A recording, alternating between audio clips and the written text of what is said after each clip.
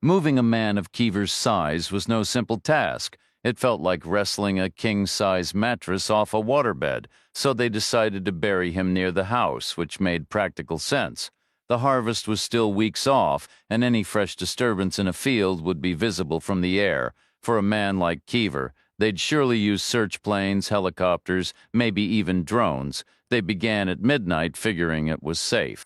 They were surrounded by 10,000 acres of empty land, the only structure on their horizon being the railroad tracks to the east. Midnight was 5 hours after the evening train and 7 before the morning one, so they expected no witnesses. Their backhoe, tricked out with 4 spotlights on a bar above the cab like some kid's souped-up pickup, cast a wide pool of halogen brightness. Visibility wasn't an issue.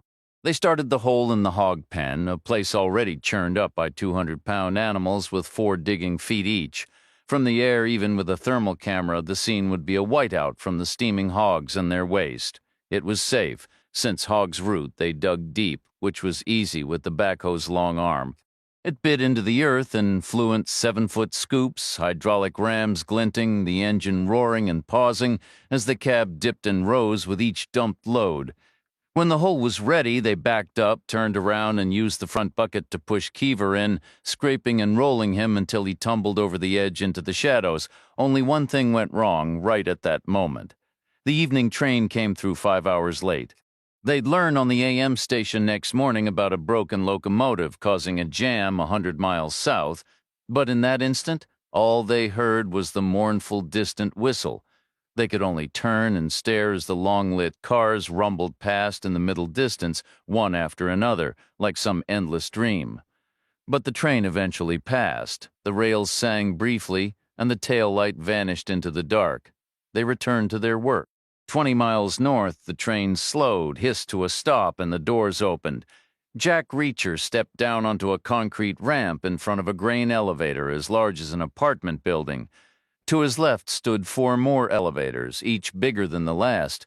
To his right was an enormous metal shed the size of an airplane hangar. Vapor lights on poles cut cones of yellow into the darkness. There was a mist in the night air, a sure sign on the calendar. Summer was ending, fall approaching. Reacher stood still as the train pulled away without him, its building slipstream tugging at his clothes. He was the only passenger to disembark, which was no surprise. This was no commuter hub, just agricultural land. The token passenger facilities were wedged between the last elevator and the huge shed, a compact building with a ticket window and waiting benches, built in a traditional railroad style like a child's toy placed between 2 giant oil drums. On a signboard running its length was written the reason Reacher had come, Mother's Rest. He had spotted the name on a map and thought it sounded like the perfect title for a railroad station. He imagined the tracks crossing right over some old pioneer trail, the very spot where history had paused long ago. Perhaps a young expectant mother had gone into labor there. The rough ride couldn't have made things easier.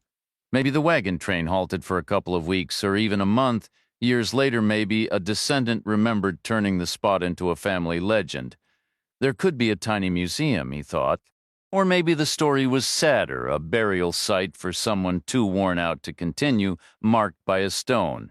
Either way, Reacher decided he might as well see for himself, with nowhere in particular to be, and all the time in the world. A detour cost him nothing. That's why he stepped off the train. His first reaction was a letdown. His imagination had been wildly off. He'd pictured a couple of dusty houses, a lonely corral with a single horse, and maybe that one-room museum run part-time by a retired local, or perhaps a marble headstone behind a wrought-iron fence. He hadn't expected the vast agricultural complex spread out before him. He should have guessed, of course. Grain meets the railroad. It all has to be loaded somewhere, billions of bushels, millions of tons every year. He moved left and peered through a gap between buildings. The view was dark, but he could make out a rough semicircle of dwellings, houses for the depot workers, he assumed. Lights glowed in the distance, and he hoped they meant a motel or a diner, or better yet, both. He walked toward the exit, skirting the pools of vapor light out of long habit, though he saw the last lamp was unavoidable, positioned right above the gate. To save a wider detour, he cut straight through the next-to-last pool of light as well. Just then, a woman stepped from the shadows. She came toward him with a quick, eager burst, 2 fast steps like she was genuinely pleased to see him. Her whole posture spoke of relief. Then, abruptly, it didn't. It shifted to plain disappointment. She stopped dead and said, "Oh, she was Asian, but not small. Maybe 5'9" or even 5'10", with a solid build. No delicate waif here, not a bone in sight. Reacher guessed she was around 40, with long black hair, wearing jeans and a t-shirt under a short cotton coat. She had on lace-up shoes, he said. "Evening, ma'am." She was looking past his shoulder, he added. "I'm the only one who got off." She met his eyes. He said, "No one else stepped off that train, so I'm guessing your friend isn't coming." "My friend?" she said. Her accent was neutral, everyday American, the kind he heard all over. He replied, "Why else would anyone be here except to meet the train? Not much else to see at midnight. Don't tell me you've been waiting since 7. "I didn't know the train was late," she said. "There's no cell signal out here, no one from the railroad to tell you anything. And I guess the Pony Express called in sick." "He wasn't in my car," Reacher said. "Or the next two either. Who wasn't, your friend? You don't know what he looks like." "He's a big guy," Reacher said. "That's why you stepped out when you saw me. You thought I was him for a second anyway. And there were no big guys in my car or the next two." "When's the next train?" "7 in the morning," she said. "Who are you, and why did you come here?" "Just a guy passing through." "The train passed through. You got out. You know anything about this place?" "Not a thing. Seen a museum or a gravestone?" "Why are you here?" "Who's asking?" She paused a moment, then said, "Nobody." Reacher said, "Is there a motel in town?" "I'm staying there. How is it?" "It's a motel. Works for me," Reacher said. "Any vacancies?" "I'd be shocked if there weren't." "All right, you can show me the way. No sense waiting out here all night. I'll be up at first light and knock on your door as I head out.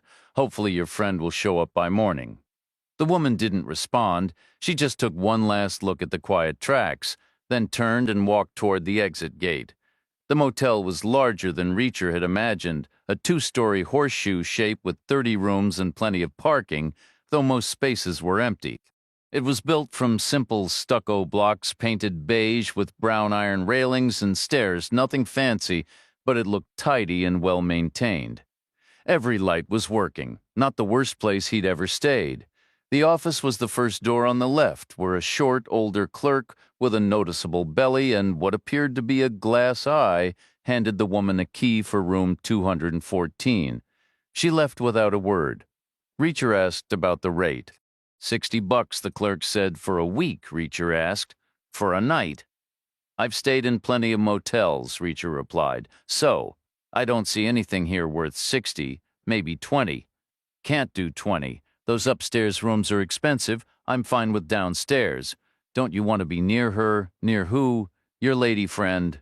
"No," Reacher said. "I don't. 40 for downstairs, 20. You're more than half empty. Better to make something than nothing. 30, 20, 25. Deal." Reacher pulled a roll of cash from his pocket, counted out a 10, 2 5s, and 5 singles, and laid them on the counter. The clerk took the money with a small triumphant flourish and handed over a key on a wooden fob marked 106, back corner near the stairs, he said. Metal stairs that would clang with every step. Petty revenge, but Reacher didn't mind. He figured he'd be the last one turning in that night and expected a quiet, uninterrupted sleep on the silent plains. He thanked the clerk and walked out with his key. The one-eyed man waited half a minute, then picked up the desk phone. When the line connected, he said, "She met a guy off the late train, waited hours for it, brought him here, and he took a room." A crackling voice asked a question. Another big guy, tough customer. Haggled over the rate. "I put him in 106, back corner." Another staticky question. "Not from around here? I'm still in the office."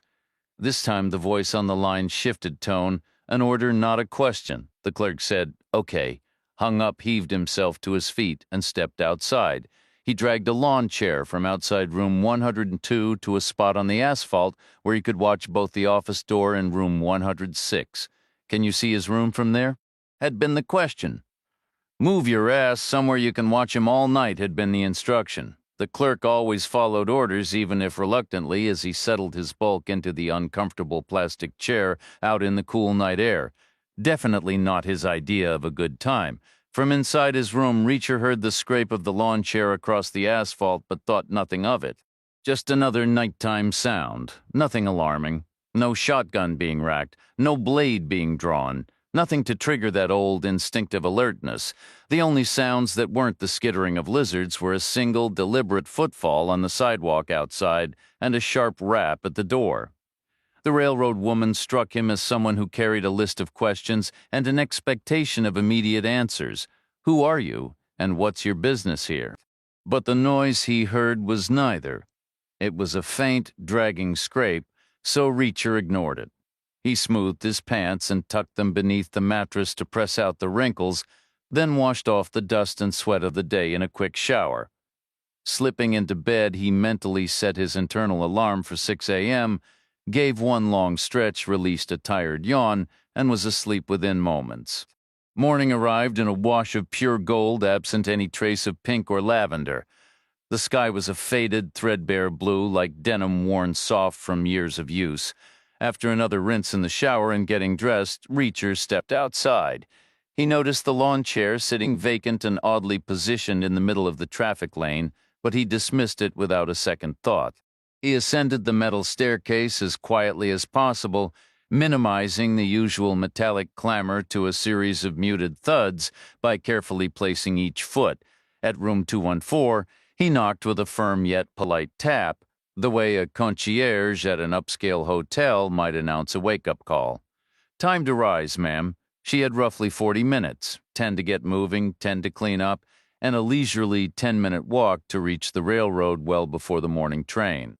Reacher retreated down the stairs and made his way to the street. The roadway here was broad enough to feel like a town square, probably designed for the slow, cumbersome turns of farm trucks lining up for the way stations, offices, and towering grain elevators. Train tracks were set right into the weathered blacktop, evidence of a sizable operation. This was clearly a regional hub, likely serving an area that could stretch 200 miles in any direction, which explained the motel's size. Farmers would travel from distant fields, spending the night before or after a long train journey to cities like Chicago, perhaps all arriving together during certain seasons when futures were traded. Hence the 30 rooms. This wide plaza-like street ran north to south. To the east lay the railroad tracks and the industrial structures. To the west, a semblance of a main street held a motel, a diner, and a general store. Beyond them, the town fanned out in a sparse, sprawling semicircle, a low-density country-style settlement of maybe 1,000 souls, if that. Reacher walked north, searching for signs of the old wagon train trail. He expected it to cut across his path from east to west, which was, after all, the entire ambition of those pioneers. Go west, young man. What an era that must have been. About 50 yards ahead, past the last elevator, he saw a crossing. A road ran perfectly east-west, glowing with morning sun to the right and stretching into long shadows to the left. There were no crossing gates, just simple red signal lights. Reacher stepped onto the tracks and looked back south for at least a mile as far as the hazy light allowed him to see. There were no other crossings. The same was true looking north. If Mother's Rest had its own historic east-west route, he was likely standing on it. The road was reasonably wide, slightly humped from dirt piled up from flanking ditches, and paved with thick-aged asphalt that had grayed and cracked in places, its edges rough like cooled lava. It ran arrow-straight from one horizon to the other, a definite possibility. Wagon trains took the straightest path whenever they could. Why would anyone choose to add extra miles? The first driver would pick a far-off point on the horizon and aim for it, with the rest of the wagons falling in line behind. Seasons would turn, and another group would later find those worn tracks, and a season after that, a cartographer might pencil in a faint line. A century on, a state crew would arrive with graders and hot asphalt to pave it over. To the east, the landscape offered no memorial. No small-town exhibit hall, no engraved stone, Only the long road itself, cutting between endless fields of wheat that swayed gold and heavy under the vast sky. But if you turned west, crossing the railroad tracks, that same road became the town's main street, running straight through its heart for about 6 blocks of low-slung buildings.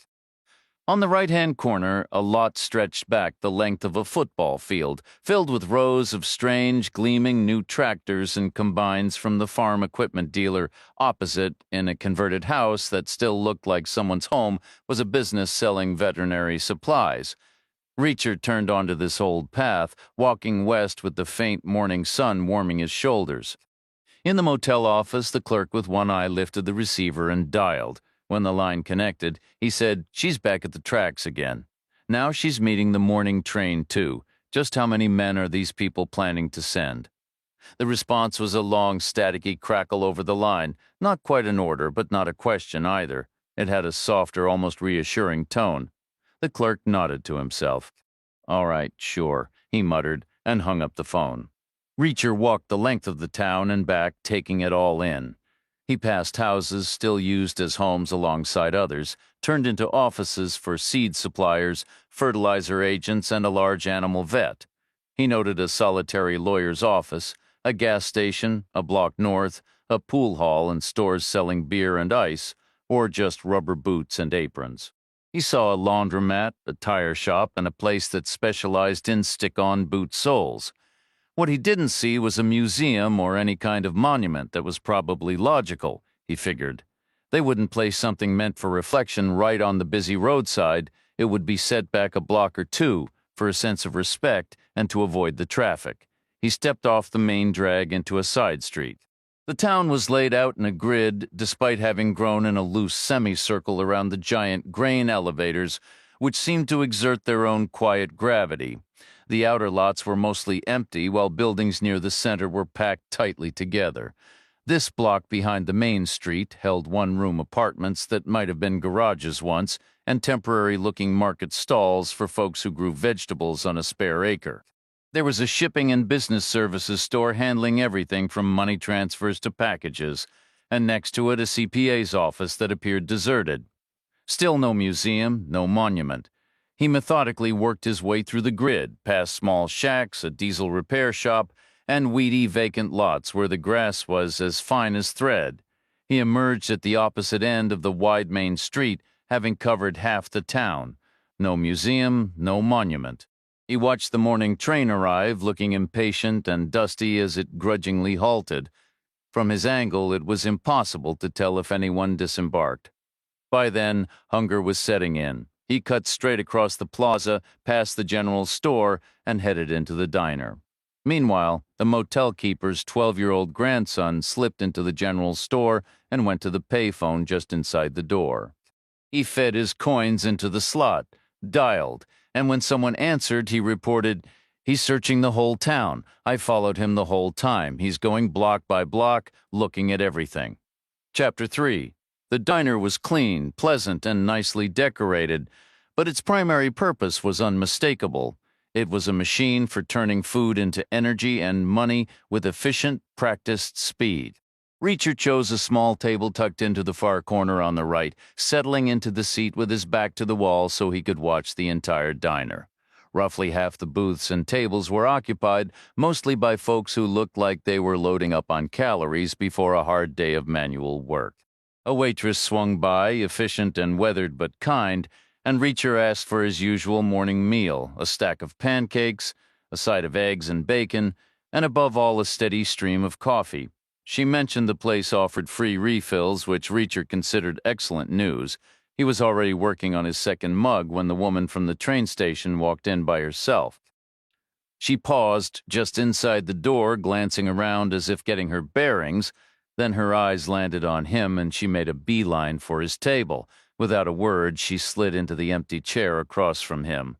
In the clear morning light, she looked sharper and more alert than she had the previous night. Her dark eyes were quick and intelligent, her expression a mix of determination and underlying anxiety. "Thanks for knocking on my door last night," she began. "No problem," Reacher replied. "My friend wasn't on the morning train either." "Why tell me?" "Because you know something." "Do I?" Otherwise, why get off here? Maybe I live in town. You don't. Could be a farmer. Not a chance I might be. I doubt it. Why's that? You didn't have a bag when you stepped off that train. That's pretty much the opposite of someone whose family has worked the same soil for 100 years. Reacher let a moment pass. Who are you exactly? Who I am doesn't matter. Who you are does. I'm just passing through. I'm going to need a better answer. And I'm going to need to know who's asking. The woman stayed quiet. Just then, the waitress returned with Reacher's plate, pancakes, eggs, bacon, and a bottle of syrup already on the table. She topped off his coffee before moving on. Reacher picked up his fork. The woman from the railroad slid a business card across the sticky tabletop. It bore a blue and gold government seal, Federal Bureau of Investigation, Special Agent Michelle Chang. That's you? Reacher asked. Yes, she said. Pleased to meet you. Likewise, he replied. I hope. Why is the FBI asking me questions? Retired, she clarified. I'm not with the Bureau anymore. The card's old. I kept a few when I left. Is that allowed? Probably not, yet you showed it to me, to get your attention and to establish credibility. I'm a private investigator now, but not the kind who stakes out motel rooms. I need you to understand that. Why? I need to know why you came to this town. You're chasing shadows. Whatever trouble you're in, I'm just a random bystander. I need to know if you're here on a job. We might be on the same side. Otherwise, we're both spinning our wheels. I'm not here to work. I'm not on anyone's side, just passing through, you sure? 100%. Why should I believe you? I don't much care if you do. Try seeing it from my perspective. Reacher leaned back slightly. What did you do before the Bureau? I was a patrol officer in Connecticut. Good. Because I was a military cop. So, in a way, we're brother and sister officers. Take my word as one professional to another. I'm a coincidence. What kind of military cop? Army. What did you do for them? Mostly followed orders. A bit of everything. Criminal investigations, usually.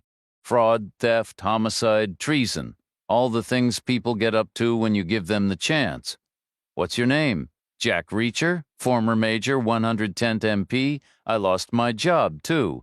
Chang gave a slow, single nod, some of the tension leaving her shoulders, though not all of it. Her voice softened. You're absolutely sure you're not working a case here? Positive. What do you do now? Nothing? What does that mean?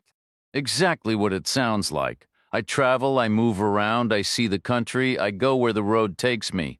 All the time. It suits me. Where do you live? Nowhere in particular. Right here? Right now? This diner is as good a place as any. You don't have a home? No need for one. I'll never make it there, I said. Have you ever visited Mother's Rest? Not once. Then why come now if it's not for work? I was just driving through. The name caught my eye, so I stopped on a whim. She paused, then smiled, a touch of nostalgia in her expression. I understand, she said. I can picture it like a film. The final scene shows a weathered wooden cross tilted in the dirt, two planks nailed together, the inscription burned in with a hot iron from a campfire. Behind it, a wagon train rattles into the distance, growing smaller and smaller until it disappears. Then the credits start to roll. You believe an elderly woman passed away here? That was my interpretation. Fascinating, Reacher replied. And how did you interpret it? I wasn't entirely certain. I considered that perhaps a younger woman paused here to give birth. Maybe she recovered for a month before moving on. Maybe that child grew up to become a senator or someone important. Interesting, Chang remarked. Reacher broke the yolk on his plate and lifted a forkful of his breakfast. 30 feet away, the man behind the counter picked up the wall phone. She returned from the train station alone, he said quietly, and went straight to the fellow from last night. Now they're talking intently, definitely plotting something, mark my words. Chapter 4. The diner grew quieter. The morning rush was clearly an early affair, tied to the rhythms of farming, which Reacher mused was as demanding as military life. The waitress approached, and Chang ordered coffee and a Danish. Reacher finished his meal. So, he began. How does a private investigator like you spend her days if you're not snapping photos in hotels? Chang replied. We provide a variety of specialized services. Corporate research, a significant amount of online security work naturally, but also personal security. Close protection details. The gap between the wealthy and everyone else keeps widening, which is unfortunately good for the bodyguard industry. We also handle building security assessments, along with advisory services, background investigations, threat evaluations, and some general detective work. What brings you out here? We have an active investigation in this region. Targeting what? I'm not authorized to disclose that. How extensive is this operation? We have one agent stationed here. At least I believed we did. I was dispatched as reinforcement. When did you arrive? Yesterday. I'm currently based in Seattle. I flew as far as I could and picked up a rental car. The drive was endless. These roads just stretch on forever. And your colleague wasn't here? No, Chang confirmed, he wasn't. You think he stepped away temporarily and will return by train? I hope that's all it is. What else could it be? This isn't the frontier days anymore. I know, he's likely fine. He operates out of Oklahoma City. It's entirely possible he had to rush back for some other urgent matter. He would have taken the train given the roads, so he'll have to return by train. He told me he doesn't have a vehicle here. Have you tried calling him? She nodded. I used a landline at the general store. No answer at his home, and his cell goes straight to voicemail. Or it's out of service range, which would mean he isn't in Oklahoma City. Would he have traveled elsewhere around here without a car? You tell me, Reacher said. It's your investigation, not mine. Chang fell silent. The waitress returned, and Reacher decided to get an early start on lunch by ordering a slice of peach pie and more coffee. The waitress looked slightly weary. Her employer's bottomless coffee policy was taking a hit. Chang finally said he was supposed to brief me. Reacher asked, who? The guy who isn't here, obviously. Brief you, as in bring you up to speed? More than that. So how much are you in the dark about? His name is Keever. He works from our Oklahoma City office, but we're all connected on the same network. I can access his active cases. He has a couple of major projects underway, but nothing out here, at least nothing reflected in his digital files. How did you end up with this backup assignment? I was available. He contacted me directly. From here, definitely. He gave me precise directions. He referred to this as his current location. Did it seem like a routine request? Mostly, yes. It followed the proper steps. So the rules were observed, but the file isn't on his system? That's right. What does that tell you? It has to be minor. Possibly a personal favor or something too close to charity work for his firm to approve, no profit in it regardless, so it stays off the books. But then I imagine it grew into something more substantial, significant enough to warrant calling for assistance. So a minor issue escalated, involving what? I don't know. Keever was going to fill me in, nothing at all. What aren't you getting? He was handling a side project, quietly on his own, and he planned to explain everything once I arrived. How did he sound on the call? Calm, mostly. I got the feeling he isn't fond of this town. Did he say that? More of a vibe. When he gave me directions, it sounded almost regretful, like he was pulling me into some grim, unsettling spot. Reacher stayed silent. Chang remarked, I suppose you military types are too focused on facts to follow that kind of intuition. Reacher said, no, I was going to agree. For example, I didn't care for the store selling rubber aprons, and I had this odd kid trailing me all morning, maybe 10 or 12 years old. A boy I figured he was a bit slow, curious about a newcomer, but really timid.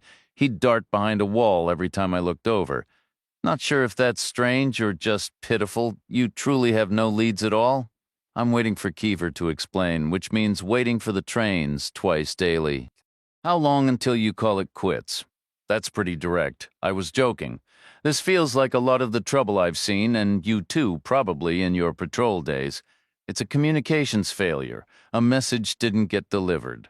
That's my take, likely because there's no cell signal. People are lost without it these days. Chang said, I'm giving it a full day. I'll be moving on, Reacher said. I'll likely catch the evening train out.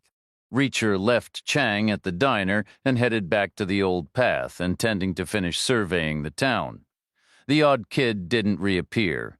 He stopped by the veterinary supply office again and rescanned the left side of the street, all 6 blocks, finding nothing noteworthy. He pressed onward out into open land a couple 100 yards, just in case the railroad had shifted the town's core eastward, leaving older remnants in their original spots. If Chang was correct about an elderly woman's passing, her marker might not be obvious from afar. It could be a simple ground-level slab, a short iron post no more than 18 inches tall, nestled in a field of wheat, perhaps with a trimmed path leading from the road. But he saw no such path, no stone, no commemorative fence, no larger building either. No museum, no official sign marking a historic location. He turned back and began methodically searching the southern section block by block, starting on the east-west side street behind the businesses lining the trail. It looked much like the northern side, but with more single-room operations set up in old barns and garages and fewer produce stands. Still, no memorial stone, no museum, not where it made sense. Mother's Rest hadn't always been a crossroads, not until the railroad came. It was once a random dot beside endless straight tracks across the prairie. The stone or the story had drawn the town to it. The town had built up around it like a pearl forming around grit, but he couldn't locate it. Not the stone or the museum. Not where they ought to be, which would be a decent walk from the original roadside, far enough to feel like a small journey or a visit. That would be about a modern block behind the old roadside. But there was nothing there, he continued, block by block the same systematic way as before. He saw similar sights and started to piece together their meaning. The town slowly revealed its character to him as he walked. It served as a central hub for a wide, scattered farming region, importing machinery and parts while sending out huge shipments of crops, primarily grain.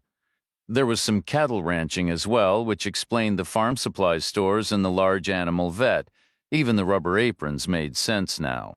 He could see the economic divide. Some farmers were prosperous enough to buy brand-new tractors, while others were just getting by, repairing old diesel engines and having their work boots resoled. It was a perfectly ordinary place. The late summer day remained beautifully golden, the sun pleasantly warm without being oppressive, so he continued his aimless strolls, simply enjoying being outside, until he realized he had looped back and seen every block twice. There was no memorial, no museum, and no sign of that peculiar kid, however. One man had given him a distinctly odd look.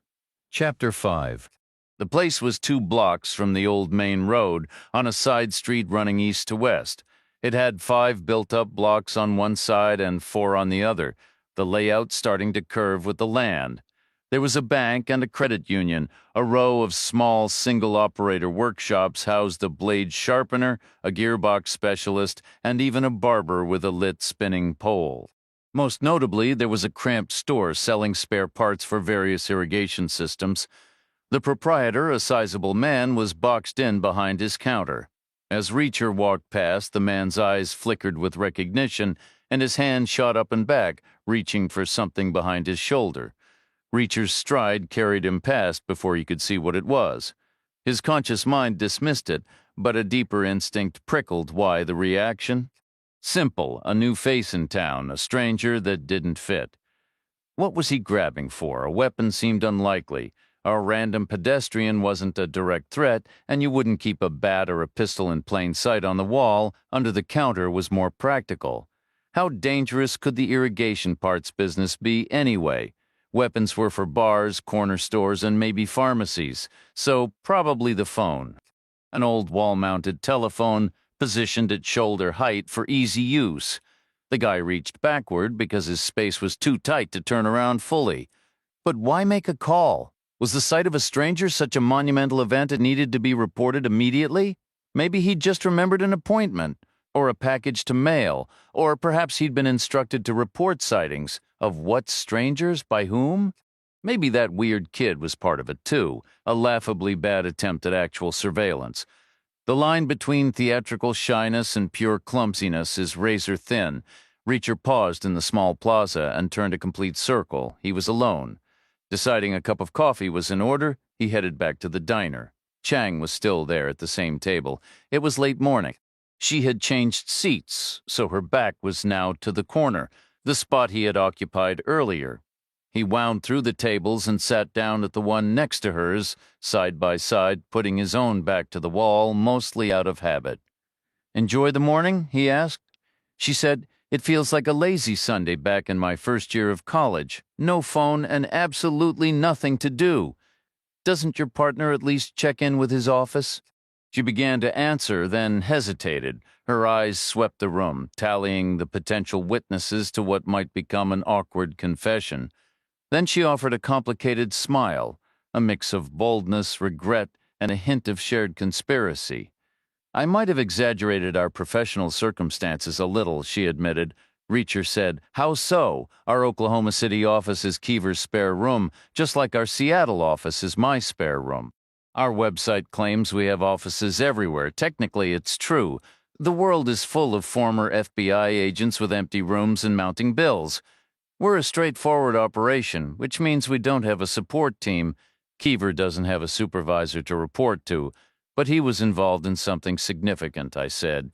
Chang agreed. "We're legitimate, and we get results. But at the end of the day, this is a business. Keeping costs low is everything, along with a decent website. It keeps things ambiguous. What sort of job would he pick up on the side?" "I've been pondering that. Definitely not corporate work. Those cases are never small. Some are cash cows that you just log into the system. It's an easy win. This had to be a private client dealing in cash or personal checks, not necessarily illegal, but likely tedious and maybe a little unhinged. Except it reached a point where Keever needed help. Like I told you, it began as something minor before it escalated. Or the unhinged part turned out to be all too real. Or became downright dangerous," Chang replied. The waitress approached and poured Reacher his second endless cup of coffee for the day. He had already paid her generously, well over the bill. He appreciated good coffee, and he had a soft spot for hard-working waitresses. Chang asked, "How did your morning go?"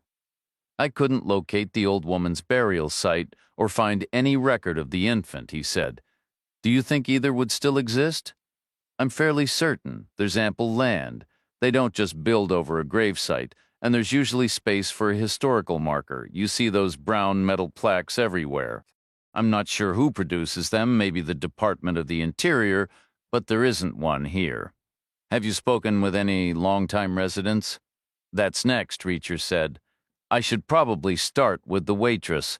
She's obligated to give the polished promotional answer, spread the good word, and maybe her diner becomes a destination." "It hasn't worked yet." "How many people do you think actually ask?" "Maybe half," Chang speculated. "But that's spread over more than a decade of visitors, so it's a high odds but low volume situation. Depends on your definition of many." Just then, the waitress walked over with the coffee pot ready to give Reacher his first refill. Chang seized the moment. "Why is this town called Mother's Rest?" The waitress shifted her weight, resting on one hip the way tired people do, holding the pot steady. Her hair was the color of the surrounding wheat fields, her face was flushed, and she could have been anywhere from 35 to 50. It was hard to tell if she was naturally thin or had been worn down by years of work. She seemed genuinely pleased by the question, especially since Reacher's generous tip had already made him a favorite customer. She offered a smile. "I like to imagine a thankful son living in some big city built his mother a quiet little house out here as a thank you for all she'd done. Then a few shops popped up to serve her, then a few more houses, and before you knew it, you had a town," Reacher asked. "Is that the story everyone tells?" "Sweetheart, I wouldn't know," she said with a laugh. "I'm from Mississippi. I still wonder how I ended up here." "You ought to ask the guy at the grill. I think he was at least born in this state." With that, she hurried off to her other tables. Chang looked at Reacher. Was that the polished answer? Reacher nodded. But it came from the creative department, not marketing. She should either get on board with the official line or try screenwriting. "I saw a movie with that exact plot once, caught it on a motel TV in the middle of the day." Should we ask the cook? Reacher glanced toward the busy kitchen. First, I'm going to find some locals. I spotted a few possibilities earlier. Then I'm going to find a spot for a nap, or maybe I'll get a haircut.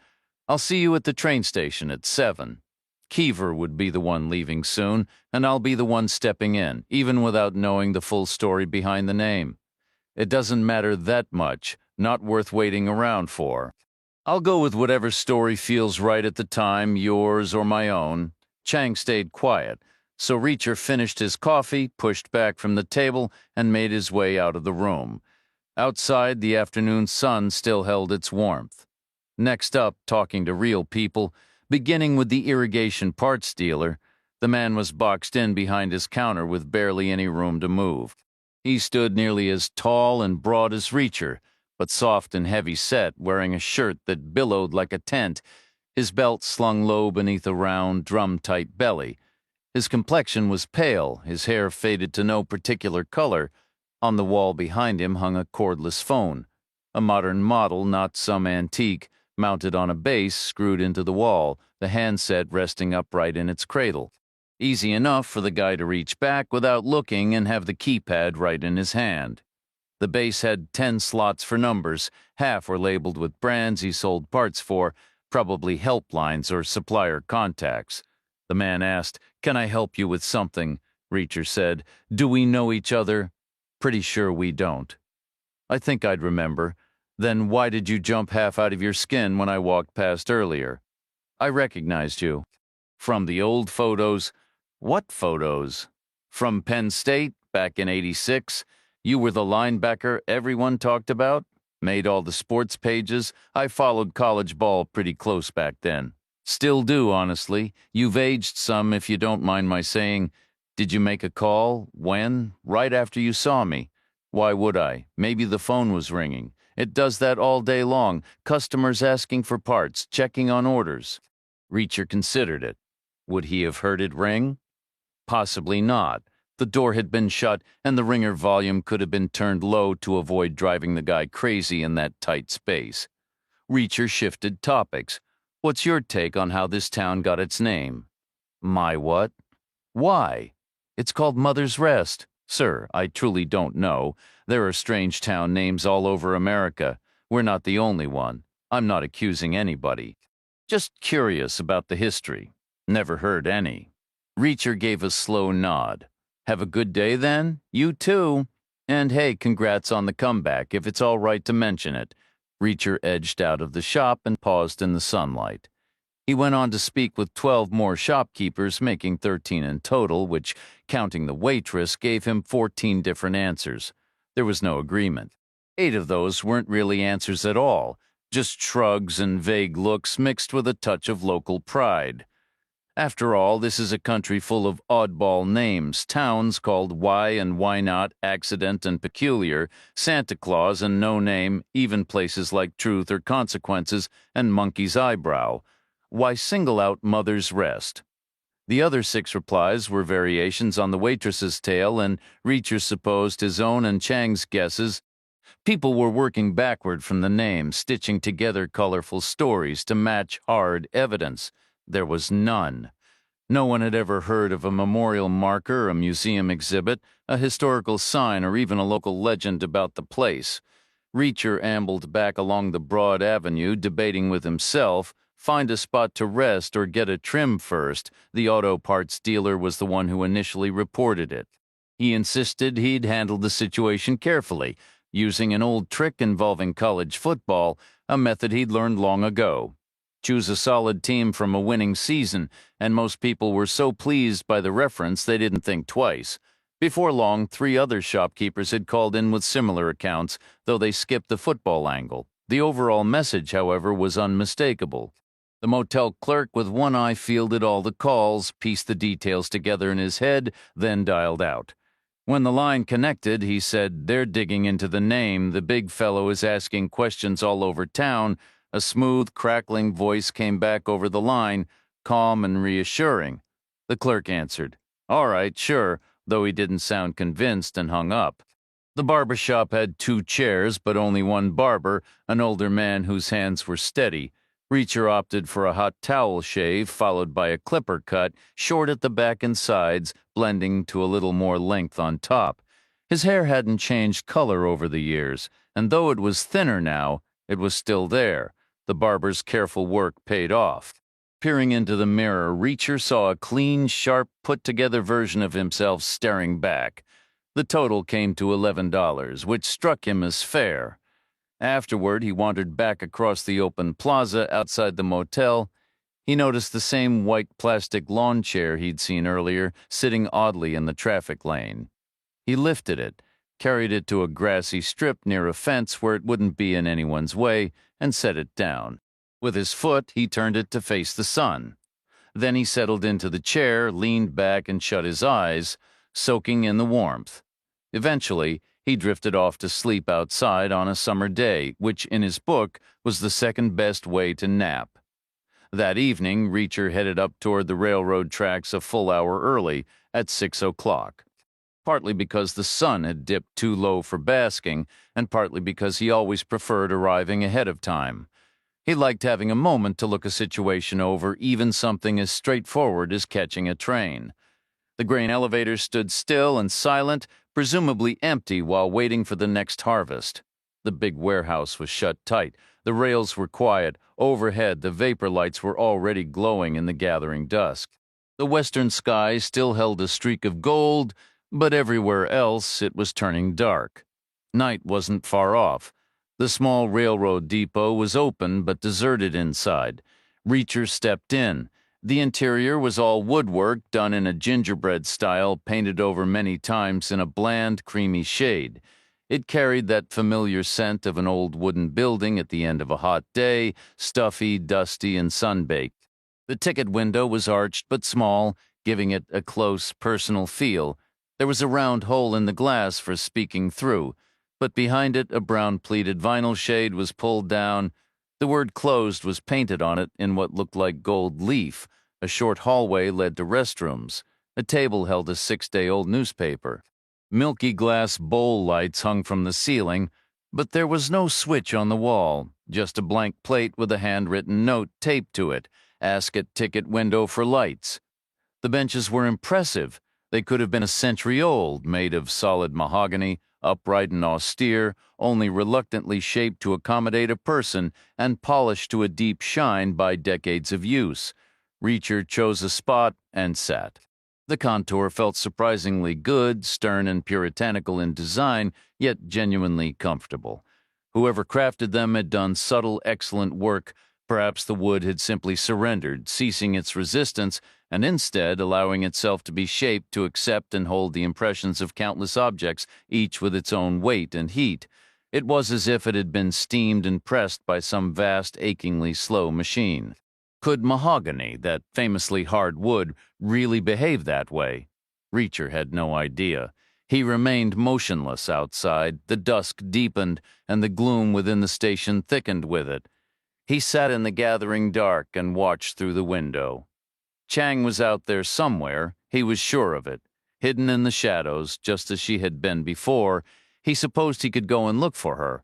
But to what end? He wasn't preparing some grand farewell address. Another 5 minutes of idle chatter wouldn't change a thing. His life was one of constant motion. People drifted in and out of it all the time. He was accustomed to it. It was no great drama. A simple, friendly wave as he boarded the train would suffice. By then she'd likely be busy anyway, maybe talking to Keever, getting the full story, demanding to know where on earth he'd been. Assuming Keever was even on that train, so Reacher waited. A full minute before the train was scheduled, Reacher heard the faint click and whisper of stones shifting in the rail bed. Then the steel tracks themselves began to hum, a low metallic murmur that swelled into a sharper, keening wail. He felt the pressure change in the air before he saw the headlight's beam spear the darkness. The noise followed, a hissing, clattering, mechanical roar. Then the train itself arrived, a hot, brutal force, somehow moving with infinite slowness, brakes shrieking in protest until it halted with the locomotive already past the platform and the passenger cars aligned with the ramp. The doors slid open with a sigh. To his left, Reacher saw Chang emerge from the shadows, a quick, reflexive movement triggered by the train's arrival, there and back like the blink of a camera's flash. A man stepped down from a car simultaneously. To his right, the spare parts clerk from the irrigation supply store materialized from the dark, taking a single step forward before pausing to wait. The arriving passenger moved into a dim pool of light. He wasn't a large man. He wasn't Chang's missing contact. This wasn't Keever. He was a man of slightly above average height, but well below average weight, perhaps around 50. What might have been called slender in his younger years now bordered on gaunt.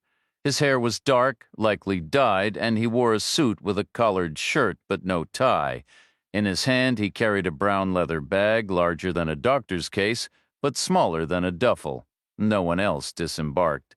The train doors remained open on his right. Reacher watched the spare parts man take another step forward. The new arrival noticed him. The clerk spoke a name and extended his hand in a gesture that was polite, respectful, almost deferential. The man in the suit shook it. The train doors were still gaping open, but Reacher stayed put in the darkness. The clerk took the leather bag and began leading the suited man toward the exit gate. Only then did the train doors seal shut with a soft thump. The cars whined and shuddered, and the train began to pull away slowly, agonizingly slowly, car after car disappearing into the night. The two men vanished from view. Reacher finally stepped out onto the ramp, watching the train's solitary red tail light bob and dance into the distance. From the shadows beside him, Chang's voice came. "They're going to the motel. Who is?" Reacher asked. "The man who got off the train and his new best friend." She moved into the dim light. "You didn't leave," she said. "No," he replied. "I didn't. I thought you would. So did I." She gave a small, wry smile. "I like to think I'm pleasant company, but I know I'm not the reason you stayed." She paused, shaking her head slightly. "That came out all wrong." "I'm sorry. Not that kind of reason, which would be incredibly presumptuous anyway.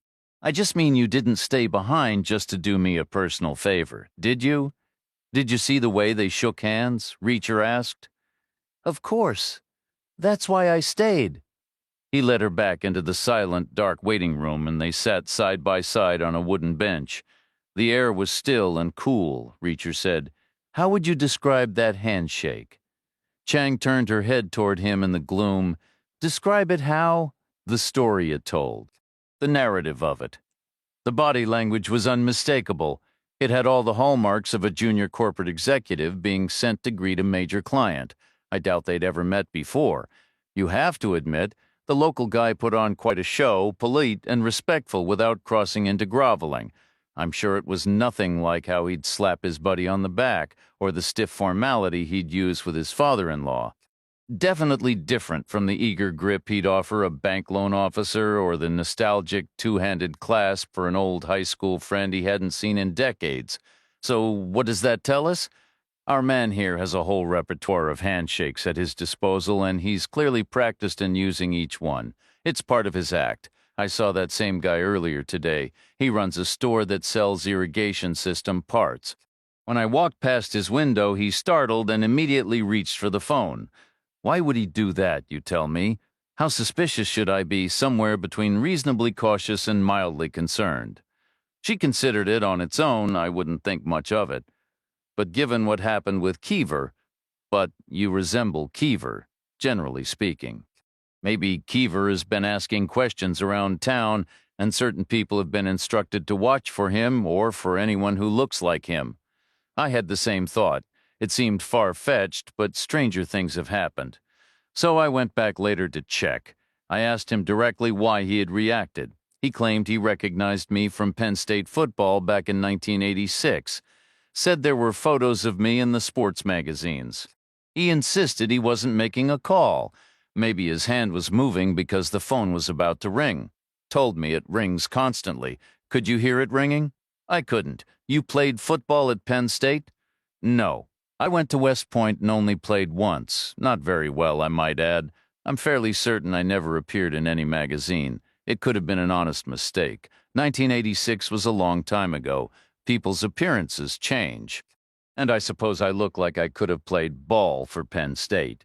That's what I decided at the time. And now I think he was covering his tracks. He hid behind a convenient story. Maybe it's a tactic he's learned. Skip the awkward denials and jump straight to a believable excuse.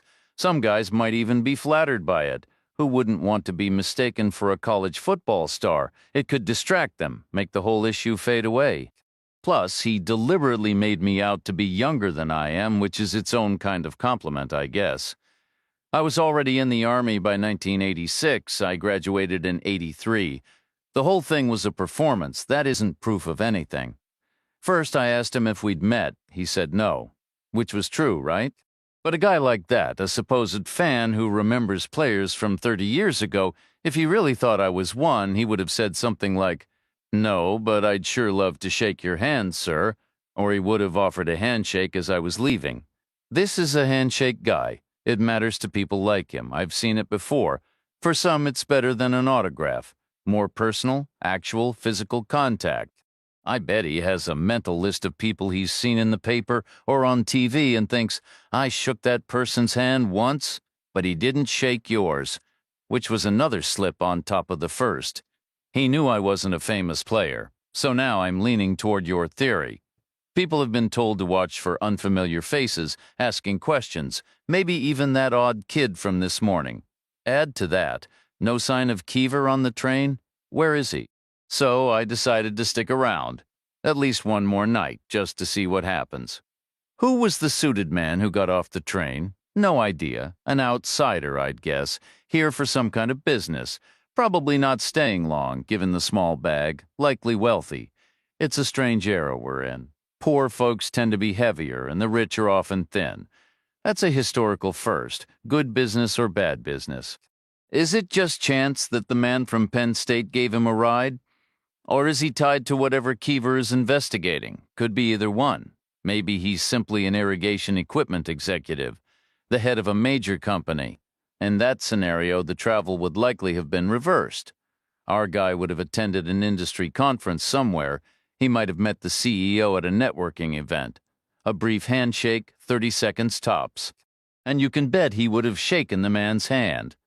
I'm starting to feel uneasy about Keever. Maybe a little, but think about it. How serious could this be? With all respect, we're talking about a private investigator taking cash or questionable checks from a single client who might not be entirely stable. Your own words. A person like that would go to the police first, after trying every other avenue from the White House on down. Since neither the police nor the White House seemed interested, how big a deal can it really be? You think the police always get it right? I think they have a baseline. They at least take a look. If the guy had claimed the warehouse was packed with explosive materials, they'd have been there in minutes. If he said the elevators were transmitting signals to his dental fillings, probably not so much. But the issue is it started as one thing and has become something else. That's why he called for backup. Maybe it's crossed that threshold now, in which case Keever can call 911 like anybody else or phone the FBI directly. I'm sure he still has the number. So, what's our next move? Now we head back to the motel? For one thing, I need a room for the night. The clerk with one eye was behind the desk. Chang collected the key to room 2114 again and waited. Reacher went through the same reluctant haggling, $60, $40, $30, finally $25, but not for room 106. Reacher wasn't about to let the guy win every time. He took room 113 instead, on the ground floor of the opposite wing, away from the metal stairs and not directly beneath Chang's room. He asked, which room is Mr. Keever staying in? The clerk said, who? Keever. The big guy from Oklahoma City checked in a couple days ago, came by train, no car, probably paid for a week in advance. I'm not at liberty to say guest privacy, you understand. I'm sure you'd appreciate the same if roles were reversed. Sure, Reacher said. Makes sense to me. He took his key and walked out with Chang. He said, don't take this the wrong way, but I'd like to come up to your room. Chapter 9. They used the metal stairs at the far right of the horseshoe-shaped building. Chang's room 214 was near the end of the row, next to room 215. She unlocked the door and they stepped inside. The room was laid out like all the others, but Reacher could tell a woman was staying there. It was orderly and carried a light, clean scent. A compact rolling suitcase sat open, clothes folded neatly inside. Reacher said, "What kind of notes would Keever be keeping?" "Good question," Chang said. "Normally we use laptops and phones. Everything gets typed up eventually because it has to go on the record. But the whole point of a low-profile case is to stay off the record. So why bother typing everything? He's probably got handwritten pages somewhere, where in his pocket, most likely, or in his room, depending on how much there is. We should check. We don't know which room is his, and we don't have a key, and we can't get one because apparently this Four Seasons has a strict privacy policy. I think it's 212, 213, or 215. Why? I'm guessing Keever made your reservation, right? He probably stopped at the desk and mentioned a colleague was coming. And this clerk seems to think if you have any connection at all, you need rooms close together. You're in room 214 because Keever was already occupying 213, 215, or possibly 212. Why ask the clerk if you already knew? Chang inquired. He might have narrowed it down a little, Reacher replied. But mostly, I just wanted to say Keever's name out loud. Plain and simple. If anyone's watching, they're probably listening too, and I want them to hear it. What's the point? To give them a fair heads up? Reacher said. They moved 2 doors down to room 212, which was easy to eliminate. The curtains were drawn, and a TV murmured faintly inside, definitely not Keever's. Both 213 and 215 appeared vacant, their drapes open, but the interiors swallowed by darkness. Reacher figured they'd been cleaned that morning and left untouched since. Statistically, one was likely an empty unit, while the other was Keever's, paid for but currently unoccupied due to some unusual turn of events. The vacant room would be utterly sterile, while Keever's would hold some small telling sign, a pair of pajamas peeking from under a pillow, a paperback on the nightstand, or the edge of a suitcase tucked behind a chair. But in the gloom, it was impossible to tell. "Want to flip a coin," Reacher proposed, "or wait until morning?" "And then what?" Chang countered. "Break the door down. We're in full view of the office here." Reacher glanced down and saw the one-eyed manager dragging a white plastic lawn chair across the asphalt. It was the same chair Reacher had slept in by the fence earlier. The man positioned it carefully on the sidewalk outside his office window and settled in, like an old sheriff keeping watch from his porch. He wasn't looking directly at room 214, but slightly low and to the right, which also meant not quite at 113. He seemed to be covering both rooms at once. Interesting. Reacher recalled finding that same chair abandoned in the traffic lane that morning. He glanced over at room 106, mentally tracing the sight lines. Very interesting. He leaned his elbows on the railing. "I suppose whether we kick a door in depends on how urgent you think this situation really is." Beside him, Chang said, "No one gets those gut feelings right every single time. But sometimes they're right, aren't they, I suppose? So, which kind of time is this? What's your take? I'm not in your chain of command." "My opinion shouldn't carry any weight," she pressed. "What is it, anyway?" "Every case is unique." "Come on. Cases are the same all the time, and you know it." "Cases like this split about 50-50, Reacher admitted. "They fall into 2 broad categories. Sometimes you recover your guy weeks later, no worse for wear, and sometimes you've lost him before you even knew there was a problem. There's not much middle ground." The graph looks like a smiley face, ironically enough. So the math says we should wait. Either we're already too late, or we have all the time in the world. Reacher nodded. That's what the math says. And from an operational standpoint, if we move now, we're diving headfirst into an unknown situation against forces we can't even gauge. It could be 5 guys with firm handshakes, or 500 with automatic weapons and hollow point rounds, all defending something we haven't even heard of yet. Which might be what, hypothetically? Like I said, not fertilizer bombs in a warehouse. Something else that started out strange and then suddenly wasn't. Maybe they really are broadcasting signals to our dental fillings. Chang nodded toward the one-eyed man in his distant plastic chair. "You picked the right channel to broadcast Keever's name." This guy is in this thing up to his neck. Reacher agreed. Motel managers are always useful in any operation, but this guy isn't high up the chain. He's uneasy. He resents this duty. He thinks he's above playing night watchman, but apparently his bosses disagree. And they're the people we need to find, Chang said. We, figure of speech, a leftover from the old days. It was all about teamwork back then. Reacher said nothing.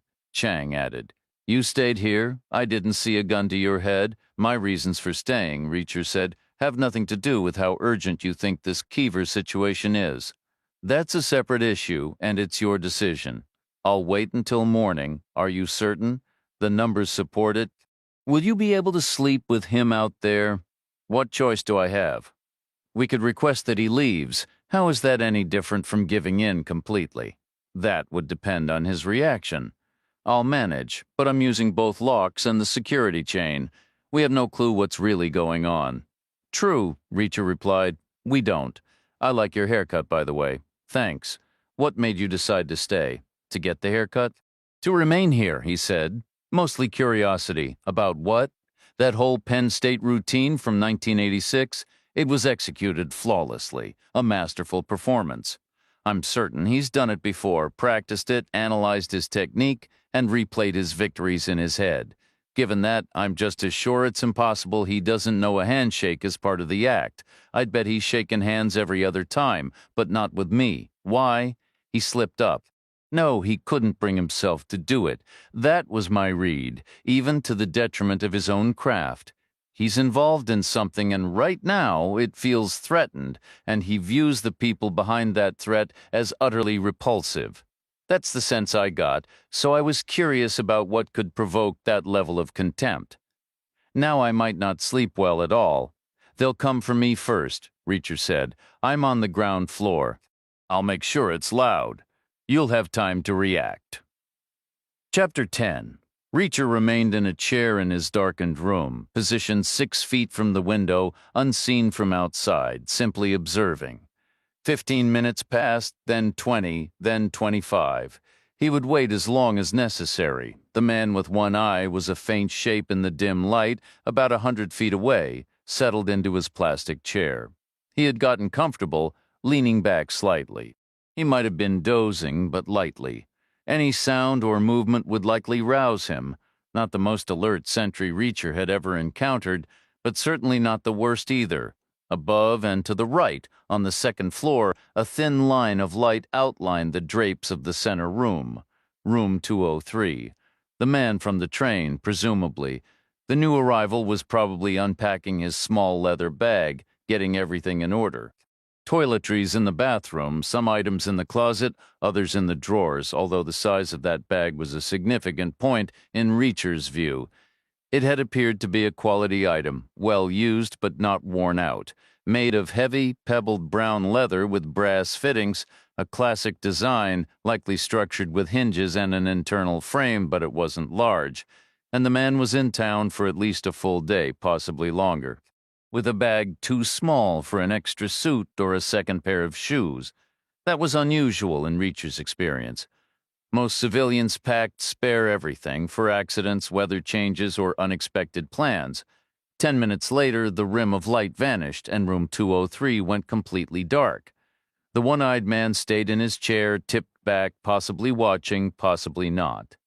Reacher continued his vigil from the shadows for another 15 minutes until he was satisfied nothing was happening.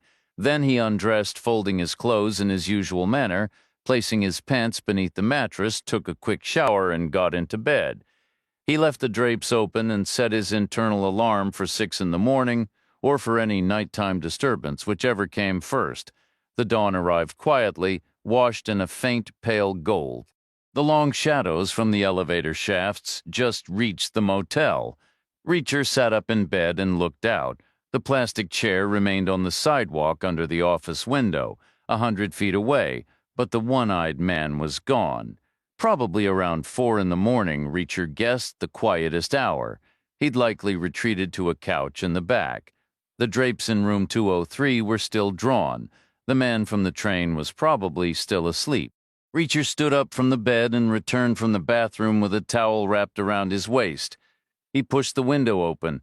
wanting the fresh morning air and the sounds of the town waking up. Outside, he could hear the steady rumble of vehicles moving along the wide street, the familiar growl of gasoline V8 engines and the rhythmic thump of heavy tires crossing the old rail lines set into the asphalt. Probably pickup trucks, he figured, heading out for an early breakfast at the diner. People here were early risers up with the sun. He took a seat by the window, watching without the comfort of coffee. For a moment, he indulged in a pleasant daydream, calling the diner, ordering a whole pot from the waitress he'd met, his new best friend, in this fantasy, and having her deliver it right to his door. Of course, that was impossible. He didn't have the diners, no. There was no phone in the room, and he wasn't exactly dressed for company. Across the horseshoe-shaped lot, a dim light glowed in the motel office window, but there was no sign of movement. Just a faded, aging motel, mostly empty in the quiet hour just after dawn. He settled in to watch patient, knowing he'd see something worthwhile if he waited long enough, and he was right. After nearly an hour, the one-eyed manager finally stepped out of his office door. The man paused, sniffing the air and that universal morning ritual. He glanced around his little domain, the parking spaces, the first-floor sidewalk, the second-floor walkway, conducting a slow, visual inspection. To Reacher, it looked like a mix of routine duty and a faint, almost hidden slice of pride. Then the manager seemed to remember the area behind him. He turned, spotted the lawn chair out of place near room 102, and promptly dragged it back into line, positioning it neatly beneath its second-floor counterpart. That small act tipped the scale toward duty over pride. Yesterday he hadn't cared where the chair was left. Today was different. The guy was moving with a nervous energy, like a sergeant preparing for an unexpected inspection from a superior officer. Reacher kept waiting. The long morning shadows slowly retreated as the sun climbed higher.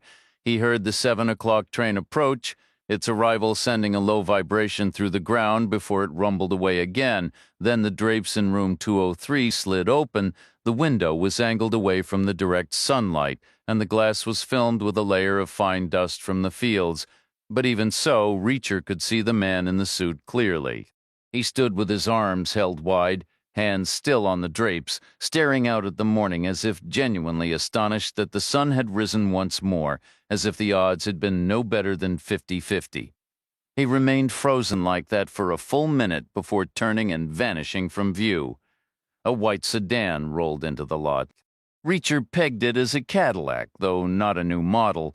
It belonged to a previous generation, long and low-slung, built for a smooth, weighty ride on paved boulevards. It was an unusual color for farm country, the kind you'd expect in Florida or Arizona, and it stood out sharply. In fact, it was the first sedan Reacher had seen in hundreds of miles. The car was relatively clean, looking like it had been recently rinsed, if not fully washed. The tinted windows hid the driver from view. The Cadillac curved right, then backed left, slipping neatly into the parking slot below room 203. It had no front license plate. The driver didn't emerge immediately. Above the door to room 203 opened, and the man in the suit stepped out, carrying the brown leather bag. He stood perfectly still for a long moment, once again sniffing the air as if mesmerized by the morning. Then he seemed to shake himself out of his trance and moved toward the stairs. He was gaunt but moved with a light, fluid grace, not like a muscle-bound athlete, but more like a dancer or a stage actor. Economical and poised as he descended, the driver finally got out of the Cadillac to greet him. This was a new face to Reacher, a man about 40, tall and solidly built without being fat, with a full head of hair and an open, guileless expression. Another junior executive type, perhaps. The man in the suit shook his hand briefly, then ducked into the back seat of the car. The driver treated the brown leather bag with a kind of quiet reverence, carrying it to the trunk and settling it inside as if performing a small, solemn ritual. Then he slid back behind the wheel, and the sedan eased forward and disappeared down the street. Reacher noted, once again, the absence of a rear license plate. He headed to his room for a shower. Chang was already waiting in the diner, claiming their usual corner booth with her back securely to the wall. She had reserved the adjacent table by draping her coat over a chair. Reacher returned the coat and slid in beside her, mirroring her defensive position. It was the tactically smart move, though a genuine pity in every other respect. In a simple T-shirt, Chang looked remarkable. Her hair, still damp from her own shower, lay dark and sleek as spilled ink against her skin. Her arms were slender but carried a hint of definition, and her complexion was flawless. "The man in the suit is already gone," she said. "He took his bag, so he's not coming back." "Lucky him." "I saw him leave," Reacher replied. "From my window. I was coming back from the train station. Keever wasn't on the morning train." "That's not good news." "So the waiting is over. I need to start looking for him. His room is 215. I took a peek through the window and saw a large shirt hanging on the closet door. Room 20313 is completely empty. All right, we'll find a way in." "We?" Figure of speech, Reacher said. "My schedule is clear today. Should we go now?" "Let's eat first. The golden rule, eat when you can. Now might be the perfect time." "It might be," Reacher conceded, "but later will be better. Once the maid starts her rounds, she might even open the door for us." The waitress arrived with coffee. After breakfast, they found the motel maid had begun her work, but she was occupied on the opposite side of the horseshoe-shaped courtyard, preparing room 203 for rent again, following the suited man's departure. Her large stacked cart was parked on the walkway, the room door standing wide open. Inside, she was visible, stripping the bed linens. A pass key would be on her belt, in her pocket, or chained to the cart. "I suppose I'll go over and say hello," Reacher said. He turned left at room 211, left again at 206, and stopped beside the cart, looking into the open doorway of 203.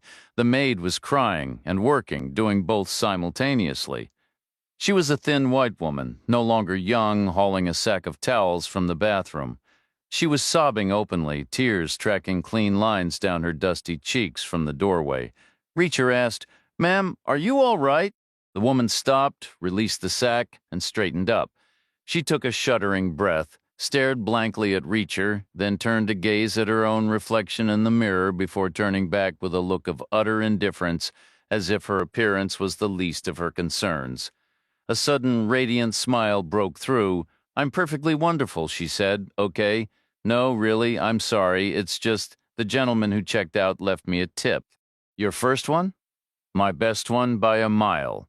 She wore a smock with a wide, sagging pocket on the hem. Using both hands carefully, she extracted a small envelope, the kind used for formal invitations. The words "thank you" were written on it in elegant fountain pen script. She lifted the flap with her thumb and pulled out a $50 bill. Ulysses S. Grant's stern face stared back from the front. $50, she whispered, her voice thick with emotion. "The most I ever got before was $2. This is going to change everything for me. You have no idea." "I'm happy for you," Reacher said. "Truly, I guess sometimes good things happen.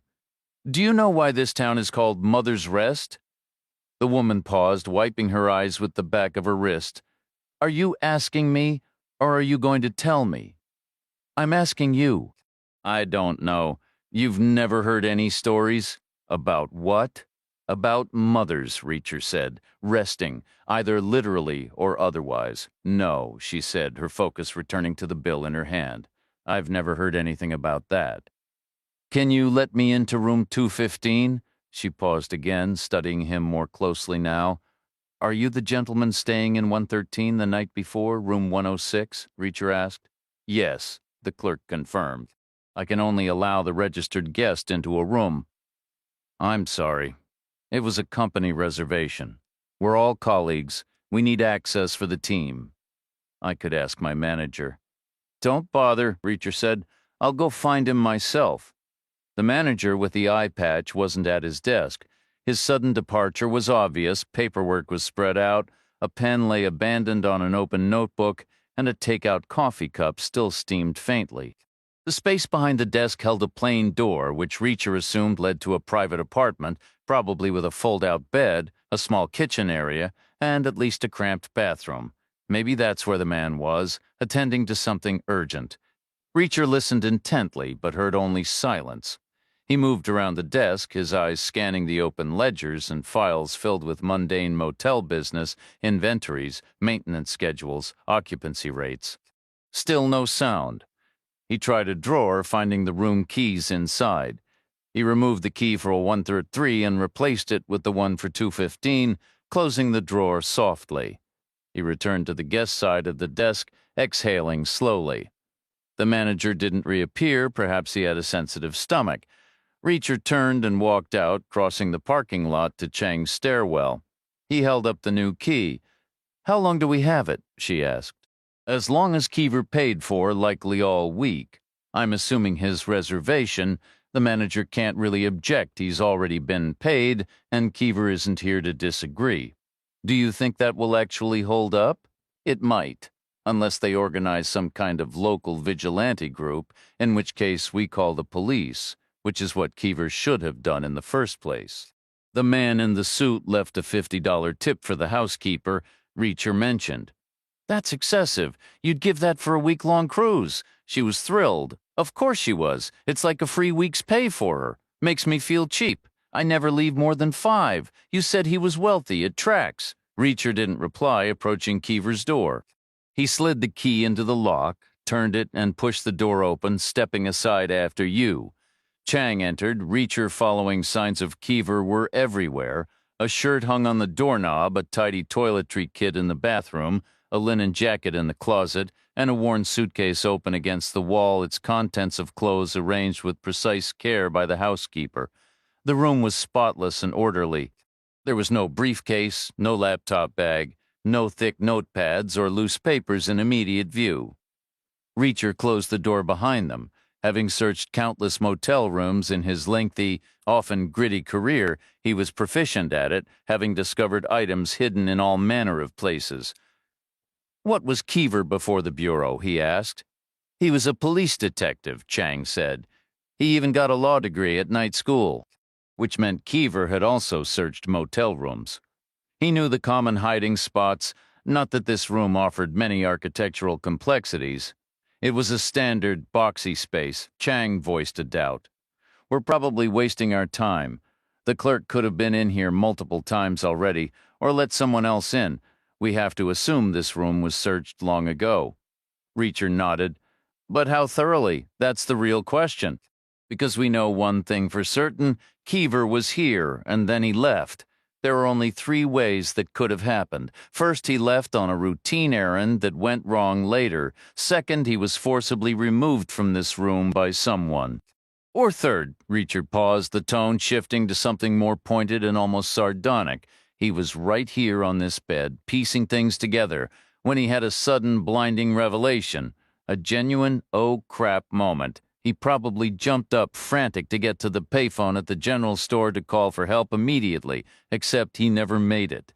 "Never made it? What are you implying?" "I'm implying the man is missing." "Tell me the specifics, and I can rule out the other possibilities." "None of those 3 exit strategies suggest we should find anything left behind in this room, something everyone else overlooked." "I disagree. The third one might, just maybe, picture the scene." "Oh, damn, you're shocked. And in that instant, you're in serious trouble. The threat is so immediate you have to bolt for the phone, but you'll be out in the open. This isn't like using a cell behind a locked door. This is a walk across exposed ground. That carries a real risk now. So maybe you're driven to leave a sign. You jot down a message and you conceal it, then you head for the phone. And never make it. That's what the odds suggest sometimes. But this note is hidden so thoroughly, no one has uncovered it. Yet not so perfectly that we can't, if there even is a note. If it was the third scenario, if it wasn't something entirely unrelated. It was a sequence, Reacher said, had to be right. 2 moments of crisis, a smaller one, maybe the day before, after which he calls you for support, and then the major one after which he goes to call the police, after leaving a note. I think it's worth a look. When Reacher searched a room, he began with the space itself, not the items inside. People hiding things and those looking for them often overlooked the physical structure, which was full of potential, especially for a piece of paper, An under-window HVAC unit could be opened, and usually there was a plastic sleeve meant for paperwork, like an instruction manual or warranty card, where a resourceful person could tuck away pages. Forced air systems had grills that unscrewed easily. Pocket doors were great for hiding papers. Ceilings had removable panels for maintenance. A closet's folding door had an interface nobody ever saw, and so on. Only after that did he move to the furniture here. That meant a bed, 2 nightstands, an armchair, a desk chair, the desk itself, and a small dresser. They checked everywhere, but found nothing. Afterward, Chang said, "Worth a shot, I suppose. In a way, I'm relieved we didn't find anything. It feels less definite." "I want him to be all right," Reacher said. "I want him to be in Vegas with someone half his age, but until we get a postcard, we have to assume he isn't, just to keep our edge. He was a cop and a federal agent. How far is it from here to the general store? What could have happened? It's about 200 feet, past the diner. Plenty of things could have happened." Chang didn't reply. Reacher's hands felt grimy from moving furniture and touching surfaces that weren't cleaned often.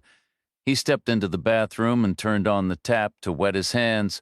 The soap was a new bar still wrapped in tissue, light blue, neatly pleated and sealed with a gold sticker. Not the worst place Reacher had ever been. He pulled off the paper and crumpled it. The trash can was under the vanity. The vanity was deep, requiring a sort of underhand angled toss, left-handed too, which he managed. Then he washed his hands, the new soap stiff at first, then lathering better. He dried them on a fresh towel, and then his conscience nudged him. He bent to check if his tissue paper wad had actually landed in the can. It hadn't. The trash can was round, like a short cylinder, but it was pushed into a left-hand corner, leaving a narrow gap behind. The kind of space that got ignored, especially by housekeeping working for slim tips, not worth the effort for a couple of dollars. It was the kind of space that became a graveyard for missed throws. 3 were there. One was his own damp spitball. One was an older version of the same thing, bone dry, a previous bar of soap, and one was a piece of fuzzy paper like linty junk from a pocket. Reacher recognized the worn piece of paper instantly.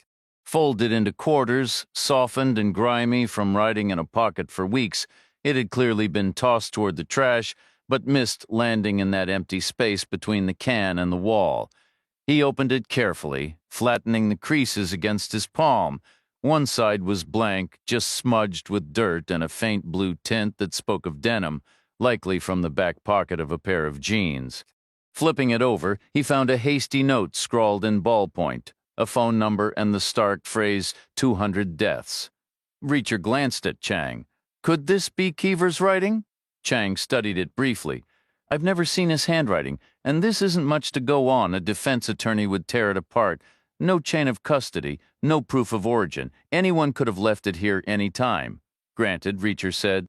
"But if it is Keever's, what's it mean? Probably notes from a phone call taken in his office or that spare bedroom he used. High stakes, given the number of deaths mentioned. The number could belong to a client, a source for verification, or someone with more details. Then why toss it? Maybe he typed up a fuller report later and didn't need the scrap. Could have been standing right here, checking his reflection, clearing out old tissues and pocket lint. Those jeans might not have been worn in a while. The area code was 323. Los Angeles, Reacher asked. Chang nodded. Cell or landline, 200 deaths. That's serious danger. If it's connected to Keever's current case, or it's completely unrelated, she added. Could be an old file or some ambulance-chasing lawyer's note from last year. 200 deaths here would be a fifth of the population. People would notice. You wouldn't need a private eye to uncover it. Only one way to find out, Reacher said. Let's call the number and see who answers. After locking the room, they descended the metal stairs 100 feet away. The motel manager, the one-eyed guy, hurried out of his office, waving his arms as he approached. "Sir, 215 isn't your registered room," he announced, slightly out of breath. "Then update your register," Reacher replied evenly. "The room was paid for by an associate of mine, and I'll be using it until he gets back." "You can't do that. Never heard that word. How did you even get the key?" "Found it under a bush. Just my lucky day." "This isn't allowed." "Then call the police," Reacher said, his tone flat. The manager stared, huffed in frustration, then turned and stalked back to his office without another word. Chang watched him go. What if he actually does call them? "He won't," Reacher said. "If he was going to, he'd have made a show of telling us right then.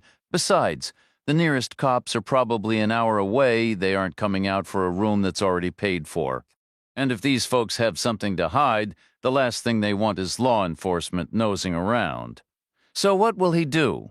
We'll find out soon enough." They stepped out onto the wide, sunlit street. The town was quiet, no bustle, no crowds. A pickup truck turned down a side street 50 yards ahead. Nearby, a kid was throwing a tennis ball against a wall, smacking the rebound with a stick in a steady, practiced rhythm. Like he was getting in some solo baseball practice. He was pretty good. Maybe his face belonged in a magazine. A FedEx truck was crossing the railroad tracks on the old trail, rolling toward town. The general store was a typical country building, a simple, flat-roofed structure set sideways to the street, with a decorative gabled front made of lapboards painted a muted red. A sign in ornate gold circus-style letters read, "Mother's Rest Dry Goods." There was one door and one small window, meant more for letting in light than for displaying merchandise. The glass was plastered with decals bearing brand names Reacher didn't recognize, probably for obscure but essential rural supplies. Just inside the door, a narrow vestibule held a wall-mounted payphone. No privacy hood, just the metal instrument itself, cord and all. Chang dropped coins into the slot and dialed. She listened, then hung up without saying a word. "Voicemail," she said, "the standard phone company recording. No personal greeting, no name. Sounded like a cell." Reacher said, "You should have left a message. What's the use? I can't receive calls here. Try Keever again, just to be sure." "I don't want to. I don't want to hear that silence again. He's either fine or he isn't. Calling won't change that." She used her cell to look up the number but dialed on the old payphone like before. She listened, then hung up quietly. She tried a second number with the same result. Shaking her head, she said, "No answer." Reacher said, "We should head to Oklahoma City."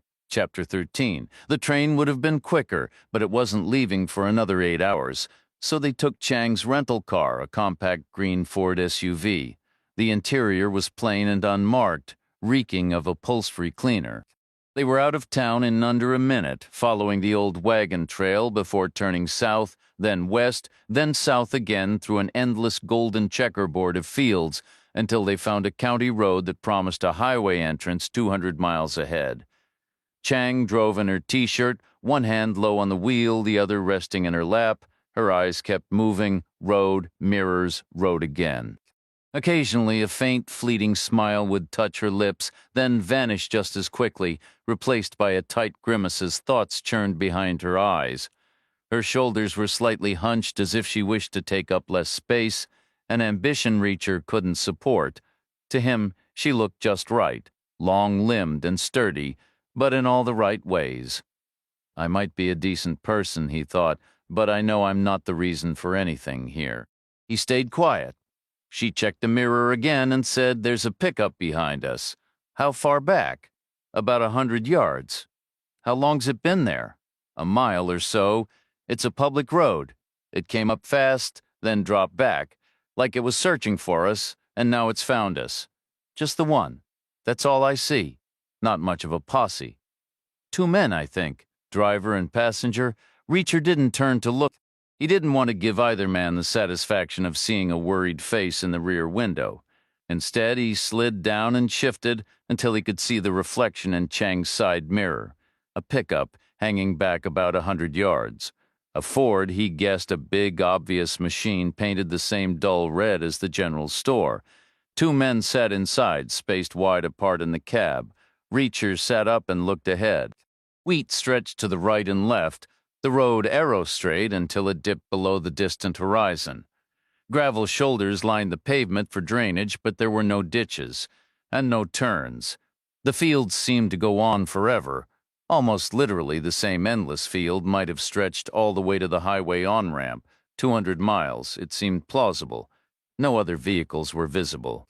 He asked, "Did they cover this kind of thing in your training at Quantico?" She replied to some degree, but that was a long time back and in a completely different setting, mostly city streets, traffic lights, four-way stops, one-way grids. Out here, our choices are pretty limited. What about you? Any formal training? None. I was never much of a driver. Should we wait for them to make a move? First, we need to guess their orders. If it's just surveillance, we could lead them all the way to Oklahoma City and shake them there. The best fights are the ones you avoid entirely. And if it's more than surveillance, then they'll go for the classic movie move. They'll bump us from behind to scare us or something worse. That would be a major escalation for them. They'd make it look like an accident. Tired tourist nods off on a long straight road and crashes. Probably happens more than you'd think. Reacher stayed silent.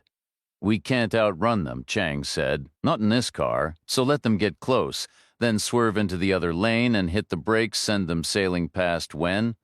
"Don't ask me," Reacher said. "I flunked defensive driving. They pulled me from the course in less than a day when they fill up the mirror, I suppose." Chang drove on, both hands firmly on the wheel. 1 minute passed, then 2. She said, "I want to see their play. We need to force the issue." "You sure about that?" "They're the local crew. Time to rattle them." "All right, speed up a little." She pressed the accelerator and he twisted in his seat, peering out the back window. A pale, tense face flashed in the distance. He said, "Faster." The little green Ford surged ahead, putting nearly 200 yards between them, and then the pickup reacted, its grill lifting as it charged forward to close the gap. Chang said, "Call out the distance for me. I can't judge it in the mirrors." 80 yards now, Reacher said, "gives us about 8 seconds. Less because I'm slowing down. This thing feels like it could roll. 60 yards, clear ahead and behind. Just us and them on this road, 40 yards. Slowing more. We can't do this above 60, 20 yards. I'll make the move at 10. Do it now." And she did.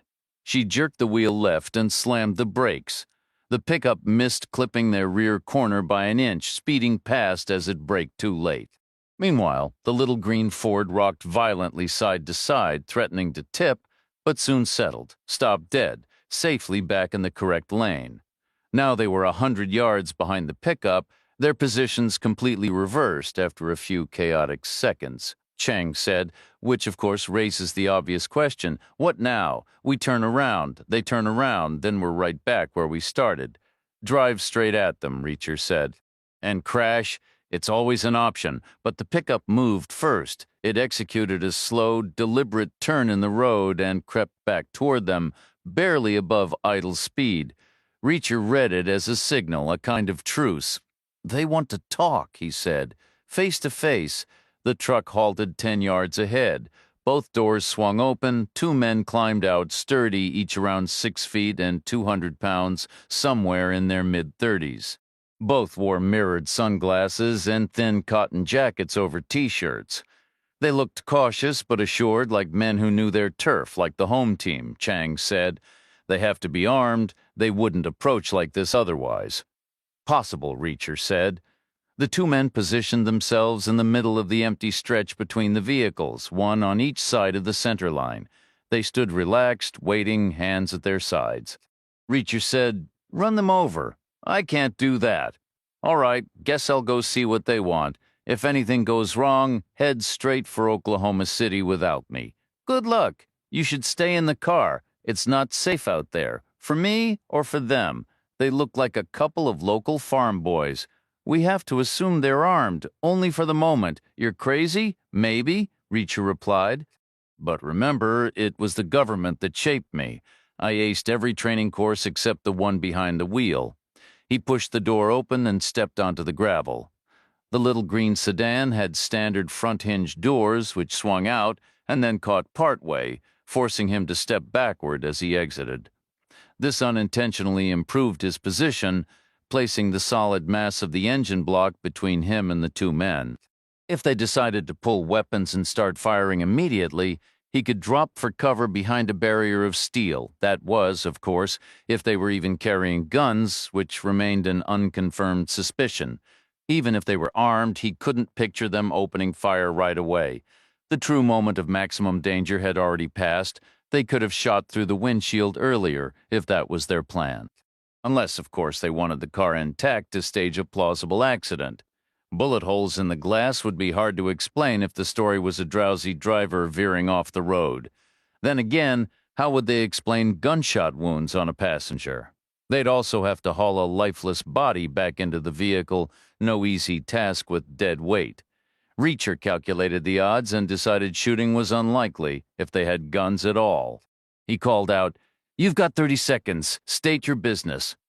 The man on the right crossed his arms high over his chest like a bouncer guarding a club entrance, a silent show of solidarity for his companion, who Reacher assumed was the talker. The other man spoke up. "This is about the motel." His hands hung loose at his sides. Reacher asked, "What about it?" "That's our uncle's place. He's a disabled old man, and you're giving him trouble." "You're breaking laws." Hands still down. Reacher moved out from behind the door, advancing until he stood near the Ford's right headlight. He could feel the warmth radiating from the engine. "What laws am I breaking? You're in a room registered to another guest, a guest who isn't using it." "Doesn't matter." His hands hadn't moved. Reacher took 2 slow steps forward, angling diagonally until he was aligned with the car's left headlight, but much farther out.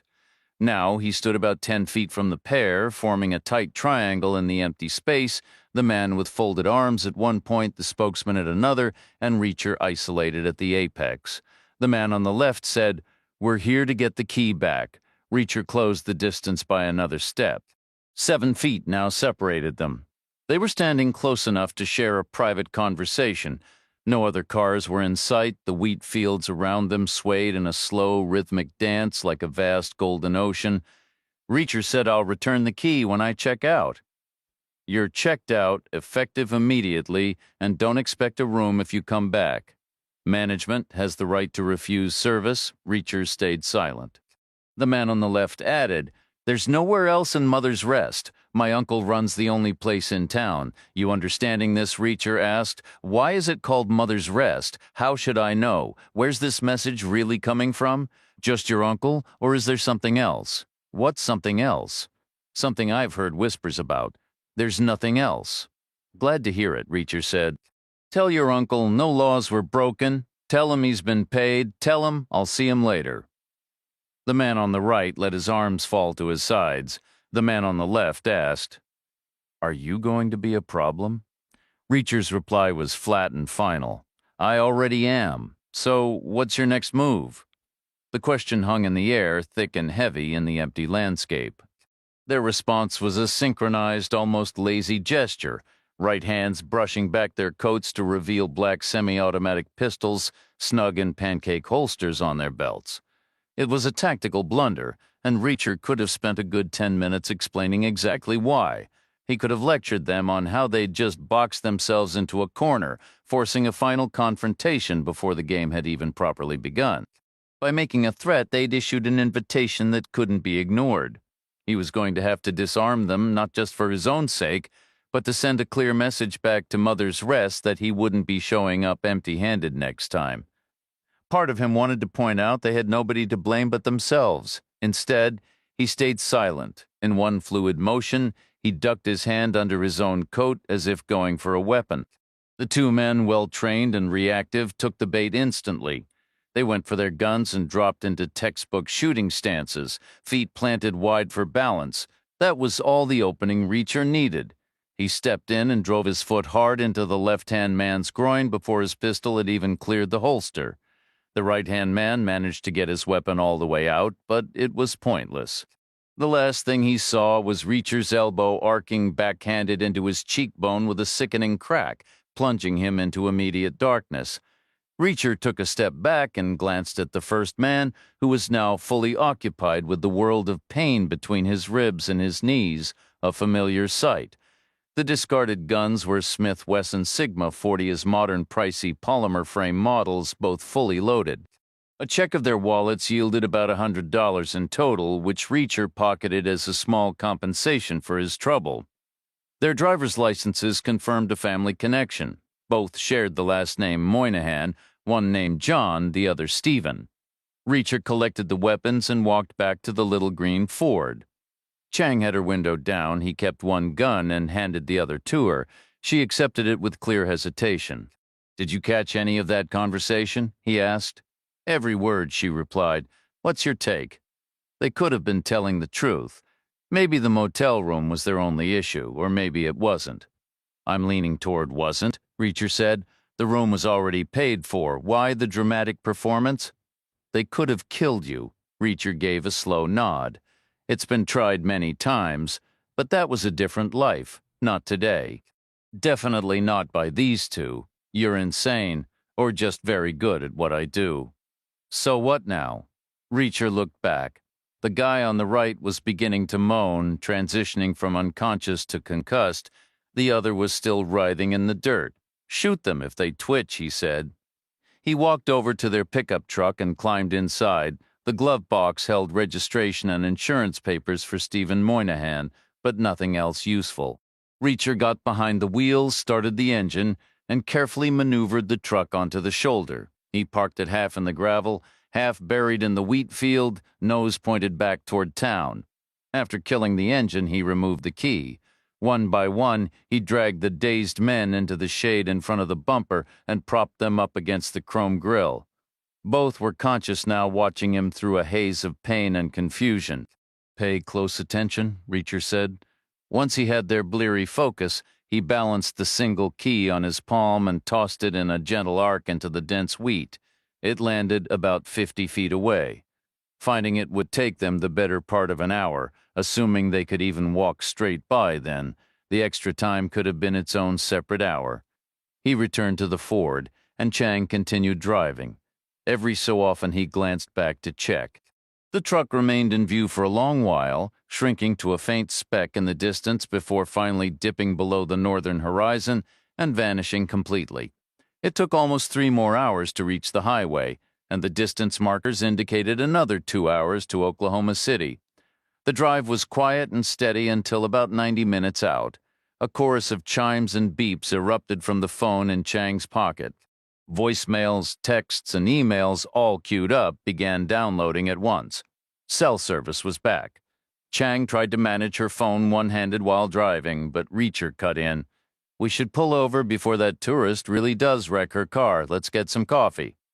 "I don't know how you drink so much of that stuff," Chang said. "Simple physics," Reacher replied. "Tip the cup, it pours out. Hard not to drink it." "Your heart must be racing non-stop." Beats the alternative. A mile later, a sign appeared, and they took an exit leading to a typical roadside cluster, a gas station, restrooms, and a plain federal-style stone building somewhat marred by the bright neon of modern chain coffee and fast food signs. They parked, stretched their legs in the warm afternoon air, used the facilities, and met inside the coffee shop. Reacher ordered his usual medium black coffee. Chang chose iced coffee with milk.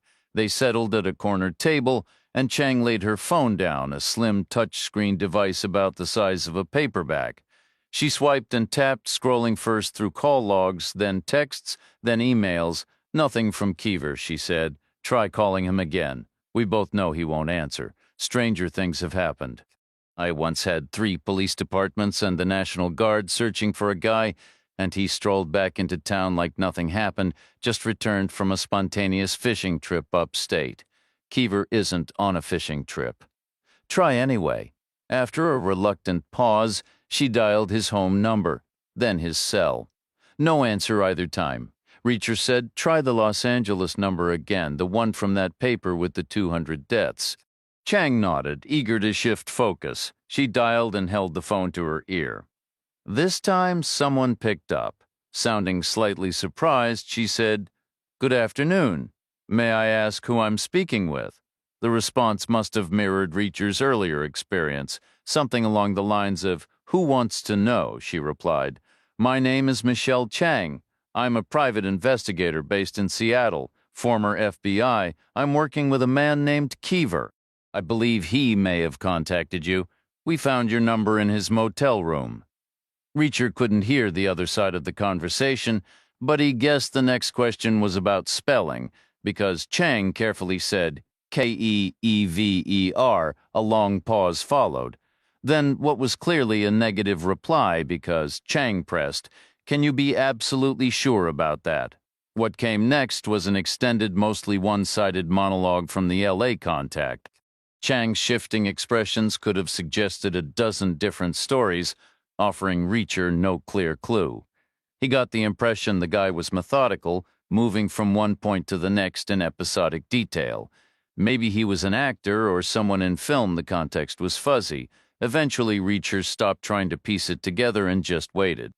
Finally, Chang said goodbye, ended the call, took a breath and a sip of her iced coffee, and said, "His name is Westwood. He's a journalist with the LA Times, their science editor, actually." He explained that it wasn't a major department. Typically, he produces detailed features for their Sunday magazine. He insisted Keever had never contacted him. His practice is to jot down a quick, real-time note for every call that comes in, entering it directly into a secure system.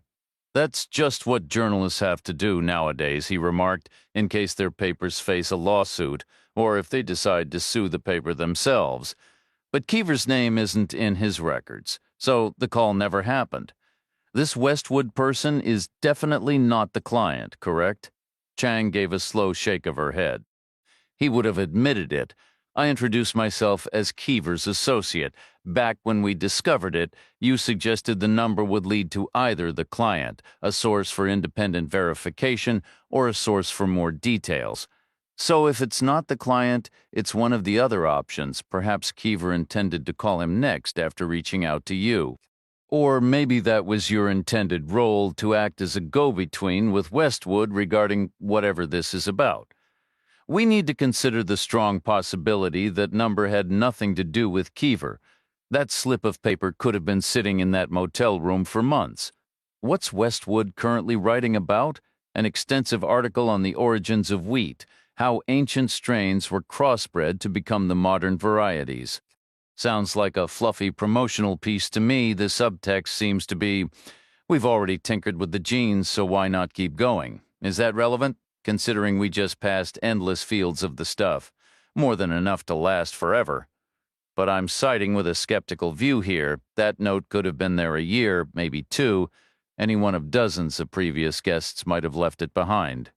Reacher asked, "How private would Westwood's number be?" That depends on how recently he changed it. If it's an old number, it's floating around out there. That's the reality these days, especially for reporters. It's on the internet somewhere if you dig deep enough, which, in our experience, a lot of journalists don't mind. It helps them build connections. Reacher finished his coffee and stayed silent. Chang studied him. "What's on your mind?" "I'm thinking the skeptical view would probably win in court. But a few jurors would lie awake at night uneasy because there's another equally plausible story that would haunt them in the early hours. It starts with your own initial gut feeling, some nervous, eccentric individual with a stack of cash or handwritten checks on a deranged mission because he believes the wheat is going to wipe out 200 people, or something along those lines. And to back it up, he says, talk to this journalist who also knows the truth. And here's the crucial part. He provides the number, which tells us something about the guy. He dug that number up off the internet. He's precisely that kind of person. That note feels connected to me. The whole scenario has a grim consistency. It's some bizarre, solitary obsession that seems utterly harmless right up until the moment it suddenly isn't." Chang said, "We should get moving." The small green Ford had a built-in navigation system that located Keever's house without any issue, in a tired-looking suburban neighborhood just north of Oklahoma City. It was a single-story ranch style at the end of a quiet street. A young tree struggled in the front yard, parched from neglect. A concrete driveway ran up the right side of the property, leading to a one-car garage. The roof was covered in brown asphalt shingles, and the siding was a faded yellow vinyl. It was no architectural triumph, but the low evening sun gave it a warm, settled feel. It looked lived in. Reacher could picture a large man coming through the door, toeing off his boots, sinking into a well-worn recliner, and maybe clicking on a baseball game. Chang pulled into the driveway.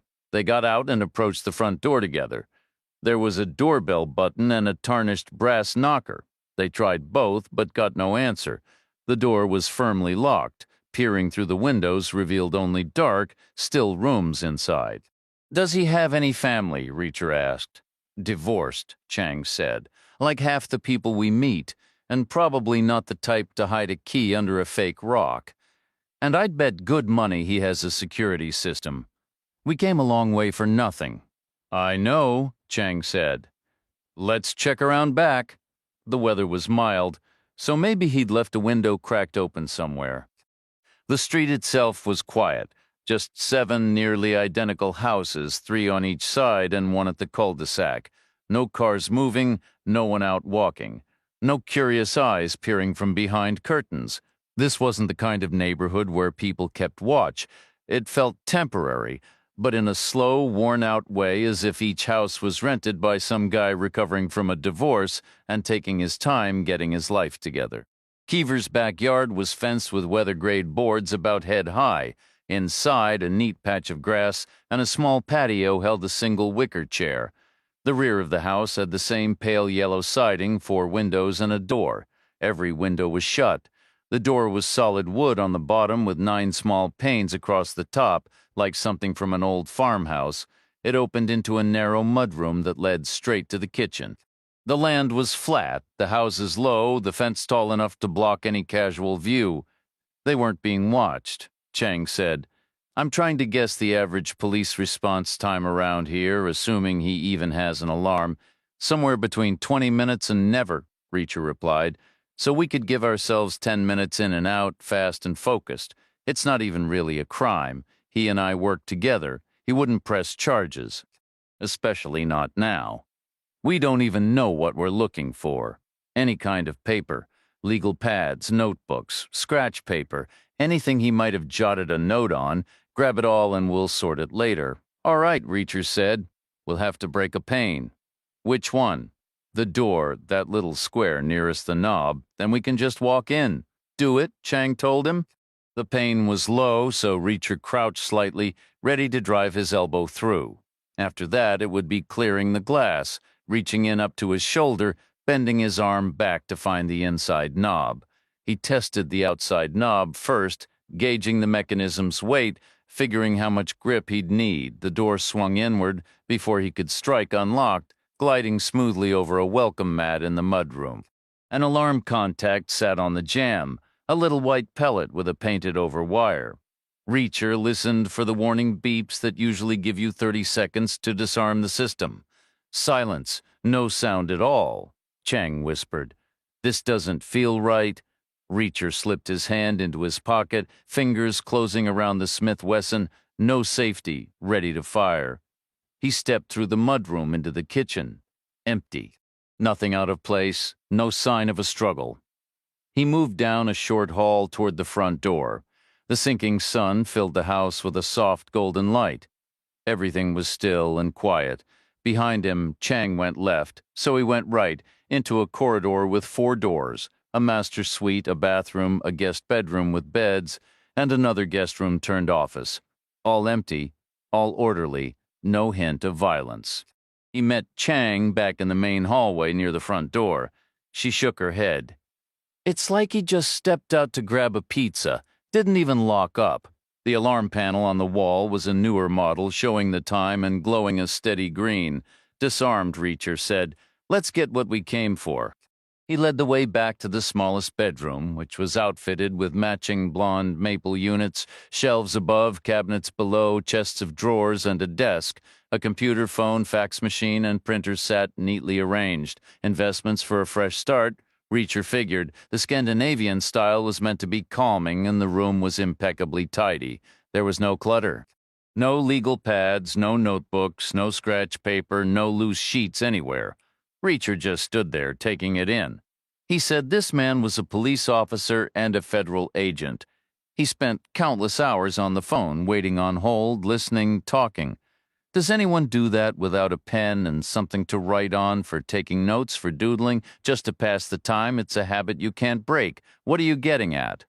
I'm saying this doesn't add up. He moved to the cabinets beneath the shelves, opening them one by one. The first was stocked with spare toner for the printer. The second held extra cartridges for the fax machine. The third was filled with legal pads. Right beside them were packs of spiral notebooks, still sealed in plastic, and behind those were blocks of memo paper, neat cubes of untouched paper, about 3.5 inches square. I hate to say it, Reacher said. For what? This situation just took a turn. This is someone who goes through a lot of paper, so much that he buys it in bulk. I'd bet his desk was buried in it. We could have put the whole story together from what was here. But someone else got here first on the same hunt. Now it's all gone. Who? The method tells us who, I'm afraid. Keever is being held somewhere. That's the only way this makes sense. They probably found notes in his jacket pocket, maybe torn from a legal pad. In one pants pocket was his wallet with his license, giving them this address where they assumed the rest of the pad would be. In his other pocket were his house keys, which let them walk right in, maybe even with a remote fob to disarm these new alarms without a code. A small mercy, I suppose. It means they didn't have to force the code out of him. Chang said, "That's brutally direct. I don't know another way to see it. It still doesn't tell me who." "Mother's Rest," Reacher replied. "That's where he was last seen." They searched Keever's house thoroughly, room by room, in case anything had been overlooked. The mudroom yielded nothing. The kitchen was stark and barely used, with mismatched utensils and a few canned goods bought on a whim but never opened. There were no hidden compartments unless they'd been perfectly concealed behind walls painted to look old and worn. The living area and dining nook were similarly sparse. It was an easy search. The man had clearly started over with very little and hadn't accumulated much since. The guest bedroom, set up with twin beds, seemed intended for visiting children every other weekend, perhaps, whatever the custody agreement stipulated. But Reacher had a feeling the room had never been used. The master suite held a faint, stale odor. There was a bed with a single nightstand, a dresser, and a valet stand for hanging a jacket, with trays for watches, coins, and wallets, like something from an upscale hotel. The bathroom felt damp, towels strewn about. On the nightstand was a short stack of magazines weighed down by a hardcover book. As he passed, Reacher glanced down out of curiosity. He noticed 3 things. The top magazine was the Sunday supplement from the Los Angeles Times. It was only partly read, with a bookmark peeking out about 1/4 of an inch. And the hardcover book also had a bookmark. Both bookmarks were old slips of memo paper, folded lengthwise. They were the first pieces of paper Reacher had seen in the entire house. The slip in the hardcover book was blank except for a hastily scribbled number 4. It was a number of some minor curiosity, famous for being the only number in English that has the same number of letters as its value. But in this context, it didn't seem to mean much at all. Chang agreed. "I'm siding with the defense on that point." Reacher gave a nod. The next item, however, was far more compelling. Initially, it was the practical detail that caught his eye. The LA Times Sunday magazine fell open to a lengthy feature by science editor Ashley Westwood. The piece explored how cutting-edge treatments for traumatic brain injuries were revolutionizing our comprehension of the brain itself. The publication date was recent, less than 2 weeks old. Chang remarked, "The defense would lead with the paper's Sunday readership numbers." Reacher asked, "Which are close to 1 million, if I recall correctly." "So, 1,000,000 to 1 odds. This isn't a random connection." "That's the argument they'd make," Chang confirmed. "What's the FBI counterpoint?" "Our training emphasized anticipating the defense's moves to think like them." Reacher carefully unfolded the bookmark. One side was blank, but the reverse held 2 handwritten lines. At the top was the now familiar 323 area code number for Westwood in Los Angeles. Below it, neatly written, were the words, "Mother's Rest, Maloney." Reacher looked at Chang. "And now, what does the FBI agent say?" A wry, almost sarcastic smile touched her lips. "Now she tells the defense to take a hike. It's obvious Keever intended to call Westwood. He needed either verification or more information related to that town we just left. And now we have a name. Maloney's could easily be up there. We already crossed paths with the Moynahans after all. But why was the bookmark placed at the start of the article? He hadn't read it yet, Chang said, which explains why he hadn't made the call. Let's not prejudge the client. Call him intensely committed. A person like that is constantly on the phone, repeating his story to anyone who'll listen. Mother's Rest, 200 deaths. If you doubt me, call this reporter in L.A., handing out that hard-to-get number every time, and Keever, being thorough, jotted it down repeatedly. That's why we've stumbled on that number twice already without much effort. Maybe at first this client was just a persistent nuisance. You must get those occasionally, Chang admitted. But something in the man's story sparked Keever's curiosity. He remained skeptical, though, so he devised a small test. Remember, this is Oklahoma City. He probably had to make a special trip to the train station just to get out-of-town papers. But he did it. He picked up a Sunday L.A. Times. He wanted to assess this so-called expert's credibility. Was Westwood a legitimate journalist or just a tabloid scribbler? Keever wanted to judge for himself. How long has wheat been cultivated, anyway? Depends on the region, Chang replied, but thousands of years minimum. So it seems Westwood is likely the real deal. He's covering modern neuroscience and then delving millennia into the past. That suggests a serious mind. But Keever didn't know that yet because he hadn't read the article. It implies the client's story was intriguing but didn't scream immediate crisis. Keever didn't drop everything to investigate. It feels like a full-blown crisis now, Chang said, her tone shifting from analytical to resolute. Exactly. We need to figure out what changed the stakes. This wasn't the sort of neighborhood where residents formed watch groups but lingering still felt unwise. They exited through the mudroom, pulling the door shut behind them. Circling to the driveway, they got into the car. The engine turned over with a quiet rumble. Reacher said, "We should reach out to Westwood again." Keever never contacted him, Chang countered. He won't have anything new for us. Maybe someone else did. He could tell us about that. Who else would call him? That's what we need to find out. Chang didn't reply. Instead, she retrieved her phone, dialed, tapped the speaker icon, and set the device on the center console. "You're on speaker," she announced. The ringtone buzzed once, twice before the call connected. "Hello?"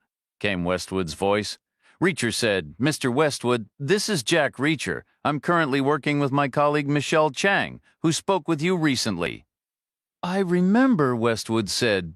"We established that her other associate, Keever, never got in touch with me. I thought we had that settled. We did, but now it looks like he planned to contact you eventually." Maybe you were next, or maybe further down the list. Westwood hesitated for a brief moment, then asked, "Where is this man now?" Reacher replied, "He's disappeared." "How? Where did he go?" Reacher stayed silent. Westwood sighed. "Stupid questions, I guess. The how matters. The where was pretty pointless. If we knew where he was, he wouldn't be missing. You should focus on the calls he actually made, not the ones he might have made someday. Our information is incomplete." "In what way?" "We're working backward, Mr. Westwood. We believe he was going to turn to you for some kind of specialized knowledge.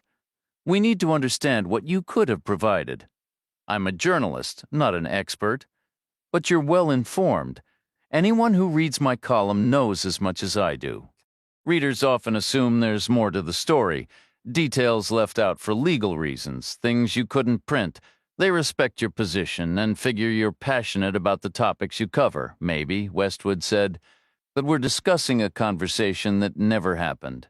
No, we're focusing on Keever's client. So far we see someone driven, with plenty of time on their hands. The evidence shows he called Keever over and over. He strikes me as that kind of person, and clearly there's something he cares deeply about. I'd bet he's called everyone from the White House on down. Probably hundreds of people, including you. Why wouldn't he? You're the science editor for a major paper. Maybe you wrote something connected to his issue. I think he found your number online, not just to give to Keever, but to talk to you directly. I suspect he has some bizarre scientific grievance and believes you'd get it. So I think he probably called you. I think you've spoken with him." There was a brief silence, spanning thousands of miles before Westwood's voice returned, slightly strained as if holding back a laugh. "I work for the LA Times in Los Angeles, California. My number is publicly available, which is generally a good thing, but it means I get strange calls constantly. Day and night. I've heard every oddball scientific theory imaginable: aliens, UFOs, birth, suicide, radiation, mind control. And that's just in the last month. Are those calls logged? They make up most of the log. Ask any reporter, can you search by topic? We get sloppy with specifics. These callers tend to ramble. We use broad categories: this type of crank, that type of crank. Eventually, I block them when they wear out their welcome. I do need to sleep sometimes. Try Mother's Rest. What's that? It's a town name, 2 words, like your mother taking a seat, capitalized. Why is it called that? No idea, Reacher said. They heard the distinct sound of keyboard keys clacking through the speaker, the database search, presumably by subject. Westwood said, "Nothing comes up. Are you certain? It's a pretty memorable name." Reacher said nothing. Westwood added, "Look, I'm not saying your guy's client didn't call me. He likely did. We all deal with people like that. I'm saying, how would I know which one he was?" They left Keever's quiet cul-de-sac, exited the neighborhood, passed a sprawling outlet mall, and reached the highway on-ramp. Turning right would lead to Mother's Rest, a 5-hour drive away. To the left, just 10 minutes down the road, lay downtown Oklahoma City, with its steakhouses, barbecue joints, and comfortable hotels. But Chang insisted we have to turn back. Chapter 18. They skipped the steakhouse and the barbecue joint, ending up instead in the sterile, fluorescent glare of a highway rest stop operated by a middling national chain. Reacher chose a cheeseburger wrapped in paper and coffee in a foam cup. Chang opted for a salad, its plastic container nearly the size of a basketball, complete with a clear lid and a white bowl underneath. She was clearly stressed, maybe a little worn from the drive, but she remained engaging company.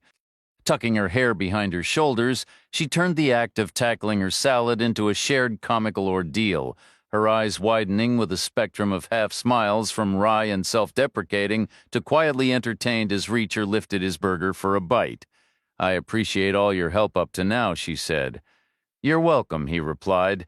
"We should probably figure out a more solid plan going forward, should we?"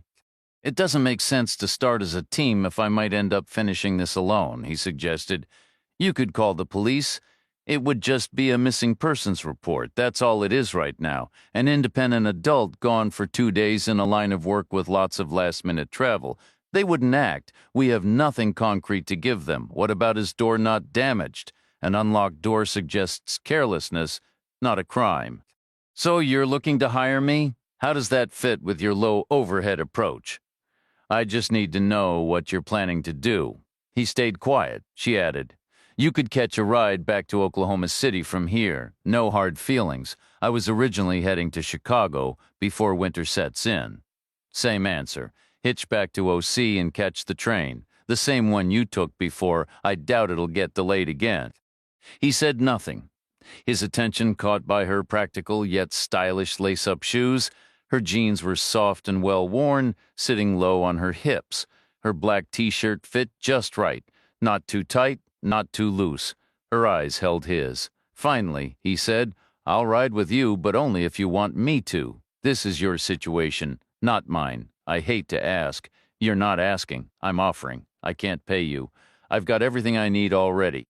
"Which is what, exactly?" "A few dollars in my pocket and the whole country to roam, because I'd need to understand why you're doing this." "Doing what?" "Helping me. I believe people should help each other. This could get complicated. I'm sure we've both dealt with worse." She paused. "Last chance," she said. He answered, "I'll ride with you." Night had fallen when they exited the highway.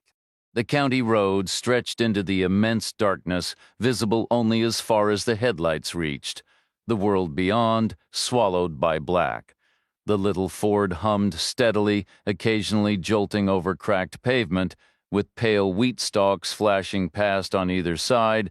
Above, thin clouds drifted under a sliver of moon and a sparse scattering of distant stars. It was impossible to pinpoint exactly where they had left the Moynahans earlier. Every mile looked indistinguishable from the last. The dull red pickup was gone. They didn't see it anywhere, not on the county road, nor on the series of right and left turns through the fields that led back to Mother's Rest. The town appeared a mile off, faint and spectral in the night, its grain elevators towering over the landscape. They entered on the old trail, passing through the widest part of town, 6 blocks of low buildings before turning onto the plaza and driving down to the motel. A light glowed in the office window. Chang murmured, "Let the fun begin." She parked in the spot beneath her room and cut the engine. They sat for a moment in the abrupt silence, then stepped out. Hands resting on the captured guns in their pockets, they stood by the car in the yellow half-light cast by the electric bulbs mounted above each motel door, all of them burning steadily. No movement, no sound, no sign of the Moynahans or anyone else, nothing. Then about 100 feet away, the one-eyed man emerged from the office he hurried over, moving with the same brisk energy as earlier, his hands waving in animated gestures. When he reached them, he dropped his mismatched gaze to the pavement and took a deep breath. "My apologies," he stated. "There was an error. It created some confusion. Room 215 is available for you to use until the other guest returns." Chang remained silent. Reacher simply said, "Got it." The man with one eye gave a sharp nod as if finalizing an agreement, then turned and hurried back the way he came. Chang watched him retreat and murmured, "This could easily be a setup." "Possible," Reacher acknowledged, "but I doubt it. He wouldn't want a confrontation inside the room itself. The furniture would get wrecked, and he'd be spending all winter spackling bullet holes in the walls. So you think they're giving up? It's just another play in the game? What's our next move, then?" "Not sure. And when do you think it'll happen?" "Probably tomorrow," Reacher said. His eyes swept the 3 sides of the Horseshoe Motel, scanning both the lower and upper floors. A thin line of light glowed around the edges of the drapes in room 203, where the man in the suit had been. It had a new tenant now. Not before sunrise, anyway. That's my guess. You think you'll sleep all right? I imagine so, you? If I can't, I'll knock on the wall. They climbed the metal stairs together, fished out their keys, and unlocked their doors side by side but separated by 20 feet, like neighbors returning home after a long day. About 100 feet away, the one-eyed man retrieved the lawn chair from outside the vacant room 102 and carried it to his usual spot on the sidewalk beneath his office window. He positioned it carefully and sank down into the night air, prepared to follow the evening's second instruction, watch their rooms all night. The first command had been clear: even if they return, do not under any circumstances rock the boat tonight. He felt he had handled that part rather well. As was his habit, Reacher sat in the darkness of his room, set back from the window where he couldn't be seen, keeping watch from his second-floor vantage point. 15 minutes passed, then 20, then 30. He would wait as long as necessary to be certain. The one-eyed man in his plastic chair was just a pale blur in the distance.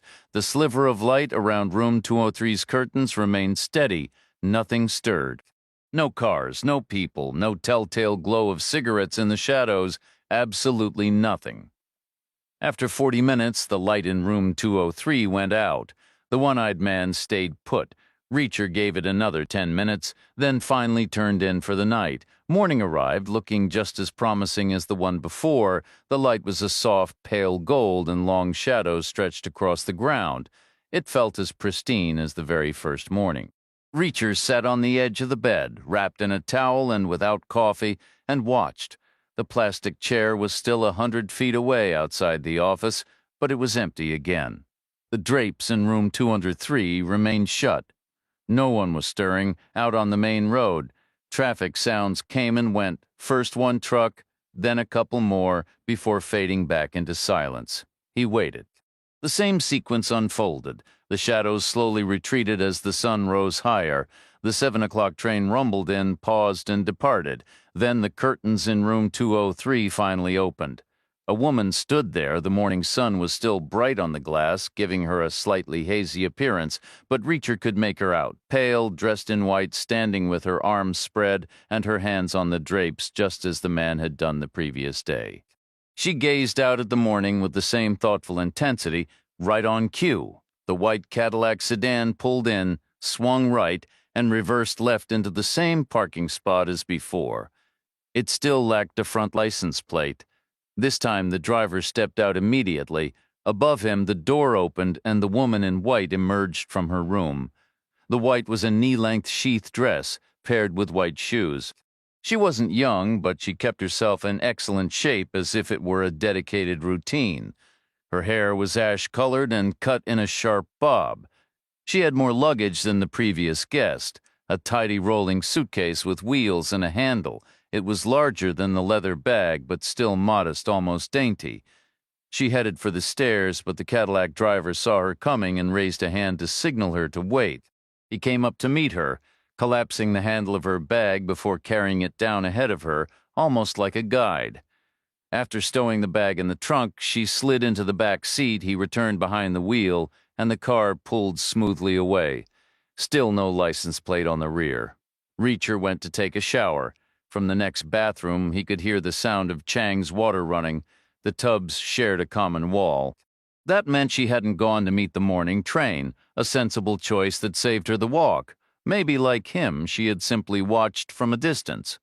For a moment, he pictured them sitting side by side in towels, divided only by that thin wall, though she likely wore pajamas or a nightgown, something light given the heat and the need to travel light. He was ready first and headed to the diner, aiming for the same pair of side-by-side tables tucked in the far back corner. He got them draping his jacket over her chair, its pocket weighed down by the Smith Wesson. He ordered coffee. Chang arrived about 5 minutes later wearing the same jeans but a fresh T-shirt, her dark hair still damp and gleaming from the shower. Her own jacket sagged slightly on one side from the weight of her pistol. With the practiced eye of a former cop, she scanned the room in a full, careful circle before moving toward him with a lively step, almost buzzing with what seemed like relief or a shared energy from having made it through the night. She slid into the booth beside him. "Sleep at all?" he asked. "I must have," she said. "Didn't think I would." "You skipped the train. If he's a prisoner, like you said, that's the best-case scenario." "Just a guess. A reasonable one." She leaned in slightly. "Did you see the woman from 203? "Hard to figure," Reacher said. In black, she could have passed for some finance type. Investor, fund manager, someone who rates the corporate treatment, face and hair fit, and she definitely had a key to that company gym. But in white? She looked like she was off to a garden party in Monte Carlo at 7 in the morning. Who does that? Some kind of summer fashion statement. God, I hope not. Then, who was she? Looked more like someone heading to City Hall for her 5th wedding. The waitress came by and Chang asked, "You know a guy in town named Maloney?" "Nope," the waitress said, "but I know 2 fellas named Moynihan." Then she winked and walked off. Chang smiled faintly. "Now she's your best friend for life. Doesn't seem too fond of the Moynihans." "Can't imagine why anyone would be," Reacher said. "Someone must like them. We should assume they have their own friends, expect some pushback. Not right away. Both took a solid hit. They'll be feeling it for a couple days, not like on TV where they bounce back between commercials. But they will bounce back. Could turn into a real mess once their friends and whoever else is involved decide to step in. You were a cop. You must have shot someone before. Never even drew my weapon. It was Connecticut, a quiet town. What about in the FBI? I was a financial analyst, white-collar stuff. But you qualified at the range, right? Had to? Any good? I won't shoot unless they fire first. I can live with that. This is crazy talk. This is a railroad stop, not the OK Corral. All those towns had the railroad. That was the whole point. The bad guy or the new sheriff would step off the train. How serious do you really think this is? It's a scale, like anything. At one end, Keever's in Vegas with some teenager. At the other, he's dead. I'm leaning toward the dead end of the middle, maybe a little past it. Sorry, probably an accident or a panic move. Now they're stuck, not sure what to do next. Do we know what to do? Right now, we've got a simple 3-part plan. We should grab some breakfast, get coffee, and track down Maloney, That might be tougher than it sounds. Which part? Finding Maloney. Let's start at the receiving office, near the elevators. They probably know everyone within a couple 100 miles, could kill two birds with one stone. If there's anything off about the wheat shipments, we might catch a whiff of it. Chang gave a slow nod. How'd you sleep? Strange at first, with Keever's stuff still in the room. His suitcase against the wall made me feel like I was someone else, like a regular person with a normal life. Took a minute, but I shook it off. The receiving office was a no-frills wooden building just past the weighbridge. It served one purpose and didn't pretend otherwise. No charm, no decoration. It didn't need any. Farmers around here either used it or didn't eat. Inside, there were counters for paperwork, scuffed floors where truckers lined up, and a tall desk where deliveries got logged. Behind it stood a white-haired man in bib overalls, a stubby pencil tucked behind his ear, shuffling through stacks of forms. Probably getting ready for harvest. He looked perfectly content, king of his tiny domain. "Help you," he said. "We're trying to find someone named Maloney," Reacher told him. "Ain't me? You know any Maloneys in the area?" "Who's asking?" "Private investigators out of New York. A client died and left everything to another man, but that second guy had already passed. Now the money goes to any relatives we can locate. One claimant mentioned a cousin named Maloney somewhere in this county. That's all we've got." "Still ain't me," the man repeated. "How much money? Can't disclose that. A lot, though." "Better than a sharp stick in the eye. So what do you need from me? Figured you'd know most of the names around here. Reckon just about everyone comes through this office sooner or later." The man brightened as if a useful idea had just struck him. He tapped the space bar on a keyboard, waking a screen, then clicked the mouse. A long, dense list of names appeared. "These are folks pre-cleared for the weighbridge. Speeds things up during busy season, should cover just about every grain person in the area, from owners to seasonal help. Men, women, even kids when it's all hands on deck." Chang leaned in. "Do you see a Maloney there? A first name and address would help a lot." He scrolled alphabetical and paused about halfway down. "Got a Mahoney here, but he passed a few years back. Cancer, I think. Nobody was sure what kind." "No Maloney at all?" "Not on this list." "What if he doesn't work with grain? Would you still know him?" "Might know him around town, but I don't. No Maloney comes to mind." "Anyone else we could ask?" "Try the Western Union place. It's got the FedEx drop-off. Basically serves as the post office here." "Thanks," Reacher said. The man gave a distracted nod and turned away, seeming both amused and slightly irritated by the interruption to his morning routine. Reacher already knew where the Western Union store was. He'd passed it twice on his walks around town. A cramped storefront plastered with neon signs for MoneyGram, fax services, photocopies, FedEx, UPS, DHL.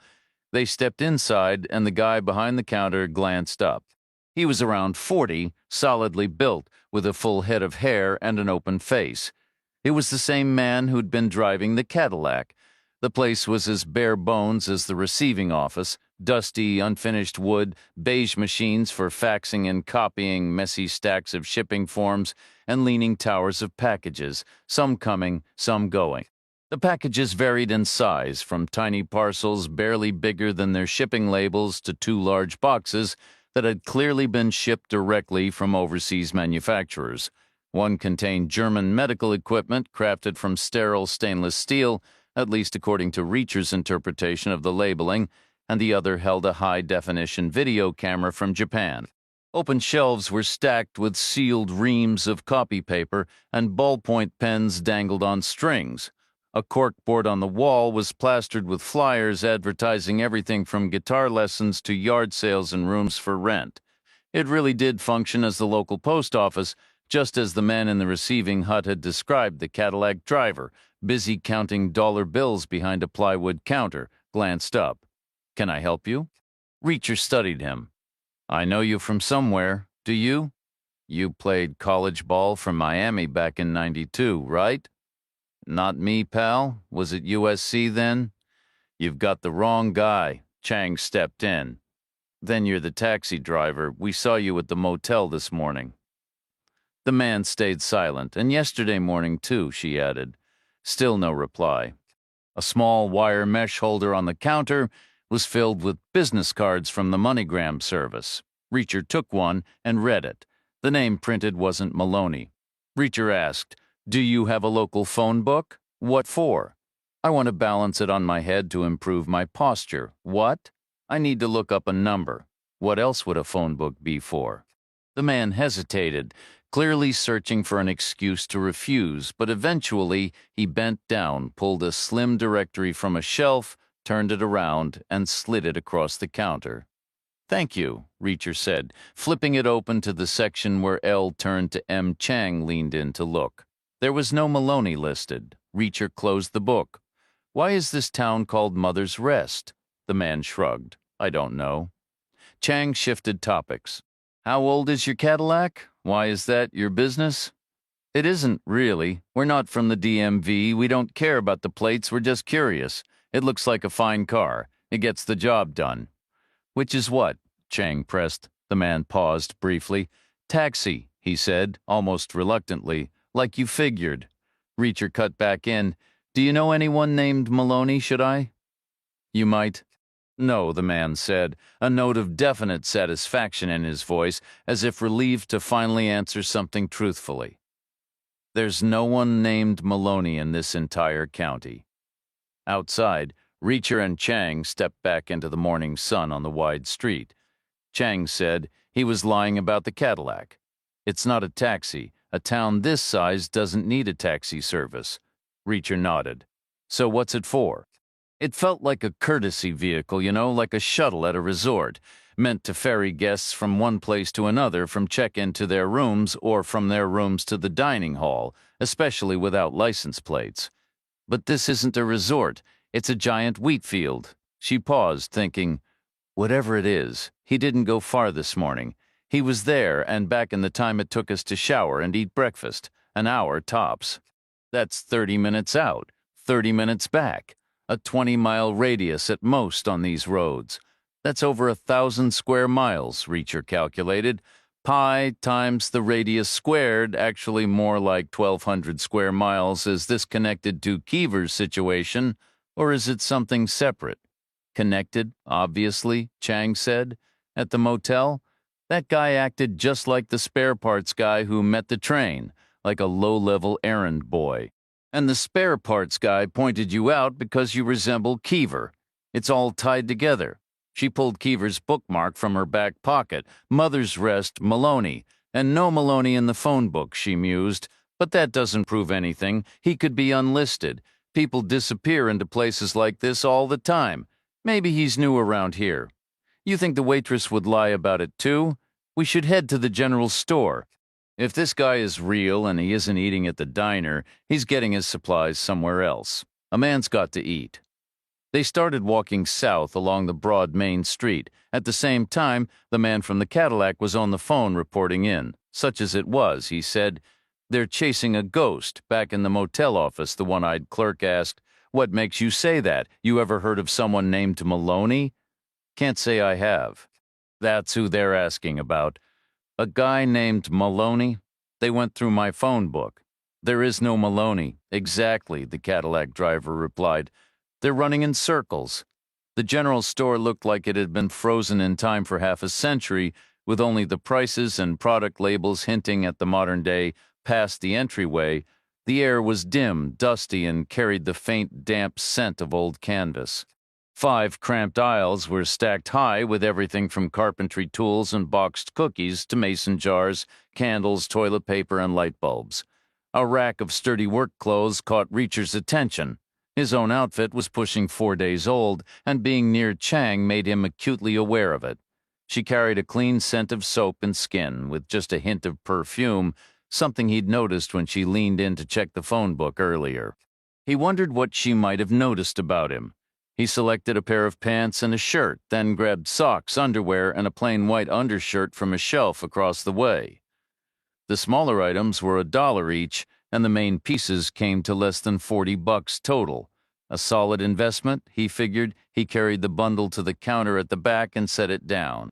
The store owner, a wiry man around 60 with sunken cheeks covered in white stubble, refused to ring him up. His thin gray hair was unwashed and hung too long, with tufts sprouting from his ears and neck. He wore two shirts layered together. "I don't want your business," the man stated flatly. "You're not welcome here." Reacher stayed silent. The man added, "Go on, get moving. This is private property." Reacher finally spoke.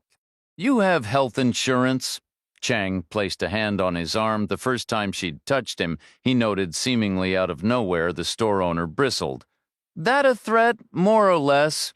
This is a free country. I can choose who I sell to. The law's on my side. What's your name?" "None of your concern. Is it Maloney?" "No. Can you break $1?" "I need to use your payphone." "Why?" "I've got a call to make." "Phone's not working today." "You got a private line in the back?" "You can't use it," the man snapped. "You're not welcome here." "All right," Reacher said. Message received. He checked the price tags. $1 each for the socks, underwear, and undershirt, $19.99 for the pants, $17.99 for the shirt. Subtotal came to $40.98 plus tax. Call it $43.85. He pulled out two 20s and a 5, smoothed them against his palm to straighten the curl, and set the money on the counter. "Two options, friend. Call the cops and tell them an unauthorized transaction is happening in your store. Or take the cash. Keep the change if it makes you feel better. Maybe put it toward a shave and a haircut." The man said nothing. Reacher gathered his new clothes into a tight roll and tucked them under his arm. He followed Chang outside, pausing in the entryway to lift the payphone receiver. No dial tone, just a hollow, breathless silence like a line open to deep space or the sound of his own pulse in his ears. Chang asked, "You think that's a coincidence?" "Doubt it," Reacher said. "My guess is he yanked the wires. They want us cut off." "Who were you going to call?" Westwood back in L.A. "I had a couple of ideas. But first, I think we should swing by the motel. The motel clerk won't let us use his phone either." "No," Reacher agreed. "He won't. They could be pretty sure of that." They came at the motel's horseshoe layout from the south, which meant the office wing was the first thing in view. On the sidewalk beneath its window, 3 items were lined up. The plastic lawn chair was still there, empty, right where it had been left overnight. Next to it sat Keever's scuffed suitcase, which they'd last seen in room 215, now stuffed full and looking abandoned. Beside that was Chang's own bag, zipped shut with its handle up, also packed and ready to go. Chang halted instinctively, and Reacher paused beside her. "Looks like we're not welcome," he remarked. She nodded. "This is their next play." They continued forward, the angle shifting as they moved, revealing the interior of the horseshoe. It was filled with men, maybe 30 of them, loitering in the empty parking spots, leaning on curbs, standing idle in the drive lanes.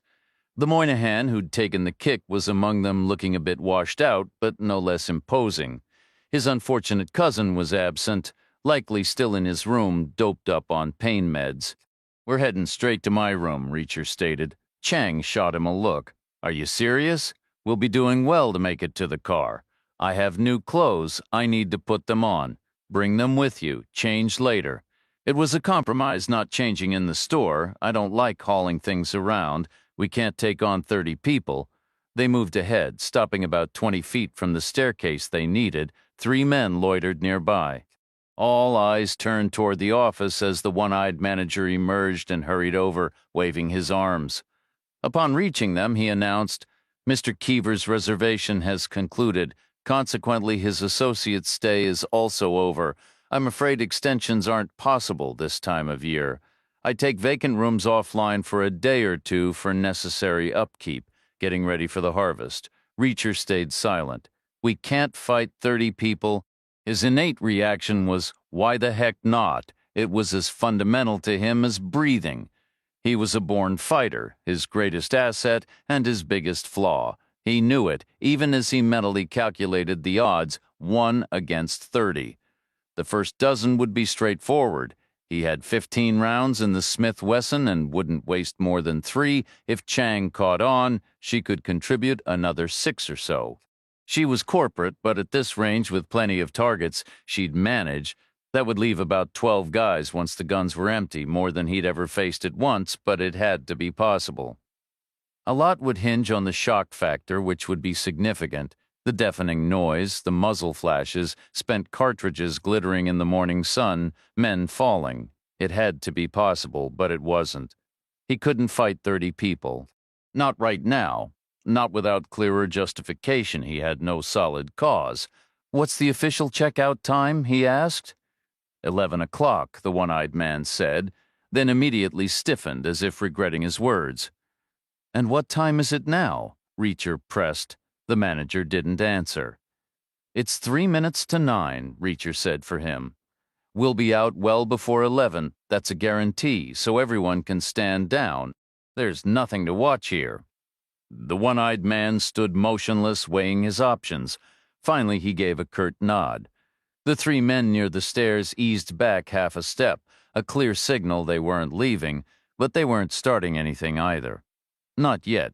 Reacher followed Chang up the stairs, unlocked his door, and stepped inside. Chang closed the door and asked, "Are we actually leaving at 11 before 11? Reacher corrected. "Probably in about 10 minutes. There's no reason to stick around here. We don't have the full picture yet. We can't just leave Keever behind.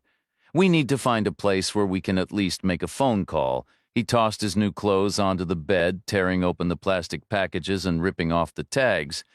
He suggested, "Maybe I should take a quick shower. You showered just 2 hours ago? I could hear you through the wall." "Really?" "You're fine. Just get changed." "Are you sure?" She gave a firm nod, locking the door from the inside and sliding the chain into place. He gathered his things and headed to the bathroom, swapping his old clothes for the new ones. He tucked the Smith into one pocket, his toothbrush into another, along with his cash, ATM card, and passport. He rolled up the old garments and stuffed them into the trash bin. A quick glance in the mirror, a pass of his fingers through his hair, and he was set. Chang's voice cut through the door, tense and urgent. "Reacher, they're coming up the stairs." "Who is?" he called back. "Looks like about 10 men." Like some kind of angry delegation, he heard her step away from the door, then came the sound of pounding, furious and demanding. He stepped out of the bathroom to hear the lock rattling and the chain shaking. Outside the window, figures crowded the walkway, a bunch of guys peering in through the glass. Chang asked, "What's our move?" "Same as it always was," he said. "We're hitting the road." He walked to the door and slid the chain free. His hand settled on the handle. "Ready?" he asked. Chang replied, "As ready as I'll ever be." He yanked the door open. There was a sudden lurch from outside, and the nearest man stumbled forward. Reacher planted the flat of his hand against the man's chest and shoved him back, hard. "What do you want?" he demanded. The guy regained his footing, his expression grim. "Check-out time just got moved up." "To when?" "Right now." Reacher didn't recognize him. The man had big, rough hands, broad shoulders, a face etched with lines, and clothes smeared with dirt. Clearly chosen, Reacher figured to be the front man, the spokesperson. "The local champion by popular vote." Reacher asked, "What's your name?" The man stayed silent. Reacher pressed, "It's a simple question." Still no answer. "Is it Maloney?" "No," the guy said, his tone dripping with contempt as if the question was ridiculous. Reacher shifted gears. "Why is this town called Mother's Rest?" "I have no idea. Go wait downstairs. We'll leave when we're good and ready." The man stood his ground. "We're waiting right here." "Downstairs," Reacher repeated, his voice dropping to a low, dangerous calm. "You've got 2 options for getting there. The second one involves going headfirst over that railing. Your call. Either way works just fine for me." Down below, the one-eyed man was staring up at them. Their suitcases had been dragged closer to their car, sitting side by side on the blacktop near the tailgate. The big-handed man made a face, a weird mix of a shrug, a sneer, and a reluctant nod. "All right," he grumbled. "You've got 5 more minutes. Make it 10, Reacher said. "I think that's what we'll take. Sound good to you?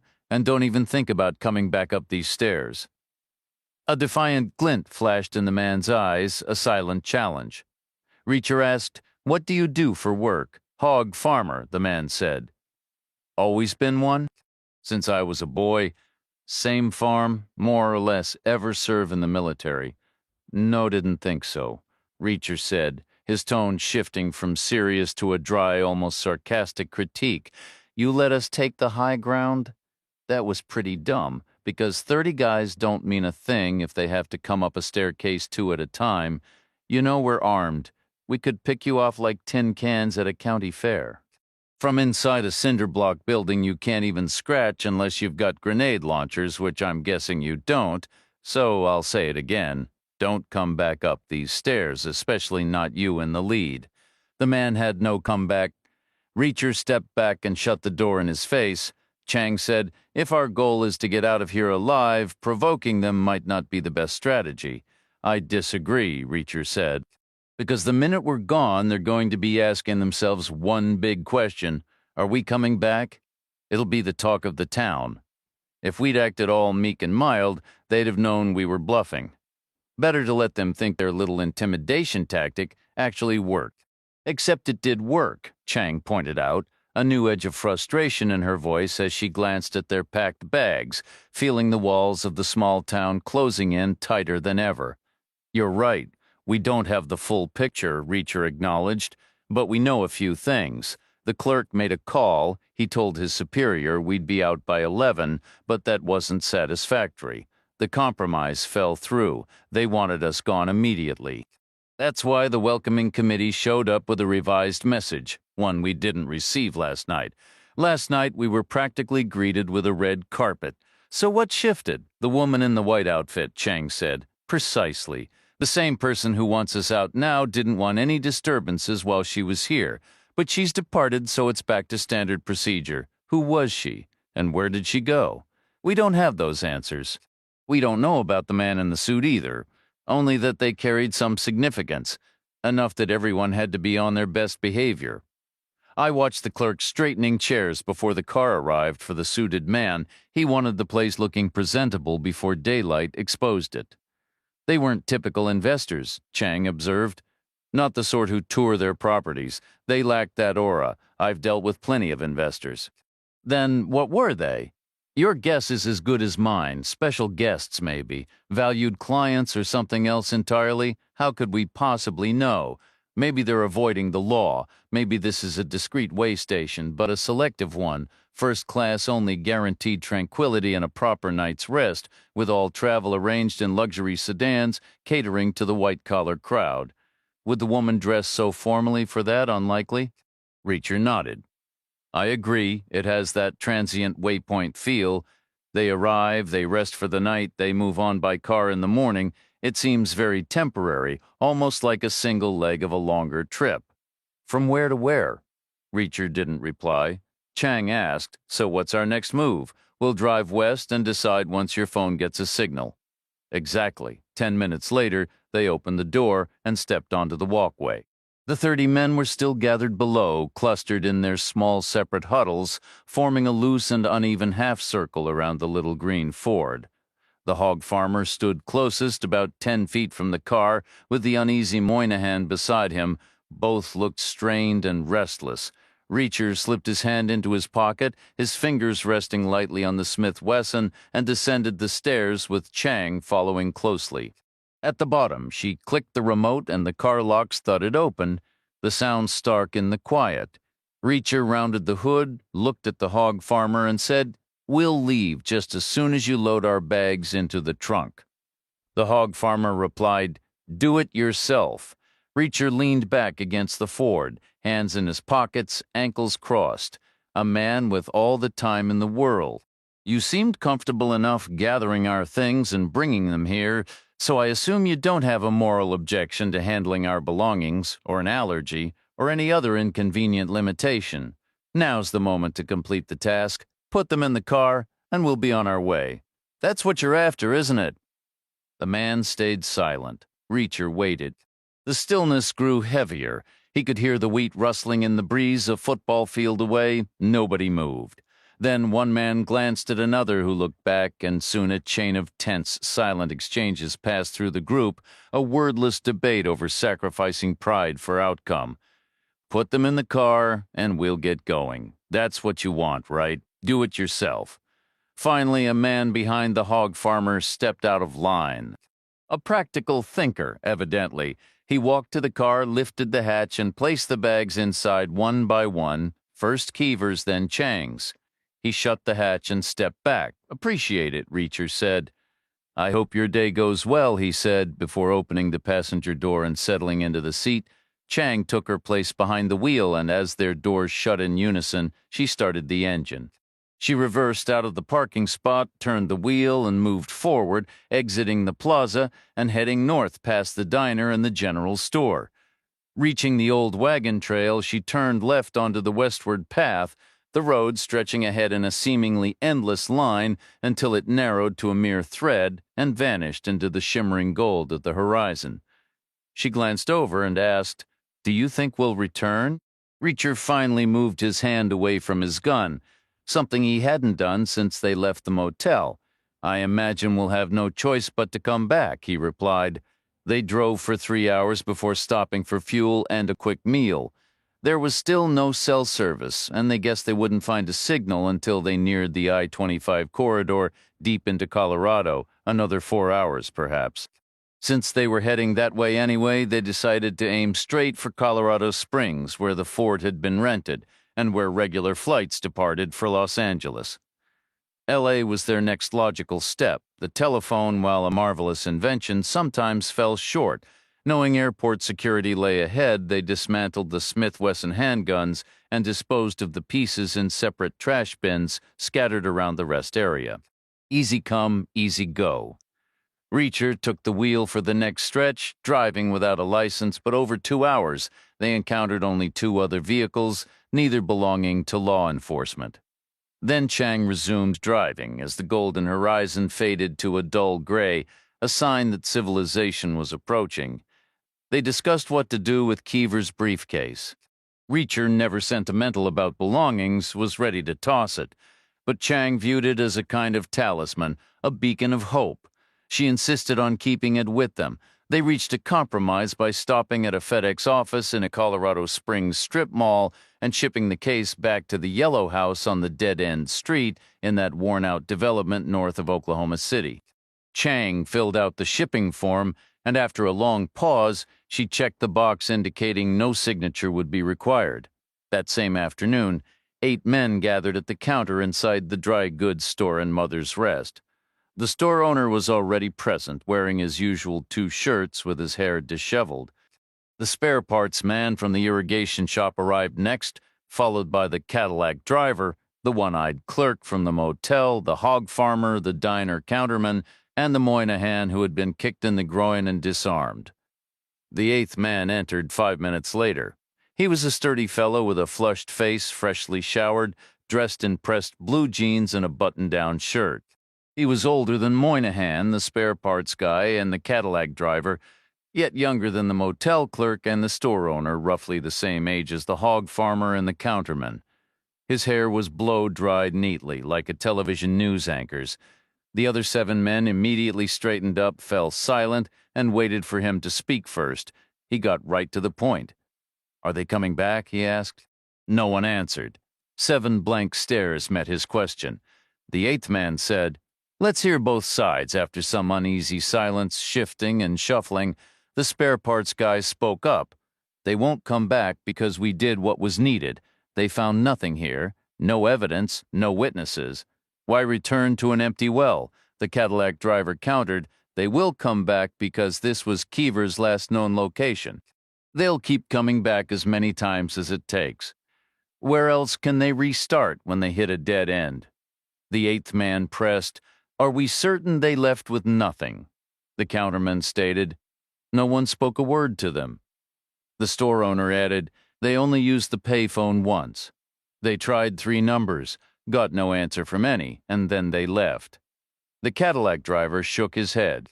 "That's not how folks handle a lead that's practically smoking, so the general feeling is they came up empty." "The what?"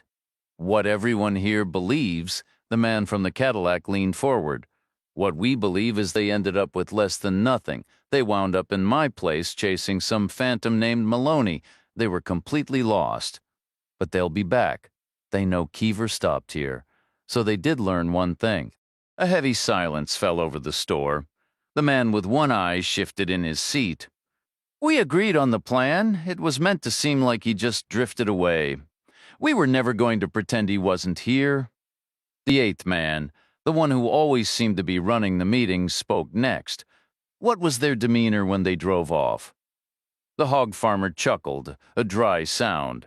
The big guy was puffing out his chest, a consolation prize, I'd say, trying to salvage his pride by acting tough because he knew he'd struck out. I got the feeling the woman was a little mortified by the whole performance. Will they return? I say no. Who says yes? Only the Cadillac driver lifted a hand. The eighth man gave a slow nod, a 6-to-1 split. That's a reasonable read. I believe you've got it about right, and I'm impressed with all of you. They showed up. They learned only what we could afford to let them know, and they left. The odds of them coming back are slim. The mood in the room lightened perceptibly, shoulders straightened and mouths quirked into faint, self-satisfied smiles. Then the eighth man added, his voice dropping, "But the whole world runs on slim odds." The grins vanished, replaced by 7 sets of grave, understanding nods. The eighth man pressed on. Where did they go? 7 shrugs answered him. The eighth man waved a dismissive hand. It's not important unless they're heading for Los Angeles. That journalist is our single weak spot. According to what Keever told us, he's the only key that could possibly open our lock. 1,000,000 to 1 shot. Moynihan scoffed. How would they even know what to look for? How would Westwood himself know what he's sitting on? The world also turns on 1,000,000 to 1 shots. We're supposed to be ghosts, the motel clerk insisted, a note of anxiety in his voice. Aren't we? Isn't that the whole point of the arrangement? You don't fund the arrangement. I do, another quiet descended, broken finally by the spare parts dealer. All right, isn't that what you're paying for? Exactly. And more. I pay for support when it's required, like a premium roadside service. It's all part of the package. The hog farmer looked uneasy. Bringing in outsiders is a major move. It is, the eighth man conceded. There are significant risks, but there are also potential benefits. We should weigh them, Moynihan asked. What kind of support are we talking about? There's a range of options. You get what you pay for. Everything from a little help to a lot. The store owner cleared his throat. I think we should begin with surveillance at the very least. If they get anywhere near Westwood at that newspaper, we need to know immediately. That way we're ready for the next step, if that 1,000,000 to 1 chance bites us. The other 6 watched the eighth man's face, expecting a veto. When none came, they began nodding, slowly and thoughtfully. The eighth man said, We should take a vote all in favor of surveillance. Moynihan interrupted. Is that the cheapest item on the menu? The eighth man nodded. Phones, internet, and a physical tail. How expensive does the menu get? All the way up to what they term a permanent resolution. We can handle that part ourselves if it comes to it. How is your brother, by the way? I just mean, next time we'll be prepared. Are you revising your opinion? Do you now think there will be a next time? Silence again. The eighth man's voice cut through it. Who votes for surveillance? 7 hands rose into the air. I'm glad we're in agreement, the eighth man said, because I already made the call. The surveillance began an hour ago. They're sending a man named Hackett, one of their top people, they tell me, skilled in multiple disciplines. The rental car company's shuttle bus crawled from the returns lot to the airline terminals, a convenience that only added another 30 minutes to an endlessly long day. Reacher and Chang finally reached the ticket counter as the early evening light began to fade. The last flight to Los Angeles was completely full with no seats available and a lengthy standby list. A pair of mechanical issues earlier had thrown the entire schedule into disarray, and the next opening wasn't until 8 the following morning. They had no other option, so they booked it. Chang applied her open return ticket, while Reacher purchased a new one. The agent informed them boarding would commence around 7:20 in the morning and suggested the airport hotel a short bus ride away. They decided to walk, with Reacher opting to carry Chang's suitcase, concerned the rough concrete sidewalks would be hard on the wheels. The hotel was a familiar chain, its exterior crisp and white, the interior a warm blend of beige and mint green, its name glowing in green neon.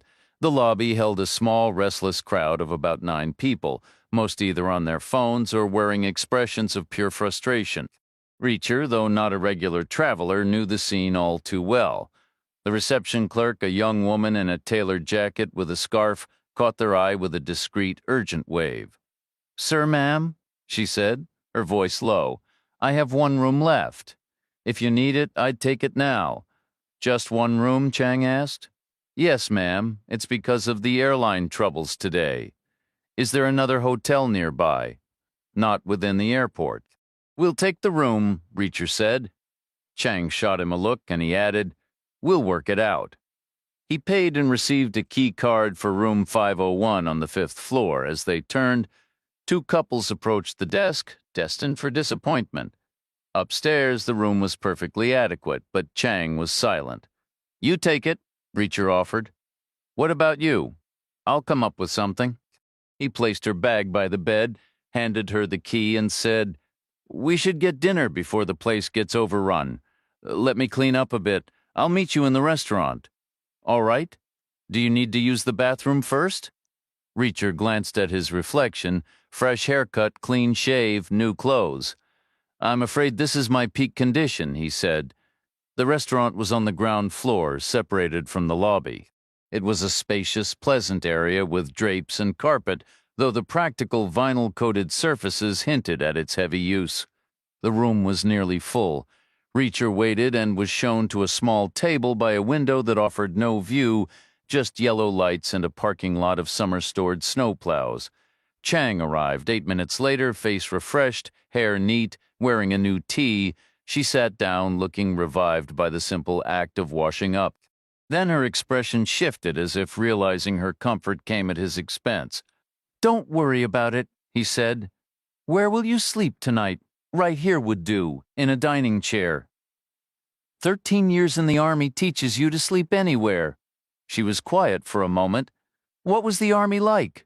"Mostly good. I look back on it fondly with few complaints aside from the obvious." "Which was? Same as your experience, I'd bet." "The endless torrent of nonsense from senior officers with too much time on their hands." He said it with a dry, almost sarcastic edge, the frustration of countless pointless briefings coloring his tone. She smiled briefly. "There was some of that? Is that why you left?" Her smile faded. She shook her head. "Not really. I'll share if you do," he offered. "I'm not sure I'm ready for that. What's the absolute worst that could happen?" She took a moment, inhaling slowly before letting the breath out. "You go first." They were downsizing, making cuts. My record wasn't spotless, and at that moment, a certain officer had a personal grudge. With those 2 factors combined, it wasn't a shock when my paperwork landed on the chopping block. What officer? A lieutenant colonel. A heavy-set man with a desk job in public relations stationed down in Mississippi. I was there dealing with a messy situation, and he got worked up over something trivial. I was a little short with him, said so to his face, and he took it personally. He got his payback because the timing lined up for him. I'd gotten away with far worse in the past, back when the Army wasn't trimming the ranks. "Couldn't you appeal it?" "I had favors I could have called in, but the harm was already done. It was a zero-sum situation. If I came out on top, the colonel would lose, and that would make every other colonel nervous. None of them would want me around. I'd have ended up posted to some remote radar station in northern Alaska in January. It was a guaranteed loss either way. More than that, it popped the illusion for me. The truth was, they didn't want me there. I finally accepted that. So I didn't fight, I took an honorable discharge, and left. How long ago was that? A lifetime ago, and you're still moving. That's a little too philosophical for me, is it? Trust me, I'm a lot less complicated than I seem." She didn't reply. A server approached, and they placed their orders. Once she left, he turned back. "Your turn." "For what?" Chang asked. "Your story." She hesitated again. "In a way, it's similar to yours," she began, "a no-win scenario. But one I walked into myself. I got cornered, and I never saw it coming." "How?" "Someone broke into my apartment. They didn't steal anything, didn't ransack the place, didn't break a thing, and didn't leave anything behind. I didn't understand it then. I was working a money laundering case. It was the usual maze of shell companies and cash, but I had my target. Proving it, though, was nearly impossible. I was actually about to drop it. There's no sense pushing for prosecution if you know you can't win. Then the guy came to see me. I was literally on the verge of telling him the investigation was over, but he spoke first, and he was operating on old information. He told me if I didn't close the case immediately, he'd claim I'd accepted a bribe at the start to ignore it, then later changed my mind and betrayed him and kept the money. He figured it would taint my entire investigation, maybe even get it thrown out, and he'd walk free. People make threats all the time. How could he prove any of it? He'd set up a bank account in my name in the Cayman Islands and wired the bribe money into it. It was all right there, plain as day, real money, a significant amount. It would back up every word he said, but he opened the account, not you. There would be a paper trail. He told me it was a woman who broke into my place. She didn't take or touch anything, but she used my landline. She opened that account for me right from my own home, and it's all there on my phone records. It left me completely trapped. How do you prove you didn't make a call? I thought maybe the foreign bank or the NSA would have a recording, but two female voices on an international line can sound similar, especially if she was trying to imitate me, which she likely was. This guy was thorough. He knew my social security number, even my mother's maiden name. That's my security question, apparently. So what did you do? What he demanded. I dropped the case. Immediately, I closed his file. But I was going to do that anyway. At least that's what I tell myself. Where is he now? Still operating? Still in business? What happened to the money? It vanished. I followed the trail just as he anticipated. It led me to a shell company based in the Dutch Antilles. According to the records, I had acquired a minority stake in a financial instrument framed as a long-term investment. He held the controlling interest. We were bound indefinitely. What did you do then? I came clean. I told my special agent in charge everything. I could tell he wanted to trust me, but the Bureau doesn't operate on trust alone. From that moment forward, my effectiveness as a field agent was compromised. Anything I said in court would have been viewed with skepticism even years down the line. I would have been a defense attorney's fantasy. Picture it. Special agent, please describe the bribe you can't prove you didn't accept. So I would have ended up with you in that radar outpost in Alaska. In the dead of winter, it was a no-win situation. I handed in my resignation. That's rough. You have your victories, and you have your defeats. No, you win a lot, and then you lose once. There are no do-overs. I'm content with what I'm doing now. But I'm not sure how much longer we can keep this up. It doesn't seem like a lifelong career. It might have been for Kiever. That's direct. What's his story was, all right is, I heard he was facing a third official reprimand. The Bureau is extremely careful, and he had a tendency to charge ahead without a plan or support. They claimed he was endangering investigations along with himself and other agents. A third strike would have earned him a ticket to Alaska, too. That radar hut would have gotten pretty crowded, so he resigned before the hearing. I suppose he felt it was the only honorable move, and before you mention it, yes, I agree. That's likely what he did in Mother's Rest. He charged in without waiting for backup. The waitress arrived with their meals and topped off their drinks. After she left, Reacher said, "But Kiever did call for backup, we know that much. Why make the call and not wait?" Chang replied, "Impatience, a sense of urgency. Maybe they reached him first while he was waiting. Maybe he didn't rush in after all.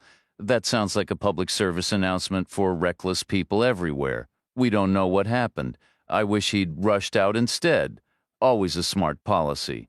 I doubt you ever did. More often than I can remember, which is precisely why I'm still here sharing a meal with you. The chaotic universe, survival of the fittest in practice." She hesitated, then asked, "Can I ask you something?" He said, "Go ahead." "Are we having dinner?" That's what the menu called it. Lunch was separate, and this definitely isn't breakfast. No, I mean having dinner as opposed to just grabbing something on the road like with candlelight and piano music. Not necessarily. Violinists and guys selling roses, if it fits. Like a date? She said, generally yes. He said, you want an honest answer? Always. Imagine if we had found Keever yesterday, maybe getting off the train or stumbled in a wheat field with a twisted ankle, a little hungry and thirsty, but otherwise fine. Then yes, absolutely, I would have asked you to dinner, and if you'd said yes, we'd be having that dinner right about now. So I guess this partly counts. Only partly? We didn't find Keever, so it's still partly road food. But you would have asked me to dinner? Without a doubt. Why? You're the kind of person I enjoy having dinner with. She fell silent for several seconds, right to the brink of awkwardness, before saying, I would have said yes for the same reason. Excellent. So get it clear in your head. We're having dinner, not grabbing road food. That's a statement, not a question. Then why did you ask me to make sure you understood? That night, Reacher didn't need a dining chair. They lingered over dessert and coffee, unhurried and at ease, both content to let the evening unfold as it would. Chang settled the bill, and they rose together. She slipped her arm through his, the easy familiarity of a couple who had known each other for years, and they strolled out, taking their time. They waited for the elevator, rode it up to the 5th floor, and stepped into the room. Then the deliberate pace shifted, the calm giving way to a new and welcome urgency. Chang was warm, her skin smooth, her limbs long and graceful.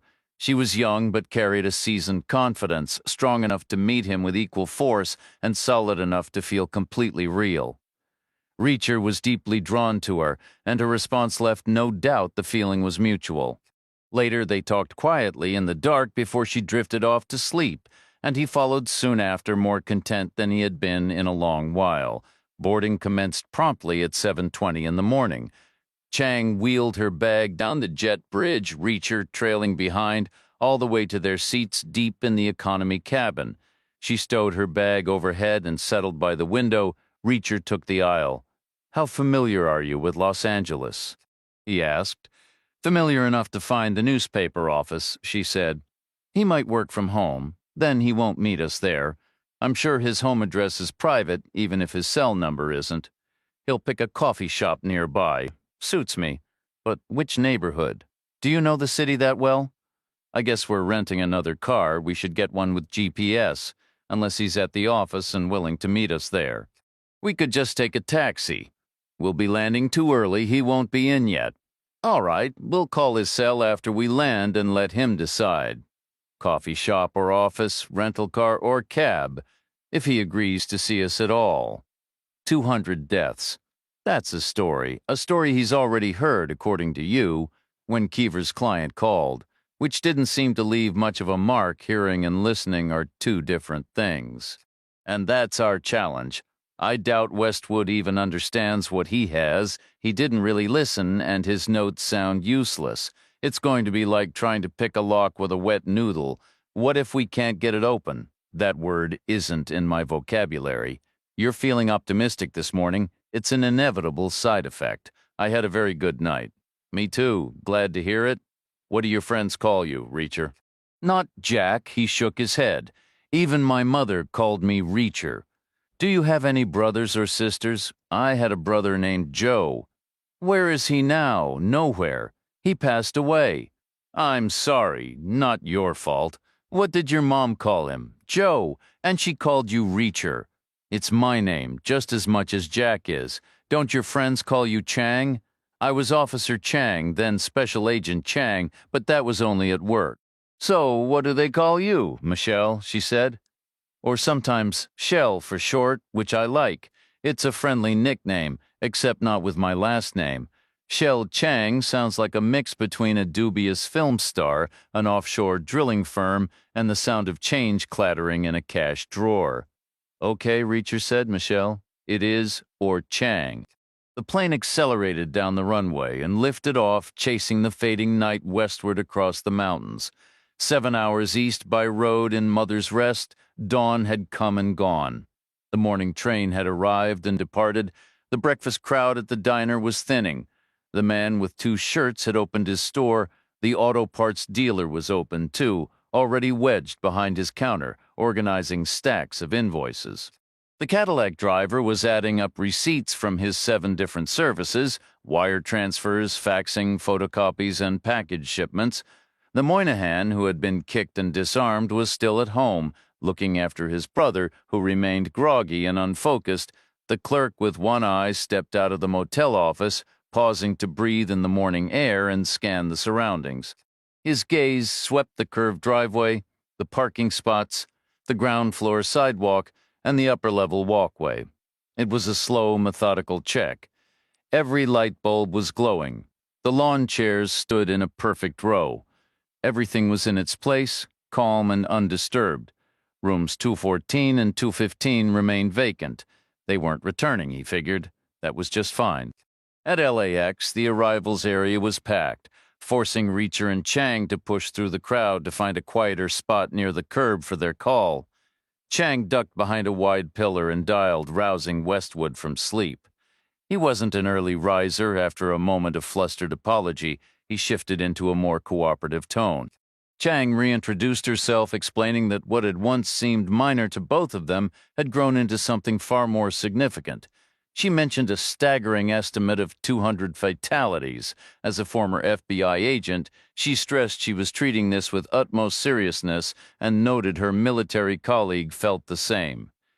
Yes, she confirmed, the book rights were still open. She listened as he gave an address, then ended the call. "A coffee shop," she told Reacher, "in Inglewood." "That's nearby," Reacher said. "When? Half an hour? Let's grab a cab. No time for a rental car." Roughly 20 miles south of Mother's Rest, the man with the crisply pressed jeans and carefully styled hair answered his landline. The call was from a high-level, though unofficial source. Their contact, Hackett, reported the initial communication, a 6-minute cell phone conversation between Westwood, likely at home, given his habits, and a woman named Chang. Background noise suggested she was at an airport, accompanied by a male colleague described as military. The topic involved deaths, and a meeting had been arranged at a coffee shop in Inglewood, which Hackett would monitor. The taxi queue moved quickly despite its length, and Inglewood was just a short hop across the 405 freeway from the airport. They reached the specified coffee shop with minutes to spare. The street was lined with similar establishments, most featuring small outdoor tables and menus scrawled in Italian on chalkboards, but Westwood's choice was different. It was a no-frills relic from another era. Its vinyl and linoleum faded over the years to a dusty tan. About a quarter of the tables were occupied by solitary men, some buried in newspapers, others gazing blankly. None resembled a science editor. "We're early," Chang observed. "He'll be late." They chose a booth, sitting together on a bench upholstered in what was once a vibrant sequined red vinyl, now worn to the same muted khaki as the rest of the diner. They ordered coffee, one hot, one iced, and settled in to wait. The room was hushed, save for the rustle of newspaper pages and the gentle clink of thick ceramic cups on saucers. 5 minutes passed. Then, finally, Westwood appeared. He wasn't what Reacher had pictured, yet the reality made perfect sense.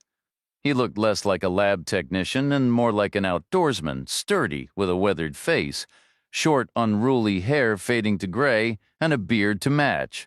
Sunburn reddened his skin, and squint lines framed his eyes. He might have been 45. His clothing was made of technical fabric covered in zippers, but it was well worn and wrinkled. On his feet were hiking boots with speckled laces that resembled tiny climbing ropes, and he carried a canvas satchel the size of a mailbag. He paused inside the doorway, his eyes immediately finding Chang as the only woman present. He slid into the seat across from them, dragging his bag onto the worn vinyl bench. Leaning his forearm on the table, he said, "I'm guessing your other colleague is still missing? A Mr. Keever, wasn't it?" Chang gave a slow nod. "We've hit a dead end with him," she admitted. "There's nowhere left to look. We can follow his trail up to a point, but then it goes cold. Have you contacted the police? No? Then my first question is, why haven't you? It would just be a missing persons filing, that's all it is right now. He's a grown man missing for 3 days. They'd probably take the report, but they wouldn't act on it. It would go straight to the bottom of the pile. 200 deaths might get their attention. We can't prove any of that. We don't know who, why, when, where, or how. So you're telling me I'm buying breakfast because of a guy you haven't even reported missing, and 200 deaths you know nothing about. You're buying breakfast because you're getting the book rights. You can buy all the breakfasts from here on out. Except right now, this breakfast is worth more than the book rights. So far, the book rights and 50 cents might get me a cup of coffee. Reacher leaned forward.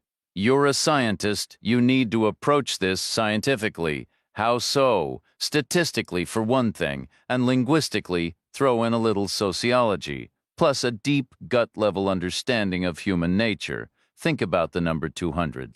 It sounds like a nice round figure, but it isn't. Not really. Nobody says 200 completely at random. People say 100 or 1,000 or hundreds or thousands. 200 deaths sounds specific to me, like a real number maybe, rounded up from the high 18s or 19s, but it sounds to me like there's actual information behind it, enough to keep me interested anyway, speaking as an investigator. Westwood stayed silent. Reacher continued, plus we have to assume the police have already heard this story and dismissed it. Westwood gave a slow nod, because you assume Mr. Keever's client called everyone from the White House on down, including me. Which is exactly where we have to start with the client. We need to find this person. We need to hear the story from the beginning, the same way Keever did. Then maybe we can piece together what happened next. I get hundreds of calls, I told you that. How many exactly? Point taken. And you logged them all. You told us that too? Not in tremendous detail. We might be able to work it out. You'd need a name at least. I think we have a name. Chang shot a look at Reacher. Possibly, Reacher said to her, then he turned back to Westwood. It's probably not a real name, but it could be a starting point. You told us you eventually blocked the nuisance calls when they've worn out their welcome? Suppose someone got frustrated by that and tried to start over by coming back to you under a different name and number. It could happen, Westwood conceded. Reacher turned to Chang. Show him Keever's bookmark. Chang pulled the folded paper from her pocket and smoothed it flat on the table, the 323 phone number and the words, Mother's Rest, Maloney. Westwood studied it. That's my number, no question, Reacher said. We initially took it to mean there was a man in Mother's Rest named Maloney who was involved somehow. But there's no such person, we're certain of that. We asked around, and the responses weren't evasive, they were dismissive. Even a little confused. So what if you had gotten tired of Keever's client, whatever his real name is, and he decided to start fresh?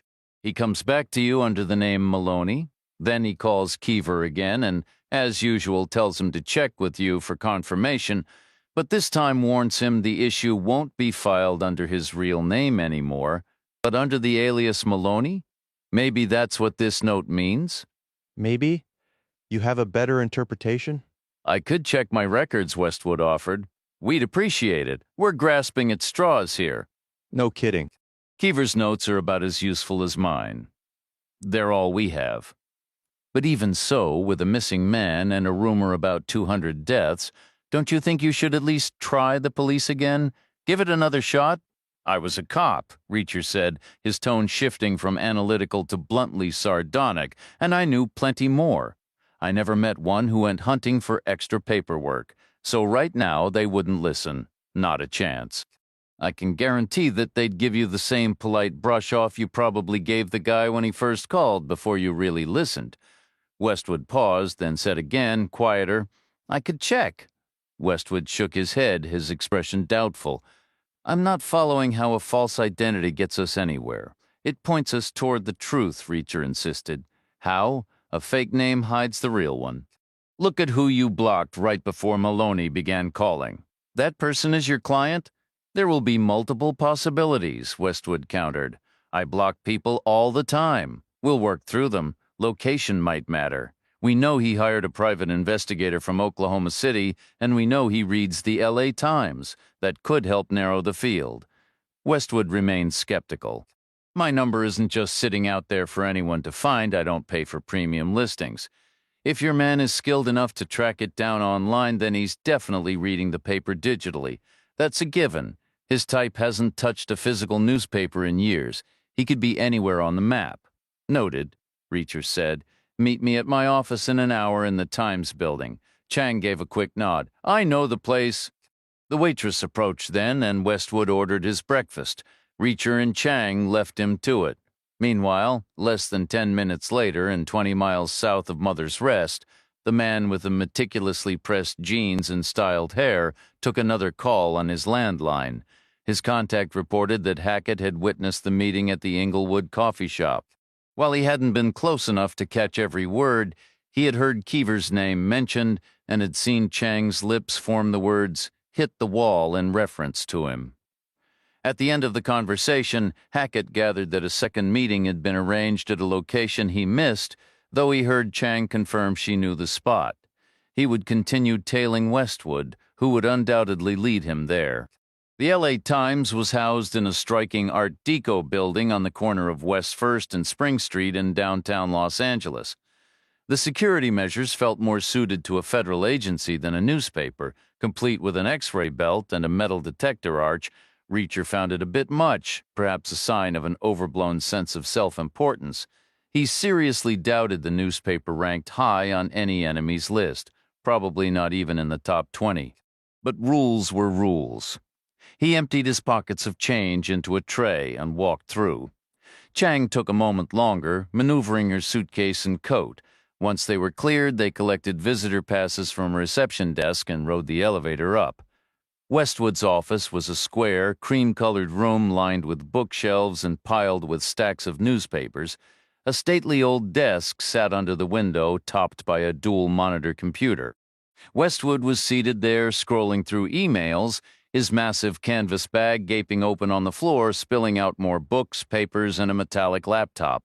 The hallway outside buzzed with the sound of busy journalists, while beyond the window, the relentless Southern California sun blazed in a clear sky. "Be right with you," Westwood said, his tone carrying an odd weight. "Have a seat?" Taking a seat required some minor archaeology. Reacher and Chang shifted stacks of magazines and old editions off two available chairs. Westwood finally closed his email program and swiveled to face them. "My legal team isn't pleased," he announced. "There are confidentiality concerns. Our subscriber database is private property." "What exactly are they worried about?" Chang asked. "They didn't specify. They're lawyers. To them, everything is a potential liability." "This is a significant investigation," she pressed. "They say significant investigations come with warrants and subpoenas," Westwood replied, "or at the very least, official missing persons reports." Reacher's voice was flat. "Why did you involve the lawyers?" "Because protocol requires it," Westwood said. "Did you speak with your managing editor?" "He doesn't see a story here. We did some digging on Keever.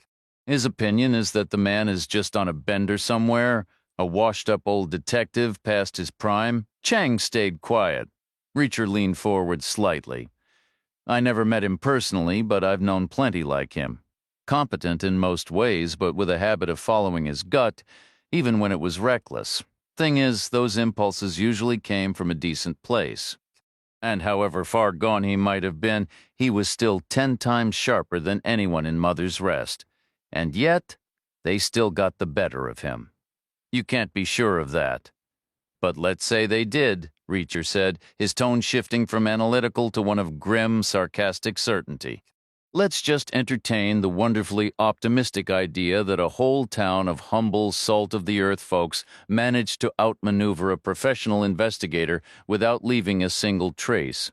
Isn't that a charming little fairy tale? It almost makes you want to move there for the wholesome community spirit.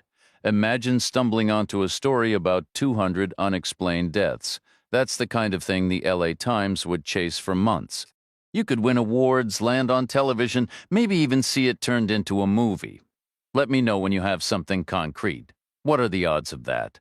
100 to 1. Not 200? Your hunches aren't proof. Consider this, though. If we leave now and that long shot actually pays off, we lose our exclusive. Every paper in the country will be scrambling for the lead. So, A smart editor, even facing those odds, might want a slight head start. My bet is the second that elevator door closes, you'll be searching your database for any calls from a man named Maloney, just to settle your own mind. Westwood remained silent. Reacher pressed on. So what's the harm in us staying to see it? After a long pause, Westwood swiveled his chair toward his monitors. He typed a few keystrokes, likely a login, and brought up an ungainly but functional search page. Chang leaned in, watching as he filtered the parameters, probably to narrow the field. All theories deserve testing, Westwood muttered almost to himself. It's fundamental to the process. He typed the name. A click later, 3 entries appeared.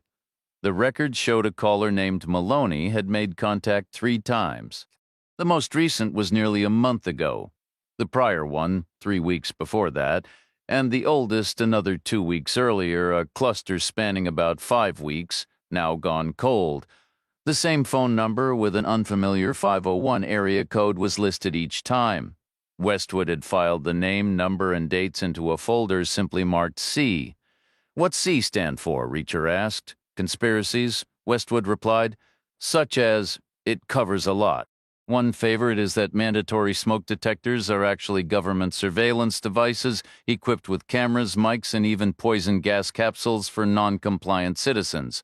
Keever wouldn't bother with nonsense like that, and I wouldn't dismiss anything more substantial. Maybe the caller just didn't explain it well. Are you certain you don't remember him at all, in answer? Westwood navigated to a raw log of all his received calls. The screens were large but could only display a fraction of the year's data. Are we in there? Reacher asked. Westwood gave a single nod. From this morning, what folder did you assign us? Haven't decided yet. Chang pulled out her phone and dialed the 501 number, setting it on speaker. The line hissed, then rang out into empty air. No answer, no voicemail. After a full minute, she ended the call, and the room fell into a heavy silence. We need to know where that 501 area code is, Reacher said. Westwood closed his database and opened a web browser. He shot a glance at the door, a flicker of unease crossing his face. I suppose we're really doing this then? No one has to know, Reacher said, his tone shifting to a dry, almost sarcastic edge. It's just a little unscientific curiosity. What's the worst that could happen? Until the movie is released. The computer identified 501 as one of 3 area codes assigned to cell phones in Arkansas. Chang suggested about 9 weeks back, did you block a call from an Arkansas number? It's possible our guy just switched from a landline to a mobile. Simple as that. Westwood returned to his unfiltered call database, scrolling back 9 weeks. How much of a delay should we account for, he asked. How quickly would he have thought to change his name and number? Fairly quickly, Reacher replied. It's not exactly rocket science, but I'd bet there was a pause, most likely due to wounded pride. You turned him down. It probably took him a solid week to get over himself and try calling again. Westwood scrolled further, going back 10 weeks. He pulled up the area code list on his second monitor, comparing each entry meticulously. When he finished, he announced, I blocked 4 individuals that week. None were from Arkansas. Try the week before that, Reacher said. Maybe he's more thin-skinned than we assumed. Westwood scrolled again, moving backward through the prior 7 days, then forward once more, checking against the area codes. I blocked 2 guys the previous week, he reported. That makes 6 total over a 14-day span, but still no one from Arkansas. Still, we're making progress, Reacher said. The Maloney calls began 9 weeks ago from a guy who had just been blocked within that recent time frame. Logic tells us our guy is one of these 6, and we could be speaking with him in 30 seconds on his other line. Because you still have all the original numbers, Westwood copied and pasted the 6 names and numbers onto a fresh screen. The names were a typical American blend. They could have been the starting lineup for any major league team, or any 6 guys waiting in line at a pawn shop, an emergency room, or the first-class lounge at an airport.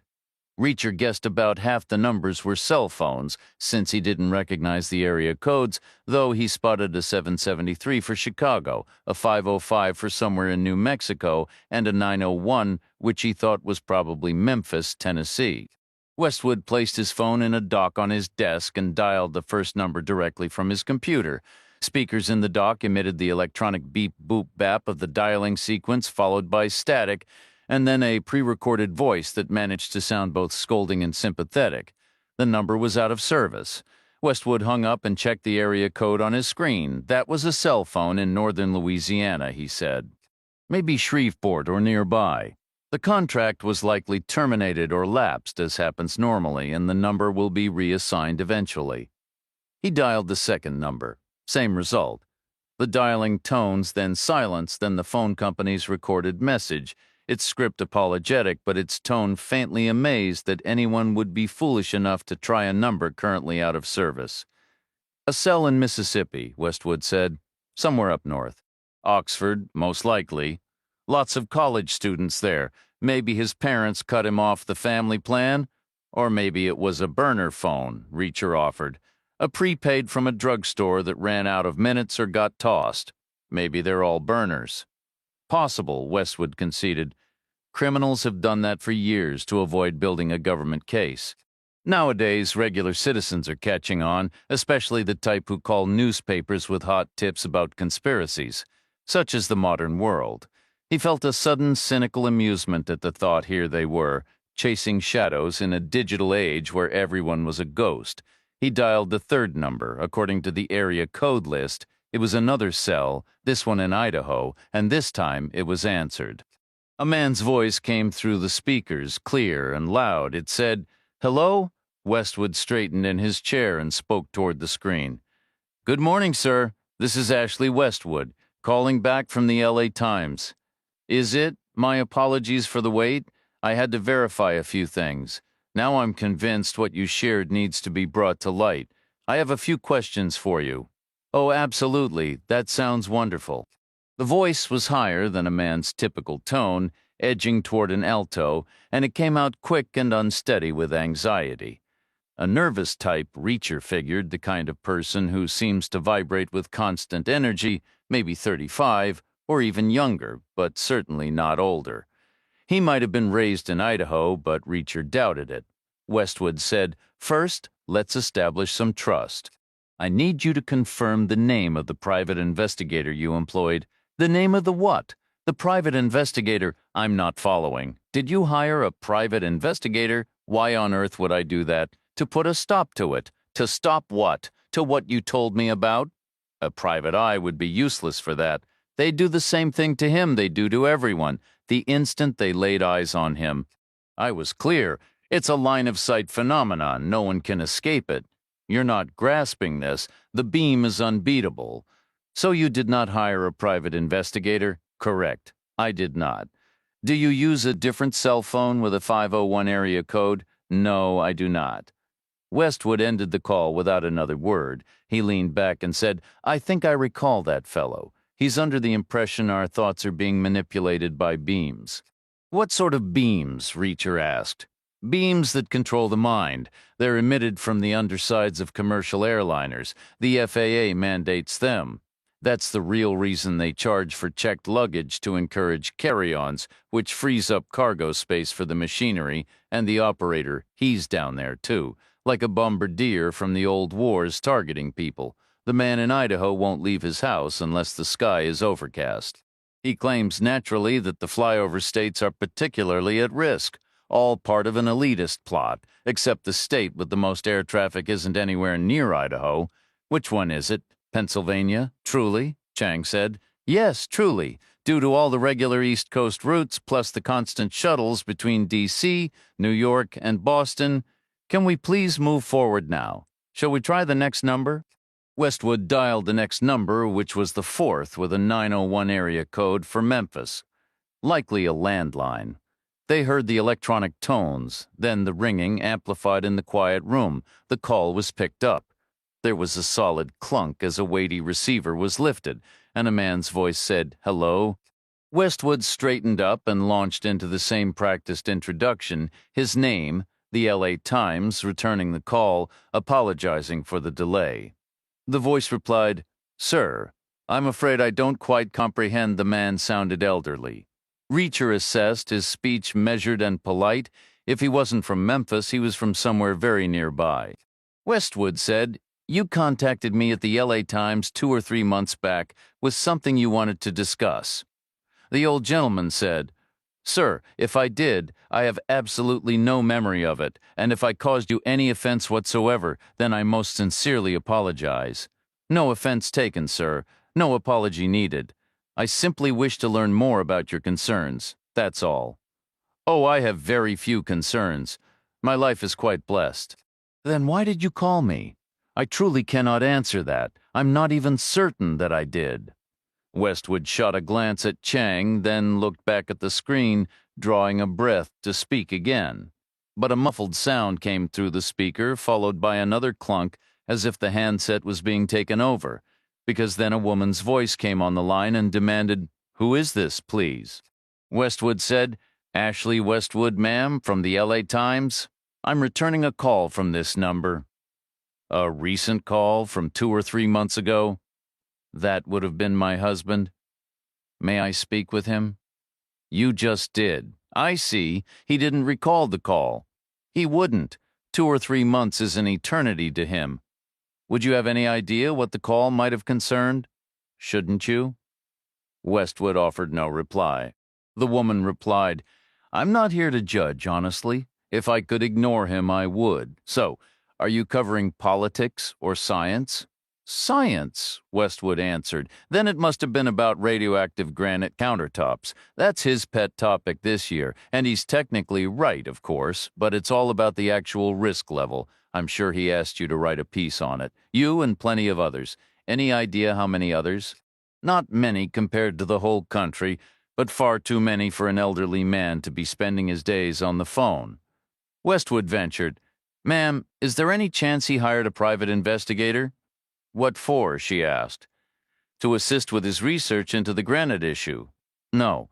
That seems extremely unlikely. Can you be sure?" "The facts are pretty well established. There's nothing left to dig up. Besides, he has no money to speak of. He couldn't afford to hire anyone. Not even with cash? Not even, don't ask. And take my advice, don't get old."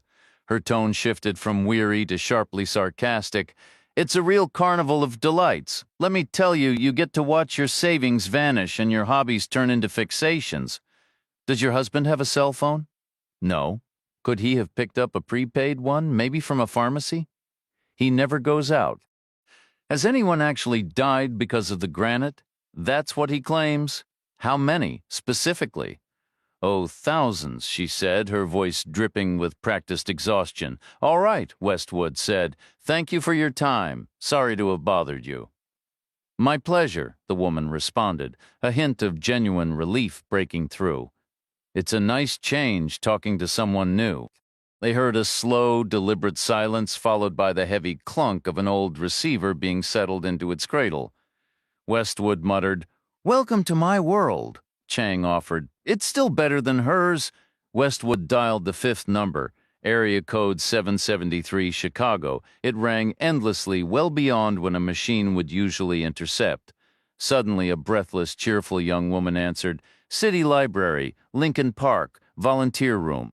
She sounded bright and bustling. Westwood introduced himself and asked for her name. She gave it readily, but insisted she had never called the LA Times and didn't know any private detectives. Westwood inquired if others used that phone, and she confirmed it was shared by all the volunteers in their break space. She explained the library was a bit north of downtown Chicago and relied on a rotating cast of fascinating volunteers, young and old. But no, none seemed overtly obsessed with any scientific issues. Certainly not enough to call newspapers far away. Checking his list for the name tied to that 773 number, Westwood asked, "Do you happen to know a volunteer named McCann? I'm not sure if it's a Mr. or a Ms." "No," she said. "That name doesn't ring a bell. How long have you been volunteering there?" "About a week," she replied. Westwood thanked her. She said he was welcome. He mentioned he should let her go, and she agreed cheerfully. Citing her tasks, he hung up and dialed the final number. Area code 505, New Mexico. The New Mexico line rang 4 times before a man with a quiet, resigned voice answered. Westwood gave his name and went through his standard introduction. The LA Times, the returned call, the apology for the delay, the renewed interest in the matter. A long pause followed. The quiet man on the other end finally said, "That was a long time ago. It would be a different story now." "How so?" Westwood asked. "I know what I witnessed. At first, nobody would listen, including your paper, I'm sorry to say, but then the police sent a detective, a young guy dressed casually but very earnest. He said he was from a special confidential unit and took my full report. He told me to sit tight and do nothing else, but then, a week later, I spotted him in uniform writing parking tickets. He wasn't a detective at all. The department sent a rookie to handle me, probably hoping I'd drop it and go away. Westwood asked me to describe what I'd witnessed one more time. I told him about the craft I saw out in the desert, already on the ground with 6 figures climbing out. They looked almost human, but something was off. What really stuck with me was the ship itself. It had no visible engines for a return trip, just a landing pod. That meant they weren't visitors, they were staying. Which made you wonder, were they the first? If not, how many had arrived before them? How many are already here, blending in? Do they run the police department already? Do they run everything? Westwood stayed quiet. I added, "So it stops being a science story and becomes a psychological one. How does a person live when they know a truth they can never speak?" He asked if I'd hired a private investigator. I told him I'd tried. The first 3 I called refused cases involving aliens. After that, I decided lying low was smarter. That's the real burden now. The strain. I bet a lot of us are in the same boat. We know, but we feel completely alone because we can't risk talking about it. Maybe that's what you should write about? The isolation, what became of the ship? Westwood pressed. I went back and it was gone. Their people must have moved it, hidden it somewhere. Has anyone died because of this? I don't know, it's possible. How many? 1 or 2, maybe. Think about it. A controlled landing still throws off tremendous energy. Retro-rocket flames, heat. Could have been deadly for anyone too close, and who knows what they do once they're settled in. He asked if I had a cell phone. I told him no, the radiation is dangerous, can cause brain tumors. Does the name Keever mean anything? Was he one you called? Never heard of him. Thank you, Westwood said. I'll be in touch. He ended the call. Chang remarked, "Welcome to your life, huh?" "Welcome to New Mexico," Westwood replied. He deleted 3 numbers from his temporary list. The beam guy, the granite guy, and the close encounters guy are dead ends. Agreed? That leaves us with the abandoned cell in Louisiana, the abandoned cell in Mississippi, and that volunteer rec room in Chicago. We've at least cut the odds in half. He tidied the 3 remaining lines on his screen. At the top was the Louisiana number, listed to someone named Headley, 10 weeks back. Below it, the Mississippi number tied to a Ramirez.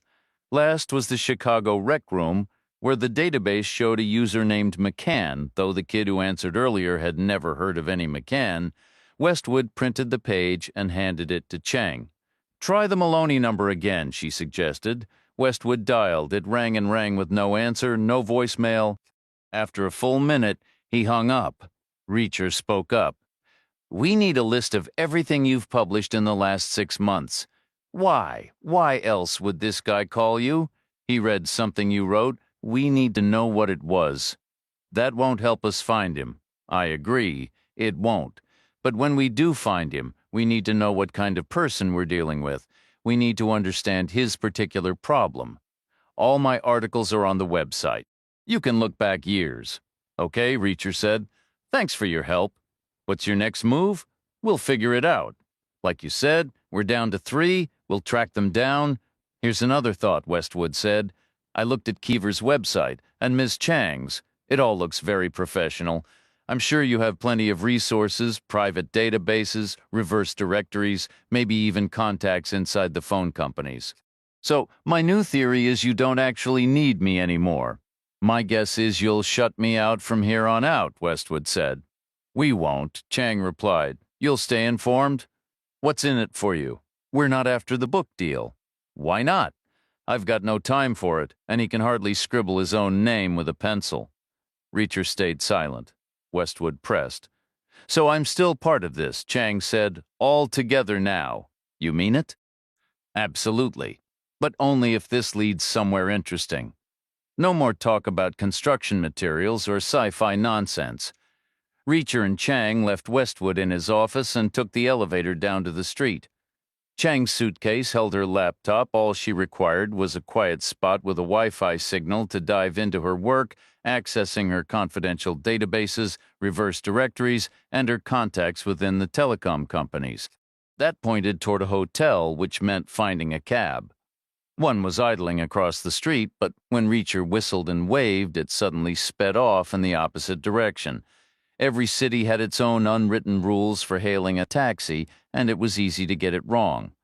They headed north toward the Children's Museum, where a line of cabs stood waiting. The sort of places Reacher was familiar with in Los Angeles weren't exactly known for quiet or reliable internet, so he left the choice to Chang. She directed the driver to West Hollywood, and they pulled into the traffic.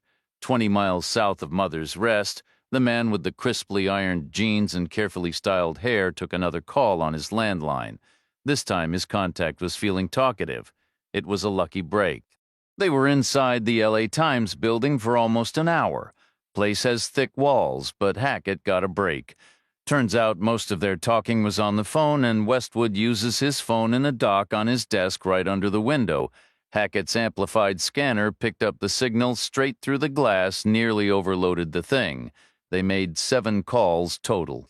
2 were to disconnected cells, 1 was a cell that didn't pick up, and 1 was to a public phone in Chicago. The other 3 were dead ends they dropped. Keever's name came up once, and private investigators in general got mentioned 3 times, plus again on the Chicago call, where Westwood also asked about someone named McCann. The man south of Mother's Rest was silent for a long moment. Then he said, "So no real headway? That's your call. They've got 3 leads. I'd bet one of them is Keever's client, and you probably know which. They've got phone records that can be traced. I've seen cases blow up over less. I need to know if they reach out to the phone companies. Consider it an early alert, and if they do, I need to know exactly what the companies tell them. That'll require extra, I'm afraid. Phone companies play things close. Some incentives would be needed. Make it happen." All right. What happened next? Then it got a little ridiculous. How? Westwood stayed put. Reacher and Chang left. Where'd they go? That's the ridiculous part. Hackett lost them. He was undercover as a cabbie, best city cover there is, but Reacher tried to flag him down, so he had to peel out fast. Not ideal. He's got Chang's phone tagged in his system. The second she makes a call, he'll have their exact location. Chapter 28. The place Chang picked in West Hollywood was a motel, not all that different from the one in Mother's Rest, though its trendier setting made it feel deliberately retro rather than just worn out. Reacher paid cash for a room, which came with a desk, a chair, and both wired and wireless internet. But the real standout was the king-size bed, flat, spacious, and firm. They both glanced at it, shared a meaningful but brief kiss, the kind exchanged by people who know there's work to be done first. Chang settled in and plugged in her laptop. She unfolded the printout Westwood had given her. 3 names, 3 numbers. She asked, "Do you like to gamble?" Reacher considered it. Louisiana borders Arkansas, which might account for one of those area codes. Then again, Mississippi is just as close. Chicago isn't, but a man named McCann might pick Maloney as an alias. Maybe it was his mother's maiden name. Right now, I'd call it a 50-50 shot. Where should we begin? With the active 501 number. It could be a new arrangement, maybe listed under a real name, unless it's a disposable phone. She pulled up a search page as clunky as Westwood's and entered the full 10 digits. The screen returned a single word, refer. Reacher said, "What's that mean?" "It means it's not in the public directory, but there's data available for a fee from a contact inside the phone company." "How much?"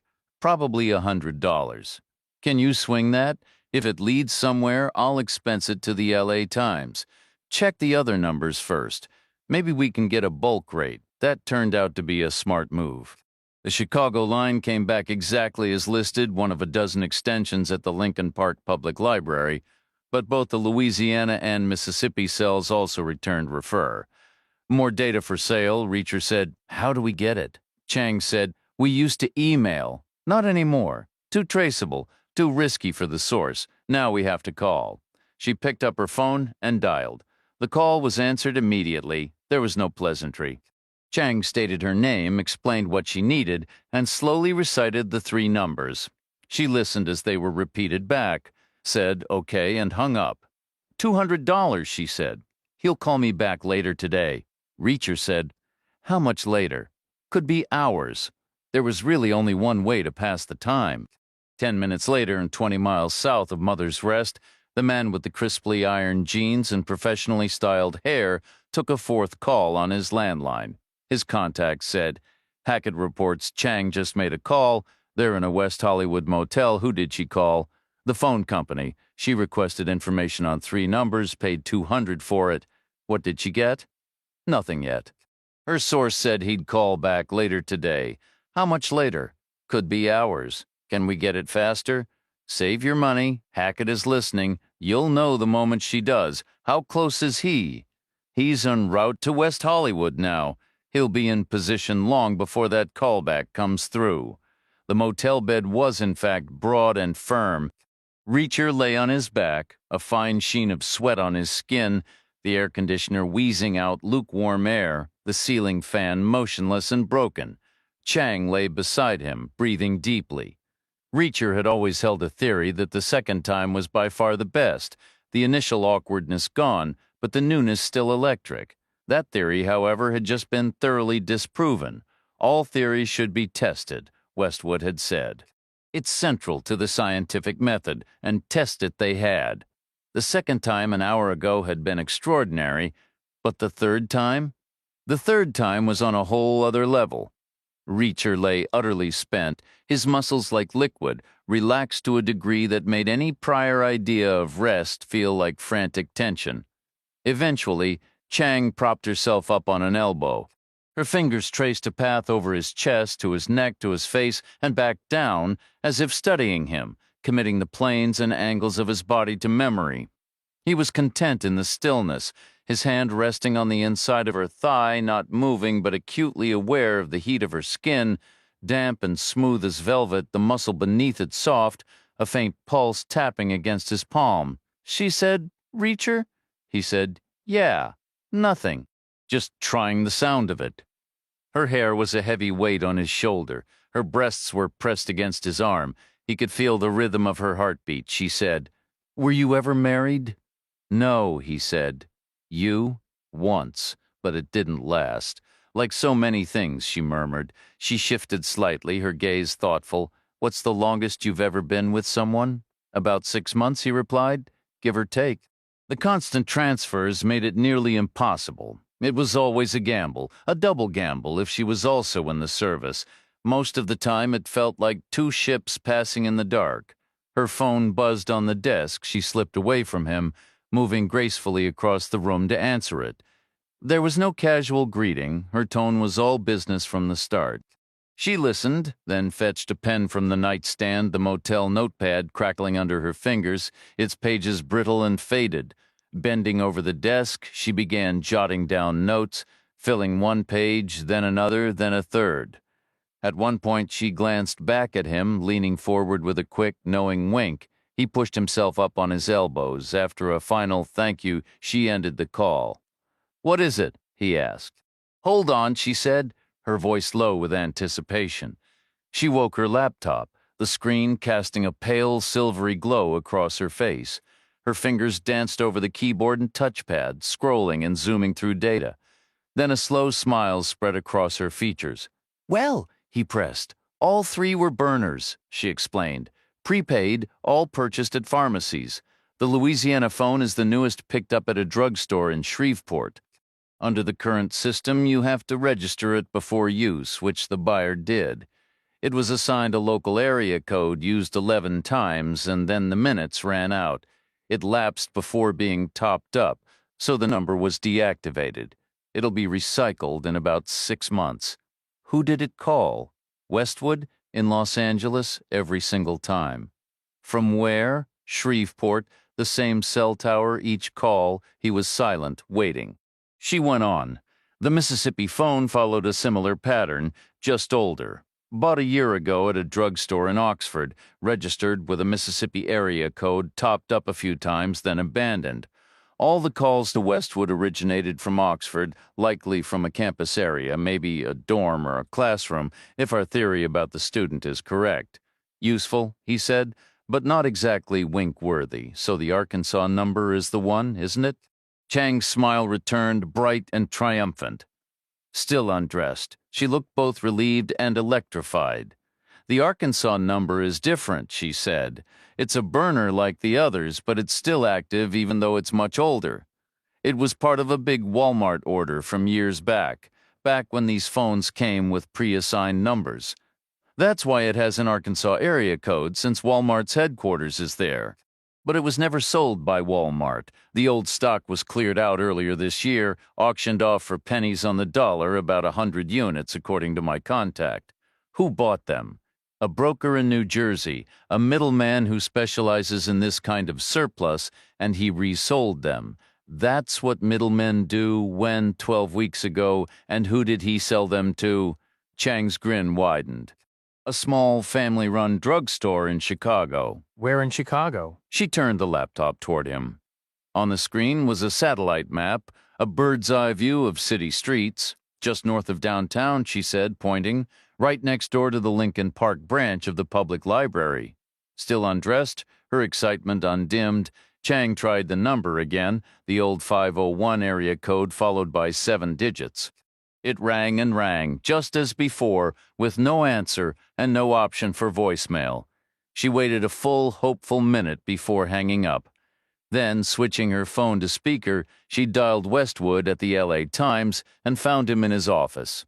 The 501 number is a prepaid phone sold at a store right beside the Lincoln Park Library in Chicago, she explained. That confirms Maloney is McCann. We're thinking he volunteers at the library, which would give him easy access to the 773 number he used earlier. Once you blocked that, he just went next door, bought a burner, and tried again. We need his background. We need to know exactly when he started calling. I'll look it up, Westwood said. They listened to the sound of keystrokes, mouse clicks, and his steady breathing. Reacher imagined the dual monitors and the phone docked on the desk. After a moment, Westwood returned. The first call from McCann came in just over 4 months ago. There were 15 more after that before I blocked him. Then he switched to the Maloney alias and called 3 more times. But you already knew that part. Do you have any notes from those earlier calls? Nothing, I'm afraid. Don't worry about it. We'll piece it together. Keep me updated, we will. She ended the call. Reacher said, We should find the library's main number. They must keep records on their volunteers. We could get a home address out of it. We should shower first, she replied, and get dressed. It feels strange doing all this completely naked. Reacher stayed quiet. The man in the crisply ironed jeans and carefully styled hair took a 5th call on his landline. His contact reported the phone company just called her back. Immediately after, she contacted the LA Times. She's fixated on some guy named McCann in Chicago. There was an extended silence. Finally, the man with the jeans and styled hair asked, Did she actually speak to him? To McCann? No, but she has his number. Actually, she has 2 numbers. One appears to be linked to a public library. It seems McCann volunteers there. She already knows where he spends his time. Volunteering isn't quite the same as a job. Then why hasn't she spoken to him? She tried. She called his cell. He didn't answer. Why wouldn't he? How should I know? I'm asking for your professional analysis. That's what you're paid for. What are the possible reasons someone doesn't answer their cell phone? The owner could be dead. The phone could be lost under a bus seat. He might not recognize the number and be in a foul mood, or he could be somewhere it's rude to take a call. There are countless reasons. What's her next step? She'll keep trying the cell. She'll also call the library's main line to get whatever information they keep on volunteers, like an address. That could be tricky. Privacy policies might block it. So what then? She'll go to Chicago. She'll go regardless if McCann was Keever's client. She'll want to talk to him face to face. She can't exactly expect him to fly out to her, and Reacher will go with her. Almost certainly. I can't allow that. They're already getting too close. How do you plan to stop them? Your man Hackett is right there. Hackett is currently only tasked with surveillance. That may need to change. You mentioned the menu of options. You need to think this through carefully. It's not just about the cost. This is a significant escalation. I can't let them reach Chicago. You need to be absolutely certain. A decision like this requires total clarity. We should have handled them ourselves when we had the opportunity. I'll need a formal authorization. The man in the iron jeans and blow-dried hair said, "Tell Hackett to stop them now, permanently." The shower offered a slow, gentle shift from what they had been doing to what came next. The tub was snug, but the curtain rod curved outward, and the spray was wide and comfortably warm. They had no desire to be more than an inch apart anyway, so everything felt just right. They bathed each other from head to toe, a slow and deliberate ritual, playful at times, ensuring every inch was lathered and rinsed. The room grew thick with steam, clouding the mirror completely. Afterward, they stepped out and dried themselves with the thin motel towels, then wiped clear circles in the fogged glass, one high, one low, to see their reflections. Reacher ran his fingers through his hair while Chang used a tortoiseshell comb from her bag. They gathered their discarded clothes from the floor, the chair, and the bed, pulling them on over skins still slightly damp from the shower. With that done, they returned to the task at hand. Reacher drew back the drapes to a stunning Southern California morning, the late summer sun blazing in a clear blue sky. Even the usual haze near the horizon seemed to glow with a faint, golden light. Chang tried the 501 number again, letting it ring on speakerphone. It continued without answer, a persistent, mournful hum. Reacher shook his head. In my experience, phones either get answered or go to voicemail. This is new. Maybe that older model didn't have voicemail set up, Chang suggested, or he turned the feature off. Is that possible? I'm not sure. Then why not pick up? You can't ignore a ringing phone forever unless you've abandoned it completely. He probably gave up, Chang said. If no one was listening, he might have just tossed the phone in a drawer somewhere. Reacher's understanding of civilian technology was practical, not detailed. He knew faxes, radios, and mail, but cell phones were a mystery. He'd never owned one. Who would he call? Who would call him? From casual observation, he pictured the device vibrating and ringing with desperate energy. The battery has to be charged, he reasoned. If it died, the network would register it as offline, so someone must be plugging it in occasionally. Maybe he just stepped out and left it behind, Chang offered. Reacher looked out the window and said nothing. In his mind, he saw a different scene, a phone trembling alone on a floor like a loyal dog nudging its lifeless owner, confused and persistent. It was a bleak image, out of place in the sunny room, but he stuck to the facts. Let's end the call and try the library directly. Chang hung up and the room fell silent. She woke her laptop, navigated to the Chicago Library site, and found the number for the Lincoln Park branch. After a menu prompt for English or Spanish, she pressed 9 for a person. A woman answered, "How may I help you?" Chang introduced herself as she had before, private investigator, formerly FBI, now in Seattle. The mention of the Bureau seemed to lend credibility. "I understand your branch works with volunteers," Chang began. "That's correct," the woman replied. "Do you have a volunteer named McCann?" "We did. But we haven't seen him in about a month." "Did he formally quit?" "Not exactly. Volunteers often fade in and out." "What can you tell me about him? Is he in some kind of trouble?" "He was a client of ours," Chang explained. "We've lost contact and are trying to locate him to see if he still needed our assistance. He's an older gentleman, very reserved, keeps to himself, but his work is solid. We'd like to get back in touch as well." "Did he ever mention any strong passions or things that were worrying him?" "I couldn't say. He was never one for long conversations." "Is he from the area? Do you have an address on file?" There was a pause from the Chicago end of the line, then the woman's voice returned, firmer now. "I'm afraid I'm not allowed to share that sort of information. We have to protect our volunteers' confidentiality." What about a home phone number? Maybe you could call him and have him contact us. Another stretch of silence from Chicago, filled only by faint mechanical clicks. Someone was searching a database. Reacher figured, scrolling through a long digital list. M for McCann would be right in the middle. When the woman came back, she said, "No, we don't have a phone number for him either." After the call, they dug into Chang's private investigator databases, searching for any McCann in Chicago who might stand out for other reasons. The search returned hundreds of results, which Reacher expected given common names and generations of family movement.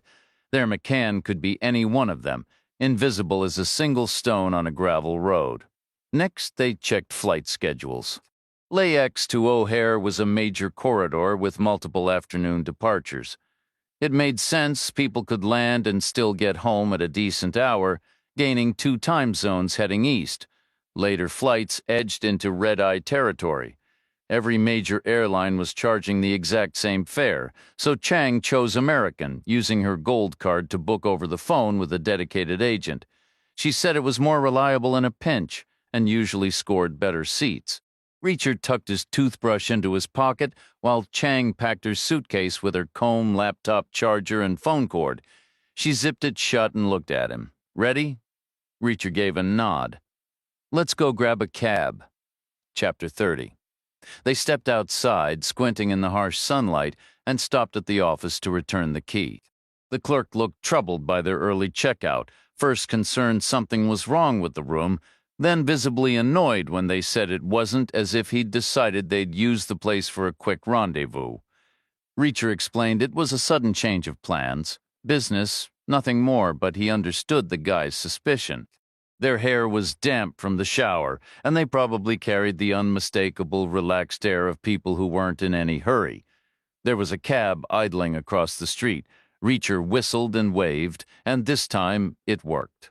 The cab executed a slow U-turn and pulled up, the rear door handle lining up perfectly with Reacher's side. The trunk popped, and the driver got out to help with Chang's bag. He was a large man in a short-sleeved shirt, his forearms corded with muscle, his nose crooked from an old break, his eyebrows nicked with faint scars. A former fighter, Reacher thought, or just someone life had roughed up a few times. The man lifted the suitcase as if it were empty and stowed it in the trunk. Chang slid across the vinyl bench behind the driver's seat, and Reacher settled in beside her. The driver caught Reacher's eye in the mirror. "LAX," Reacher said. "American Airlines Domestic Terminal." The cab pulled away, moving steadily through the dappled light, turning left and right on side streets until it reached Santa Monica Boulevard, where it headed south and west toward the 405 freeway. Meanwhile, the man with the designer jeans and carefully styled hair didn't wait for his landline to ring. He wanted to be ahead of the story, so he dialed his contact first. "Is it finished?" he asked. His contact replied, "Don't worry, it will be, so it's not done yet."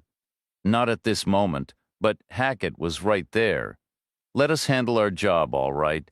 2 bodies in a West Hollywood motel room would have been a mess. They take that kind of thing very seriously around here.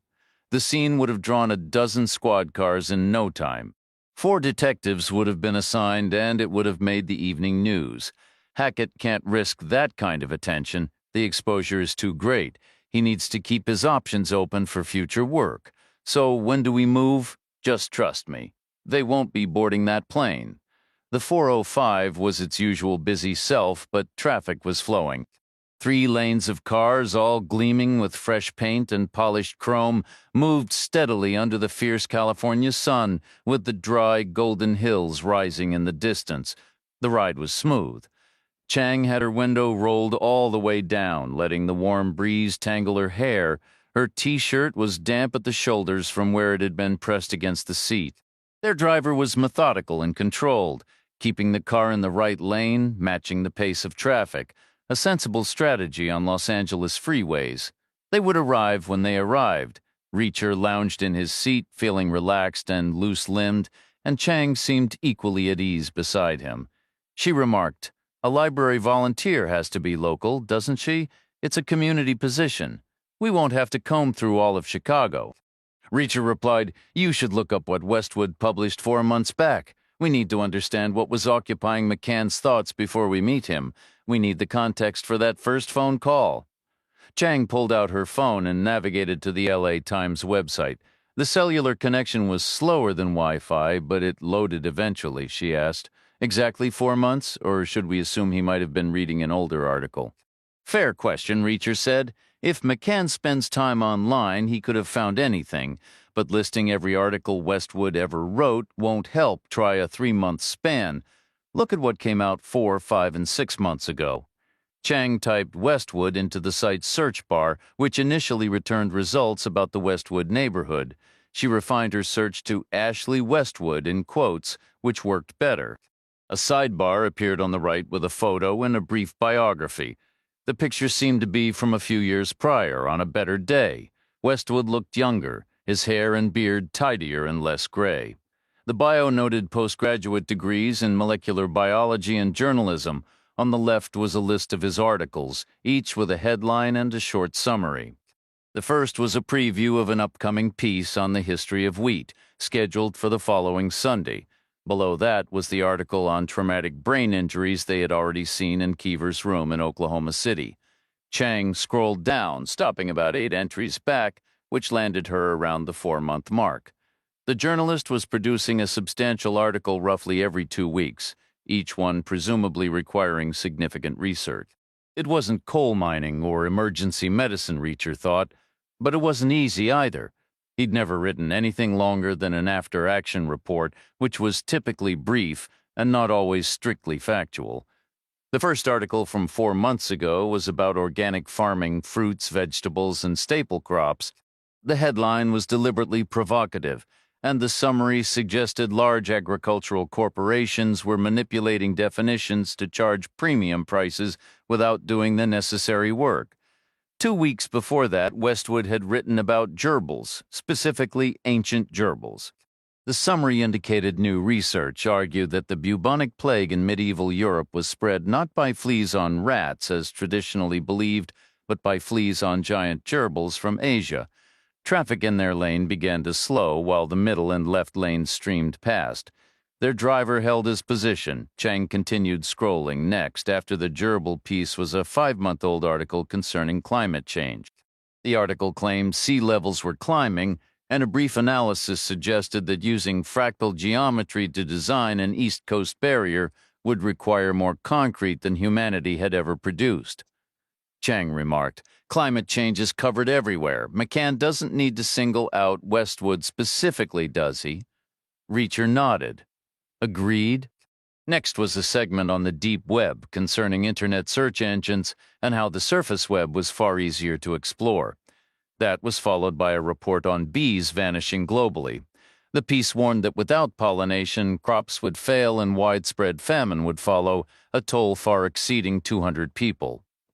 Through the window, Reacher could see about that many individuals, right then as traffic crawled even slower. They remained in the right lane, while the middle and left lanes inched forward slightly quicker. A black town car drew even with Chang's side and held position for a moment. A space opened ahead of it, the rear window slid down, and Reacher caught a fleeting view of a man inside turning his head toward them. For a ridiculous instant, it seemed the man intended to communicate, but then the predictable occurred. The town car, traveling at the right lane's sluggish pace but situated in the middle lane, was nudged from behind by a small red coupe whose inattentive driver failed to slow. The impact was gentle, maybe a 5 or 10 mile per hour difference, yet it shoved the town car forward firmly. The passenger's head snapped back against the headrest, then jerked forward, a vivid demonstration of Newton's laws with inertia and equal reaction on full display. Reacher was struck by the violence of the motion. Maybe whiplash claims weren't exaggerated after all. The town car rolled ahead into the gap, the red coupe trailing, neither vehicle stopping or showing damage. Apparently those reinforced bumpers did their job. There was no drama, no honking, no angry gestures, no raised fingers. Just another routine moment in Los Angeles gridlock, Reacher figured. Their right lanes slowed further, and within seconds both cars were far ahead and gone. The left lane was now moving noticeably better. Reacher leaned forward. "Why not change lanes?" The driver checked the mirror. "It's all going to lock up soon. Wouldn't you rather get ahead before it does?" "It's the tortoise and the hare, my friend."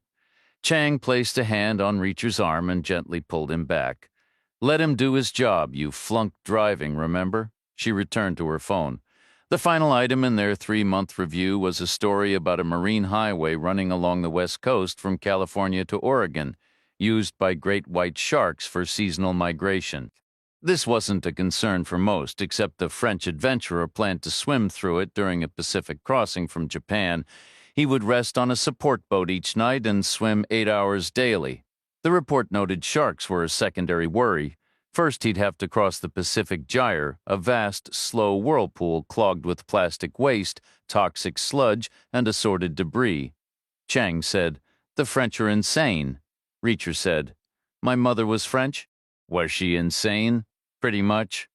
Traffic decelerated again in a cascading slowdown. The left lane, now matching the middle lane's earlier pace, the middle lane dropping to the right lane's crawl, and the right lane nearly halting. Still, the driver refused to switch lanes. He crept along, stopping and starting, barely outpacing a stroll. Then they understood his reasoning.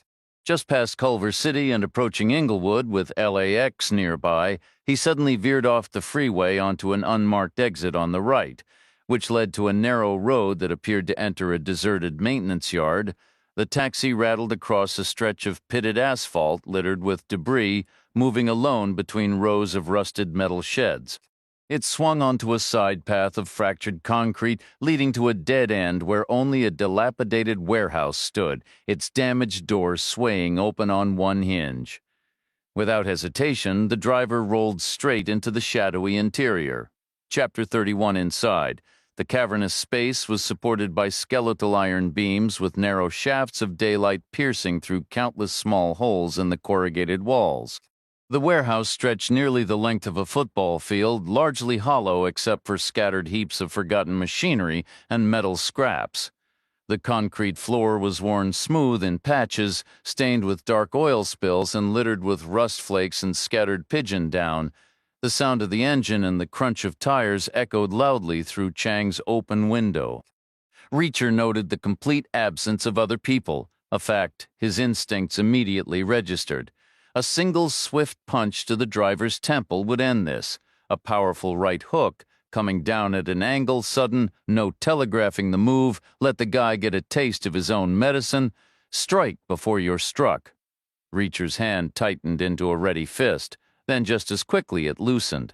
The driver continued calmly forward, slow but assured, as if following a familiar route he'd traveled countless times.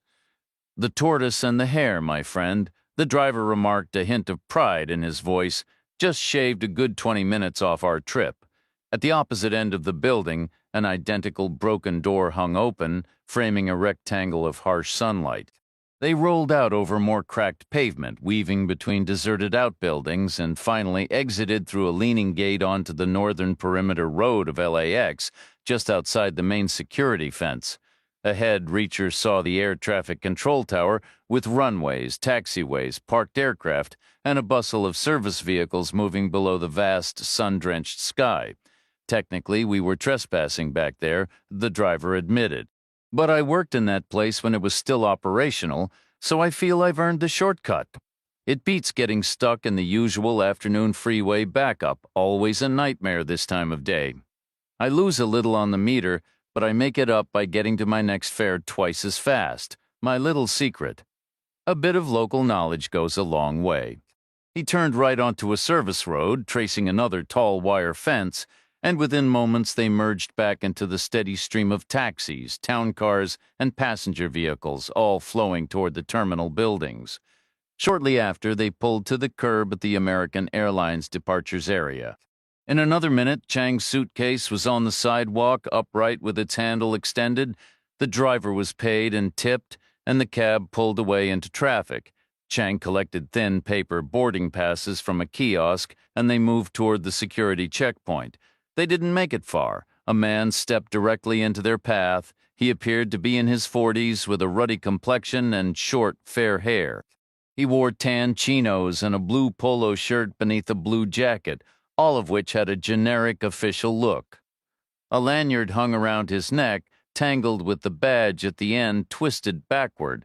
"Ma'am, sir," he said, "I observed you entering the terminal from the curb." Reacher replied, "Is that right?" "You bypassed the curbside baggage check and used the kiosk for passengers with no checked luggage. Did we?" "Sir, you have no luggage whatsoever. Nothing checked, no carry-on, not even a purse or a briefcase." "Is that an issue?"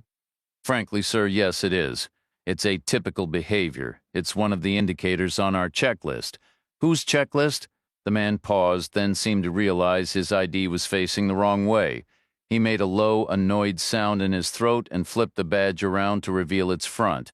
Reacher noticed a small pink photo on the right side of the badge and the letters LAPD in blue on the left, along with some faint, tiny text he couldn't make out. The man stated, "Counterterrorism," Reacher replied. "I understand that traveling without luggage is unusual. That's just an observation. But I don't see why that alone should raise suspicions. I don't make the rules. I'm afraid you'll both need to come with me." Chang asked, "Where to speak with my supervisor?" "Where is he?" "In the van parked outside."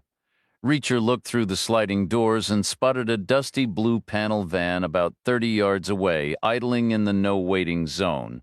It wasn't exactly gleaming. "Surveillance," the man explained, "and by boss I mean my watch supervisor for today, not my actual superior. The person in the van has the authority. It's straightforward procedure." "Nothing to worry about," Reacher said. "No. Sir, that's not an option right now. This involves national security. No, this is an airport.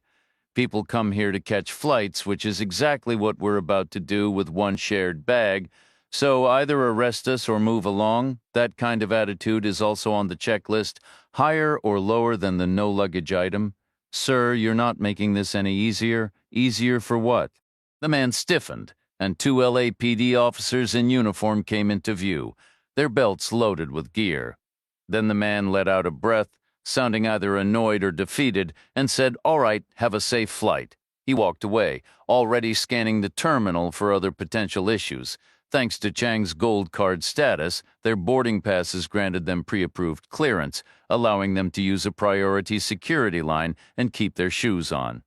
Reacher dropped his coins into a tray, raised his arms in the scanner, and met Chang on the other side. They headed to their gate and found a nearby lounge that the gold card also accessed. They settled into surprisingly comfortable upholstered chairs, a far cry from the old mahogany benches at the railroad stop in Mother's Rest, though both shared the trait of being more pleasant than they appeared. These modern seats needed to be, since their flight wasn't the first departure of the day, a downside of the gold card perks, Reacher mused. Once on board, the benefits continued, with exit row seats offering extra legroom, which Reacher appreciated but also found ironic. He understood the reasoning. In an emergency, passengers would need to exit over the wing. Regulations required minimum space for that maneuver, but if that amount of space was deemed necessary for comfort and safety, why wasn't it standard for every row? It was a bureaucratic puzzle he couldn't quite solve. Chang remarked, "This is nice." Reacher agreed. "It sure is. Why didn't you trust that officer back at the airport?" "I didn't have a problem with him. I generally like people. I'm a cheerful, sociable guy." "No, you're really not. I was fine with him," Reacher repeated. "But you seemed to react negatively." "Did I? You refused him, then pushed back, almost like you wanted him to arrest us." "I had a question." "Which was?" "I thought he seemed convincing. Very convincing, actually. We've both seen how these protocols work. Some analyst upstairs drafts a checklist based on who knows what. Maybe 9 times out of 10, no luggage signals trouble, though my guess would be closer to 1 in a million. Probably his too, but he follows the list because he has to. So what was your question? Have you seen a recent LAPD photo ID to compare?" "Not that I recall." "Me neither. You think he was a fake? I wish I knew. If he was legitimate, at least he proved that mind control theory was nonsense. Otherwise, he would have been pleased we weren't checking bags. I could have fit more equipment in the cargo bay if I'd left more space. If he wasn't who he said he was, Then who was he? Maybe another relative of the Moynahans. In Los Angeles? How many could there possibly be? I'm not buying that. Why did he back off when he did? Because you talked him down. He didn't have enough legal grounds, and he probably needed some.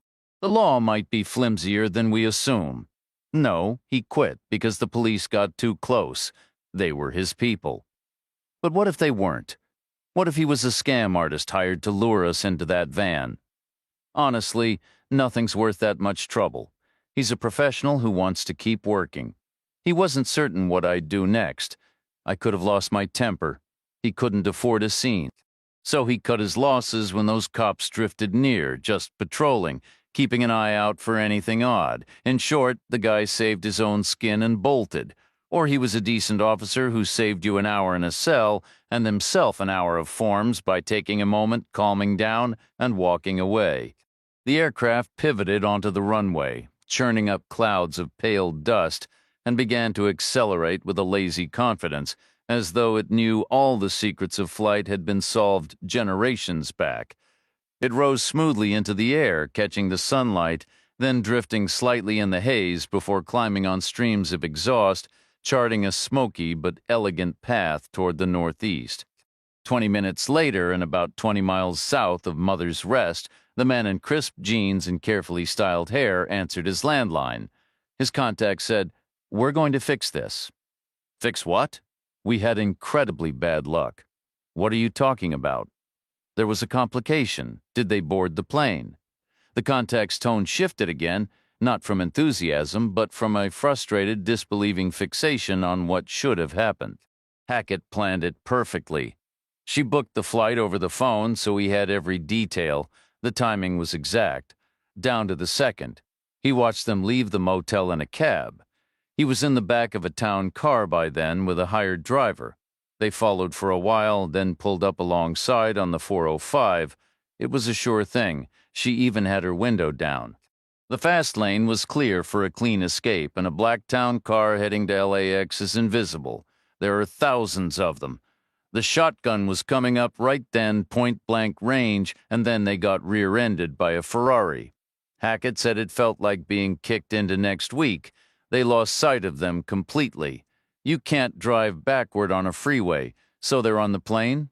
It wasn't the first flight out. They picked it because she has a gold card. Hackett is ahead of them by 34 minutes.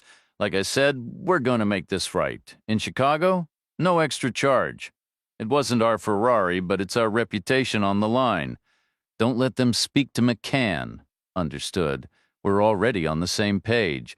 The flight felt endless, not quite ocean to ocean, but close enough, a major cross-country haul. Chang had her seat tilted back slightly, her legs stretched out, her lace-up shoes tucked under the seat ahead. She was thinking hard, the way Reacher had seen her think before behind the wheel of that little green Ford on the long, empty road toward Oklahoma City. Sometimes she'd offer a faint smile, then a slight grimace as pros and cons, risks and rewards spun through her mind. With no highway to watch, her eyes were part of the process too, narrowing, squinting, widening, shifting focus from near to far. Reacher was trying to avoid thinking at all. He was chasing a faint, slippery memory hovering at the edge of awareness. He looked away from it deliberately, leaving it undisturbed. He said, "The library will be closed by the time we land." She replied, "We'll go first thing in the morning. We'll get a hotel tonight. Let's make it a nice one, the best in town. Send the bill to the newspaper, a proper suite with room service. They'll be happy to cover the bill. I've got a feeling something's about to happen. What kind of something? I'm not sure. There's a detail I can't quite recall, but I know it matters. How can it matter if you don't remember it? It's just a gut feeling. Meanwhile, the nicest hotel in the city is going on my card. That's my risk. They'll be happy to pay," Reacher repeated. "Four Seasons or the Peninsula, whichever. I'll call from O'Hare and pick the better deal." Reacher stayed quiet. Chang asked, "How significant do you think this forgotten thing really is?" "I think it's going to show us the whole picture, what we're actually dealing with. What is it then?" "I don't know. It's like I'm trying to line up two pieces that are identical." but I don't know what they are, phrases, details, locations, not locations. Los Angeles is nothing like Mother's Rest. There's no comparison. Fine. Chicago isn't either. Unless you count farmers maybe visiting for some trade show, is that it? No. You'd better figure it out. We'll be landing soon. Reacher gave a distracted nod. We'll be landing soon. He mentally walked through the steps of getting off the plane. He always liked to plan things out, even the simple routines. It was a primal instinct. The plane would taxi to the gate, the seatbelt sign would ding off, people would stand and wrestle bags from the overhead bins, then crowd the aisle in that slow, shuffling parade toward the door and into the jet bridge. Then the real scramble would begin down the long concourses, past the shiny airport shops and the food courts with their fake wood tables and solitary travelers. And that's when it clicked. He said, not phrases, details, or locations. She said, what then? Faces, he said. Remember that town car on the 405? There were 1,000 town cars on the 405.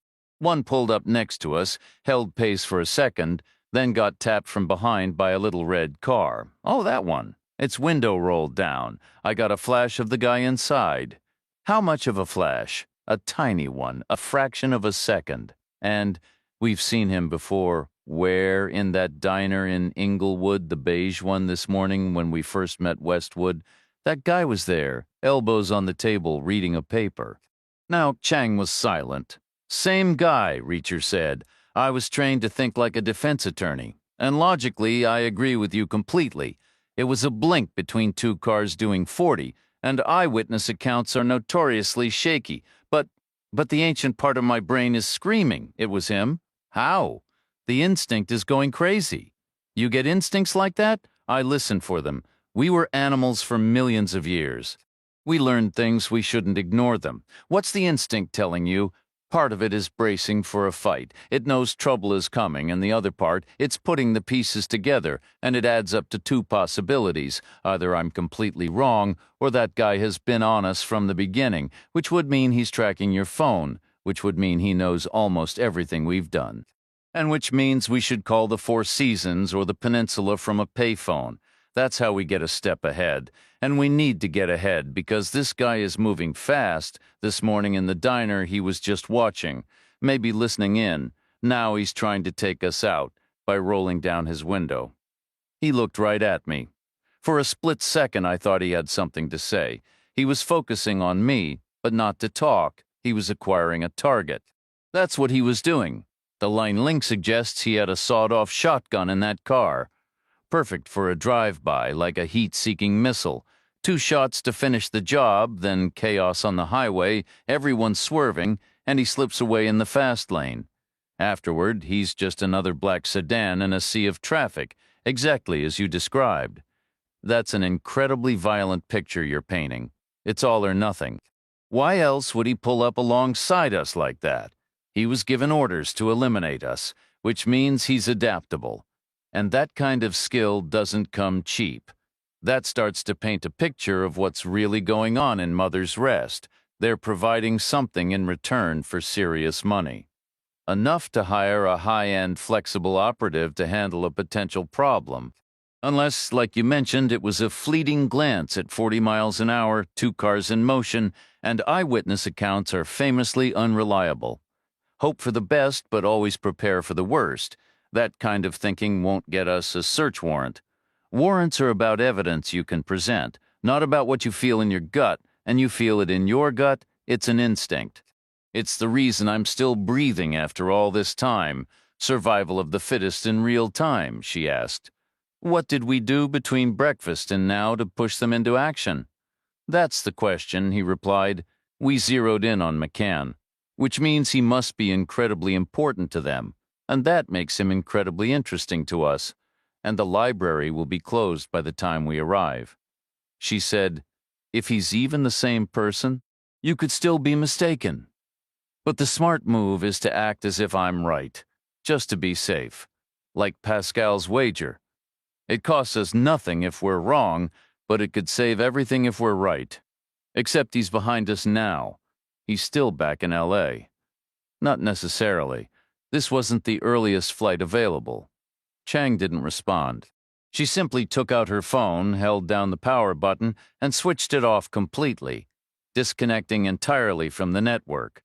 They approached from the east after a wide, slow arc over the lake and the sprawling city. The summer twilight was fading, the sky still holding a bronze warm glow but deepening into night. Runway lights glittered brightly below. The plane taxied to the gate. The seatbelt sign chimed off and passengers rose, wrestling bags from overhead bins and beneath seats beginning to crowd the aisle, Reacher and Chang among them. Eventually, they shuffled one after another down the aisle, through the airplane door, into the jet bridge, and out into the bustling concourse, which was a whirl of 1,000 people, some sitting and waiting, others rushing in every direction. Reacher kept the stranger's face sharp in his mind like a wanted poster and scanned the crowds indirectly from the corner of his eye, not focusing, trusting his instincts to catch any flicker of recognition if it was there. It wasn't. The man wasn't seated, wasn't waiting, wasn't moving through the throng. They walked together down the long corridor, past lines outside restrooms, past queues for coffee, past newsstands and shiny boutiques, past fast food spots with their laminate tables and solitary travelers hunched over meals. Reacher looked ahead for anyone reading a newspaper, for a familiar set of elbows on a table, for a particular slope of the shoulders, but he saw nothing, no sign of him. Not in the terminal. They reached the exit to the landside area, moved toward baggage claim, and continued to the ground transportation doors, passing a row of lonely, ignored payphones. Better still, they found a concierge desk, which offered various helpful services for arrivals, including direct hotel bookings. A cheerful woman in a blazer recommended the Peninsula, made the call for them, secured a suite, and pointed them toward the taxi line. The evening was warm, the air thick with humidity, exhaust fumes, and the occasional trace of cigarette smoke. They waited 5 minutes before getting a weary driver in a worn Crown Victoria, who sped off toward the city as fast as traffic allowed. Reacher watched out the window until the airport crowds were far behind, but he recognized no familiar faces in the passing blur. On the highway, he kept an eye on the surrounding traffic, but no vehicle seemed to take any particular interest in them. Each car moved through the gathering dusk on its own path, self-contained and unaware, glowing softly in private bubbles of light. Chang broke the silence, suggesting we should pick up a prepaid phone. Reacher nodded, adding, and we should have Westwood do the same. That's likely how our man got this whole ball rolling in the first place, by keeping tabs on Westwood's calls. We practically delivered ourselves to him this morning, walked right into his lap. That means they're genuinely concerned about Westwood, Chang observed. It confirms that something he published hit a nerve. Probably not the piece about the sharks and the French diplomat, Reacher mused. Or the editorial on gerbil habitats and climate policy, she replied with a slight smile. See, we're making progress already, he said. Driving parallel to the elevated train tracks, the vast cityscape rose before them, immense and unyielding, now fully cloaked in night. A million illuminated windows glittered against the deep blue-black of the eastern sky. The Peninsula Hotel awaited them, offering a suite that felt palatial compared to the modest military housing Reacher knew as a child, and infinitely more luxurious. The room service menu was as thick as an old phone directory, bound in soft leather. They ordered freely, assuming the LA Times would cover the expense, and ate at a leisurely pace, savoring each course from appetizers to dessert and coffee, confident they had the entire night ahead, undisturbed. There was no reason to hurry. It felt good to relish the moment, to soak in the quiet anticipation of what was to come. They woke early the next morning, despite the time change, partly preoccupied with the day's tasks, but mostly because they'd neglected to close the heavy drapes the night before. The bedroom faced east, flooding with the first sharp rays of sunlight. What occupied Reacher's thoughts was a personal theory that had, against all odds, improved once more. The fourth time had surpassed the third, a fact both astonishing and undeniably true. It was a bittersweet realization.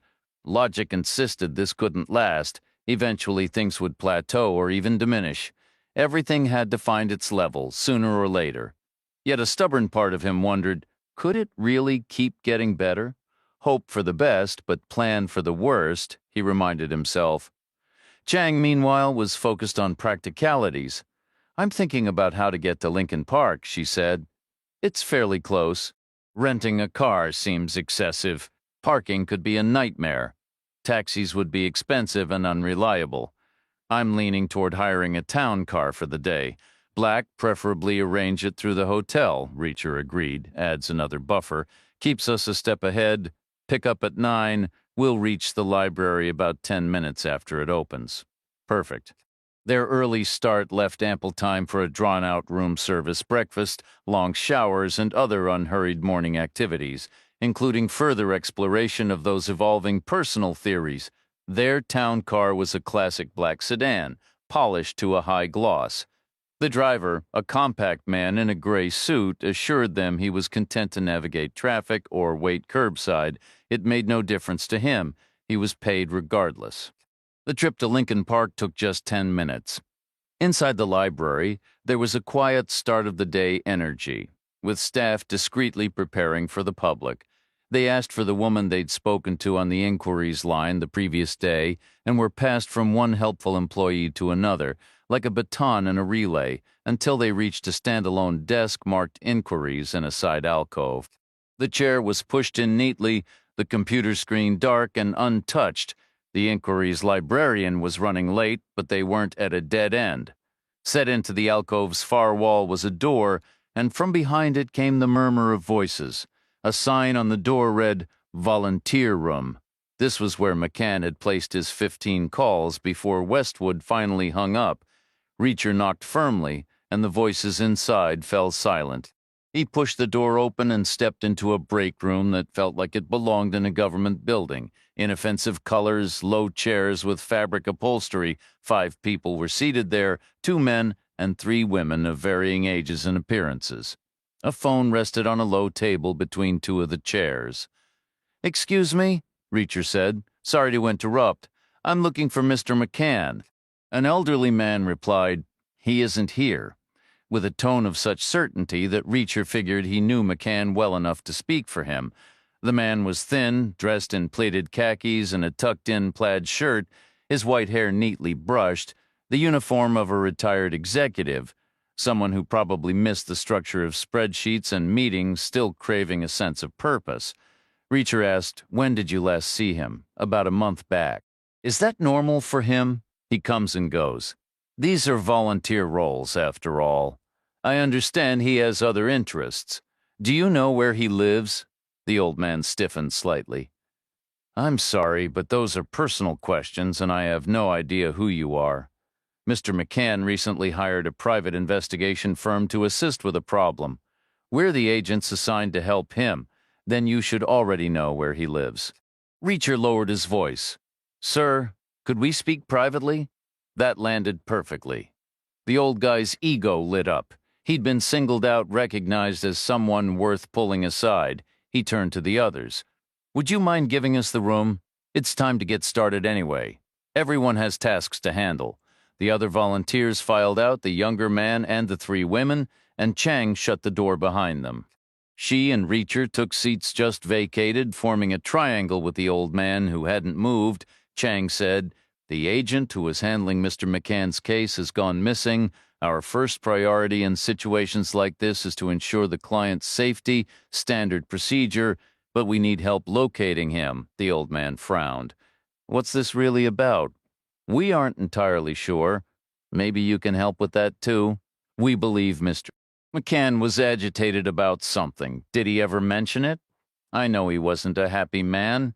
Any idea why?" "We weren't close. We didn't share personal details. Ours was a working relationship. We discussed library business often at length and agreed on most things, but I recall very little about his private life. I got the impression he had family troubles, that's all I can say. I think his wife passed away years ago, and his adult son is a problem, or a challenge, as people say these days. Do you know where he lives?" "No, he never told me," Reacher said. "Isn't that odd? Don't people usually talk about their neighborhoods, the stores nearby, how far to the nearest coffee shop?" The old man leaned forward. I had the strong impression he was ashamed of where he lived. They left the old man in the break room and found the inquiries clerk back at her desk outside, having returned just in time. Chang reintroduced herself, flashed an expired FBI card, and everything seemed to be proceeding smoothly until the woman flatly refused to give up McCann's address. She was immovable, fiercely protective of privacy. She said any request would have to go through the director. Reacher suspected the director would be just as stubborn, if not out of principle, then out of fear of lawsuits. He shifted tactics. All right, don't give me the address, but just tell me this.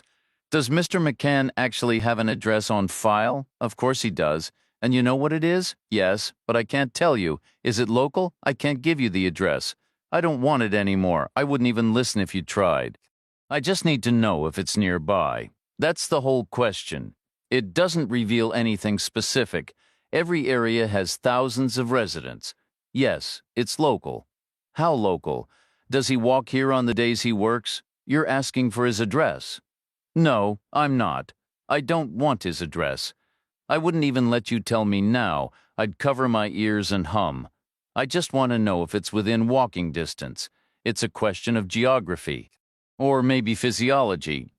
How old would you estimate Mr. McCann is? Excuse me, his age. His age is different from his address. You're allowed to talk about that. You're free to share your observations. He's 60. He turned 60 last year. Is he in good health? Not really. He looks awful. That's unfortunate. In what way? He's too skinny. He doesn't take care of himself. He has no regard for his own well-being. Does he lack energy? Yes, I'd say so. He seems kind of defeated all the time. Then he probably wouldn't want to walk very far, right? Let's say a maximum of 3 blocks. Would that be a reasonable assumption? I can't tell you that. A 3-block radius covers 36 square blocks. That's larger than Milwaukee. You wouldn't be giving anything away. All right, yes, he walks to work, and yes, it's a short walk, but that's all. I can't tell you anything more. What's his first name? Can you tell us that? It's Peter McCann? What about his wife? How long has he been a widower? I believe that happened a long time ago. What's his son's name? I think it's Michael McCann. Is there a problem with Michael? We didn't discuss it, but you must have formed some impression. I'd be betraying a confidence. Not if he didn't tell you himself. You'd just be sharing your own conclusions. That's all. There's a big difference. I think Mr. McCann's son, Michael, has some behavioral problems. I don't know the specifics. Nothing to be proud of, I imagine. That would be my guess. Reacher offered a sympathetic expression and tried one final time, but she still refused to give up McCann's address. So they said their goodbyes and made a quick stop at the reference desk to check the Chicago phone books. There were far too many listings for P. McCann and M. McCann to be of any use. They stepped back out onto the street armed with nothing but hunches and speculation. They turned left on the sidewalk outside the library and found the small independent pharmacy right where it should have been, right next door. It was a narrow storefront with a faded awning, a door, and a small display window filled with less than enticing items like elastic bandages, heating pads, and a raised toilet seat. Pharmacy windows were a marketing nightmare in Reacher's opinion. It was tough to imagine a display that would make anyone rush inside with excitement, but he did spot one item of interest, a prepaid cell phone in a dusty plastic package hanging on a peg. The phone itself looked outdated. The price was advertised as super low. They went inside and found half a dozen more identical phones pegged to a panel otherwise covered with cheap cases, chargers, car adapters, and a tangle of mostly white wires. The phones were priced just under $13 and came with 100 minutes of talk time. Reacher said, "We should get one," Chang said. "I was thinking of something a little more current." How current does it need to be? It just has to function. It won't access the internet. You're talking to the wrong guy? That's a bonus as far as I'm concerned, and it's a karma thing. We'll have the same phone as McCann. It might bring us some luck. Doesn't seem to have worked out too well for him, Chang remarked. But she unhooked a phone from the display anyway and carried it to the counter, where an elderly woman with steel gray hair in a tight bun waited behind the register. She was dressed with an old-fashioned formal neatness. Way in the back, an older man was quietly working on prescriptions. The man and woman behind the pharmacy counter looked to be about the same age and dressed in a similar style. White coats over suits and ties, their hair neatly kept, hers in a bun. They were likely the owners, keeping costs low by running the place themselves. Reacher asked the woman if the phones came with voicemail. She turned and repeated the question loudly toward the back room, where her husband called out a gruff, "No." She echoed the answer back to Reacher. Reacher tried another angle. "A friend of ours bought a phone here recently, Peter McCann. Do you know him?" Again, the woman shouted the question to the rear. The old man's response was another sharp no. Undeterred, Reacher asked about McCann's son, Michael. The same routine played out, ending with the same negative result. "All right," Reacher said. He fished a 10 and a 5 from his pocket to pay for the phone. His change was counted out with practiced efficiency and a handful of coins. Once outside, they struggled with the phone's packaging on the sidewalk. After a brief, futile attempt at neatness, Reacher simply ripped the box in two. He pocketed the charger and handed the phone to Chang. She examined it, powered it on, and watched as a small grayscale welcome screen appeared. It displayed the phone's number, area code 501, followed by 7 digits, and a battery icon showing about half a charge. The icon looked like a tiny sideways flashlight battery, half filled. "Try McCann again," Reacher suggested. "Maybe this time he'll pick up.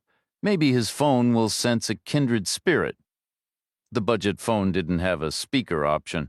Chang dialed, and they stood close, her right ear and his left pressed to the device, listening as McCann's phone rang on and on. No answer, no voicemail, just that persistent, unanswered ringing, like a loyal dog waiting for a master who never comes. Chang ended the call. "So now what?" she asked. "Do we search an area larger than Milwaukee?" "I was exaggerating for effect," Reacher said. "Milwaukee is actually much bigger than 36 blocks. It's a pretty nice city." He paused, catching himself before he could suggest they visit there together someday. Chang noticed his hesitation. "What?" she asked. "Nothing," he replied. "Fine," she said. "So we search an area smaller than Milwaukee, but not by a huge margin. A couple of blocks might be enough if we guess the right direction," Reacher reasoned. "This is a man who looks rough because he doesn't take care of himself. He probably eats poorly, sleeps worse, and avoids doctors, so he has no prescriptions to fill. He's definitely not the type to browse pharmacy aisles comparing prices on vitamins. Pharmacies aren't on his radar. He's indifferent to them all. So why did he buy his phone from this specific one? Because he walks past it twice a day to and from the library. How else would he even notice it?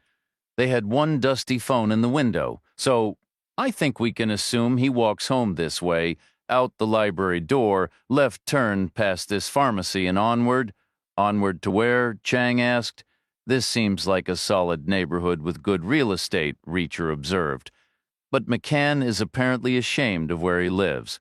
What does that tell you? Do you see anything around here you'd be ashamed to live in?" "I'm not, McCann," Chang pointed out. "Exactly. It's all relative. That older gentleman in the volunteer room looked like a retired CEO, probably local, and I'm sure he lives in a house. It's practically a requirement to have a shirt that crisp without living in a house, probably a nice brownstone on a quiet, tree-lined street. So, relatively speaking, McCann doesn't live in a house, but it's not an apartment either. Apartments are perfectly respectable. Nothing to be ashamed of. Therefore, McCann lives in something less than a house but not a proper apartment, a subdivided house," Chang concluded, "a not-so-nice brownstone on a not-so-leafy street, all chopped up into separate rooms.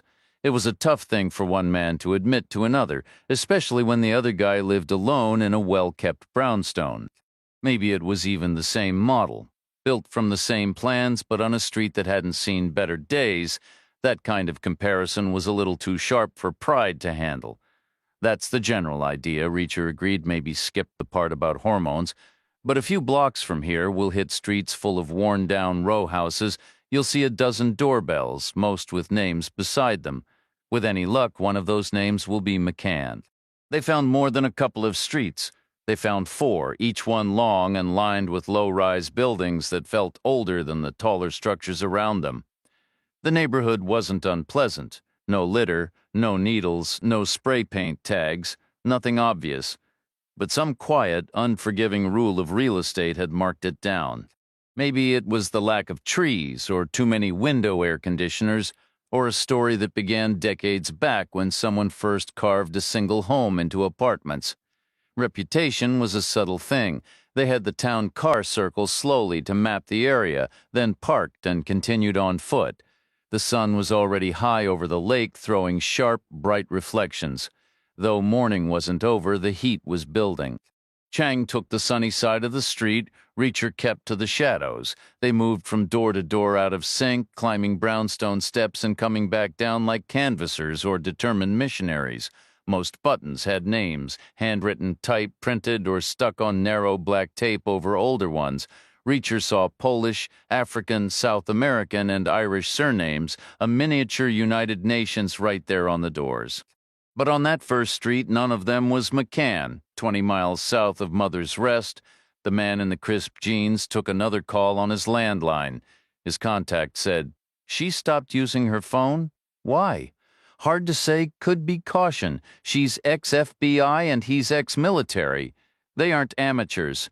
So you're saying Hackett lost them?" "No, he found them. Easy." He watched the library. They showed up, spent half an hour inside, then bought a burner phone next door at the drugstore. Then what's he waiting for? The right moment. They cannot speak to McCann. "Don't worry. That won't happen. You have my word." They crossed the main avenue and started on the second street, climbing stoop after stoop. Most buildings held 3 floors with up to 4 units each. The parade of names continued. One place had Javier, Hiroto, Giovanni Baker, Friedrich Ishiguro Aquame, Engelman, Krupke, Dassler, Leonidas, and Callahan, almost perfectly alphabetical if you rearranged them. Callahan was Irish, at least, but it wasn't McCann. The houses themselves showed glimpses of faded grandeur, fragments of stained glass, Victorian floor tiles, front doors crusted with decades of paint. Many had pebbled glass panels offering blurred views into lobbies where vague shapes might have been bicycles or an old stroller parked in the dimness. Reacher kept moving, checking each building one by one, the end of the block drawing nearer. He hadn't spotted McCann, but Chang had from the opposite sidewalk. She gave a small wave from a stoop identical to all the others. He lifted his hands in a silent question, and she responded with a subtle, triumphant fist pump, the kind you'd see after sinking a tricky putt. He crossed over to join her, and she indicated the doorbell panel, tracing a manicured finger over a clean strip of paper that read Peter J. McCann, apartment 32, which Reacher guessed would be the second unit on the 3rd floor, likely a rear room if they numbered clockwise from the front. A walk-up with no view in a forgettable building on a less than desirable street, the location wasn't doing the guy any favors. The entry door was solid and locked tight. Chang pressed McCann's buzzer. No sound echoed from within, no crackle over the intercom, just the heavy, still air of a quiet morning. Reacher suggested, try his phone again. Their cheap burner had a redial button, not a bad feature for $13. She tapped it and they waited, heads close. It rang without an answer. She ended the call. What now? Too early for pizza delivery, Reacher said. We'll have to be UPS. He pressed a series of buttons until someone answered. Package delivery, ma'am, he said. After a pause, the lock buzzed and they stepped inside, through a stuffy entryway cluttered with bicycles, a stroller and scattered flyers for Thai food and locksmiths. The downstairs hallway still showed hints of its grander past, crown molding, faded wallpaper, but now it was carved into apartments with crude partitions. Elegant old doors were marred by heavy locks, peepholes, and slightly crooked brass numbers, 11 on the left, 12 farther down. The staircase was ornate, steep, and covered in worn carpet. Motion-activated lights flicked on at each turn. By the time they reached the top, they were both breathing harder in the stifling heat. Unit 32 was the first door on the left at the back corner. Reacher knocked. No response, but the door rattled loosely in its frame. He tried the handle. It was unlocked. The door swung directly into a living area that essentially was the whole apartment, dim, compact, and taken in with one look. Stale, warm air carried a sour odor. Against one wall sat an unmade twin bed. Opposite were a windowless kitchenette and a windowless bathroom, each no larger than a small RV compartment. The only light filtered through a grimy bay window, its drapes only partly open. Walls that might once have been white had grayed to the shade of ash. Furniture was sparse, a narrow bar table with a single stool, a worn armchair, and a mismatched ottoman polished shiny from use. But what dominated the room were the tables, 5 of them, each about the size of a door, stained black. They formed a rigid line down the center like a spine, the first placed end on, the second butted sideways to make a T, the third end on again, the fourth sideways, the fifth end on, creating a pattern of vertebrae and short ribs. Arranged across them were computers, 7 desktops and 8 laptops, silent and waiting in the gloom. The room was a chaotic tangle of technology. Unidentifiable black boxes sat alongside external hard drives, modems, and USB hubs, all connected by a snarled, overwhelming web of cables that coiled like frenzied rat nests. Where the wires and hardware didn't dominate, precarious towers of books took over, their spines detailing coding theory, hypertext protocols, and domain name infrastructure. After ensuring the hallway was clear, Chang shut the door, Reacher suggested. Try his phone. She pressed redeal. A ringtone purred in her ear, and a moment later, an answering chirp erupted from within the room. McCann's phone was right there, dancing on a wooden table beneath a knot of cables, its screen glowing a bright blue. It was tethered to a charging cable connected to a computer. Chang ended the call. Why wouldn't he have it on him? She wondered aloud. A cell phone belongs in your pocket. To him, it probably wasn't a personal device, Reacher reasoned. It was just a dedicated line to contact Westwood. It served its purpose, even if it didn't get an answer. So, like you thought, he abandoned it. He just didn't put it in a drawer. He left it on the table, still plugged in. Maybe force of habit? So where is he now? Reacher shook his head. I don't know. Keever's door was unlocked too, Chang reminded him, a fresh unease coloring her tone. I remember. I think we should make this fast and get out of here. How fast? 2 minutes. It was barely any time at all, but it was sufficient. The apartment offered little to inspect. The kitchenette held a small cabinet with a box of generic cereal and a compact refrigerator containing a quart of store-brand milk and 2 candy bars. The bathroom cabinet stocked basic pain relievers and cold medicine. A dresser was filled with worn synthetic clothing, all of it black. The bed was unremarkable. The computer equipment was impenetrable, the screens woke up, but every possible path forward demanded a password. There were no photographs, no personal mementos, no leisure reading, no accumulated mail. It felt less like a home and more like a temporary operations center. Chang cracked the door to peer into the hallway. Let's go, she said. She pulled the door open wider. A man was standing there. Human perception is notoriously flawed, shaped by expectation and bias. Reacher was no exception. For a critical split second, his mind struggled to force the figure into the mold of the 60-year-old, gaunt McCann he anticipated. But the man before him was clearly 2 decades younger and built with a solid, substantial frame. The mental gymnastics were pointless. This was no elderly tech hermit. Then recognition clicked with cold clarity. This was the face he had seen twice before, first in the diner, then in the town car, and now here in the dim light of a third-floor walk-up. The man appeared to be about 40, standing firmly in the confident middle of his life, past youthful recklessness but not yet touched by decline, carrying the assured weight of hard-earned experience. He stood an even 6 feet tall, weighing around 200 pounds.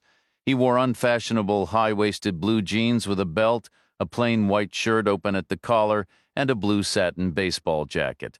The man had neatly trimmed blonde hair and a broad, pinkish face with small, watchful blue eyes. He looked like a local electrician who had come to give a careful estimate on a tricky wiring job, except for the pistol in his hand. It resembled an older Ruger P85 9mm, fitted with a suppressor that stretched nearly 9 inches. He held it loosely at his side, the barrel pointing at the floorboards, the silencer running from mid-thigh to his calf. A detached part of Reacher's mind noted the details. A last-minute flight from L.A. meant he couldn't have carried the weapon on board, so he had logistical help here in Chicago and a high level of support at that, since suppressors were flat-out illegal in Illinois. The more immediate part of his brain issued a simpler command. Move forward, so he did. The gun rose instantly. "Don't move," the man said. Reacher took another step, closing the distance to the doorway. "I'll shoot," the man warned. "But you won't," Reacher thought. "Not here. You want me inside the room, not blocking the hall. I'm too large to drag afterward. And that silencer isn't some movie prop whisper. It'll still roar loud enough to echo through this whole house. So you'll wait," the man repeated. "Stay where you are." Another thread of logic unspooled in the back of Reacher's mind. If he has Chicago-based support, he might not be alone. Backup muscle is cheaper and easier to arrange than illegal suppressors. That's why Reacher had edged all the way to the door to check the shadows behind the guy, but there was nothing. No extra bulk, no sound of breathing, no shift in the dimness. He was alone. "Back inside now," the man ordered. From the room, Chang's voice cut through. "What do you want? You're not going to admit you're here to kill us?" Reacher mused. "Calling it business would only make us fight harder." The man said, "I want to talk." "About what? About what's really going on in Mother's Rest? I think I can help you, right? And I've got oceanfront property in Arizona to sell you." Reacher held his ground, filling the doorway angled slightly. His front foot rested on the seam between the hall and the room floor. The man stood about 3 feet ahead, midway to the staircase railing. Chang remained a couple of yards behind him, still partly in the room. She asked, "If you're here to help, why bring a gun?" The man didn't answer. Reacher had washed out of driving, but he'd aced everything else, including unarmed combat, which sounded impressive but really wasn't. The whole idea of the military was to engage the enemy with hot weapons from a safe distance, shooting them far away with a rifle or closer with a sidearm. Hand-to-hand training had always carried a faint whiff of embarrassment, like admitting you'd already failed the main objective. The manuals were practically empty. No real theory worked outside a dojo, judo, karate. All of it fell apart without mats and referees and special uniforms. So unarmed combat was just brawling, a bar fight, whatever worked. "Put the gun down," Chang said, "and we'll talk." He won't. That would surrender his only edge. Then it'd be one-on-one with a giant, not a appealing prospect, especially since that giant was now staring at him with the flat, chilling gaze of a predator. Whatever worked. The man kept the gun steady. Reacher leaned forward an inch. "He still wants me in the room, not the doorway. I'm too big to move. Back up now," the man said. Reacher said nothing. "I'm too big to move," and then subtly the balance shifted. The man with the gun was losing his grip on the situation. He wasn't calling the shots anymore. A steady, invisible force was driving him backward, not through any physical shove, but through a sheer shift in momentum. The suppressor's muzzle hadn't budged, yet in his mind, he was being overwhelmed, scorched by a venomous glare from the psychopath's eyes. Reacher spoke calmly. "Relax." It was a mental brawl. The real fight is won in the head before the first punch is ever thrown. "Maybe we can find a way to get you out of this," Reacher offered. His usual method, if you could call it that, was born from what had worked before for a right-handed man facing a right-handed opponent with a gun. It was a violent spinning motion from the core, a sudden, almost theatrical rotation. The right shoulder would whip around, carrying the elbow and palm in a brutal arc to slam against the inside of the attacker's wrist, forcing the weapon off target before clamping down like a vice. The other hand would meet the gun hand, palm to palm, not to wrestle for control, but to keep pushing it back and away while wrenching the wrist forward until it snapped and the gun fell. But you could cut corners if the guy had a suppressor. That extra length messed with his muscle memory, making the whole gun feel alien in his grip. So Reacher took the shortcut. He twisted hard but kept the motion tight, his palms staying close, striking not the wrist but the suppressor itself, shoving it wide before seizing it and yanking with all his strength. This was the standard play, the go-to move, because it worked almost every time. But this opponent was the exception. He knew the drill. Instead of clinging to the weapon and getting pulled off balance, he did the smart thing. He let go immediately. He surrendered the gun without a struggle, simply dropping it and spinning away. It was a 1 in 100 reaction. Clever, because even though it handed Reacher a loaded weapon, it gave it to him awkwardly, gripped by the suppressor in his right hand, palm facing out, his body still turning from the initial motion. To bring that long-barreled gun to bear would take precious seconds. A dead stop, a shuffle of the feet, then swinging the heavy barrel around like a whip. All it might eat up a second and a half, maybe two, and a guy sharp enough to make that move would use every fraction of that time to pound your skull in. He'd be landing blows, maybe 4 good ones if he had decent speed. Better to ditch the gun for now. Better to deal with it later. Better to brace for what was coming. So Reacher opened his hand, letting the Ruger clatter to the floor, and began to unwind his spin, bringing his elbow up in a backhand arc while ducking his head.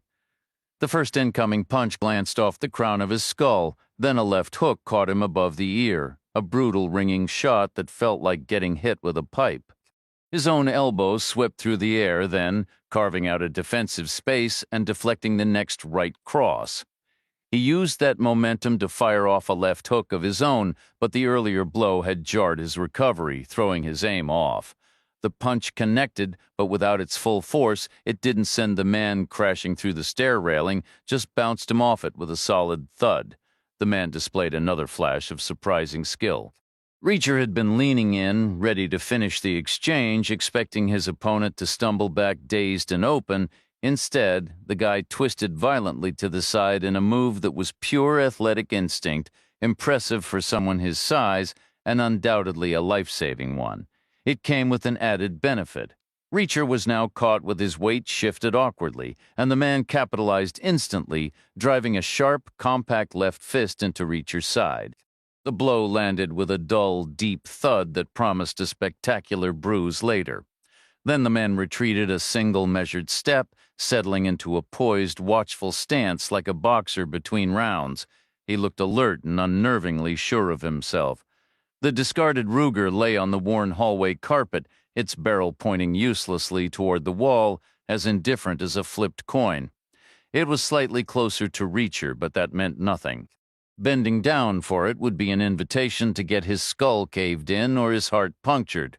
Reacher's eyes tracked over the man's outfit. The thin satin jacket hung open, revealing no suspicious bulges, and his jeans pockets were slack, likely holding nothing more than lint and a crumpled tissue. Standard procedure meant his backup piece would be holstered at the small of his back. Not the quickest draw, but far faster than a tall man stooping awkwardly to fumble for a pistol on the floor.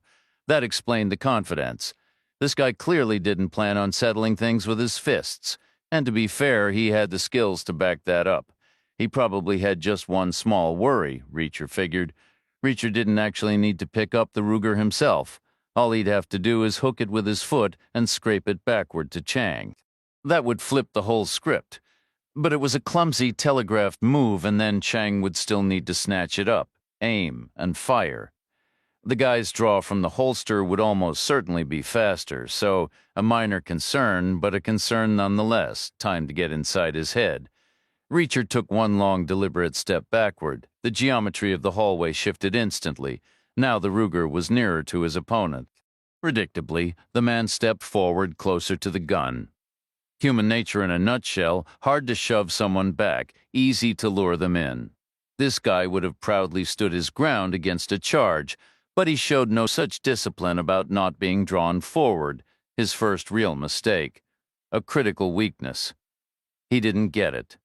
He thought any patch of this dingy hallway was as good as another. In fact, he probably believed his new position was superior.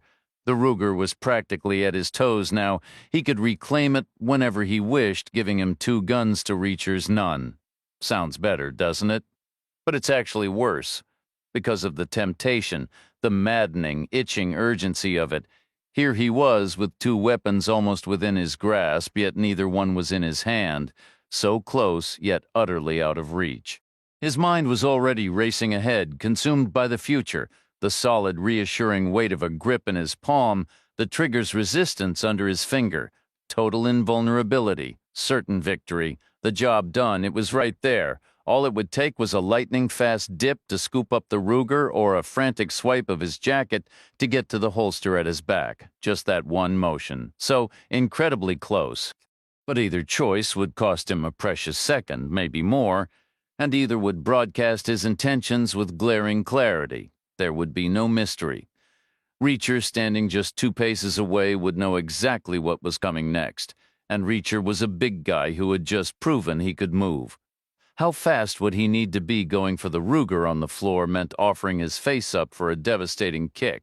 Reacher would simply take one step and bang right-footed with a slight adjustment of his stance. It felt like lining up for a field goal. The target was perfectly positioned as if placed on a kicking tee. His face going for the holster would be an invitation for a crippling blow.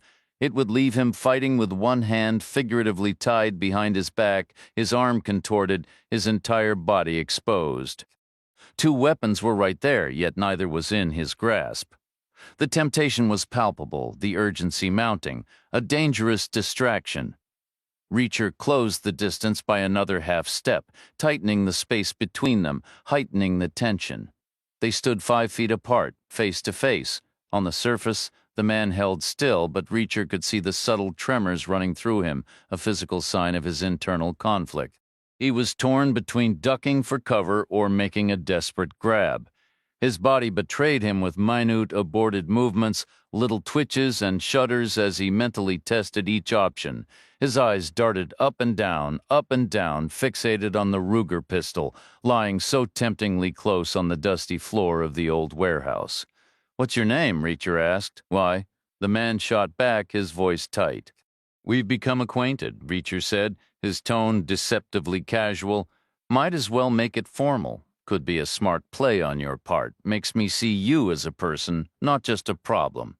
The conventional wisdom says a victim should humanize themselves. Might mean I go easier." The man's body continued its nervous dance, his gaze still bouncing between Reacher and the gun. "I'm not a victim," he insisted. "Not yet," Reacher replied evenly. From behind him, Chang's voice cut in, calm and reasonable. "This doesn't have to go badly. Just step back, raise your hands, and we can talk. We can fix this. You haven't actually done anything to us yet." The man remained silent, his internal struggle visible. Reacher could see the allure of the Ruger pulling at him. It was his chosen tool, fitted with a suppressor, operationally cleaner, sentimentally familiar. Some deep, instinctual part of his brain was screaming to reclaim it, to pick it up and reset this whole encounter, to make himself whole again. "What's your name?" Reacher repeated. "Keith Hackett," the man muttered. "Jack Reacher?" "Pleasure," Reacher paused. "But you already knew our names. So here's the deal. Like my colleague said, this can end without you getting hurt. All you have to do is tell us who gave you our names. Who hired you for this job? Who you call every night with your reports? You tell us that, and you walk away." Hackett said nothing, his breathing shallow. "It's straightforward, Mr. Hackett," Reacher continued. "You talk, you walk. You don't talk, you don't walk. Might not be able to walk. These situations are unpredictable. Injuries can be significant." He let the word hang in the air, the faint scent of oil and old wood from the warehouse walls mixing with the tension. "Think of it like one of those old pedestrian crossing signs," Reacher said, his voice dropping to a near whisper. "The ones with the words, 'walk' or 'don't walk.' That's your choice right now." Hackett froze for a single suspended moment, the first true stillness since the standoff began, and then he moved.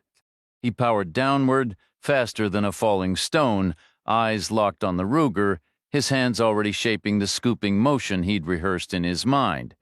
He turned his face away, bracing for the impact he hoped to outrun. He couldn't. Reacher's boot caught him squarely under the jaw with the force of a brutal closing uppercut. Hackett flipped backward and landed flat, but driven by pure survival instinct, he didn't stay down. He skidded once, then scrambled crab-like across the gritty concrete, all frantic elbows and knees, until he managed to haul himself upright. He stood swaying, blinking hard, one hand pawing weakly at the air. He was in bad shape. His jaw was clearly broken, teeth were missing, serious injuries, for sure. But in the brutal calculus of a street fight, as any referee would note, they weren't yet debilitating injuries. The fight, such as it was, wasn't over. Reacher kept his eyes fixed on the man's right hand, calculating the possibilities. The smart move would be to raise it in surrender. The dumbest would be to throw another punch that left the second dumbest option, which was also the second smartest, going for the gun in his holster. Predictably, the man went for the holster. He never made it. His arm jerked back, elbow jutting out, his hand splayed as he tried to reach behind him, his left arm swinging awkwardly for balance. His shoulders twisted, and suddenly he looked as flat and lifeless as a paper target tacked to a wall in some basic self-defense class, whatever worked. Reacher took a short step forward and drove his forehead into the man's face from a full yard away, a sweeping arc through the dim hallway air gathering brutal momentum. The impact was colossal, a driving force that suddenly met empty space as the man dropped away, leaving Reacher straining every muscle to keep from following through and smashing his own head against the floor. Across the stairwell, a door opened and a white-haired woman peered out. An automatic light flicked on above her. "Who are you people?" she asked. The neighbor was a dignified older woman, slender and somewhat faded, but alert. She seemed sharp. Like many from her generation, she leaned toward politeness and a certain reluctance to openly doubt what she was told, at least on the surface. Probably just good manners, Reacher figured. He said, "We're here to install a new computer for Mr. McCann. But it's awfully warm up here. This gentleman just passed out. Should I call an ambulance?" "No, ma'am. We'll get him inside and give him some water. It would be no trouble at all. It's an insurance issue. He's freelance. Tough business for these guys. He's got a crazy high deductible. A hospital bill would ruin him. Is there anything else I can do?" "Not a thing. Thank you." Reacher grabbed Hackett under the arms and began dragging him toward McCann's apartment. Chang used her foot to nudge the Ruger discreetly, sliding it a few inches at a time out of sight. The neighbor started to close her door, then hesitated and opened it again to the same narrow gap. She said, "I always thought Peter installed his own computers." Then she shut the door firmly, and the hallway fell silent. Chang picked up the Ruger and carried it the rest of the way inside. Reacher hauled Hackett over the threshold, and Chang closed the door behind them. Hackett's facial bones were clearly shattered. No doubt about that. Some surgeon was going to have a story to tell, for now the man was breathing steadily, but that wouldn't last once the swelling and internal bleeding started. After that, it was a coin toss. Chang asked, "How long until he wakes up?" "No idea," Reacher said. "Could be 2 hours. Could be never. You hit him extremely hard. He hit me first, twice in the head, once in the back. Are you all right?" He nodded. He was functional, but far from perfect. A deep, throbbing pain radiated from his kidney, and every movement cost him. His head hurt worse, a sharp, insistent ache above his ear. That had been one of the hardest blows he'd ever taken. In hindsight, the headbutt might not have been the wisest choice, given how he was already feeling. "We can't wait here 2 hours," Chang said. "Anything could happen. We need to find McCann, and staying put is as good a plan as any." "You're not thinking clearly," she said. "Do you have a headache?" "Not yet, but it's coming. Why? How did they find us here?" "I assume this guy followed us. Looking back, starting at the library was an obvious move. But then we took the town car. We drove a crazy route, looping all over the neighborhood to get our bearings. There was no one behind us, no one could have followed, so how did they know? How then? They have better information on McCann than we do, somehow. Maybe he's done business with them before, they at least have his address. That might be why the door was unlocked, just like Keever's door was unlocked. A sudden grim realization settled between them, as tangible as the silence in the stale apartment air. Maybe Hackett had already paid a visit earlier that morning. Something in her tone made Reacher pause. He picked up the Ruger, checked the chamber, and dropped the magazine. Brass 9mm rounds gleamed back at him, but not enough of them. The magazine was one round short. He sniffed the chamber, then the muzzle. The gun had definitely been fired. Chang said. They didn't want us speaking with McCann. There were two ways to stop us. They went with both. Reacher checked Hackett's pulse in his neck. It was there, but faint and slow, deeply unconscious. Maybe comatose. Was there a real difference? Reacher wasn't certain. Chang said, "We should assume backup will show up sooner or later." "This guy might know something useful," Reacher said. "We don't have the time. Then let's get what we can while we're here." They went through Hackett's pockets and found a slim cell phone, a rental car key, a hotel key card, 85 cents in change, a wallet, and from the holster on the back of his belt, a compact Heckler & Koch P7. The pistol was small enough to conceal, but solid enough to rely on. It used the same 9mm parabellum rounds as the Ruger, which made practical sense. The wallet held over $100 in cash, a California driver's license, and a stack of credit cards. Chang kept the phone to check the call history. Reacher took the cash for expenses and the P7 for obvious reasons. They wiped down everything they'd touched and pocketed what they were keeping. Chang asked, "Do we need anything else?" Reacher took a final scan of the room. "Maybe one more thing." "What's that?" "We can forget about organic food and honeybees. Look around, sugary cereal, factory milk, candy bars on the counter. That's what he eats. He's wearing polyester pants. This isn't a guy who worries about what goes into his body or hugs trees." So the LA Times article that got a reaction was definitely the one about the deep web. The internet angle makes perfect sense with all these computers. "You want to take a computer?" Remember what the neighbor said before she shut her door? She mentioned Peter installing his computers himself. She wasn't convinced by your story. It was a polite little jab on her way out. But she used the right word. Computers are installed. And she called him Peter. An older woman like that, you'd expect Mr. McCann. They must be friendly, like neighbors who've known each other for years. If she understands computers, maybe he's talked to her about what's on his mind. She might actually get it. We don't have time to question her here. More of these guys could be in the building any minute. Then the police. Agreed, Reacher said. We don't have time to talk to her here. That's why she's the extra thing I want to bring along. The neighbor. Let's take her out for coffee somewhere else. Somewhere quiet. We can ask our questions there. It wasn't a quick exit. There was hesitation, some reluctance. Eventually, Chang had to flash her FBI credentials to persuade her. Then there was a search for a coat, even though they assured her it was warm outside. It was a matter of propriety, she explained. She said she wasn't entirely old-fashioned. She wouldn't insist on gloves and a hat. Then came the slow, careful walk down the steep staircase and out to the street, where the sight of the polished black town car and its driver in a crisp gray suit finally won her over. It looked official, the kind of car she'd seen on the evening news. Reacher spent a few minutes scouting for the right kind of spot, passing several pleasant options before settling on a classic Chicago-style coffee shop, one that felt quietly updated by a respectful new owner. It had the right atmosphere, plus all the essentials: convenient parking for the town car, indoor seating, and a television mounted on the wall. McCann's neighbor appeared content with the arrangement, perhaps because the coffee shop evoked memories of her old haunts. She settled her thin frame into the booth, allowing Chang to slide in beside her, effectively boxing her in. Reacher took the opposite bench, sprawling sideways in a deliberate, non-threatening posture. After introduction, she identified herself as Mrs. Eleanor Hopkins, a widow and former university lab researcher.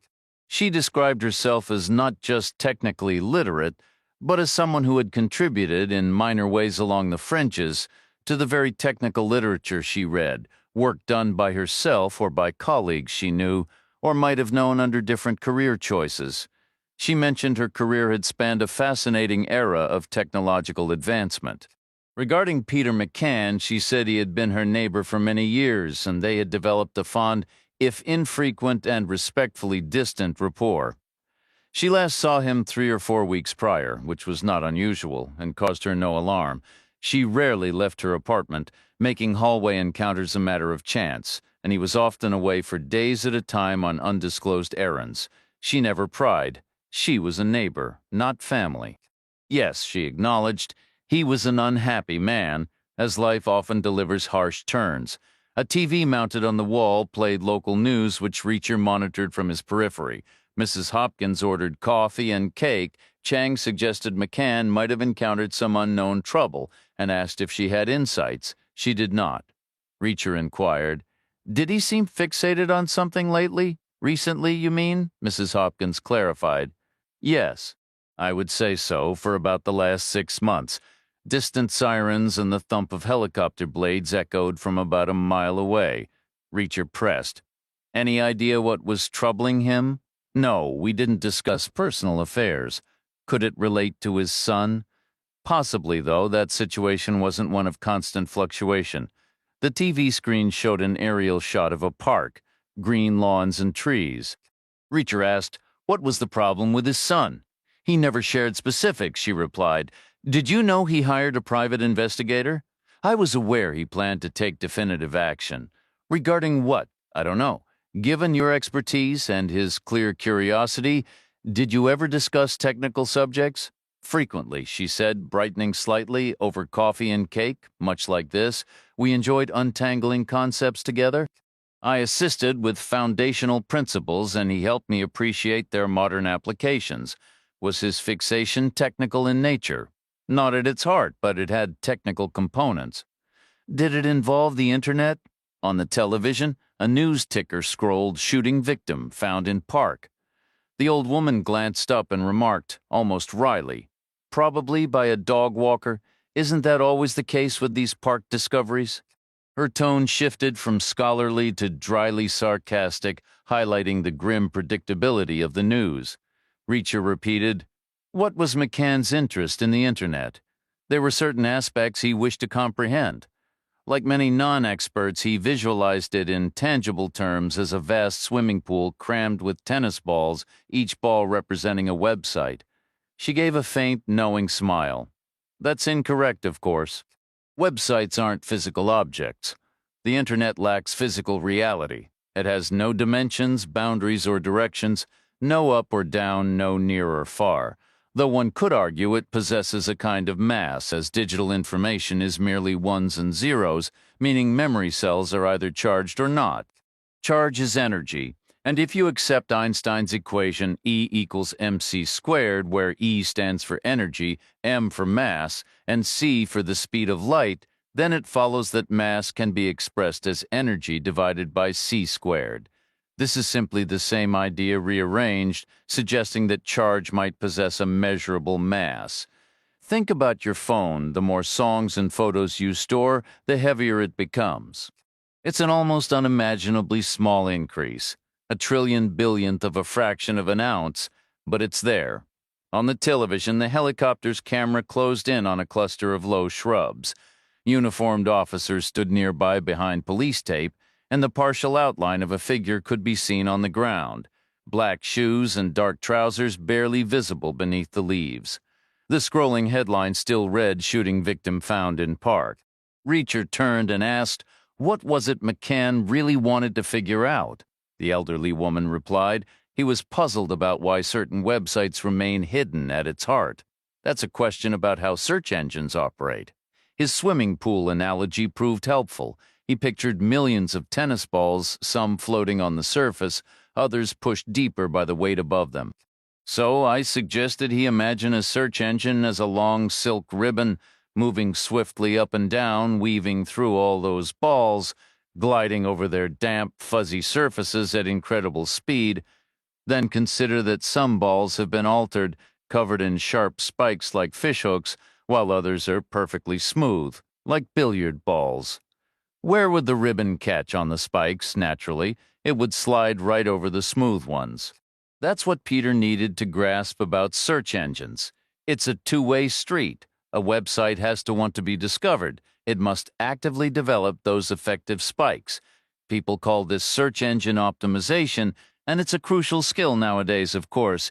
It's just as difficult to be a billiard ball. Staying hidden requires effort, too, Chang remarked. Secret websites usually mean something illegal. Exactly, the old lady said. Or perhaps something immoral, or both. I may be naive, but one imagines the most disturbing kinds of pornography, or mail-order drugs, and so on. It's often called the deep web, all those smooth billiard balls, millions of them, no spikes, no hooks, just quietly going about their business unseen. The deep web might be 10 times larger than the surface web, or 100 times, or even more. Nobody really knows. How could they? And don't confuse it with the dark web, which is really just outdated sites with broken links, like dead satellites spinning through space forever. That makes the dark web more like ancient archaeology, while the deep web is more like the wrong side of the tracks.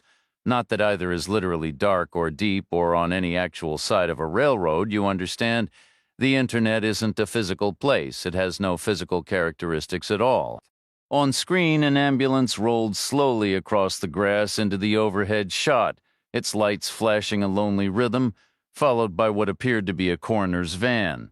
People emerged and joined the officers. Chang asked, "So how does someone find these secret sites?" "A person can't," the old lady answered, "not from the outside at least. You can't use a search engine because the sites are smooth. You need the exact address, not just coffeeshop.com, but something like coffeeshop123xyz.com, or, in reality, something far more obscure. A unique URL combined with a super secure password all rolled into one. Apparently, such addresses are passed around within certain circles by word of mouth.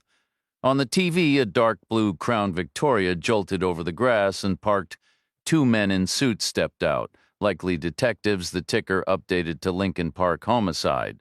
Reacher could hear more helicopters approaching, about a mile off, rival news channels late to the scene. He said, "Did McCann give you any specifics about the website he wanted?" The woman shook her head. "No. On the television, officers were crouched around the dark shape on the lawn. Reacher recognized the scene, detectives and the medical examiner. He'd been in that position himself more times than he could count, leaning over figures who were sometimes still breathing. This one wasn't. You could tell by the lack of urgency, no frantic voices, no medical gear, no rush. Just the quiet, grim procedure of Lincoln Park Homicide, the old lady's voice cut through his thoughts. "That's Peter, isn't it? Why else would you two be asking about him? Why would the FBI care about an old woman like me?" Chang stayed silent, and Reacher didn't reply either because just then the broadcast cut to a new location, a plain brownstone on an unremarkable street. Peter McCann's home, her home, the very place they had just left. It was unmistakable, now bathed in the pulse of red and blue lights. Officers were charging up the front steps. It was far too quick for a normal link to have been made. The cops at the park hadn't even gone through the victim's pockets yet. No ID, no name, no address. They were still waiting on the official pronouncement. Reacher knew the drill. Death had to be certified before the scene turned into an evidence locker. No connection yet. A separate incident entirely. The chyron at the bottom of the screen updated anti-terror units raid Chicago residents. Reacher turned back to the woman. "Did you call 911? "Yes," she said. "I did. When?" "The moment I shut the door behind you." "Why?" "I didn't like your looks. Both of us. You especially. You don't resemble any FBI agent I've ever seen on TV. I was working undercover, playing a criminal. You were convincing, so you called." "Right away." "What exactly did you tell them?" "That I had armed terrorists in my house." "Why phrase it like that? This is Chicago. It's the only way to get a response in under 4 hours. Chang shifted beside him. "We should probably leave." Reacher shook his head. "Let's wait another 5 minutes. It won't make a difference now." They refilled their coffee cups. The woman wanted another slice of cake, so Reacher and Chang each took one as well, not wanting her to eat alone. The screen divided, the park on one side, the brownstone on the other, labeled Lincoln Park Homicide and Terror Alert above a scrolling headline that read "Busy Day for Cops." The second cup of coffee was just as good as the first. So was the cake. In the park, a body bag appeared, was zipped shut and loaded into a coroner's van. At the house, an ambulance pulled up and EMTs rushed inside. Soon they emerged with a gurney carrying a man wrapped head to toe in bandages, like a mummy, a sheet draped over him. Hackett, most likely, though it was impossible to tell. Then, almost like a deliberate crossfade in a film, the police cars left the park and, after a lag of several minutes, reappeared at the brownstone. The same detectives jumping out and hurrying inside, only to emerge a moment later talking urgently on their phones. The chyron changed again. Official confirms investigations are linked. Reacher leaned forward, his tone shifting from detached observation to something quieter, almost weary. "Ma'am, I'm truly sorry about your nephew, and I'm sorry for the disruption you're going to face. Chicago PD will have questions. It isn't like the shows the FBI can't swoop in and take over. We have to step back. So it would help if you didn't mention we spoke. There are complications. Better for everyone if you leave us out of it entirely, even about us getting to the house before they did. They don't need to know we were ahead of them. You want me to lie about it? I will, if they ask me who tipped them off about the terrorists and why." "All right, then, I'll do the same," the old woman replied. "But are you certain you have no clue what was troubling McCann? Like I said, I was his neighbor, not his sister. You'd be better off asking her. Asking who? His sister. He has a sister. I mentioned it earlier. I thought you were speaking metaphorically. No, she's real. They were very close. If he had secrets, she's the one he would have told." Chapter 37. They sent Mrs. Hopkins home in the town car and informed the driver that was his last assignment for the day, free to head home or return to the garage. The man accepted the news with a smile, though Reacher suspected that final trip wouldn't be a smooth one. He guessed they wouldn't make it all the way to her door. A couple of blocks out, they'd hit the roadblocks. If the old lady could show ID with her name and address, they'd probably let her continue on foot, or maybe even give her a ride in an official vehicle, depending on how eager they were to speak with the neighbor.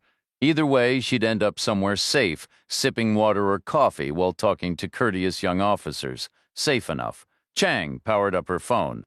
Also safe enough, Hackett's tracking operation was out of commission, at least for now. They needed maps, satellite images, flight schedules, search engines. Mrs. Hopkins had told them Peter McCann's sister was named Lydia Lair. She was several years younger, had married a doctor, and moved away to an upscale suburb outside Phoenix, Arizona.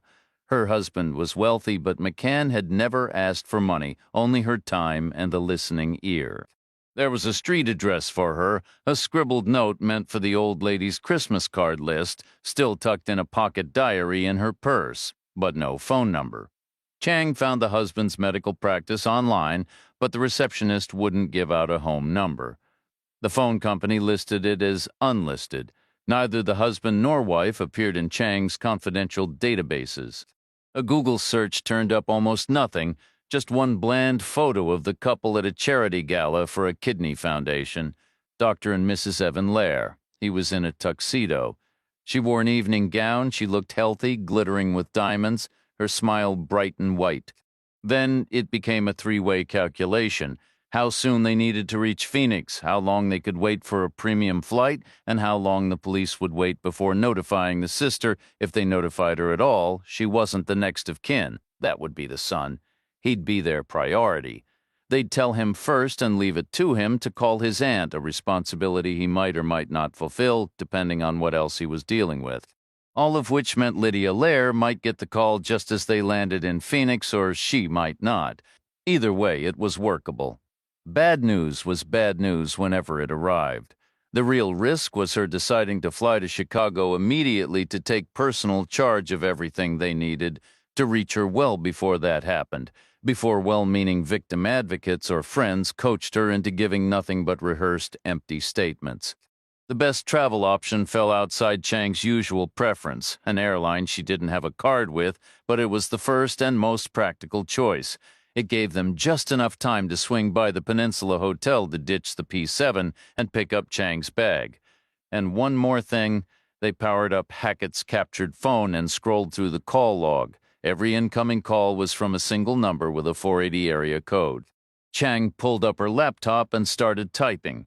She said, "That's a cell phone number in Phoenix, Arizona. That's where we're headed."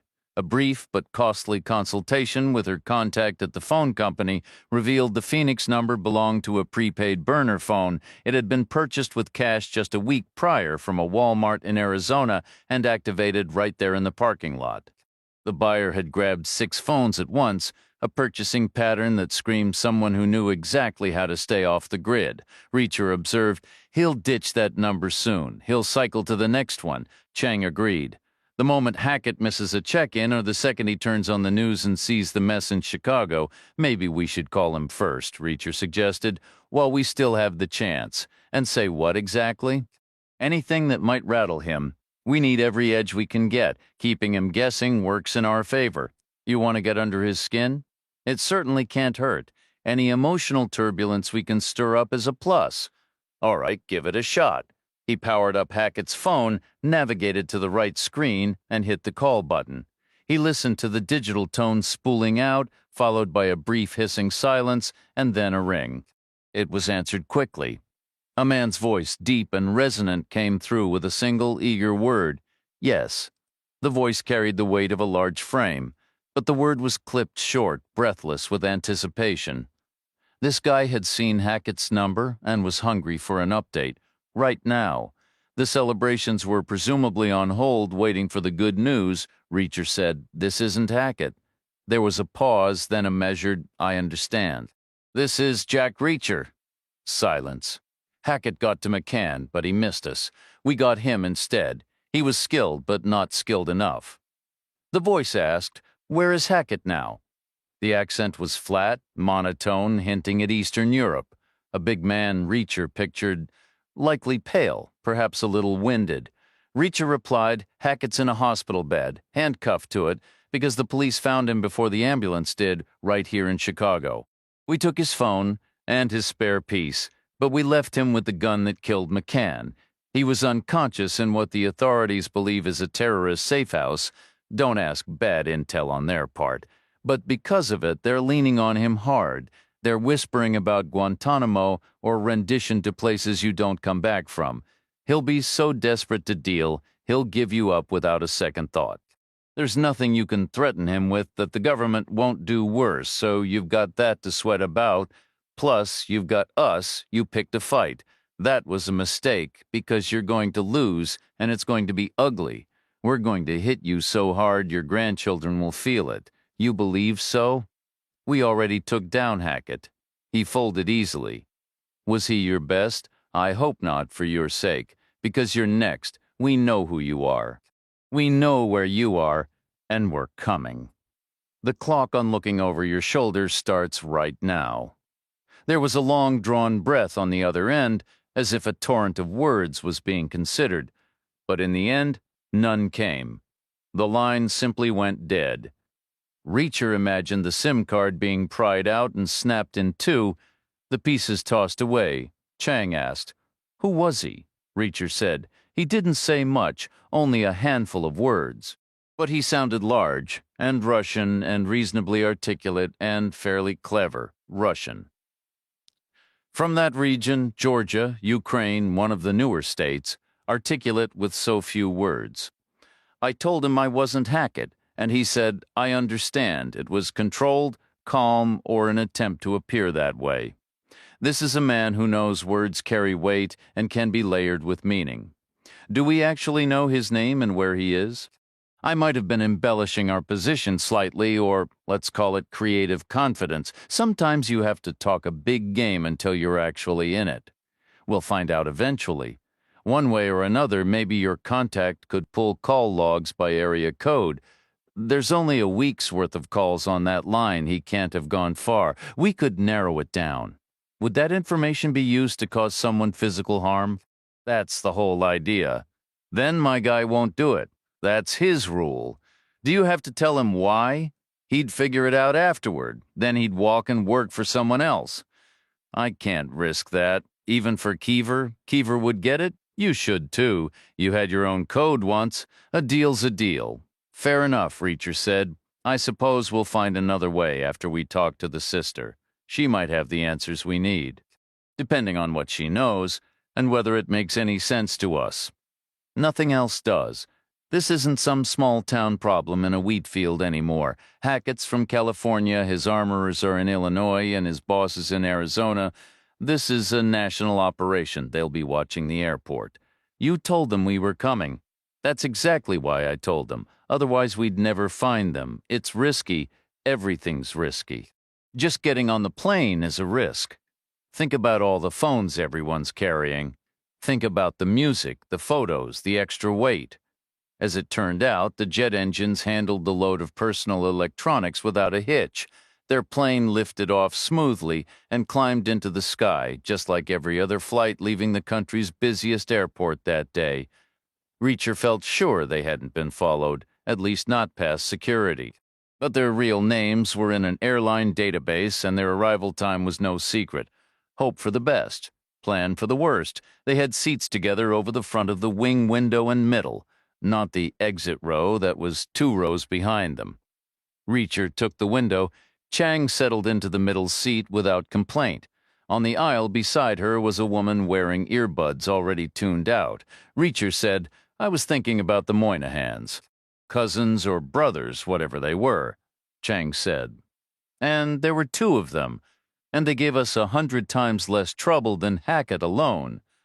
How are you feeling? Like I've been hit 3 times, which is my point before. It was 0. I agree with you.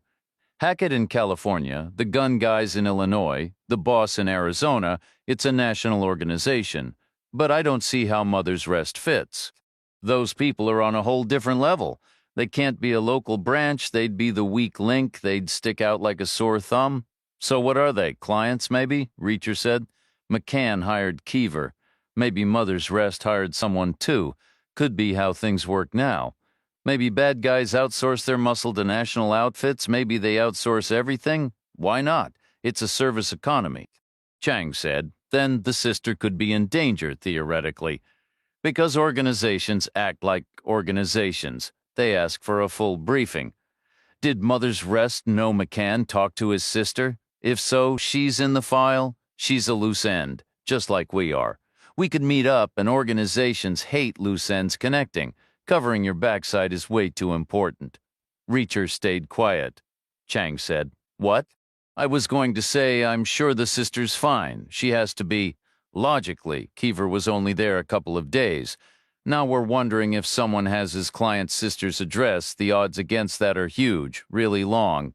But being on a plane makes you feel helpless. Your mind starts running worst-case scenarios. Phoenix's airport was officially called Sky Harbor International, and it felt like a safe harbor once you were past security, thanks to the metal detectors.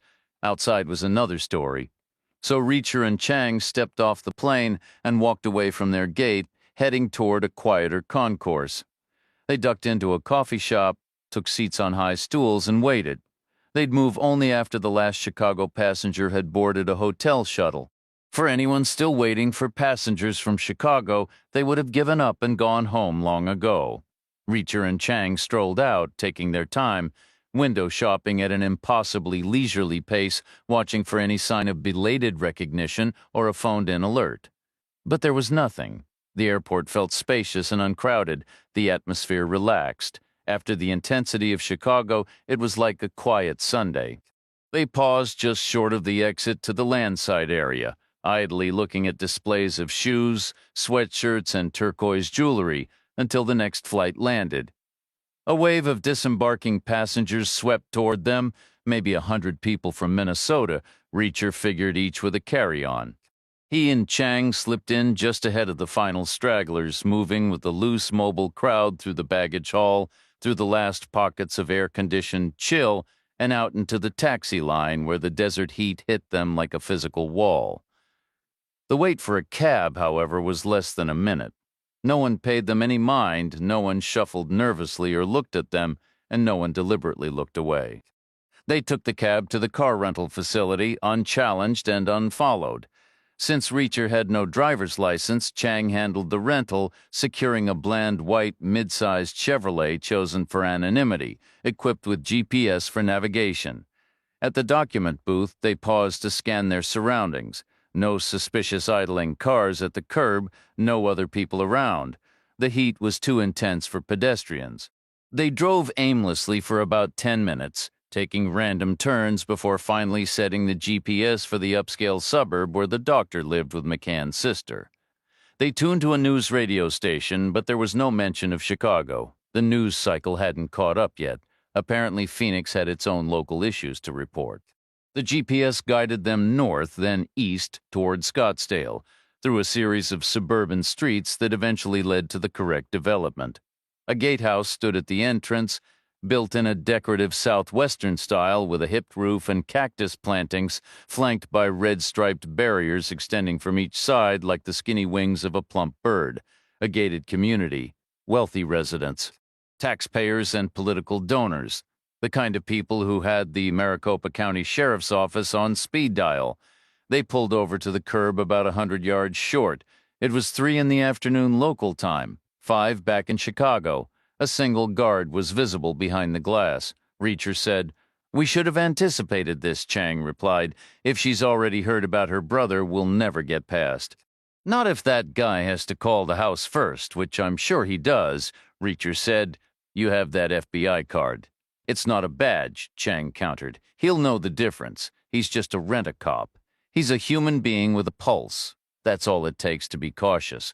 Mrs. Hopkins was impressed by it, but that's a different generation with different instincts about authority. Reacher fell silent. Chang asked, "You okay?" "My head is pounding," he admitted. "What do you want to do? Let's try to get in, all right? But if there's any trouble, we withdraw gracefully. We live to fight another day. The sister is a bridge we can't afford to burn." She drove forward, turned into the entrance, and stopped next to the sliding glass partition. She lowered her window, flipped her hair, turned her head with a practiced smile, and said, "We're here to see Dr. and Mrs. Evan Lair." The rent-a-cop was an elderly white man in a gray polyester uniform with short sleeves, his arms thin and mottled. He simply hit a red button and said, "I hope you folks have a wonderful afternoon." The barrier rose. Chang drove through, raising her window again. "I wouldn't want to pay for security that lax," she remarked. Reacher said, "The landscaping is nice, though." And it was.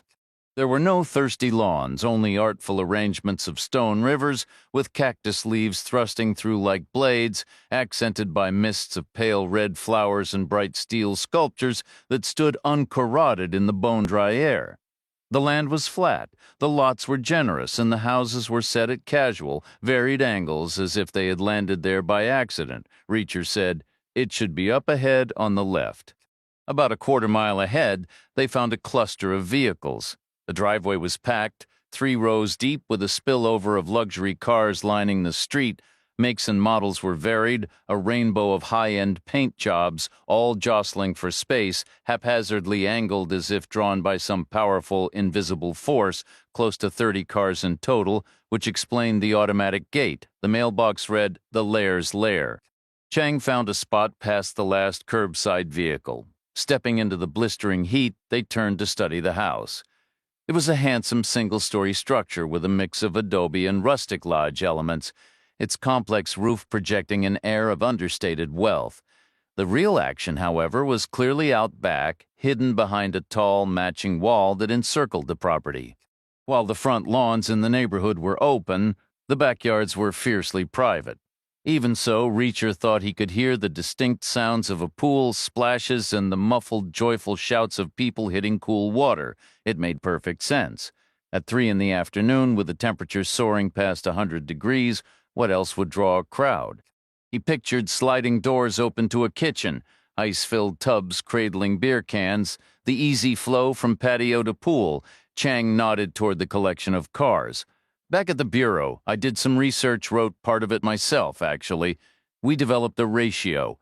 For any given venue, you could correlate the total value of the cars outside with the volume of money moving inside. You think there's a transaction happening in there?" Reacher asked. "Not necessarily," Chang replied. I'm just applying my hard-earned expertise to tell you this is a seriously wealthy crowd, and it's a mixed group.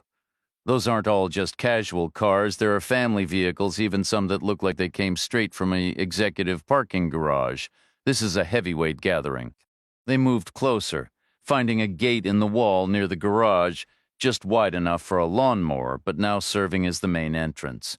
A path of river stones wound between knee-high solar lights. The gate left ajar about a foot. Through the gap, they caught blurred glimpses of sunlit figures milling about. A woman emerged, carrying a bag purposefully to her car. She wasn't McCann's sister, but likely a co-host. She offered a brisk, welcoming smile as she passed. "Hello, so glad you could make it. Please go right in," she said before hurrying on. Reacher and Chang followed the decorative path through the gate and into the backyard. It opened into a broad, stunning space designed like a desert oasis. Wooden arbors draped with vines provided patches of shade. Massive terracotta pots and artfully placed amphorae overflowed with vibrant flowers, while stately saguaro cacti rose from gravel beds. The centerpiece was a swimming pool of dark plaster, shaped to resemble a natural pond, its edges lined with rocks and fed by gentle, splashing waterfalls. Around it stood richly oiled teak furniture adorned with plump, colorful cushions, sun umbrellas, and inviting outdoor dining tables. They counted around 40 guests, a mix of men and women with a few younger faces, but mostly older, dressed in everything from vibrant Arizona casual wear to swimsuits and light cover-ups. They stood in small clusters, chatting and laughing, plates and drinks in hand. Some were still damp from the pool, while others remained in the water, either submerged to their necks in conversation or playfully splashing around. Under a vine-covered trellis sat a woman in her early 30s, long-limbed and glowing with a deep tan, wearing a sheer shirt over a bikini. She looked relaxed and cheerful, yet she radiated a quiet magnetism that naturally drew everyone's focus. Flanking her was a gray-haired man in khaki shorts and a loud Hawaiian shirt, looking fit and lively, and on her other side a dark-haired woman with sparkling eyes and a broad smile, dressed in a floor-length pale linen dress. The easy, affectionate dynamic between the three marked them as daughter and parents, and the resemblance to the photo Chang had pulled up earlier confirmed the parents were Dr. and Mrs. Evan Lair. Reacher nodded subtly toward them and murmured, "Take a look." Near the house, a long table was laden with presents, mostly large, boxy shapes wrapped neatly in shades of white and silver, tied with matching ribbons. Chang observed, "This is a wedding event." "Seems that way," Reacher agreed. "Probably their daughter's the woman under the vine. That would make her McCann's niece." Just then, McCann's sister, after sharing a final laugh and giving her daughter's shoulder an affectionate squeeze, began circulating through the crowd. She drifted from one group to the next, glowing with delight, leaning in to chat, exchanging smiles and light kisses, clearly savoring every moment. Chang noted quietly, "She hasn't gotten the news from Chicago yet. How could she have?" Reacher stayed silent. McCann's sister continued her rounds, accepting a glass from a passing server, resting a hand on someone's arm, then returning the glass to another tray. Eventually, her gaze landed on Reacher and Chang, who stood isolated and somewhat out of place near the gate. Compared to the celebratory crowd, their clothes looked both too plain and too layered, strangers without obvious reason for being there. She altered her path and approached them, her hostess' smile still warm and welcoming. Chang whispered urgently, "We can't tell her, not now."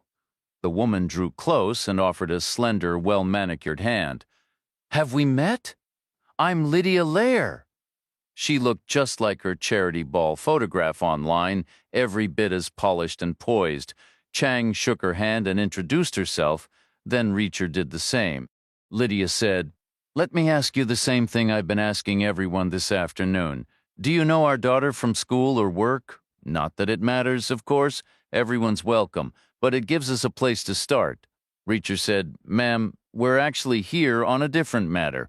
Maybe we should come back later. We don't want to intrude on a wedding. Might bring 7 years of bad luck or something."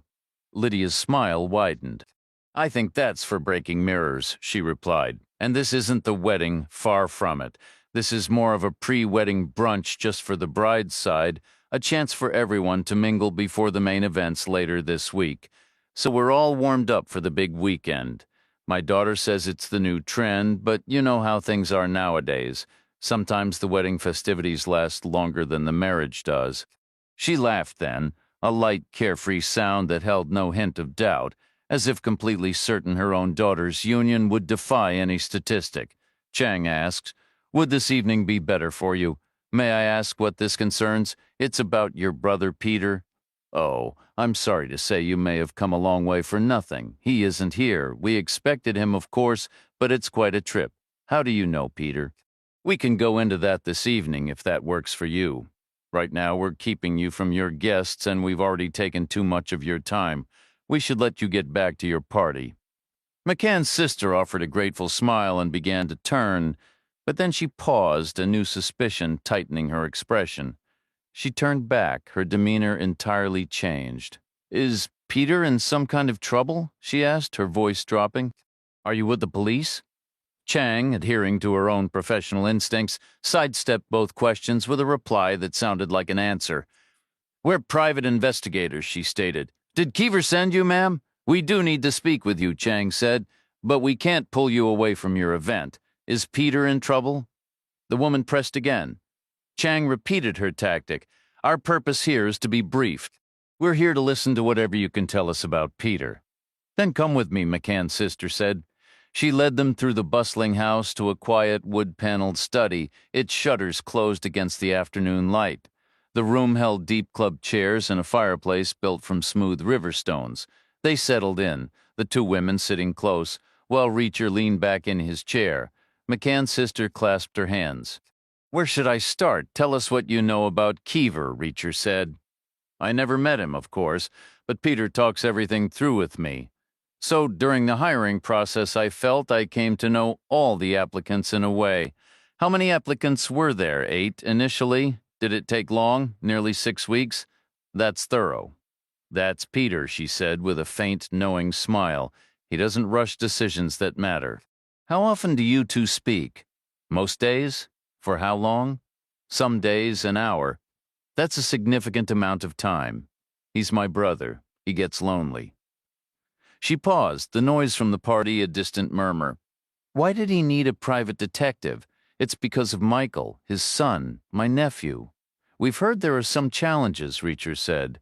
"That's too gentle a word," she replied, her tone turning sharp. "Challenges is just a polite way of saying difficult. And difficult is already a polite way of saying something much harder. Michael isn't difficult. He's something else entirely. What would be the accurate word? Imagine a product on an assembly line," she said. "Michael is one that came off before it was finished. A few crucial parts never got installed. I try not to blame his mother, but she wasn't well. She passed away less than a decade later. Which parts are missing?" She studied Reacher for a moment. "Are you a happy man, Mr. Reacher?" "Generally, I can't complain. At this particular moment, I feel fine. That's separate from our current topic, you understand. On a scale of 1 to 10, what's the lowest you've ever felt? Maybe a 4, and the highest, compared to some perfect theoretical best, if you like, about a 9. "All right, so your range runs from a 4 to a 9. She turned to Chang. "What about you, Miss Chang?" Chang was silent for a beat.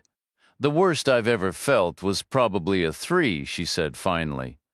"And I was going to say 8 for the best, but now, maybe a 9, I think." She glanced at Reacher as she said it, a brief, unguarded look.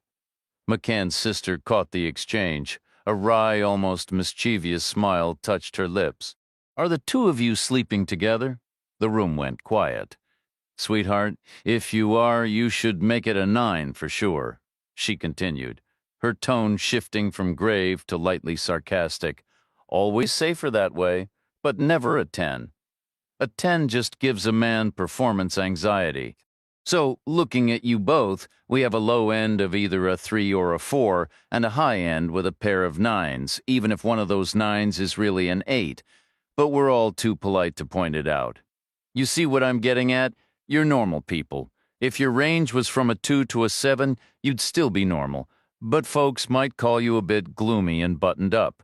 Understand? Chang gave a slow nod.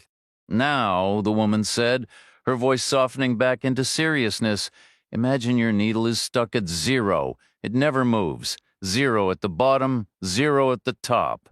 That's Michael. He was born unhappy, born without the capacity for happiness, born without even the concept that such a thing exists. He doesn't know it's out there to be missed. Is there a medical term for that? Chang asked. They have a name for everything these days. Peter and I have discussed them all. None ever seems to fit just right. I prefer an older word. I think of it as a profound melancholy. But that sounds too quiet, too passive. Michael has deep emotion. He just has no range. You feel joy or fury, and he feels with the same intensity, but it's all hammering away down there at that 0 mark. And he's clever. He understands exactly what is happening to him. The result is a life of constant suffering. How old is he? 35? What does that look like on the outside? Is he difficult? Quite the opposite. He's practically a ghost. He's silent, he follows instructions, he barely talks. He'll sit for days just staring at nothing, biting his lip, his eyes flicking around the room, or he's glued to his computer, or scrolling endlessly on his phone. There's no anger. He never shows frustration. To feel frustration, you'd need to feel something else first. Can he hold a job?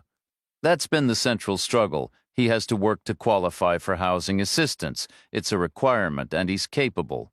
There are tasks he handles well, but people find his presence exhausting. They don't want to be around him. Team morale drops. Work slows. Eventually, he's let go, so he cycles in and out of different programs. Where is he living? Nowhere at the moment. He vanished. Just then, the bride-to-be walked in searching for her mother. She wore a light shirt over her bikini, Peter McCann's niece, Michael McCann's cousin up close. Her radiance was undeniable. She seemed to shine. She was nearly flawless. A testament to prenatal vitamins, expert delivery, pediatric checkups, balanced meals, top schools, braces, family trips, university graduate studies, a fiancé, the complete package. Her production line had operated without a hitch. The promise of America fulfilled, a stunning success. And she looked genuinely happy, not frivolous or giddy, not artificially upbeat, and certainly not vacuous. Just profoundly, peacefully satisfied with plenty of room left for joy. Her emotional scale ran from a solid 6 to a perfect 10. She had received every advantage her cousin was denied. McCann's sister followed her back out to the pool, promising to return shortly. Reacher and Chang waited in the quiet, shadowy den. The noises of the party reached them, softened by walls and distance, splashes, laughter, the clink of glassware, and the steady hum of conversation. Chang said, "We should update Westwood in L.A. A deal is a deal. Besides, we're going to need a new place to stay. Tell him we need all his material on the deep web," Reacher said. "Every note, or better yet, tell him to fly out here and walk us through it. We might not decipher his scribbles. He can catch a plane. He's getting his book, after all." Chang put her phone on speaker and dialed, delivering a thorough recap of everything since their last call from the West Hollywood motel. She covered Chicago, the library, the family-run pharmacy, McCann's Street, McCann's house, Hackett, the neighbor, the Lincoln Park murder, the flight to Phoenix, and finally the sister. Then she described the son, trapped in the long term between nothing and nothing, and in the short term simply gone. Westwood said, "They call it anhedonia, the inability to feel pleasure." The sister makes it sound more severe than that, and Keever was hired to find him and bring him back. That's our assumption. We didn't get to the end of the story. We were interrupted. "I don't see the link to the deep web or those 200 deaths. This feels like a standard crime story, not a science piece or one of those bleak human interest features. It might be all three wrapped together. We don't have the full picture yet. Where are you staying tonight? We haven't sorted that out. All right, I'll call you when I land." The call ended. Reacher said, "His mother mentioned Michael is always on his computer or his phone. Maybe that's the deep web connection. Maybe he's living in some obscure online forum. Maybe he has an entire secret life nobody knows about. He's clinically depressed. not some oddity. Depressed means pressed down from a normal level. That implies there was a range to begin with. Michael doesn't have a range. That's odd or unusual, to put it nicely. But his mother said he's intelligent. Maybe there are online support groups. Maybe he even started one. Why would it need to be hidden? Because of search engines, I suppose. Employers dig around online? I read about it, and it's not just employers, probably relatives or doctors too. Privacy is extinct. Anything you put out there can come back to haunt you. If Michael shared anything online that suggested he wasn't improving, he risked losing his place to live. Or worse, someone could determine he required constant oversight. Just then the door swung open and Lydia Lair returned. She was Peter McCann's sister, Michael McCann's aunt, and the mother of the bride. She settled back into her chair and Reacher posed the question, what happened when Michael disappeared? She replied, "That's a complicated tale." Roughly 20 miles south of Mother's Rest, the man with the crisply pressed jeans and perfectly styled hair answered his landline. His contact stated bluntly, "This mistake lands in your lap now. How do you figure? There were factors you weren't aware of." "Such as?" "I guaranteed they wouldn't speak to McCann. I kept that promise. A dead man tells no tales. But it came with a price. I lost Hackett. How Reacher handled him. Or maybe the two of them did it together. Regardless, it was never supposed to occur. It defies logic. Is he dead? He's in the hospital, and you're just going to let them walk away from this? Absolutely not. I intend to set a very public precedent. This industry is all about perception. It's fiercely competitive. Your reputation is your only currency. I propose we share the burden equally. Share what? The considerable expense of ensuring they don't walk away. The man in the jeans was silent for a moment, then said, "You prevented that conversation with McCann. For that you have my sincere gratitude. It was handled. But respectfully, that concluded our arrangement. Any lingering issues you have with Reacher or Chang are now your personal concern, I'd assume. Hackett is currently handcuffed to a hospital bed. He's under police guard. How much does he actually know? Fragments. But it won't amount to anything concrete. Hackett has no physical evidence on him, no files." Reacher took his phone, and his computers were left in the vehicle, a car supplied by our associates in Chicago, complete with a driver, so we still control his equipment. We've reactivated the phone tracker. Chang is active again. She just phoned that reporter at the LA Times from a residential neighborhood right here in Phoenix. Why there? Because of you. Are they coming for you? Reacher called me on Hackett's phone and said as much. Besides, it was the obvious next move, but you'd understand their real motive if you'd heard Chang's call. They're here for a totally different reason. Which is? Those factors you didn't know about. Tell me. The kind of information that will make you perfectly willing to go 50-50 with me? Go on. Peter McCann had a sister, Lydia McCann, before she married. Now Lydia Lair married to a physician. She lives here in Phoenix, in a suburb. The siblings were in constant contact. He told her everything based on what Chang just told Westwood. Talking to the sister might be just as good as talking to McCann himself. We can't allow that, we? Fine, 50-50, agreed. I'm glad we understand each other, but with one additional condition, which is, tell me exactly how McCann died. Hackett shot him. More detail. Hackett paid him a visit at dawn and escorted him out of the building at gunpoint to a nearby park. It was deserted. He used a silenced 9mm to the back of the skull. Was it messy? I wasn't there. The bullet likely exited through the face, but the brain ceased function instantly. No more pulse, no blood pressure, efficient, but not particularly dramatic. Do you plan the same for Reacher and Chang? I plan to do whatever gets the job done. 50-50, and it won't be cheap because on top of everything, we need to act quickly. They could be having that very conversation right now. Chapter 39. The complicated tale of Michael McCann's vanishing started with a sudden urge to see Oklahoma. Michael brought it up one afternoon in his slow, hesitant, and perpetually let down manner. His father deliberately avoided the immediate trap of anxiety because he knew such plans usually just fizzled out. They almost always did. Michael then shared that he had looked into housing regulations in Oklahoma, which differed from those in Illinois because part-time employment could make someone eligible there. That approach might offer more stability. Peter McCann's feelings were complicated. His first and strongest reaction was a deep fear at the thought of Michael isolated and struggling in a new place. Yet beneath that worry, a small sense of hope began to grow. For once, Michael had used his time online constructively. He had investigated policies in another state and even formed an opinion about them. That hint of forward thinking felt almost like making a plan. It showed a spark of independent effort, something an old therapist had once said would signal the start of real progress. So overall, Peter was managing to stay calm. His sister explained, then Michael mentioned he had a friend out in Oklahoma that was huge. He'd never used that word before. We assumed he'd met someone through an online forum, which was a little concerning. Sure, but Michael is 35. He's sharp. His IQ is high. He understands his choices. He's just deeply unhappy. Peter asked what he could and then forced himself to stay quiet. Reacher asked what happened next.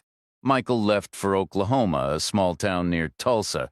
He texted at first, then less often, but as far as we knew, he was okay. Then one day he sent a message saying he'd be home soon. He didn't give a date or a reason. We haven't heard from him since. When did Peter contact the police? Almost right away. Then he called everyone he could think of. Even the White House? I told him not to, but you know how it goes. No one was really listening. There are hundreds of thousands of vulnerable homeless men in this country. Why would anyone launch a specific search for one? Michael isn't violent. He isn't on any medication. He isn't considered a danger. Didn't they at least try to reach the friend? You know how these things work. Suddenly all you have is a vague name and a half-remembered address that doesn't lead anywhere. So the friend was never identified? We don't even know if it was a man or a woman. What about the housing he researched? There wasn't any. It's clear now he was staying with that unknown friend, probably not working at all, not even part-time. Then what?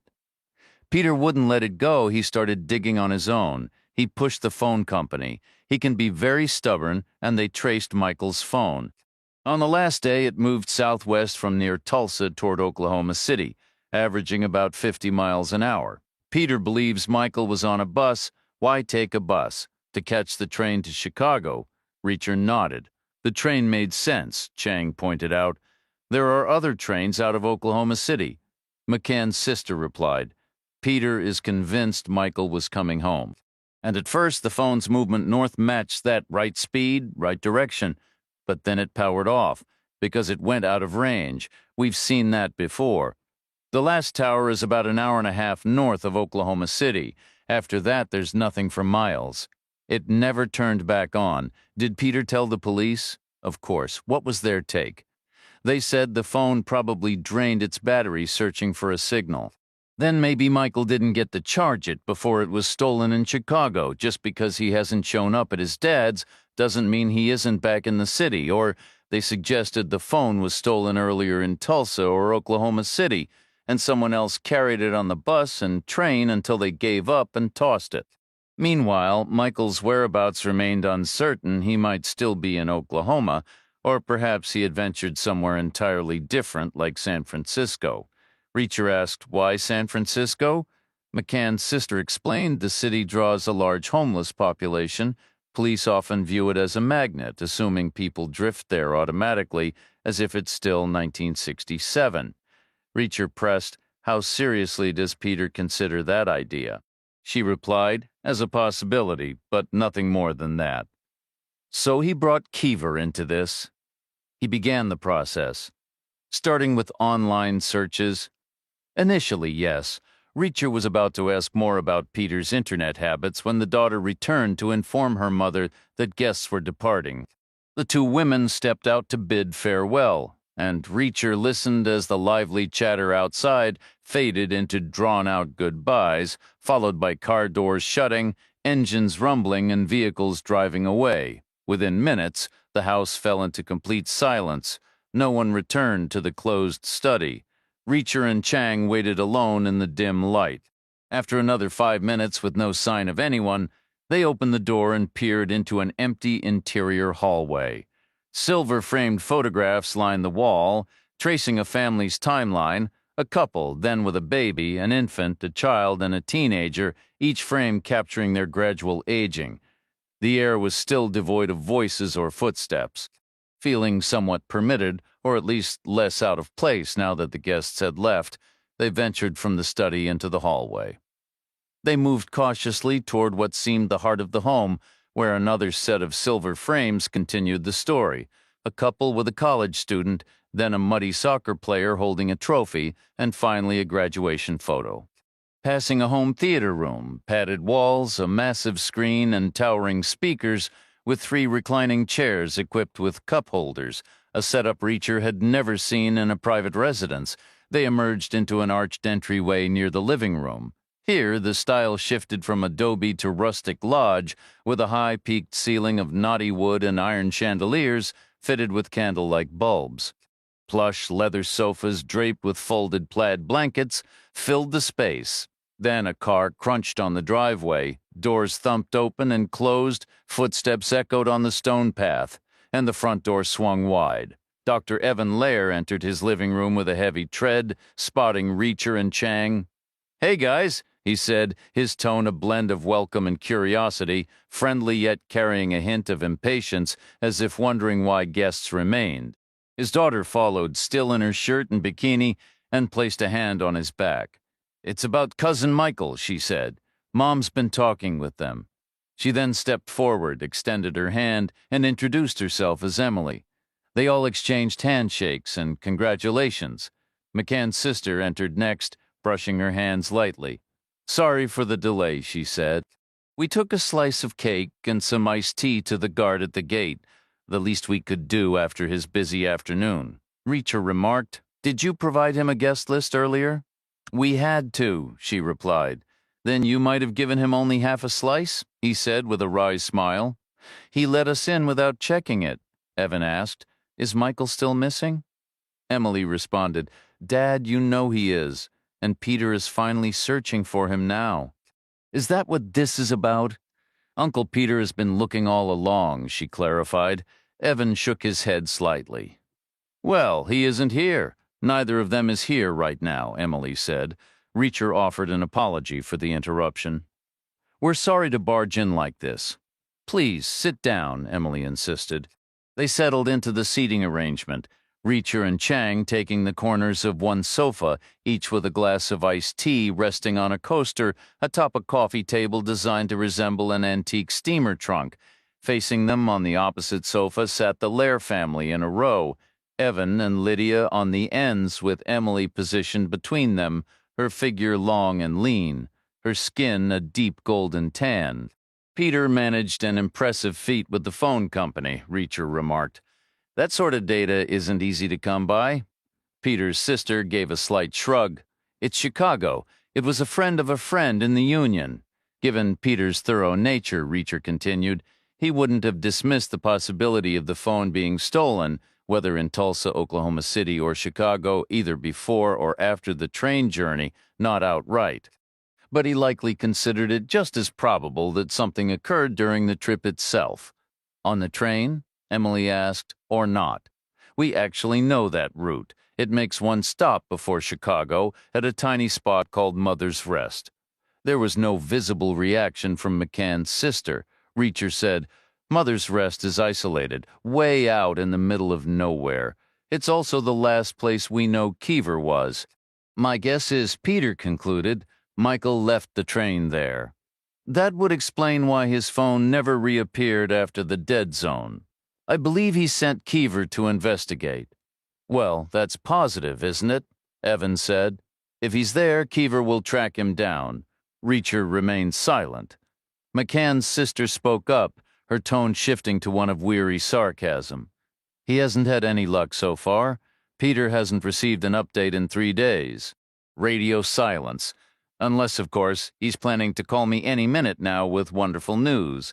The thought seemed to make her aware of the hour. She patted her wrist absently before squinting toward the kitchen to read the microwave clock. "It's past supper time in Chicago," she noted. She gestured toward the steamer trunk near Reacher. "Hon, hand me the phone, would you?" The phone lay beside his iced tea. It was bulkier than most models, with a more substantial curved design and a heft that suggested quality materials, a first-generation cordless but well-made. The old adage fit: if it isn't broken, don't fix it. It featured a small transparent window for speed dial labels, with the top slot filled in by a careful hand using elegant pencil script, the 480 area code followed by 7 digits. He passed it over. McCann's sister took it, listened for a moment, and confirmed, "The line's working?" Evan turned back to Reacher. "How large is Mother's Rest?" "Exactly. Extremely small." "Why is it called that?" "No one really knows." "How could it possibly take 3 days to search a place that's extremely small?" "That depends on how meticulous you are. You could spend 3 weeks poking into every corner, opening every door, checking under every bush, which is what's on my mind. It paints a picture of old-fashioned boots-on-the-ground work. The phone traced through a union contact, the railroad schedules, the deduction about whether he stayed on the train or got off, the physical sweep of an actual location. It's all about time and space, steel and iron, shoe leather, and late nights. The tech-savvy crowd would call it hopelessly analog. I suppose sometimes it has to be done that way. But we heard Peter was obsessed with the internet. He called some science journalist in Los Angeles 18 times to discuss it. Was that a separate thread? How does that connect to a place that doesn't even get cell service? McCann's sister replied, "It wasn't separate. It was a parallel investigation. He thought it might be a clue to Michael's whereabouts, that Michael might be communicating with similar people on obscure forums. Perhaps he was traveling somewhere for a specific reason. Maybe there had been online discussions. We held out hope for Mr. Westwood for a while. He might have had the answer, but Peter was relentless, and persistence can turn into a liability, as you said. 18 calls. I tried to warn him about coming on too strong. Did he manage to find those sites anyway?" McCann's sister stood up abruptly. "I'll get more tea." She lifted the pitcher from the steamer trunk, and as she did, its base brushed against the phone, sending the device spinning in a smooth, frictionless circle on the leather surface. Reacher studied the neat handwriting, the numbers turning slowly like a bicycle wheel coming to a stop. Area code 480, followed by 7 more digits, Phoenix, Arizona. "That's where we're headed. We're already on the move. From this moment on, you need to watch your back." He glanced at the half-eaten slice of cake on the table. "Evan, can I ask you something personal?" Dr. Lair reacted the way most men do when put on the spot. He paused, gave a slightly puzzled look, shrugged as if he had nothing to hide, and said, "Go ahead. Do you own a firearm? Is that relevant?" "Just curious." "Actually, yes, I do. Mind if I take a look?" "That's an unusual question." His daughter Emily was sitting cross-legged, half turned toward them, watching the conversation bounce back and forth like a tennis match. Chang was doing the same. Reacher kept his tone casual. "Is it stored in the bedroom?" "It is, yes. You might want to move it to the hallway. Late-night break-ins aren't common, but if one happens, you'll be groggy. Are you right-handed?" "I am." "Then within 6 feet of the front door on the right side would be ideal. In a drawer, a cabinet, or even grips up in a decorative vase on a table that could work." "Are you in security consulting too?" "We like to cover all the bases," Emily chimed in. "He's right, Dad. Keeping it in the bedroom doesn't make sense." Chang added, "Ideally, you'd have multiple firearms secured in different zones: the bedroom, kitchen, living room, entryway, any upstairs area, basement, and garage. But if you only have one," Emily finished the thought, "where's the best place if you only have one?" "Only one," Reacher noted. "Go with the statistics," Chang said. "Most threats come through the front door." "Really?" Lair said, sounding uncertain. "You think I should move it?" "Better check with Mom," Emily suggested.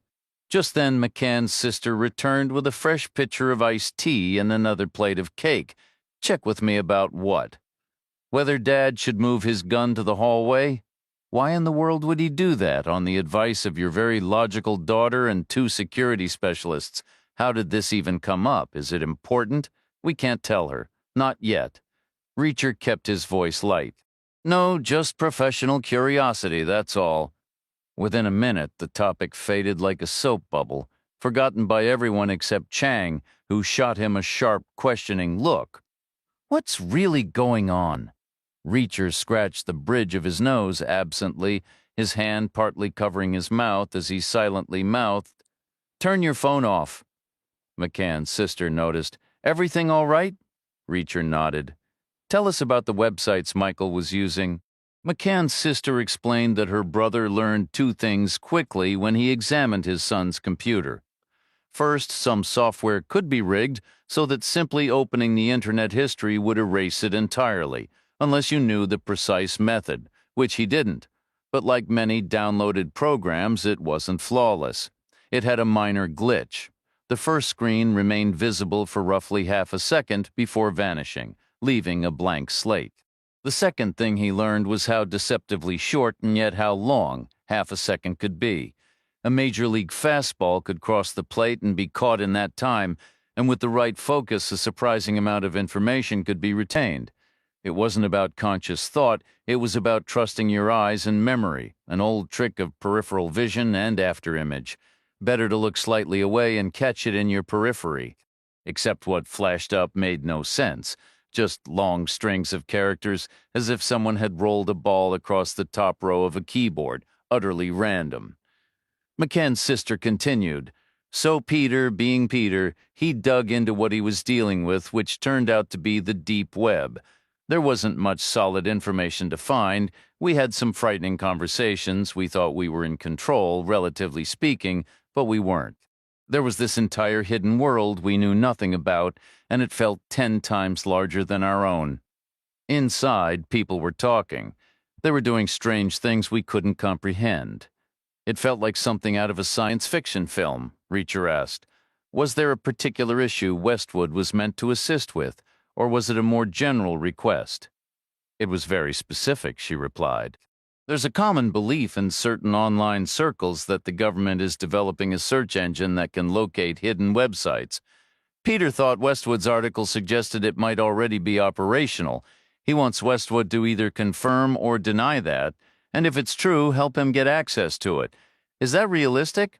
Honestly, I think the odds are practically zero, but you have to try everything when someone is missing, his son. My nephew, is it possible Peter left out details when he spoke with you? Did his accounts always connect completely?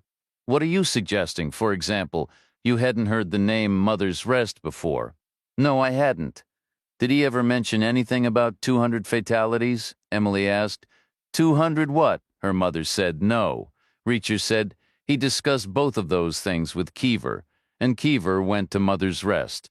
So it was significant, yet he didn't bring it up with you. What happens there? We don't know. Peter's my older brother, and I'm his younger sister. He never forgets that. He never lets me forget it either, not in a bad way, in a protective way. The only reason he would omit details would be to shield me from something upsetting. A silence settled over the room. Chang stood up. She said, I need to use the restroom, and Emily pointed the way. Chang walked off in that direction. Reacher then said, Do you all have dinner plans? McCann's sister said, I haven't thought about it yet. We could go out. Who? All of us. Where? Anywhere you'd like.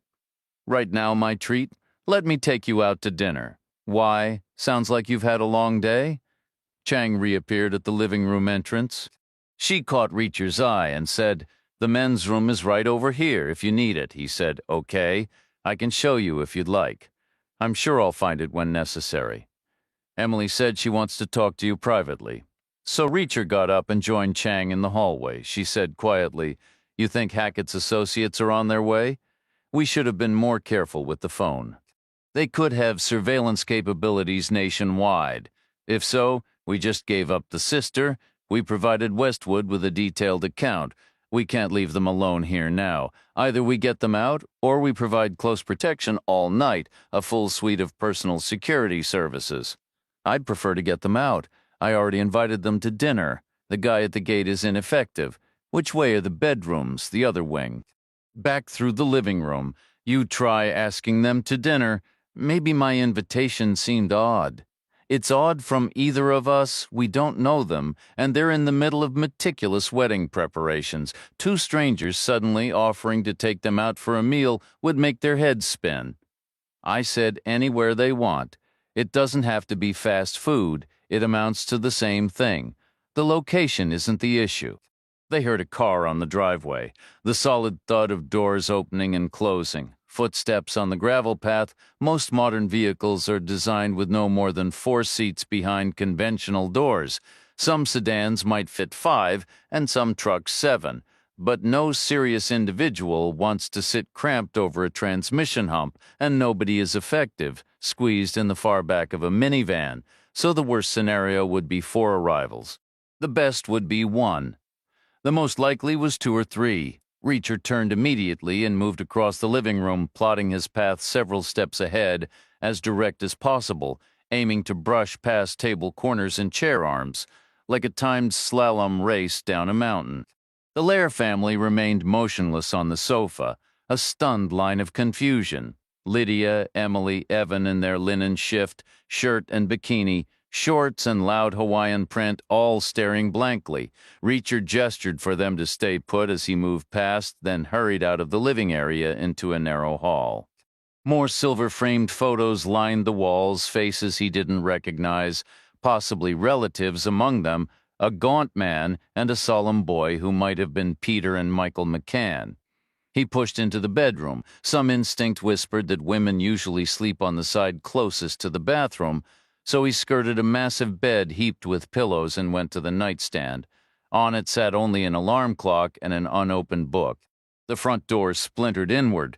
He yanked open the drawer, reading glasses, pain relievers, tissues, and a Colt Python with a 6-inch barrel. Its walnut grips were lacquered to a high gloss, the blued steel frame substantial, the cylinder loaded with hefty .357 Magnum rounds. An impressive piece for the dark smart in its simplicity, no safety to fumble with, no jams to worry about, yet foolish in other ways. It weighed close to 3 pounds, too heavy to raise quickly when startled from sleep, and the recoil could easily slam a drowsy arm straight through the headboard. Reacher lifted it, checked the cylinder, fully loaded, 6 shots, boots thudded in the hallway now inside the front door, 2 individuals shifting 6 feet to the right. A third, if there was one, would be circling the back along the decorative path, past the landscaping between the solar lights through the gate. Come on in, he thought, no extra ammunition in the drawer, just 6 rounds. He stepped back to the bedroom doorway, listening. The boots kept moving. Then he edged out, past the silver frames again, sidling along the wall. The Python extended focus sharp on the front sight, while the rest of the room softened into a haze of dim shadows. The house shuddered against the harsh sun. He paused at the living room entrance to his left. The Lairs were still on the sofa, but beginning to stir, shock melting into fear. Emily's expression shifted toward outrage. She was about to surge forward, while her parents seemed ready to shrink back. To his right was the sofa he and Chang had used earlier. Beyond it, a partial view of the doorway revealed the tense silhouette of a shoulder outlined against the outside light, pumped and ready. Through the sliding glass door on his left, he spotted a man in the backyard moving clear of the stacked wedding gifts. Black t-shirt, black pants, and a Ruger P85 fitted with a suppressor carried casually at his side. They were certainly dressed for the occasion. Where was Chang? Firing blind with a .357 was out of the question. Too many shadows, too much glare, too many unpredictable ricochets. A round could skip off bone, pierce multiple walls, even exit the building, and shatter a window down the street. He needed to know her position. Emily drew a sharp breath, poised to erupt into yelling, a primal territorial response fueled by righteous indignation. This was her special week, after all. Who did these intruders think they were? Evan, ever the calm and rational man, trained in science and evidence, was running every circuit but couldn't make sense of the scene, leaving his body stalled, awaiting a final decision. Lydia shrank back into the corner. the roles of wife, mother, sister, and aunt seeming to fall away as she retreated inward. Reacher watched, thinking she was folding into a core version of herself, the tougher McCann strain forged in a place where the sound of splintering wood and a heavy step never meant anything good. Then the man from the yard slid the door open and stepped inside, and in a flash, the entire tactical sequence lit up in Reacher's mind with glaring clarity. The pivot left, around into the center mass of the yard guy, less risk of a through and through than a headshot, safer for the wooden fences in the neighborhood behind them, but almost guaranteeing the Lair family would be spattered with a thick pink mist from behind. Not ideal, especially during a week already steeped in stress, though on second thought, the week was pretty much wrecked from this point forward anyway, given that the unfolding scenario would leave a dead man sliding to the floor of their home. Meanwhile, the python would snap right for 2 rounds toward the silhouette at the shoulder, shots that might hit or miss, but would buy a second to scramble around the sofa and seize the dead man's Ruger. 3 rounds spent 15 gained, but Reacher made none of those moves because by then he knew where Chang was. She was being forced into view from the front entry, struggling, 2 men gripping her, her arms pinned behind her, a hand clamped over her mouth, a gun pressed to her temple, another Ruger, another suppressor, awkward and unbalanced in that role due to its length, but undoubtedly effective. Reacher quietly set the python on the floor behind him, in the shadows near the hallway baseboard beneath the last of the silver-framed photographs. Then he stepped into the living room. The yard guy moved along a shallow curve, while the 2 from the door entered and took positions on the same wide arc. Chang was shoved forward, stumbling all the way to the Lair's sofa, where she caught her balance, turned, and perched on the edge. Reacher sat slowly on the sofa arm, aiming for casual, wanting to seem less threatening, to anchor himself at that end of the room. A standing man gets ordered to sit, and often told where, but a seated one is usually left in place. Evan settled beside him, then Emily leaning back, Chang forward and breathing hard, and Lydia withdrawn again. What had felt spacious for 3 was now crowded with 5.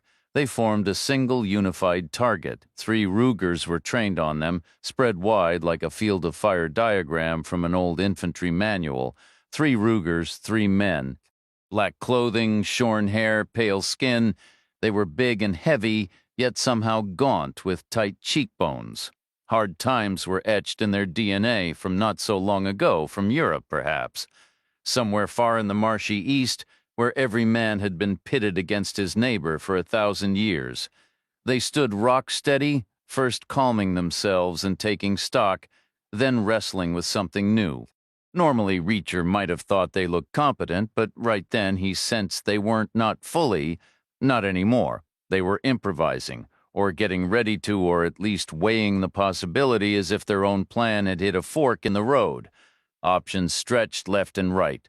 Freedom of choice, always a dangerous thing. They didn't move, didn't speak. There was maybe the ghost of a smile. Then the man in the middle said, "We were told we would find a man and a woman talking to another woman." His English was good, close to a regular American accent, but carried the dull, heavy undertones of a Slavic past. The atmosphere was thick with tension, the kind you'd expect from a grim Eastern European thriller. The man in the room had the weary, burdened look of someone whose life was nothing but a series of setbacks. His question hung in the air, unanswered. "Yet here we find 2 men and 3 women," he continued, his voice flat. "One appears to be of Chinese descent. It's all rather perplexing. So I'll ask again, which of you has been communicating with whom?" Chang's reply was sharp. "I'm an American citizen, not Chinese, and we've all been talking to everyone. A full round-table discussion. Now it's your turn. Who are you, and what is your purpose here?" "One of you is a sister to someone," the man stated, ignoring the question. Silence met his words. He pressed on. "We don't know if that someone is Chinese. That detail would have been useful, I suppose." More silence. "Which one of you is the sister?" "Not me," Reacher said, his tone low. "You got a sister, smart guy? Maybe you should give me her address. If I had one, I would save me the trouble of dealing with you personally." The man's gaze shifted to the other end of the sofa, where the 3 women sat. "Which of you is the sister?" he asked them. No one spoke. "Which of you is the woman who spoke to the sister?" Still nothing. He looked back the other way. "And which of you is the man who spoke to the sister?" The quiet was absolute. The man sighed, as if explaining a simple concept to a child. "There are too many combinations. It's like a logic puzzle from a math competition. How many socks do you need to pull from a drawer to guarantee a matching pair? Here, one answer is glaringly obvious, even to the slowest student. We could kill all of you. That would guarantee the correct result. That would be a sufficiently large number of socks, but it would be 5 deaths for a price negotiated for 3, and that price was settled in advance. You count your change before you leave the store. No renegotiations after the fact. Those are the rules set by the man in charge." The room stayed quiet. The man focused on Evan. "What is your profession?" Evan stammered, tried again, and finally managed, "I'm a physician." "Do you provide your services for free?" "No, I suppose I don't. A foolish question, right? Doctors working without pay? Some do provide pro bono care. But not you, correct?" "No, I guess not." "Do you believe I should work for free?" Even inhaled, exhaled, visibly struggling. The man said, "Doctor, it's straightforward. I'm not asking for a diagnosis. Do you think I should work for free when you do not? Does my opinion matter? I want us all to be in agreement. I want consensus. A person deserves compensation for their labor. I need your support on this principle." "All right. A person should be paid for what? For their work. Should they receive more for 5 tasks than for 3? I suppose they should. But how can they, when the fee was fixed beforehand? You can't squeeze more from a dry stone. That's unfortunate for us, but fortunate for you. We will only perform the work we've been paid to do. No complimentary extras. You have a chance of making it through this." In the back of his mind, Reacher's instincts instantly calculated a 40% survival chance if the selection was arbitrary. But why would it be arbitrary? Their assignment was for 1 man and 2 women. That improved Evan's odds to 50-50, while Chang's fell from 40 to 33%. The man said, "Naturally, the flaw is we might leave the incorrect 2 alive. That would be an unacceptable error. I'm sure you have your own professional standards. The problem requires a different solution. We need to think creatively. We need to find a way to secure additional payment. Assist me with this," Evan said. "There's no cash in this house, doctor. I'm not asking a man to finance his own demise. That would be excessively cruel.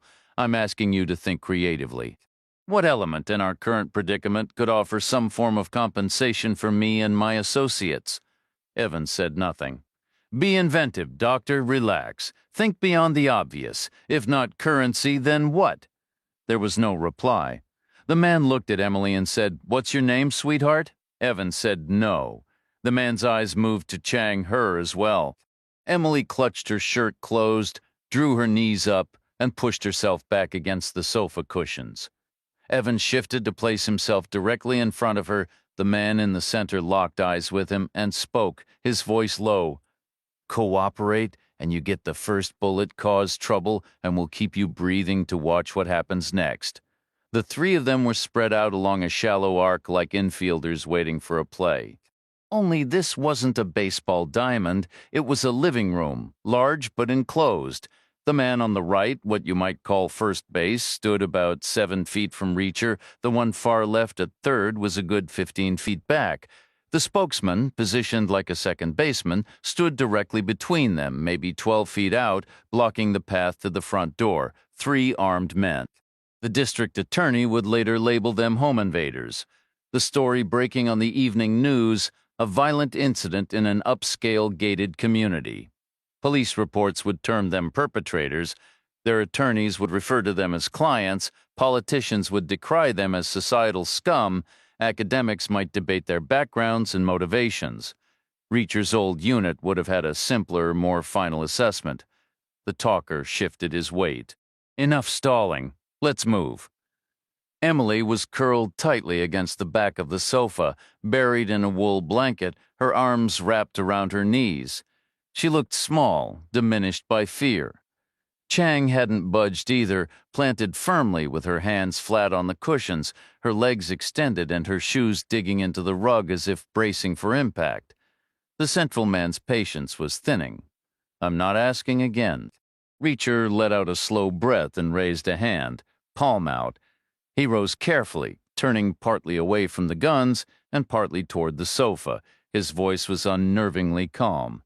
"Emily, it's time. They've got you either way. Make it easier on yourself."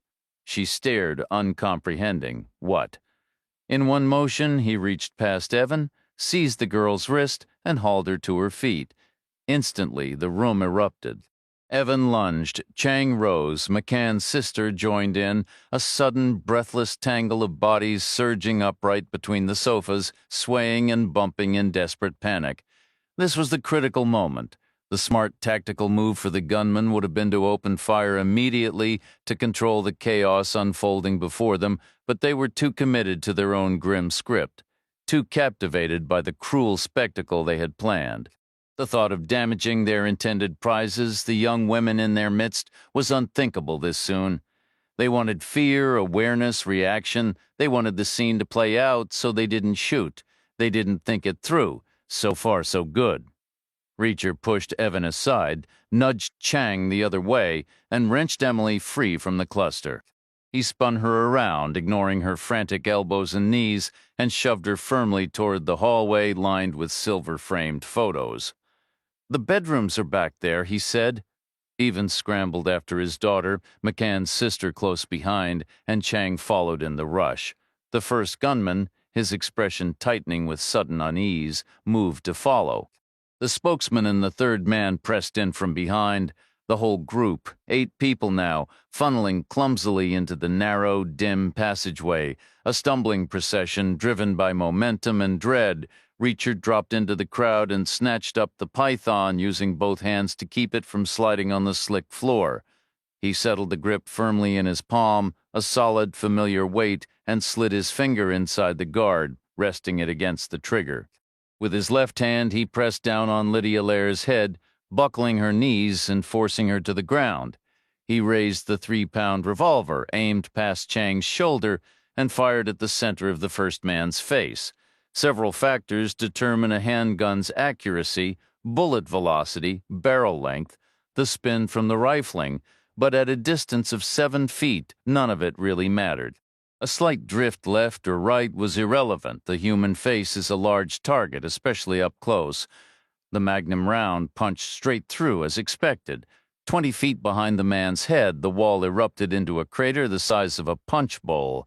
A grotesque instant later, the contents of his skull arrived to fill it with a wet, slapping sound, a mess of red and gray. The man dropped straight down as if the floor had vanished beneath him. Reacher pivoted slightly left from the waist, shoulders set, already searching for the third man, the one farthest away. Some instinct warned that this guy had a clearer line for return fire. He wasn't drooling like the second man, maybe less distracted by the promised spectacle, and therefore more likely to start shooting, even if it meant damaging the merchandise. Reacher squeezed the trigger. He felt the internal mechanism turn. Gears, cams, levers, smooth and effortless. The shot felt deliberate in his mind, a measured follow-up, but in reality it was nearly a double tap. Bang, shift, bang. A craftsman at work using the gifts he was born with. The bullet passed through the man's upper lip and out the base of his skull, shattering a sliding glass door and exploding a stack of wedding gifts on a patio table outside.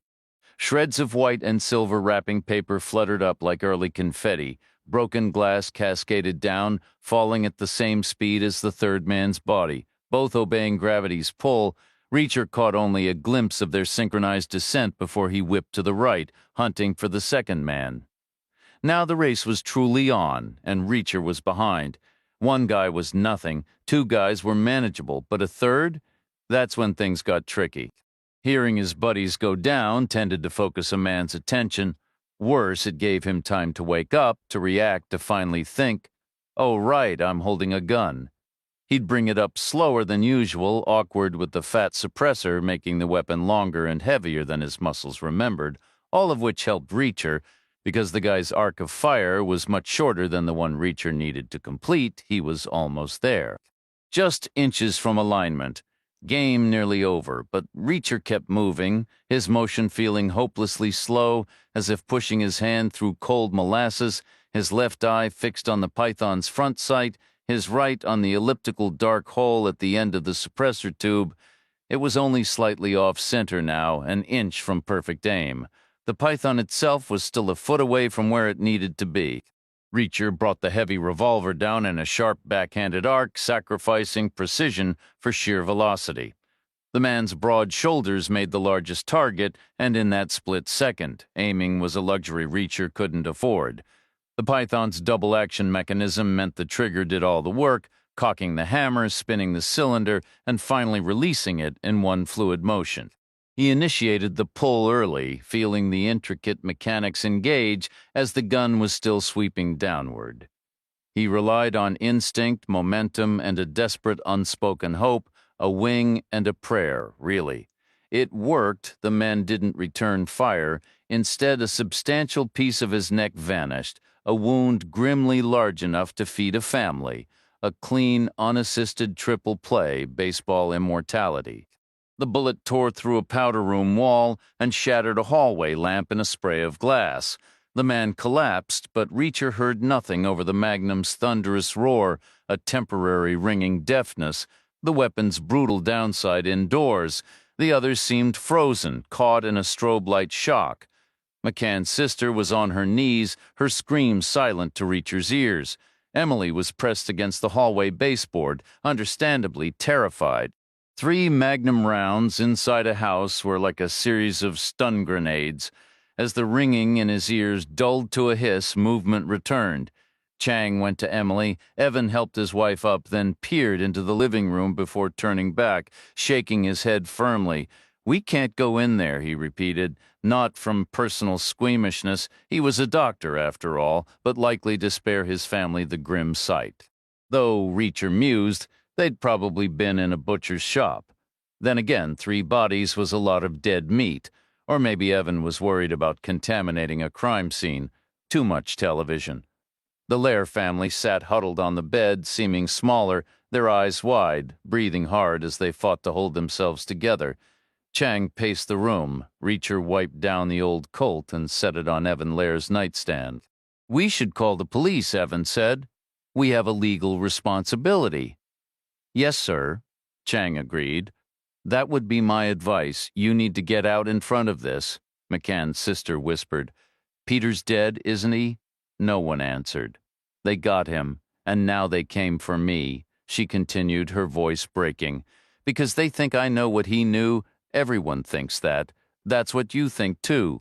Chang replied calmly, "We have no proof or first-hand evidence about Peter. It would be improper for us to say anything. And Michael must be told first in any case. I expect he's dead, too. We have no information." A heavy silence filled the room then. Evan asked, "What are we going to do about what?" Reacher said. "We have dead people in our house." "They won't come out smelling of roses," Reacher said, a dry, almost sarcastic edge entering his tone.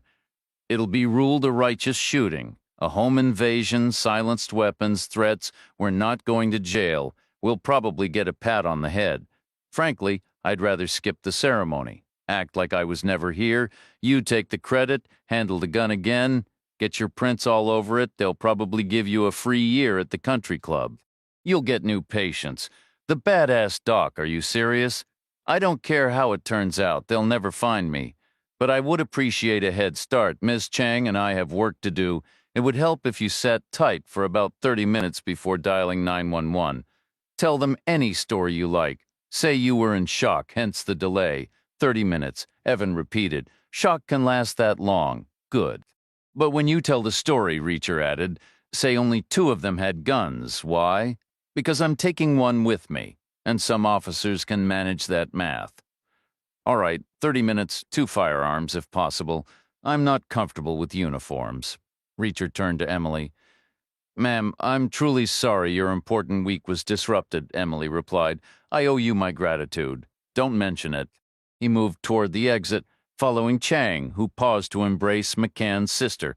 In response to the woman's silent questions, Chang said softly, "You have my deepest condolences." Then they shut the door and moved down the hallway, past the framed photographs into the living room. Their first stop was the man near first base, but he had fallen at a contorted angle. His suppressor lay in the spreading crimson pool from his ruined head, and since suppressors contain internal wadding or delicate baffles that would seep blood indefinitely, they moved on. The third baseman was out of the way, so Chang crouched by the second base guy, the one who had done all the talking, and retrieved his Ruger, white collar or not. Then she froze. "Reacher," she whispered, "this one's still breathing?" Reacher knelt beside the prone figure. Chang dropped down next to him.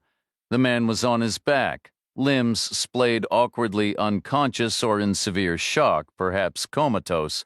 A significant portion of his neck was gone. The air carried scents of unwashed fabric, perspiration, and the metallic tang of blood, the smell of impending death. Yet a faint breath stirred, and a weak pulse fluttered.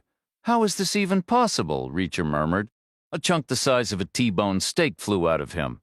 "Clearly not a critical piece," Chang whispered in return. "What do you want to do?" "I'm not sure. We can't call an ambulance. They'd bring police with them. They always do for gunshot wounds. We'd lose our head start. But on the other hand, this guy is in bad shape. He needs a trauma surgeon, fast. Evan is a doctor. But what kind? He'd take one look and call the ambulance himself. Immediately. And then he'd call the police too. He's already uneasy about the 30 minutes. We could just walk out and leave him here. Who would know? That's too hard on Evan, potentially. This guy might hold on for 30 minutes. Then the story gets out. Evan would be the doctor who ignored a dying man to hide in his bedroom. Reacher placed his fingertips high on the man's neck, on the unblemished skin above the wound, behind the ears near the jaw hinges. He held them there. Chang asked, "What are you doing?" "Compressing the arteries that supply his brain." "You can't do that." "What?" "It was fine to kill him the first time, but not now. It feels wrong. It felt right the first time when he was scum about to assault you at gunpoint. Did he transform? Did he suddenly become some kind of saint we should rush to the hospital? When did that happen? How long will this take? Not long. He wasn't in great shape to begin with. This is so wrong. We're doing him a favor, like a horse with a broken leg. No one could fix this neck." Her phone rang, sharp and insistent. She fumbled it out, hunched away, and answered. After a hushed conversation, she ended the call. Reacher asked, "Who was it?" "Westwood has landed at Sky Harbor. Good to know." I told him we'd call back. Probably for the best. The family would have heard the phone. They'll know we're still here. They'll assume it's one of these guys in a pocket. They'll ignore it. "Is he gone yet?"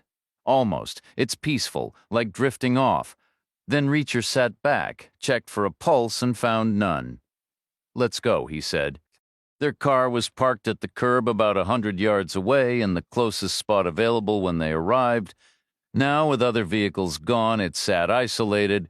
Chang took the wheel. She executed a U-turn across the empty street and headed back the way they had come. The subdivision was silent, stunned by the oppressive heat. The air shimmered, a haze of blue and gold like liquid light. The gatehouse stood with both barriers raised, offering an unimpeded exit. Both red and white striped gate arms stood upright, like a plump holiday turkey trussed and ready for the oven. The entrance was clear, open in both directions. No guard visible behind the glass of the booth. Chang brought the car to a halt. "Take a look," she said. The asphalt radiated heat through Reacher's soles, intense enough to cook on. The drone of flies reached him from several yards off. The booth's sliding window was open, the spot where a guard would lean out to offer a pleasantry about having a nice day. The air conditioner inside was straining against the desert heat. The guard himself was on the floor, his legs tangled with the stool. He wore a short-sleeved shirt, his arms blotchy, his eyes open. 2 gunshot wounds, one to the chest, one to the head. Flies swarmed over the spilled blood, a shimmering blue-green mass already laying eggs. Reacher returned to the car. "The old man," he said. "He won't be getting any older now. That makes me feel a little less conflicted about helping him along, Chang replied. It makes me wish I'd found a butter knife in that kitchen and taken his head off with it. Chang drove them through the gate, turning at random. No sirens wailed in the distance. No signs of alarm, just the endless sun-baked flow of Phoenix traffic, 3 gleaming lanes moving like a sluggish river. Where to? She asked. Let's find some coffee, Reacher said, and there's a call you need to make. They stopped at a strip mall in Paradise Valley. A national coffee chain was wedged between a shop selling tooled leather belts with silver conchos and another hawking ornate china plates. Chang ordered an iced coffee. Reacher took his hot. They settled at a tacky table in the back. Reacher said, tell Westwood to pick a hotel, somewhere that works for him and his wallet. Tell him we'll meet him there in 2 hours. Why 2 hours? You have a Phoenix field office, right? Naturally, plenty of retired bureau folks in Phoenix. We need some local insight about the crew at the house, about their boss, who was also Hackett's boss, a contractor providing security services probably for a whole roster of clients, the modern service economy in action. On the phone, he sounded like a big guy to me, and then the talkative one at the house called him the fat man. You catch that? He was whining about not getting paid and not being able to renegotiate, said those were the fat man's rules, so we need a name. An Eastern European crime figure operating in the Phoenix area running local Eastern European muscle, and guys like Hackett elsewhere. Someone plausibly described as fat behind his back, most likely. Known addresses would be useful, too. Why I want to pay him a visit. Why for Emily, for McCann's sister, for the guard in the booth, and because my back aches and I've got a headache now, some operations just need to be shut down. Chang gave a slow nod, and shutting them down can have its side benefits. Exactly. Mother's Rest will be left unprotected. We'd be voiding its security contract by cutting off the head before we ever go back there. Is that the sort of detail your local contact would have? I would, if someone called me asking about Seattle. She took out her phone, first calling Westwood about the hotel, then scrolling through her contacts for the local number. Some spare bedroom nearby, no doubt, in Mesa or Glendale or Sun City. Outfitted with matching bookshelves and filing cabinets, a desk, a dresser, a computer, a phone, a fax machine, a printer. The necessary investments for a second career. We have offices everywhere. Reacher pushed back from the table and headed for the restroom. He checked himself in the mirror for any blood, his or otherwise, or other evidence of chaos, always a smart precaution. He once collared a guy who had his victim's tooth lodged in his hair, front and center, like some bizarre blonde bead from a beachside boutique. He then scrubbed his hands, wrists, and forearms meticulously with soap, washing away the gunshot residue. Also just good sense. Why hand anyone an easy win back at the table? Chang provided the details. He's Ukrainian, and his name is Murchenko, Reacher asked. Is he a big guy? From what I hear, he's absolutely colossal. Do we have a location for his operations? He runs a private club just south of the airport. What about security? That's still unclear. Can we get inside? It's strictly members only. We could always apply for work, Reacher suggested. I could handle bouncing. What would that leave for me? That depends on the kind of club it is. I think we can both imagine. Fits my style just fine, Reacher said. We should go take a look at the place. Right now, daylight will give us a clearer picture. The area south of the airport wasn't entirely desolate, but it felt more exposed and flashy compared to what they had passed earlier. Murchenko's club was a massive metal structure, roughly the square footage of a major sports arena, occupying an entire city block from sidewalk to sidewalk. The walls were painted a vivid pink, softened in appearance by hundreds of oversized foil balloons, also pink, some shaped like hearts and others like lips, all somehow attached to the exterior. Woven among them were extensive neon tubes, currently washed out to a pale gray by the afternoon sun, but undoubtedly glowing pink after dark. What other color would they possibly use? The entrance featured a pink door under a matching plastic awning, with the establishment's name displayed simply as Pink. Chang asked, should we chance driving around the block? It's still early, Reacher replied. Should be safe enough. She turned left off the frontage road and drove slowly down the right side. The scale was just as immense, the pink just as relentless, the lips and hearts just as prevalent.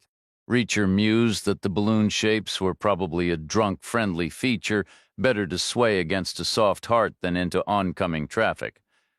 They soon realized the building didn't cover the entire depth of the block. While it stretched from side to side, it left a substantial rear section open as a delivery yard, which made practical sense.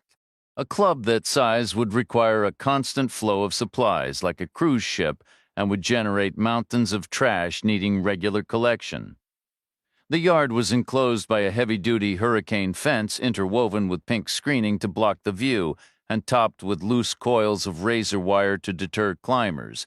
Two 10-foot sections were hinged to swing inward, clearly to accommodate truck traffic for deliveries and waste removal. One of these gates stood slightly ajar. "Stop here," Reacher said. Chang braked, then reversed discreetly for a better angle. She whispered, "You won't believe this." Just inside the gate stood a row of industrial-sized trash containers. Beyond them, outside a kitchen door, an area of concrete had been covered with artificial green turf, bordered by a token white picket fence, and furnished with a white metal garden bench and a large canvas sun umbrella, evidently a designated smoking spot for staff. On that bench sat an enormous man, puffing on a thick cigar while speaking to a Hispanic man in a tank top and do-rag, who stood rigidly at attention, his eyes fixed on a point just above the seated man's head. But fat was far too modest a word for the spectacle. This man wasn't merely plump or overweight. He was a geological formation. He loomed over the bench, his sheer mass making the furniture look like a toy.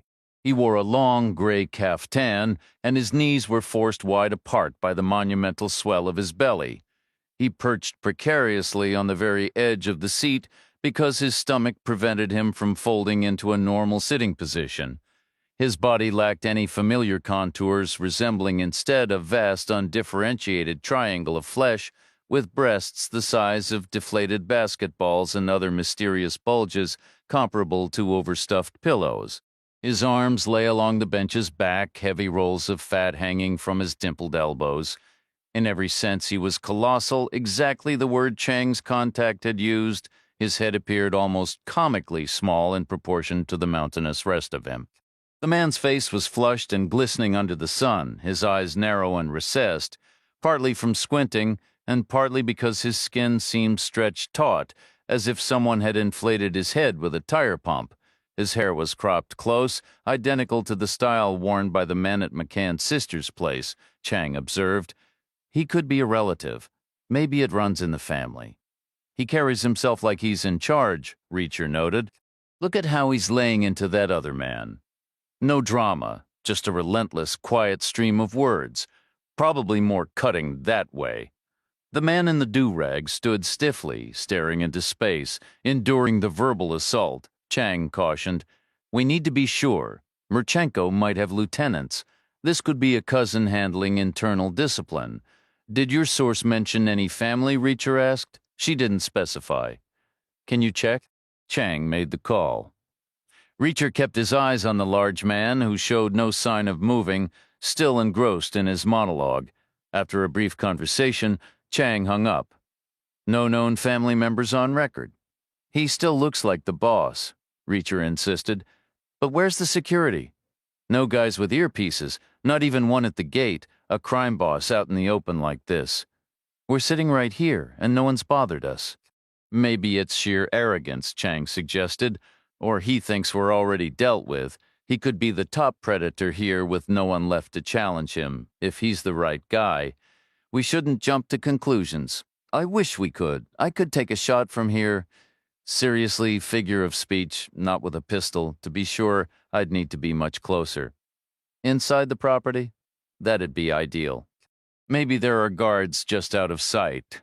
Could be. But these types usually like a visible show of force, or they prefer to stay hidden, so maybe he isn't our guy. He sure acts like he is.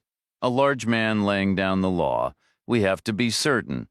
We'll never be completely certain unless I ask for his ID, and I don't see any pockets in that outfit. It's a caftan or a muumuu. What's a muumuu? What he's wearing? We need to know. This could be the jackpot. He's right there. Which is exactly why it feels too easy, too good to be true. Could be confidence, like you said, or routine. Maybe his security is indoors. Maybe they're used to him stepping out for a smoke this early, thinking no one's around. Or maybe he prefers to handle these talks privately. How long will he stay out there? It's a big cigar, but he might nurse it. We'll never get a better opportunity, and it won't last much longer.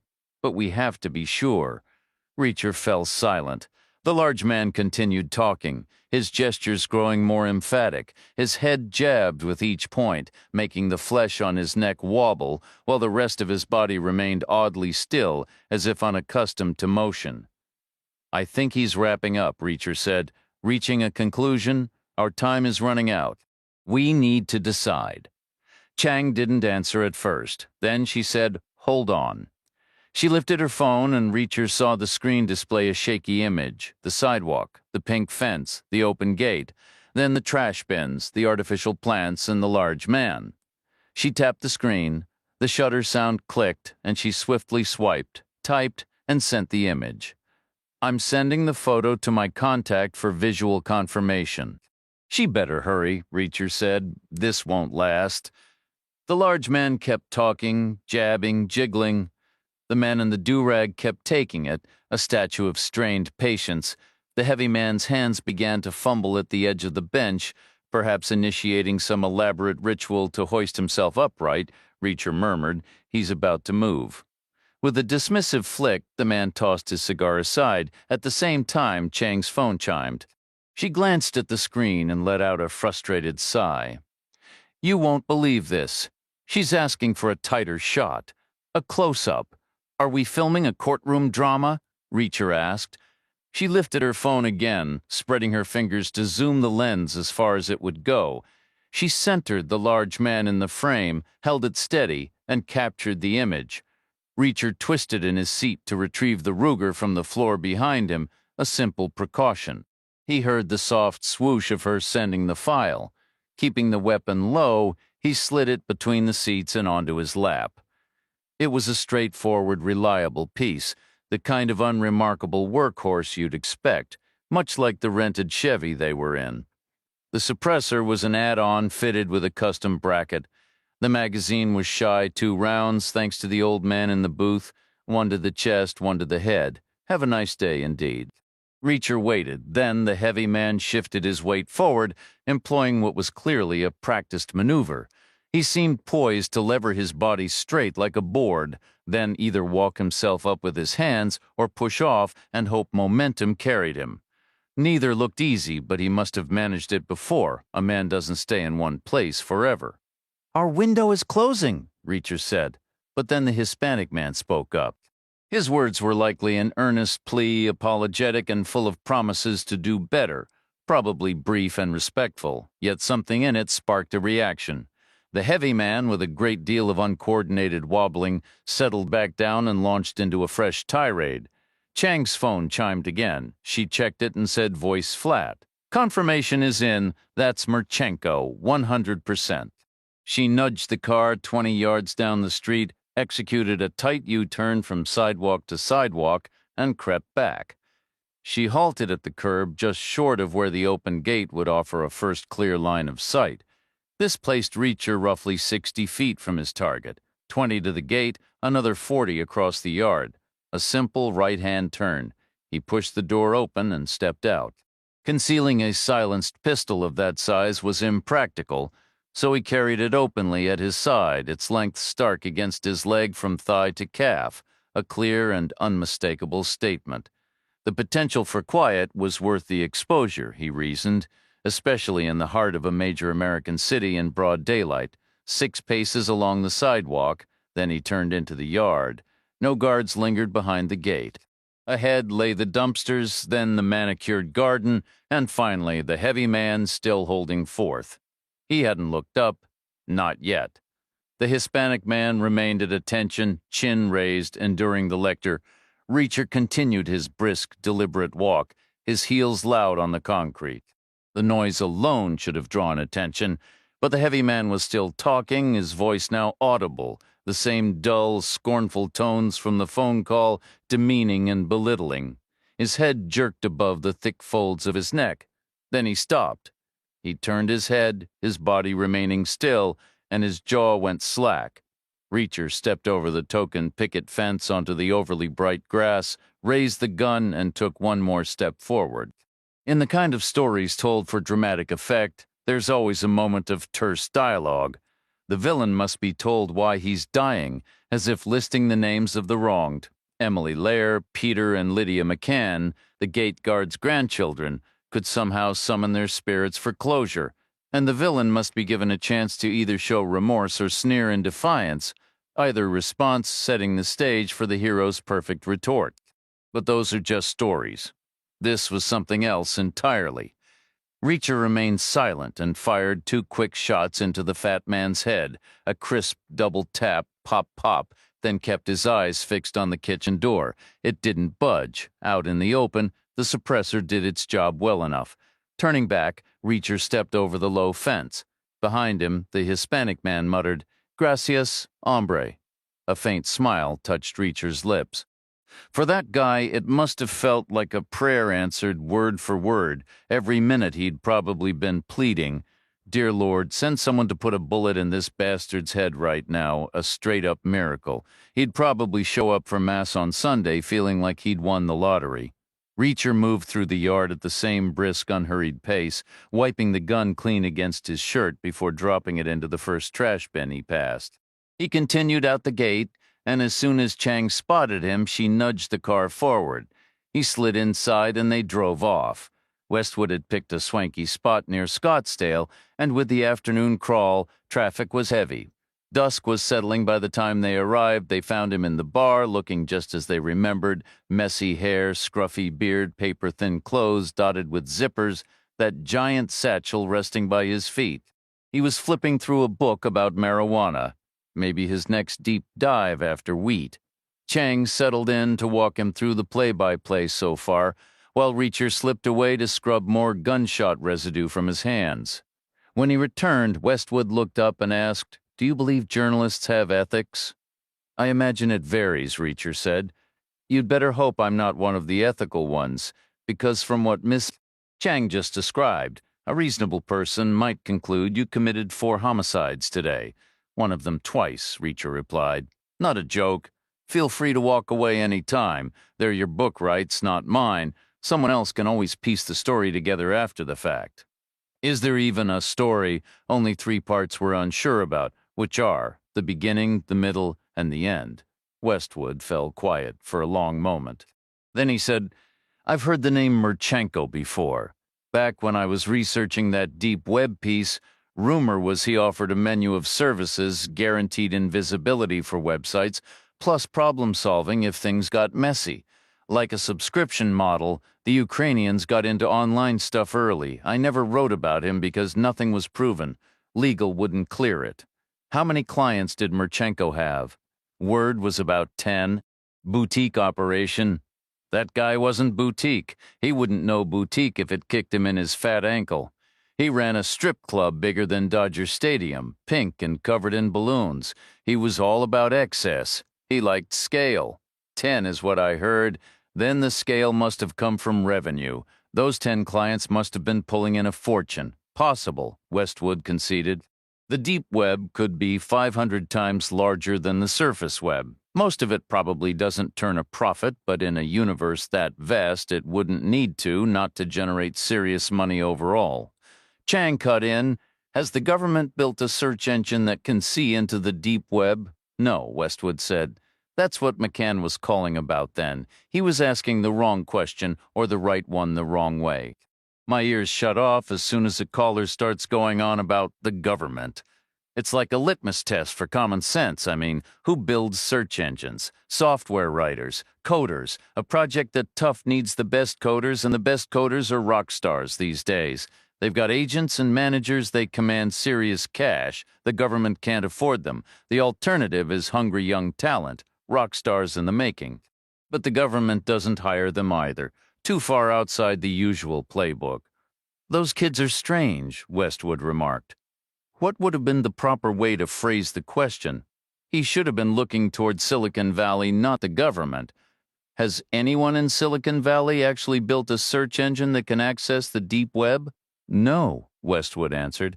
McCann seemed to think your article contained a clue. I questioned what the real incentive would be for a major player like Google. It isn't clear. Sure, it might assist law enforcement, but there's no profit in it. By its very nature, the deep web avoids commercial attention. If those users wanted ads and visibility, they'd simply operate on the surface web right now. The truth is, they actively reject it. They're refusing to become customers, and they always will. A more powerful search engine would only push them further underground, that's it. It would spark an endless arms race with zero financial return. So why would anyone bother? McCann called you 18 times. The hint must have seemed promising. I mentioned that someone else would tackle it. He probably assumed I meant the government, but I didn't. Giants like Google weren't always giants. They started as two kids in a garage or a dorm room. Some aimed for billions from the start, but others didn't. Some just became obsessed with solving a fascinating puzzle that later turned out to be worth a fortune. It's a personality trait. It's about the chase, not the prize. It's a compulsion. Who knows where it will pop up next? Are you suggesting some college student in a dorm has already built a search engine that can see the deep web? Not exactly, Westwood said. Not a student, not a dorm, and not exactly built. Like I said, it's a compulsion. They can't even explain it themselves. Sooner or later, a problem grabs them and they have to conquer it. They refuse to lose, but most of the time, there's no commercial use, so they take a regular job and it becomes a side project. Yet they keep circling back to it, tinkering endlessly. It's never truly finished due to time and money, but that's fine for a hobby. In fact, that's the whole point of a hobby. Who is it? Chang pressed. He's a startup veteran in Palo Alto. 29, already a seasoned figure, currently doing well with retail payment systems. But back in his undergrad days, someone told him searching the deep web was impossible, and that was all it took. It was like waving a red flag at a bull, some odd intellectual trigger. He knew there was no money in it, always just a hobby. He admits it was mostly arrogance. Some tech types are like that. They need to out-geek the next geek. How far has he gotten? That's an impossible question. How could he even know he can see some parts clear as day? But is that everything, or just a tiny fraction? I don't get why you didn't say more in your article. This feels like a major part of the story. Progress is being made. The guy wouldn't let me. He was afraid of retaliation from deep web users. Some of those sites genuinely don't want to be found. He's the one who told me about Marchenko. A hobby project makes him an easy target. He's not a corporation, he's just one person. And based on what you've said, his fear was justified. At the time, I wasn't sure. It might have been paranoia. They live in their own isolated world, Reacher stated. We need to meet this guy. That won't be easy. Right now, all we have is secondhand hearsay. But the general agreement is that Michael McCann used the deep web, and Michael McCann got off a train at a place called Mother's Rest. We need to know if one led to the other. Did he get off because of something online, or was he planning to get off anyway? You think Mother's Rest is using the deep web to lure people in? We saw two individuals arrive by train. They stayed a night at the motel and were driven away the next morning in a white Cadillac, Chang added. They don't even have cell service out there. They can't possibly be some internet powerhouse. Westwood paused for a moment, then said, We should continue this conversation somewhere more private. 20 miles south of Mother's Rest, the man with the crisply ironed jeans and perfectly blow-dried hair was pacing anxiously. He waited for the phone to ring, forcing himself to be patient. Jumping the gun last time had only earned him a humiliating scolding. Let us handle our jobs, all right. Not that they had managed to accomplish anything yet. The suspense was unbearable. Finally, he grabbed the phone and dialed, but no one answered.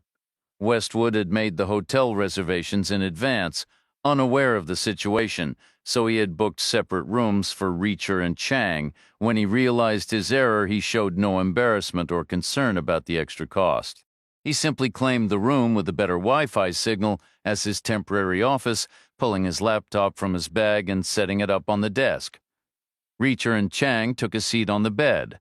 "You brought up Mother's Rest earlier," Westwood began right at the start, "and you were correct. A savvy science editor would try to get ahead, so I did. It's essentially a grain-loading hub and a trading post. The records have some technical details, but any good reporter wants a second source. I pulled up Google Earth, and sure enough, there it was on the satellite images right where it should be.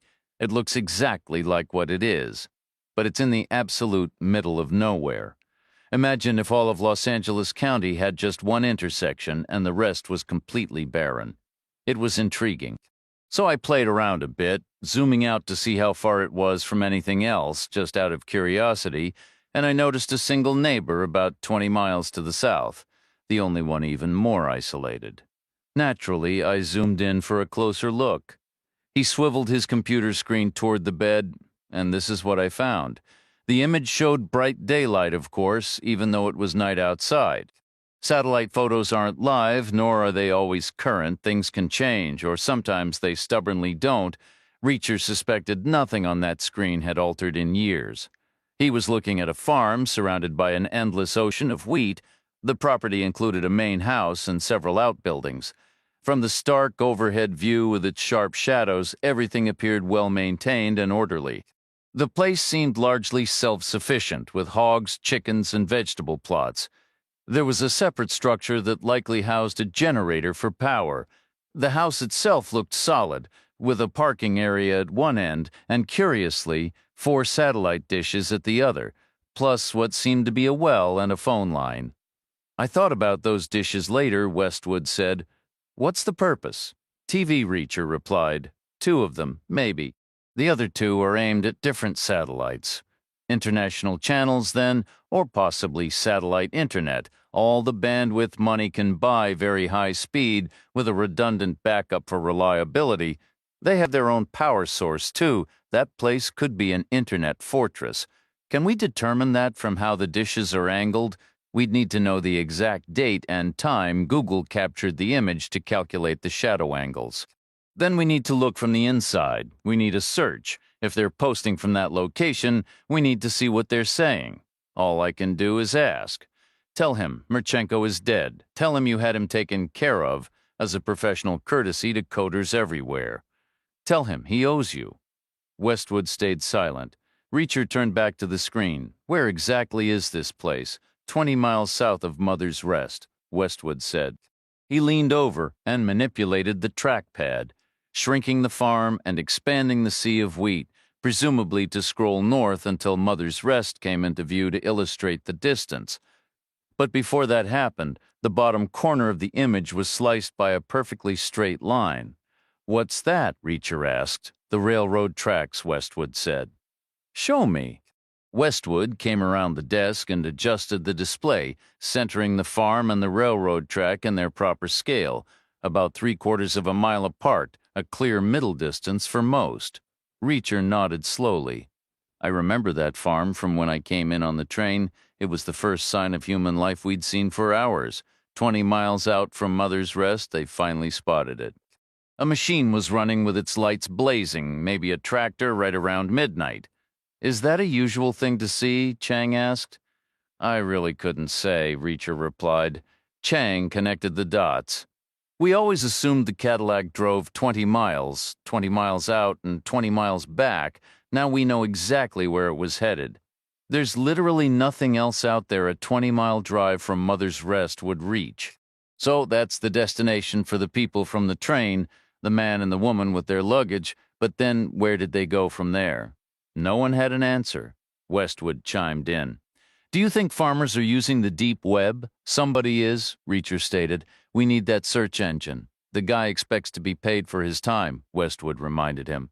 "Nobody works for free. That's a lesson life teaches you early. He won't come to us. We'll have to go to him in San Francisco." "Sounds like a throwback to 1967. What does?" "Nothing," Reacher said. 10 minutes later, he was alone with Chang in the room with the spotty Wi-Fi. They woke early the next morning, the drapes open, and their minds already racing, just as they had 24 hours earlier in Chicago. Reacher was fine-tuning his theory again, almost mesmerized by how the pieces were climbing into place.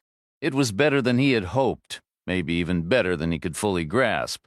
Chang, meanwhile, was focused on getting out of town. She was watching a local Phoenix morning show that had swapped its usual recipes and fashion segments for crime coverage. One reporter was breathlessly detailing the fatal shooting of a suspected organized crime figure behind a downtown strip club, the segment padded with pointless shots of a closed pink fence gate. A news ticker below read Moscow comes to Phoenix, which Reacher figured would irritate Ukrainians everywhere, given the two countries are entirely separate now and fiercely proud of it, at least on one side. The other anchor had the bigger story. What was initially called a home invasion turned tragic was now being spun as something inspiring. A well-respected local doctor living at the address in question had used a home defense weapon and killed 3 intruders, thereby saving his family from a fate worse than death. Evan Lair appeared in a distant, shaky zoom shot, waving off questions. His refusal to speak was painted as sturdy, old-fashioned modesty. His legend was growing. He was halfway to becoming the town's badass doc, backed by grainy nighttime footage of gurneys being wheeled out under flashing red lights. There were far-off live shots of Emily, now out of the shirt and bikini and into jeans and a sweater, and of Lydia, who kept her eyes fixed on the ground. Then a third anchor broke in to say police sources suggested the events might be connected, as the 3 dead men from the house were known associates of the victim at the strip club. A fourth anchor followed up with early word from the DA's office. The shootings at the house would likely be ruled justified, and regarding the strip club, the murder weapon had been recovered from a nearby dumpster.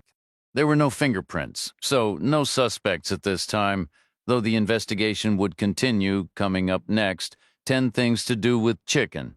Chang looked over. "You okay? Feeling on top of the world?" Reacher said, "except my head is still pounding." "No reaction to any of that?" She gestured toward the screen.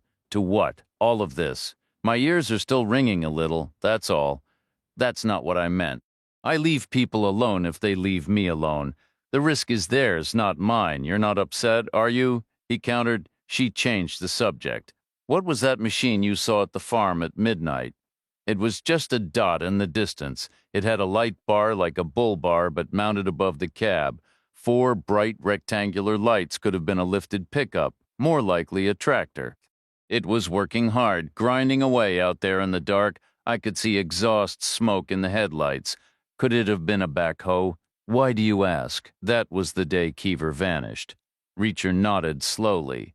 It might have been a backhoe. That's why I'm not broken up about it. It could have been me if circumstances had shifted. Imagine if Michael had gone missing up in Seattle. McCann would have called me first, and later I might have reached out to Keever for support. Right now, you could be sitting with him trying to find me. Don't even say that. It was a real possibility. You would have managed it better. Keever was sharp. Was? I suppose I have to accept it now, sharp, but he slipped up. You might have sidestepped that error.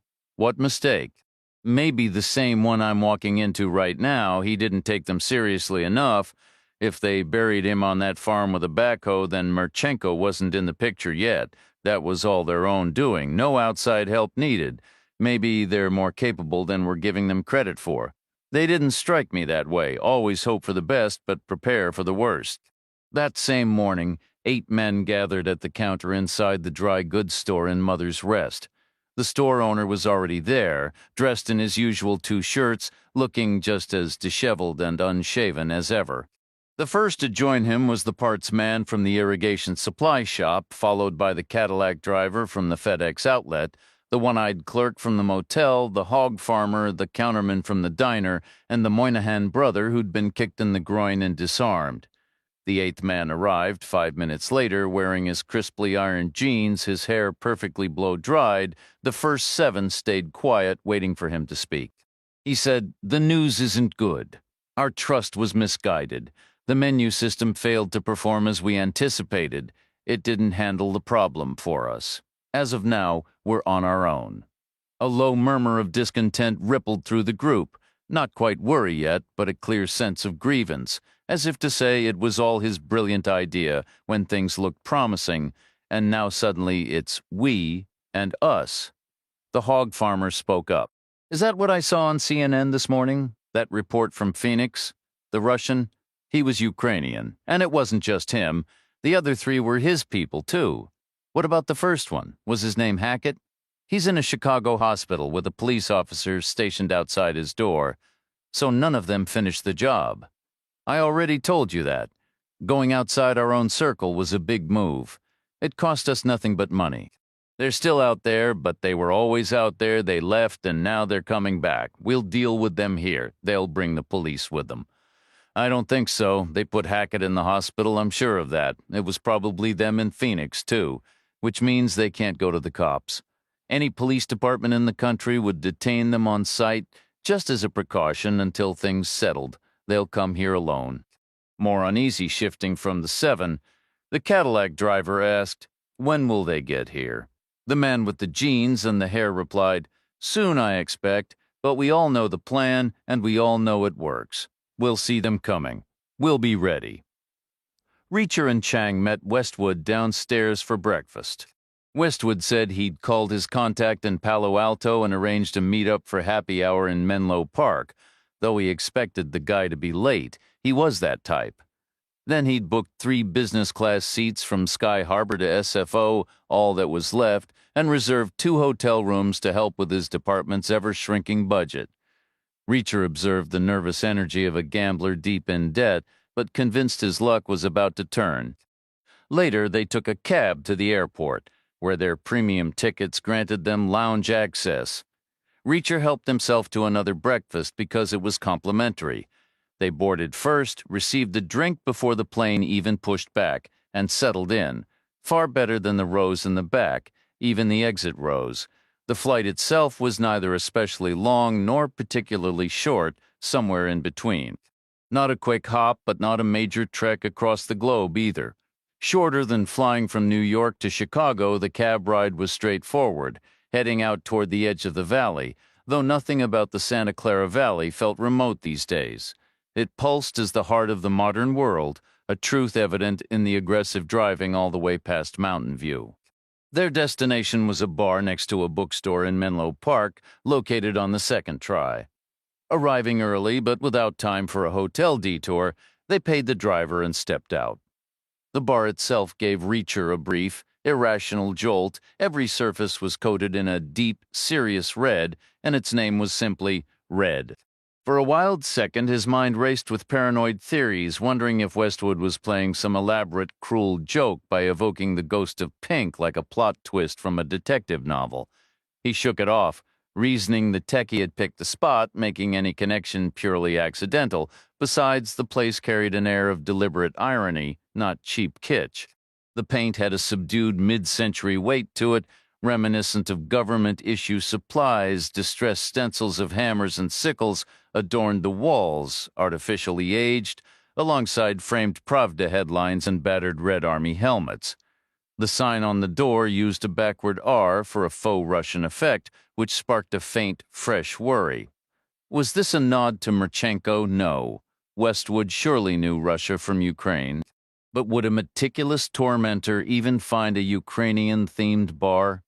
He dismissed it. The techie chose it. Chang glanced over. "You all right?" "Overthinking," Reacher said. "A bad habit, almost as useless as not thinking at all. Let's wait in the bookstore." Stepping onto the curb, Reacher's foot caught just a slight stumble, more of a scuff than a fall. He glanced back. The pavement seemed uneven, or maybe it wasn't. Chang asked again, "You okay?" "I'm fine," he said. Westwood mentioned he'd been to the bookstore before for a signing, a science journalism anthology featuring an award-winning piece of his. The store was cool in every sense, from its chilled air to its calm, intellectual patrons. Westwood drifted one direction, Chang another. Reacher browsed the display tables. He read when he could, usually from America's vast, informal library of discarded paperbacks, dog-eared and soft, picked up in bus stations or lonely motel lobbies, read and passed along.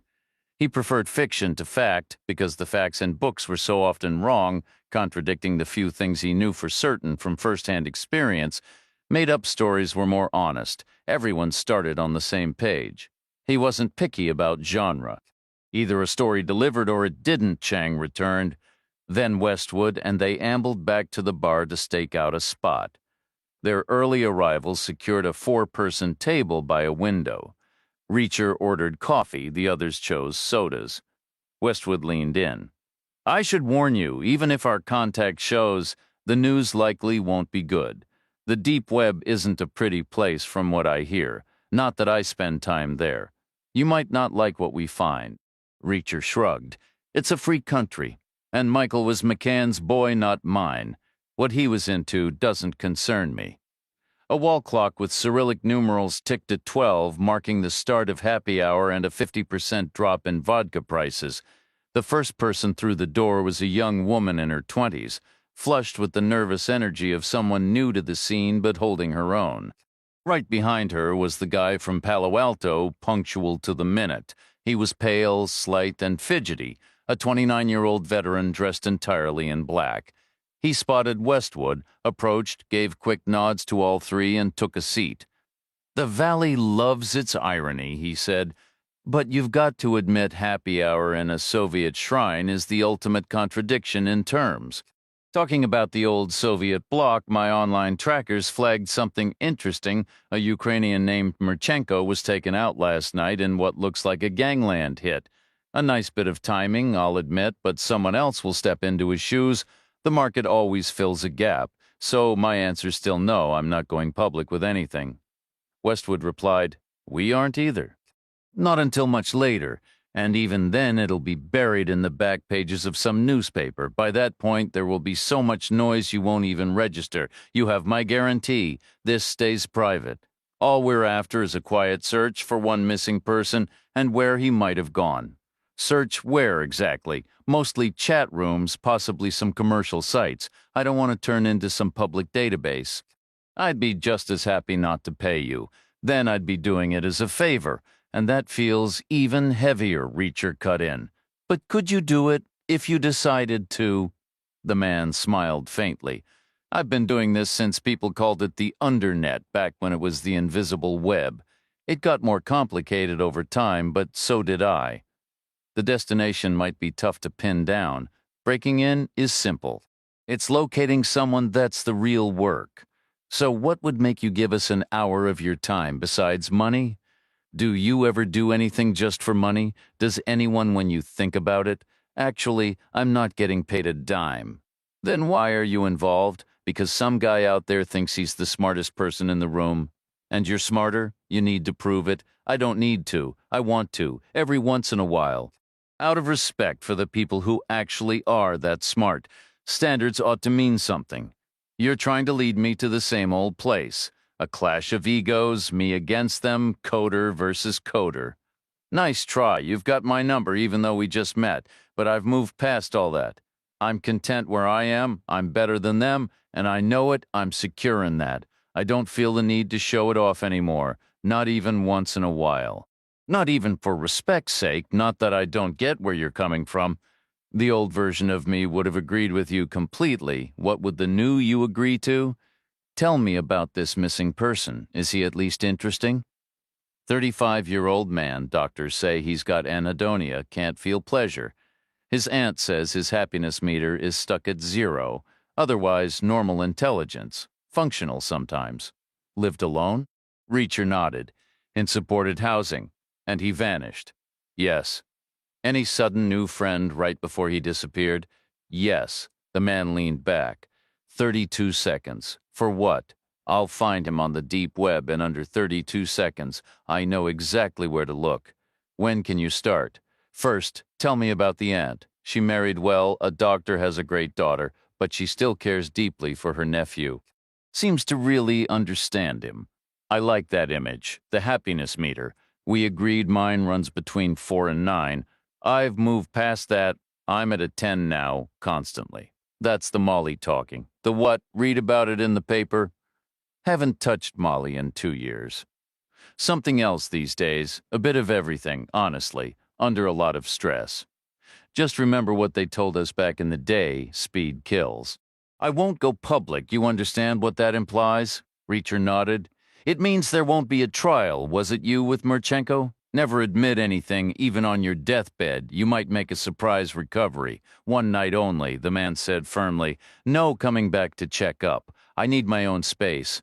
When can you do it? Right now if you want. Where at my place? You're all invited. Chapter 45.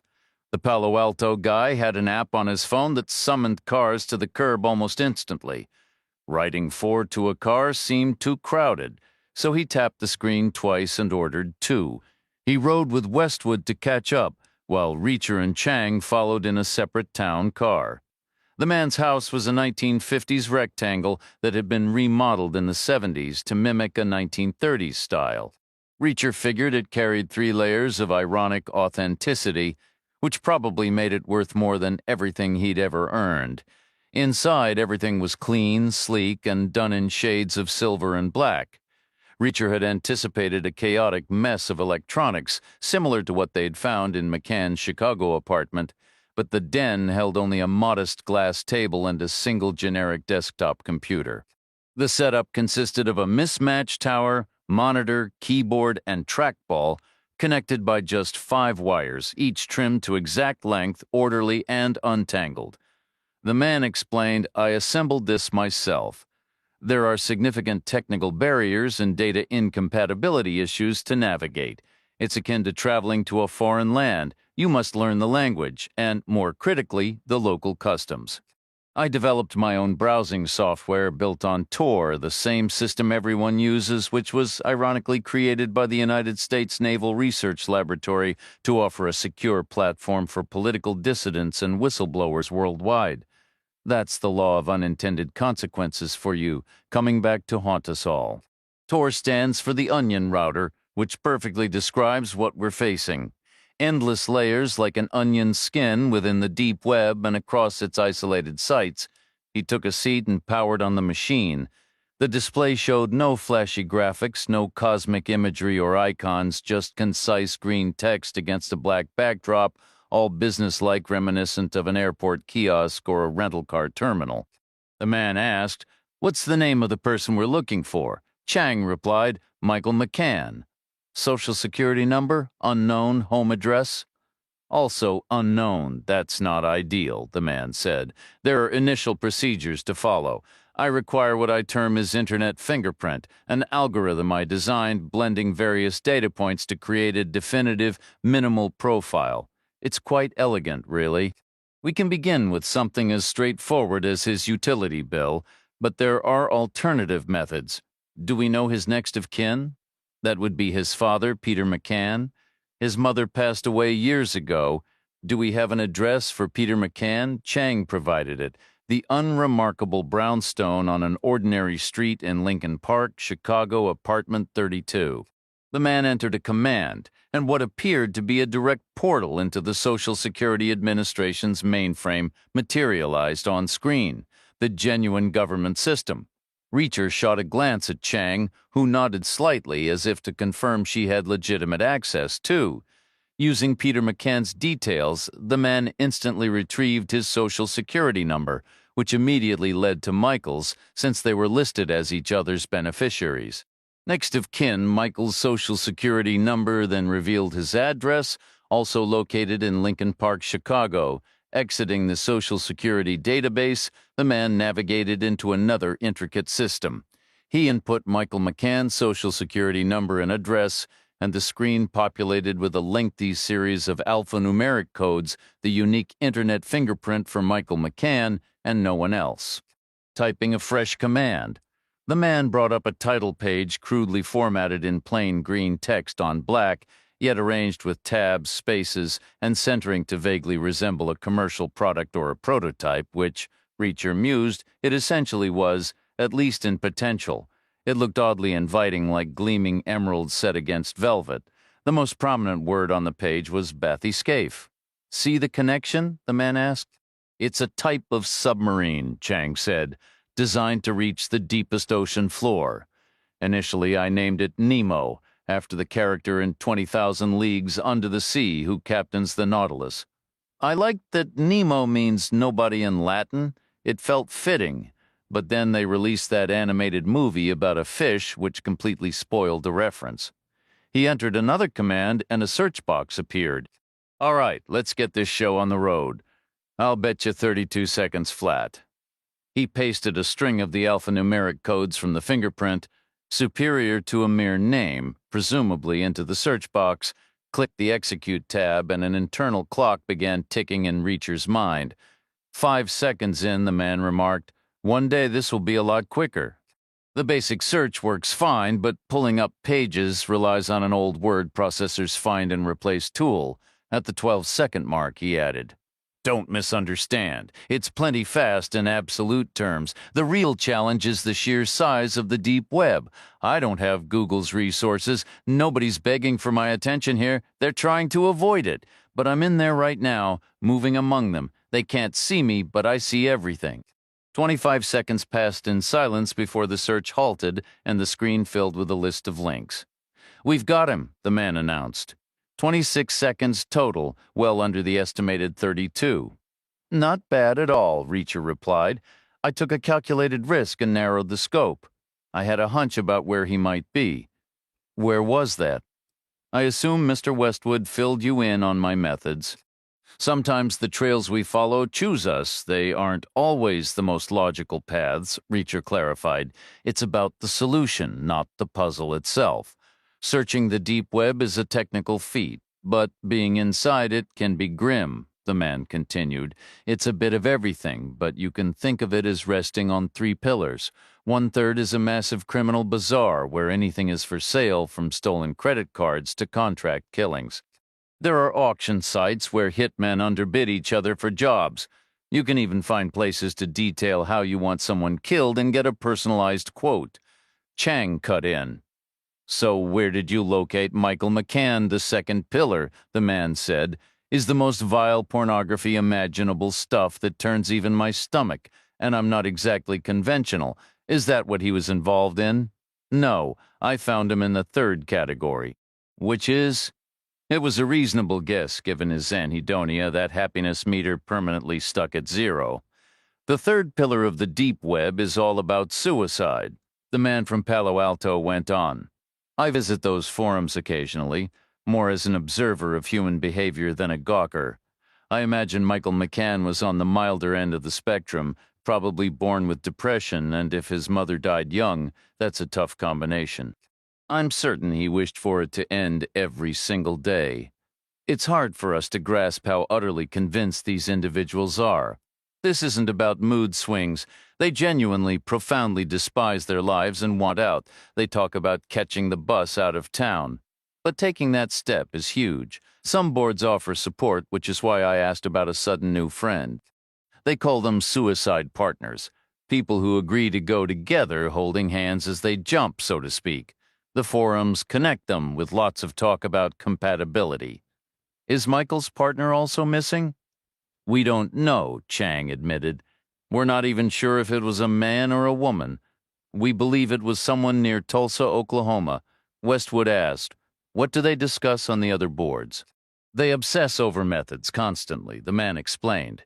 "It's their central question. They pore over data like it's sacred text. Topping the list is a shotgun to the head, considered instantaneous and 99% effective. A handgun in the mouth follows at 97%. A shotgun to the chest scores 96, while a handgun to the chest is about 89, roughly the same as hanging. Self-immolation rates around 76%, and burning your house down is about 73. Most aren't willing to settle for lower odds. Jumping in front of a train gets you back up to 96%, leaping from a roof is 93, and driving into a bridge support hits 78, but wear your seatbelt or you might be thrown clear. Unrestrained drivers average only 70% success. You need to be in place when the engine crashes through, and ever popular, nearly matching the shotgun, is cyanide. It's more than 97% effective, and it works in about 2 minutes. The catch is, those 2 minutes are pure, hideous agony. That's the core issue. The most reliable methods are violent. Not everyone can stomach that, men or women alike. And circumstances matter. If you live in a city apartment, you don't have access to your uncle's old hunting rifle out in the barn. If you can barely make it to the bathroom, how are you supposed to drag yourself to a railroad track? So what do people do instead? They talk. They talk endlessly about the Holy Grail, something swift and painless, like drifting off to sleep and never waking up. That's the dream. They remember a time when it seemed possible. Maybe their parents' generation had it. A bottle of sleeping pills and a glass of scotch, or a hose run from the exhaust pipe through the window of the family sedan. You'd fall asleep, and that was it. Guaranteed. But not anymore. Modern cars have catalytic converters that cut the carbon monoxide down to a harmless trickle. You'd just end up with a headache and a rash. The scotch is still the same, but the pills aren't. They're safe now. Take the whole bottle and you'll sleep for a day and a half, but you'll wake up groggy and very much alive. Life in America has gotten awfully protected, which leaves these folks in a bind. It's what pushed them toward the deep web to begin with, partly the stigma, but mostly because their options started looking like legal gray areas. On the surface, everything comes with liability issues and social responsibility, and all that lawyerly noise. Take the car method. Since the family sedan is useless now, the new workaround became those little disposable hibachi grills from the supermarket. You buy 6 or 8, put them up on shelves in your bedroom, light them all, and the carbon monoxide pours out like an invisible liquid, pooling on the floor and rising until it reaches the bed. In theory, it's swift and painless, the Holy Grail. Except, of course, one of those grills is practically guaranteed to set the wall on fire, the building burns down, and whoever suggested the method gets buried under 500 lawsuits. Chang asked, what other laws are they breaking? It circles back to what a person can handle. Even the hose-in-the-window method was too crude for some, too cold in the garage, too cramped in the car. The whole setup just looked strange, though, credit where it's due, carbon monoxide does leave a good-looking corpse, cherry red, almost healthy, makes the mortician's job easy, but some people want to die at home, inside the house. The real Holy Grail is dying in your own bed.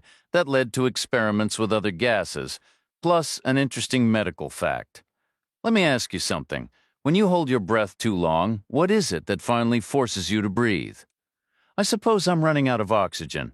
That's the interesting part. It isn't the lack of oxygen, it's the buildup of carbon dioxide, similar but not the same. The point is, you could breathe in any inert gas, and as long as it wasn't carbon dioxide, your brain would stay perfectly content. You could fill your lungs with pure nitrogen, zero oxygen, and be moments from death. But your body would just think, hey, we're fine here, no carbon dioxide to report, no need to start breathing again until we detect some. Which, of course, you never will, because you'll never breathe again. You'll never need to. So, some folks turn to nitrogen, but welding cylinders are heavy and hard to manage. Then they tried helium from the party store, but that required masks and tubes, and the whole scene still looked absurd. In the end, most people won't settle for anything less than the classic image, the bottle of pills and the glass of scotch, exactly like it used to be. Except it can't be anymore.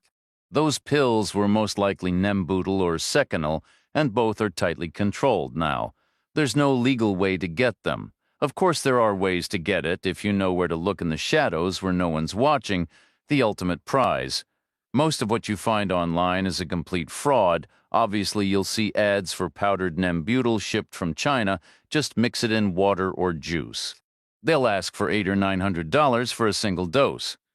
Imagine some hopeless person wiring that money, then waiting by the door, sick with worry for a package that never comes.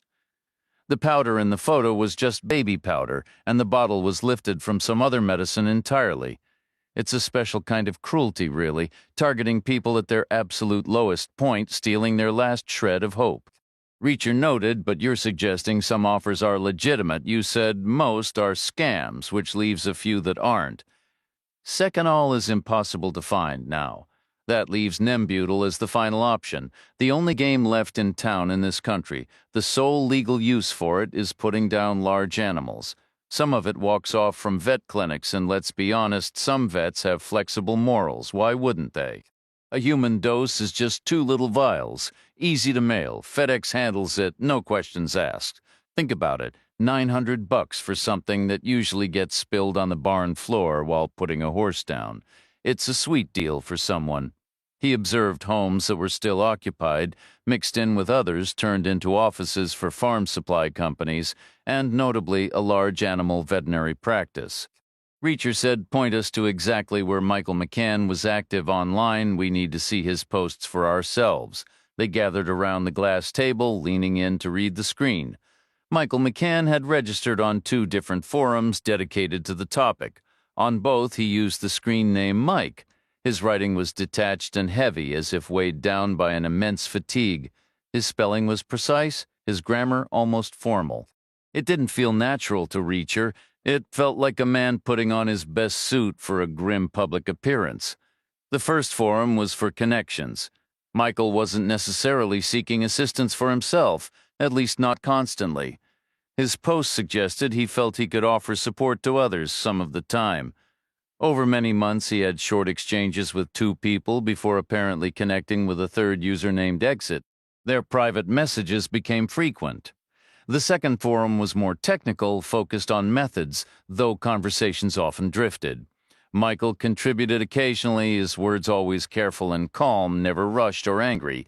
He argued for a person's right to make their own choice. He appeared in a discussion thread about using Nembutal. He was seeking clear advice. The commercial liquid was notoriously bitter, so the recommendation was to mix it with strong fruit juice or follow it with whiskey, which supposedly helped it work faster. Everyone stressed taking an anti-nausea pill first. You didn't want to get sick and end up with a non-lethal amount in your system. Waking up a day later to try again was everyone's worst fear. Michael also commented in a thread about reliable sources. He admitted to being cheated more than once. The whole scene was a minefield, he wrote. All a scammer needed was a slick website. Then someone posted that MR had come through with the real thing, verified by a test kit. Another user confirmed it. MR are good people, the post read, the real deal. Michael asked, MR? The original poster clarified, Mother's Rest. A day later, on the Connection forum, Michael told Exit he had checked out the Mother's Rest website and thought Exit should look at it too, especially something referred to as Level 5. He gave no other explanation. Reacher asked, "What's this Level 5? The tech expert from Palo Alto said, "Think of it like peeling an onion layer after layer, the regular web, then the sites on it. A login page is usually the second layer. By the 4th layer, you're typically looking at actual products for sale. That's why Level 5 is probably something unique, maybe even premium stock." Reacher recalled the message board where Exit had chimed in, calling Level 5 intriguing. But that thread had died out quickly, buried under the chaos of Michael's relocation to Oklahoma to Exit's place near Tulsa, his designated partner for the final act. Preparations were underway. Reacher figured the real conversation happened face-to-face after that. He asked, "Any chance we can pull up the Mother's Rest website?" The tech guy shrugged. "We'd need to locate it first. You managed it last time. Came in under 6 seconds. That's because I knew where to look. This one? We're talking minutes if we're lucky. How many minutes want to make it interesting?" 20, the guy said, already typing, loading search bars with terms and keywords. He hit enter, and the stopwatch in Reacher's mind started ticking. Everyone leaned back from the glass table, stretching, settling in for a wait. Westwood mused, "Those 200 deaths could just be 200 customers for Nembutal. I'm not sure what to make of it, journalistically speaking. Is it even a scandal? The stuff's legal in Washington and Oregon, not the same thing at all." The Palo Alto guy cut in. "You need 2 doctors to sign off. You basically have to be ancient and terminally ill. These guys wouldn't qualify, and most of them are furious about the whole system." Then it turns into an ethics discussion. Do we just respect a person's choice, no questions asked, or do we feel compelled to judge their reasons? "Not their reasons," Chang said. "That's overstepping, but we can judge their commitment. There's a world of difference between a moment of panic and a deep, lasting need. Maybe sticking it out through all the red tape proves how serious they are. If you jump through every hoop, it clearly matters to you. Then maybe the current process with all its obstacles is accidentally a good thing. They have to really work for it. They're earning their peace in a way. Reacher shook his head. But what is Mother's Rest earning? 200 orders at $900 each is less than 200 grand. Over the whole operation, presumably minus wholesale cost and shipping, that's pocket change. A hobby. You can't pay a guy like Merchenko with hobby money? Something bigger is happening there. Has to be, because he stopped. Chang pressed. Because what? We believe a man was killed there. What man? At the very start? The one with the backhoe? Keever? Yeah, Keever. Why kill a man over a side hustle? There has to be more to it. Level 5 could be that special merchandise. Could be worth a lot more. Reacher glanced at the monitor, still searching. 7 minutes down, he said. I'm trying to picture what could be so valuable. Valuable enough for Merchenko's price tag. The Palo Alto guy murmured, They all have my sympathy, honestly. Mine too, Reacher said. I get the worry about someone burning down an apartment with a hibachi, but otherwise, let people do what they want. They didn't ask to be here. It's like returning a sweater that never fit, Chang countered, except it shouldn't be too simple or impossibly hard, which somehow puts the rest of us in charge of setting the bar. Is that fair to anyone? Westwood groaned. This is exactly what I was worried about. An ethics seminar. I could have written this from my desk on a slow news day. Didn't need to blow the travel budget. My editor is going to roast me for this. 12 minutes gone, they drifted to the kitchen for drinks, helping themselves a strangely retro scene. It reminded Reacher of places from his childhood, a dozen different base housing units around the globe. The weather outside always changing, but the kitchen cabinets always the same. Some military moms would launch into a frantic scrubbing with disinfectant on move-in day, but his own mother, being French, trusted in built-up immunity. It usually worked, though his brother did get sick once, probably from some questionable restaurant. He was starting to date around then. Chang noticed his distant look. You all right? I'm fine, he said. 18 minutes gone. They returned to the den and the silent clock kept ticking. 19 minutes had passed. The man from Palo Alto spoke up, his voice thoughtful. We never settled on the stakes for our wager. Reacher considered this. What did we agree on initially? Nothing at all, the man replied. Another minute ticked by. Reacher shifted in his chair. We probably shouldn't overstay our welcome here. The program is still running, the man assured him, a hint of pride in his tone. My skills are superior to theirs, trust me. What's the longest search you've ever conducted? Reacher asked. 19 hours straight, the man answered without hesitation. What did you uncover? The president's daily itinerary posted on an assassin's forum. The president of the United States? The very one. And the schedule was completely accurate when my search began. Did you report it? That presented a real ethical puzzle, the man admitted, his fingers pausing over the keyboard. I'm not a public service, besides. The site was so deeply hidden with so many false leads and mirrored servers, it might as well have been hosted on another planet. The Secret Service wouldn't have just taken my word for it. They'd have seized all my equipment, dragged me into endless consultations for a year or more, so, no, I didn't make the call, and nothing came of it. Fortunately, no tragedy occurred. 27 minutes in, the relentless scrolling finally halted, the screen refreshed, presenting a stark list of hyperlinks. The list revealed one primary URL for the Mother's Rest website, along with 4 internal pages and one curious external reference. The Palo Alto man focused on the external link first, noting its unusual nature. With a few keystrokes, he retrieved an isolated chat room comment from a user named Blood. The message read, I hear Mother's Rest has good stuff. It was posted on a secure, obscure board that felt like an enthusiast community, not a suicide forum. The context was vague, offering no further clues, a definitive dead end. Let's go straight to the source, the man said, a faint, unintended smile touching his lips, no pun intended. He didn't use a mouse. This was old-school software, all command-line driven. His pale fingers danced across the keyboard in a rapid, blurring rhythm. The screen dissolved and redrew into a full-color website.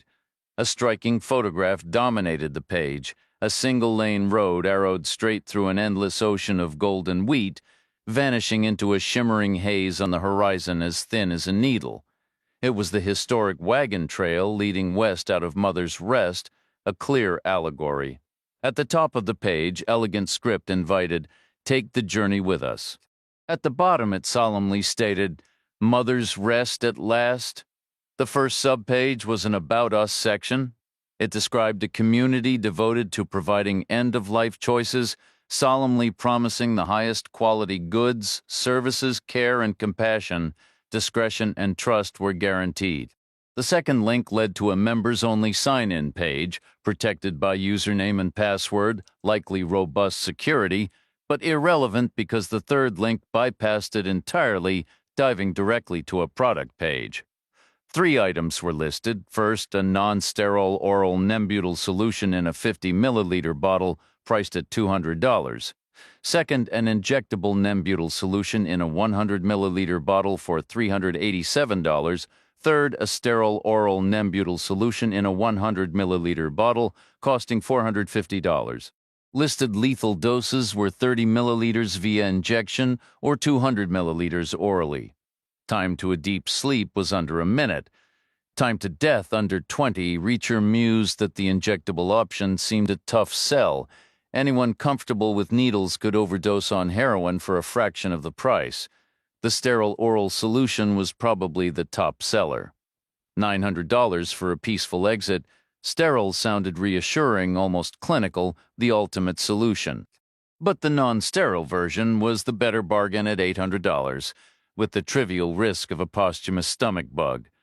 Delivery was a flat $30 with tracking. Full payment via Western Union or MoneyGram was required up front. No checks or money orders. The Nembutal would arrive in an unmarked package. The product should not be stored in the refrigerator. Instead, keep it in a tightly sealed container in a cool, dry location. Below that was a simple button prompting users to place an order. Chang observed, "Reacher was correct. This page isn't how Merchenko gets paid." Westwood suggested, "Let's move on to level 5. Getting there felt like the slow crawl of old dial-up internet, though Reacher was certain frantic, invisible battles were raging in the background. Somewhere, a lone coder's script was dueling with the site's digital defenses, a relentless microscopic war of millions of feints and probes every second, tunneling deeper through layer after layer. Finally, the page loaded. Michael McCann's associate Exit had described it as interesting. Reacher had to agree, depending on what you were looking for. It advertised a concierge service. Members were instructed to travel by train to Mother's Rest, departing from Chicago or Oklahoma City. A representative would meet them at the station and escort them to a luxury motel for the night. The following day, a luxury sedan would transport them to the Mother's Rest headquarters, where a private annex awaited inside was a suite designed to mimic a high-end hotel, complete with a serene bedroom atmosphere. Once settled at a time of their choosing, an assistant would provide a drink containing Nembutal and then discreetly leave.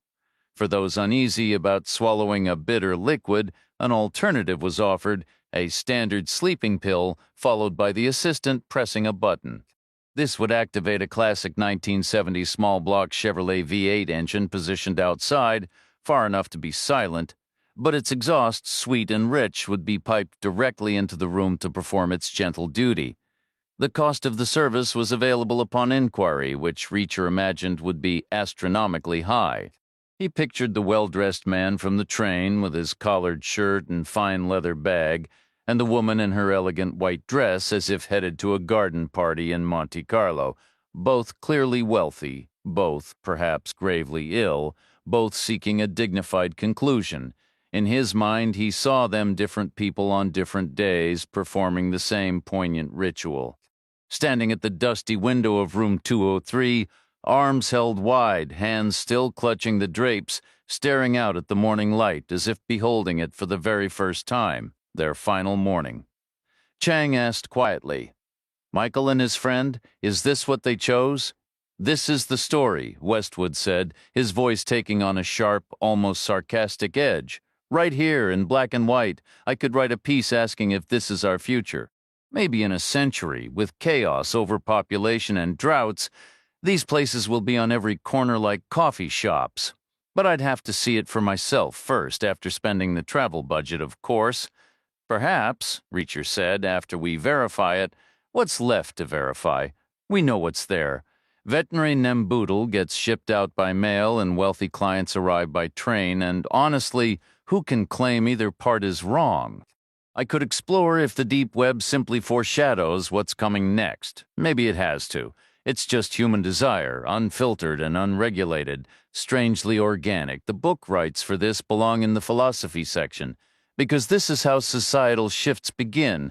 We've witnessed it before. 100 years from now, this might be utterly routine. Keever didn't think it was routine yet, Reacher countered. He could have just shrugged and walked away. He could have reinvented himself and gotten out of the path of so-called progress, but he saw something that wasn't right. Do you see it? Westwood asked. I'm not certain, Reacher admitted. But Keever was, and that's what matters. What could possibly be wrong here? I don't see how Michael and his friend could have ever afforded this concierge service. Not even if they saved every penny their whole lives. So, where are they? The man from Palo Alto interrupted. Are we finished here? Chang replied. We are, thank you for your help, Reacher added. You're the unseen observer down in the trenches. They don't know you're there, but you see everything, Westwood said. Send me an invoice. I'll arrange a car for you, the man said, already tapping on his phone. The room stirred to life, and Reacher moved toward the exit, taking one step, then another. Suddenly, the floorboards on his left erupted upward at a wild, impossible slant, pitching to a 45-degree angle as if shoved by some colossal, instantaneous force. His first thought was earthquake before the violent tilt threw him off balance, slamming him hard into the door frame. The impact struck across his chest and neck like a swing from a heavy plank, dropping him in a clatter to the floor. He took a frantic look around for Chang, bracing for whatever came next. This was no earthquake. He pushed himself up to a sitting position while the others crouched low. I'm all right, he said. You fell over, Chang pointed out. Maybe a floorboard was loose. The floorboards are perfectly fine. Could be a warp in the wood. Do you have a headache? Yeah. You're going to the emergency room. Bull. You forgot Keever's name earlier. You had to say the guy who was killed with the backhoe. That's classic aphasia. You lost a word and worked around it? That's not nothing. And before that, you nearly tripped outside the bookstore. You keep zoning out, like you're daydreaming or talking to yourself. Do I? It's like everything gets spacey in your head. How is it normally? You're going to the emergency room. Don't need it. Waste of time. We should head straight to the hotel. I'm sure you're right, but do it for me. I've never done that before. There's a first time for everything. Let's hope it's not just this. Reacher stayed silent. For me, Reacher, Chang repeated. The guy from Palo Alto chimed in. Go to the ER, man. Reacher glanced at Westwood. Back me up here, Westwood said. Emergency room. The Palo Alto guy added, tell them you're a software engineer. They'll move you right through. Some of those tech firms make huge donations. They followed his advice, claiming a status Reacher neither possessed nor was ever likely to, ranking right down there with professional quilter, avid scrapbooker, or church choir tenor. But it worked. He was seen in under 90 seconds. 90 seconds after that, he was being wheeled toward a CT scan of his head. He called it bull, a pointless waste of time, but Chang held firm. The machine whirred to life with a low electric hum, just X-rays doing their job, followed by a wait for a doctor to review the images. Reacher repeated his complaints. Bull, waste of time, the same old song, and Chang stood her ground again. Eventually, a physician entered holding a file, a certain look in his eye. Chang and Westwood remained in the room. Reacher said the CT in CT scan stands for computed tomography. The doctor replied, I'm aware. I know what day it is and who the president is. I remember what I had for breakfast. Both times I'm proving there's nothing wrong with me. You have a head injury. That's not possible. You have a head. It can be injured. You have a cerebral contusion, contusio cerebri in Latin. Technically two, both coup and contra coup, clearly caused by blunt trauma to the right side of your skull, Reacher asked. Is that the good news or the bad news? The doctor explained. If you'd taken that hit on your upper arm, you'd expect one hell of a bruise. That's exactly what you have, just not on the outside. There isn't enough flesh there. The bruise is on the inside, on your brain, with a twin on the opposite side because your brain bounced inside your skull like a goldfish in a test tube. That's what we call coup and contra coup. Reacher said, symptoms? They vary with the severity and the individual, but can include headache, confusion, drowsiness, dizziness, loss of consciousness, nausea, vomiting, seizures, and issues with coordination, movement, memory, vision, speech, hearing, emotional control, and thinking. That's quite a list. It's the brain. What about mine specifically? Which symptoms will I get? I can't say for certain. You have my paperwork right there. An actual picture, it can't be interpreted with perfect precision. Case closed, then. You're just guessing. I've been hit in the head before. This is no different. No big deal, Reacher said. It's a head injury, the doctor insisted. What's the next part of your speech? I believe the scan warrants keeping you overnight for observation. That's not happening. It should. If the guy had hit my arm, you'd tell me I'd be fine in a couple days. The swelling would go down and you'd send me home. You can do the same with my head. It happened yesterday, so by tomorrow, that's a couple days. I'll be fine. If it's even what you say it is, you could have that file mixed up with someone else's. The brain is not an arm. I agree. An arm isn't protected by a thick skull. The doctor sighed. You're an adult. This isn't a psychiatric ward. I can't hold you here against your will. Just sign yourself out at the desk. He turned and left, ready for his next patient. Maybe a coder, maybe not. The door swung shut behind him. Reacher looked at Chang. It's a bruise. It's already getting better. Thank you for getting it checked, she said. Let's go find the hotel. Should have gone straight there, Reacher. You fell over. He walked with deliberate care to the taxi line. People often said that on a map, San Francisco looked like a thumb pointing north, shielding the bay from the Pacific. Reacher, however, thought it curved more like a raised middle finger. He wasn't sure why the city would be mad at the ocean. Maybe the fog had something to do with it. Either way, the hotel Westwood had chosen was at the very tip, right on the waterfront where the nail would be. It was dark, so the view was mostly a void, save for the Golden Gate Bridge, brilliantly lit up to the left, and the distant twinkling lights of Sausalito and Tiburon far off to the right. They checked in, cleaned up, and met in the hotel restaurant for dinner. The room was elegant, with crisp white linen on every table. Couples and small groups filled the space. They were the only party of three. All around them, quiet trysts and hushed business deals were unfolding. Westwood pulled out his phone. 40,000 suicides every year in America, he read, one every 13 minutes. Statistically, we're more likely to kill ourselves than each other, who knew? Chang leaned in. If 5 of them every 9 days use the Mother's Rest service, that's a couple hundred a year, like Keever's note suggested, and we've already seen 2. Reacher considered this. What would you pay for that? I wouldn't, I hope. If it's $900 to do it yourself in bed, what's a reasonable premium? 5 times as much, say $5,000? Maybe, Chang said, for the pampering. It's like going to a spa instead of filing your nails at home. That would be $1 million a year, better than a poke in the eye with a sharp stick. But their proposed hit list for this week alone was Keever, McCann, you, me, and the Lair family, 7 people, which doesn't seem to be a problem since they just rent some Ukrainian muscle for the heavy lifting. That's a massive overreaction for $1 million. People get killed for $1 on the street, in a panic, not as a calculated business strategy. I think there's more money in this than $1 million, but I don't see how. Would folks really pay 10 or 20 grand or more? They could just buy an old Chevy and a garden shed and drill the hole themselves. This isn't a rational decision, Chang countered. It's based entirely on not buying your own Chevy. That's the whole point. Full service, discreet, and hands-off, so what would they pay? I don't know. It's hard to picture. Imagine you're wealthy and you want out. One final luxury. Discreet professionals in the background ensuring everything goes smoothly, care and concern a hand to hold. It's a major event in your life. You might pay what you paid for your car, probably a Mercedes or a BMW, 50 grand maybe, or 80 or more. Why not?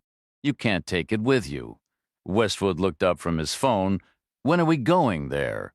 Reacher's expression turned grimly amused. When we have a plan. It's a tactical challenge, like approaching a small island across open water. The land there is flat as a pool table. He paused, a wry twist to his mouth. Perfect for an ambush, really? They'll probably see us coming from a mile away, literally. We might as well send a singing telegram to announce our arrival. The grain elevators stood as the tallest structures for miles around, and I knew they'd be rigged with ladders and maintenance catwalks. They'd have lookouts posted who would spot us coming from 10 minutes out. If we rolled in by train, they'd be waiting on that ramp lined up and ready. We could approach after dark, someone suggested. They'd see headlights from 100 miles off in that flat country. We'd kill the lights. Then we'd be driving blind. It's pitch black out there in the countryside. The roads are straight. Plus, right now, we don't have a single weapon between us. Westwood stayed quiet. After the meal, Westwood headed to his room while Reacher and Chang took a walk along the Embarcadero near the water. The night air was cool, a full 50 degrees cooler than Phoenix had been. Chang in just a t-shirt pressed close against him for warmth, their steps becoming an awkward three-legged shuffle. "You holding me up?" Reacher asked. "How is your head now?" she said. "Still there. I don't want to go back to Mother's Rest until you're better. I'm fine, really. I wouldn't go back at all if it wasn't for Keever, but who am I to judge? They're filling a need. Maybe Westwood has a point, maybe in 100 years we'll all be signing up for that service." Reacher was silent. "What?" she prompted. "I was thinking I'd just save the cash and use a shotgun, but that's rough on whoever finds you. Makes a real mess. Same with a handgun. Hanging or jumping off a building isn't any better. Stepping in front of a train ruins the engineer's whole week. Even checking into a motel room with a bottle of pills isn't fair to the maid. I guess that's the appeal of the concierge service. Cleaner for the folks left behind. Worth a premium, maybe, but I still don't see the math adding up to Merchenko-level money. I don't see how we get back in there. It's like they've got a 10-mile-high razor wire fence laid flat on the ground. We should start from Oklahoma City. You want to take the train? I want to keep our choices open. We'll nail down the details later. Tell Westwood to book the flights. Reacher woke long before Chang the next morning. He slipped out of bed and closed himself in the bathroom. He had abandoned his old theory for good. It had been proven wrong, again and again. There was no ceiling, no upper limit, and no reason for it to ever stop, which was a strangely liberating thing to know. He faced the mirror, turning to inspect the fresh bruises from his fall. The old one on his back from Hackett was a vivid yellow, the size of a dinner plate, but he wasn't passing blood. The ache was fading, and the stiffness was loosening. The side of his head remained tender and slightly soft, though not truly swollen. Not enough flesh there, just like the doctor said. The headache was manageable. He wasn't drowsy or dizzy. He stood on one leg with his eyes shut and didn't sway. He was fully alert with no nausea, no vomiting, no seizures. He walked a straight line of tiles from the tub to the toilet and back with his eyes closed, not veering off course. He touched his nose with a fingertip, then rubbed his stomach while patting his head. No issues with coordination beyond his usual, inevitable lack of grace. Neat and dexterous were words that had never described him. The door opened, and Chang stepped in, soft with sleep. She yawned. "Morning. Morning to you," he said. "What are you doing?" Running through the symptom checklist, the doctor gave me a whole menu. "How far did you get? Still have memory, vision, speech, hearing, managing emotion, and thinking to go." "You already aced managing emotion. I've been impressed for an Army guy. Now name 3 famous Oklahomans, since that's where we're headed." "Mickey Mantle for sure. Johnny Bench, Jim Thorpe. Extra credit for Woody Guthrie and Ralph Ellison," she noted. "Your memory is just fine," she replied, stepping back toward the bathtub and holding up 2 fingers. "How many do you see?" 2. Your eyesight checks out. That's not exactly a rigorous exam. All right, stay put and tell me who manufactured this tub. He glanced over. Near the overflow drain, faint, small lettering was visible. American Standard, he answered, already knowing the brand. Your vision is perfectly fine, she repeated, then murmured something almost inaudibly. On the flight, he said, I'm absolutely ready for that. Your hearing is definitely sharp. No question there. What's the longest word in the Gettysburg Address? Which symptom does that test? Cognitive function. He paused, considering. There are 3, each with 11 letters: proposition, battlefield, and consecrated. Now recite the opening line as if you're performing on stage. Lincoln was actually coming down with smallpox around that time. Did you know that? That's not the line. I know, that was a bonus round for memory. We already covered memory, remember? Now we're on speech, the first sentence. The founder of Getty Oil was a descendant of the man the town of Gettysburg was named for. That's not it either. That was general knowledge, which isn't even a symptom. It connects to memory. We handled memory a while back. He then projected his voice, theatrical and clear. 7 years ago, our fathers brought forth on this continent a new nation, conceived in liberty, and dedicated to the proposition that all men are created equal. The bathroom's marble surfaces gave the words a rich echo and resonance. He continued louder still. Now we are engaged in a great civil war, testing whether that nation, or any nation so conceived and so dedicated, can long endure. She asked, Has your headache subsided? He replied, more or less, which means it hasn't fully gone. It's on its way out. It was never a major issue. The doctor seemed to think it was. The medical field has grown very timid, excessively cautious. No sense of adventure left. I made it through the night. I didn't need to be under observation, Chang said. I'm glad he was cautious. Reacher remained silent.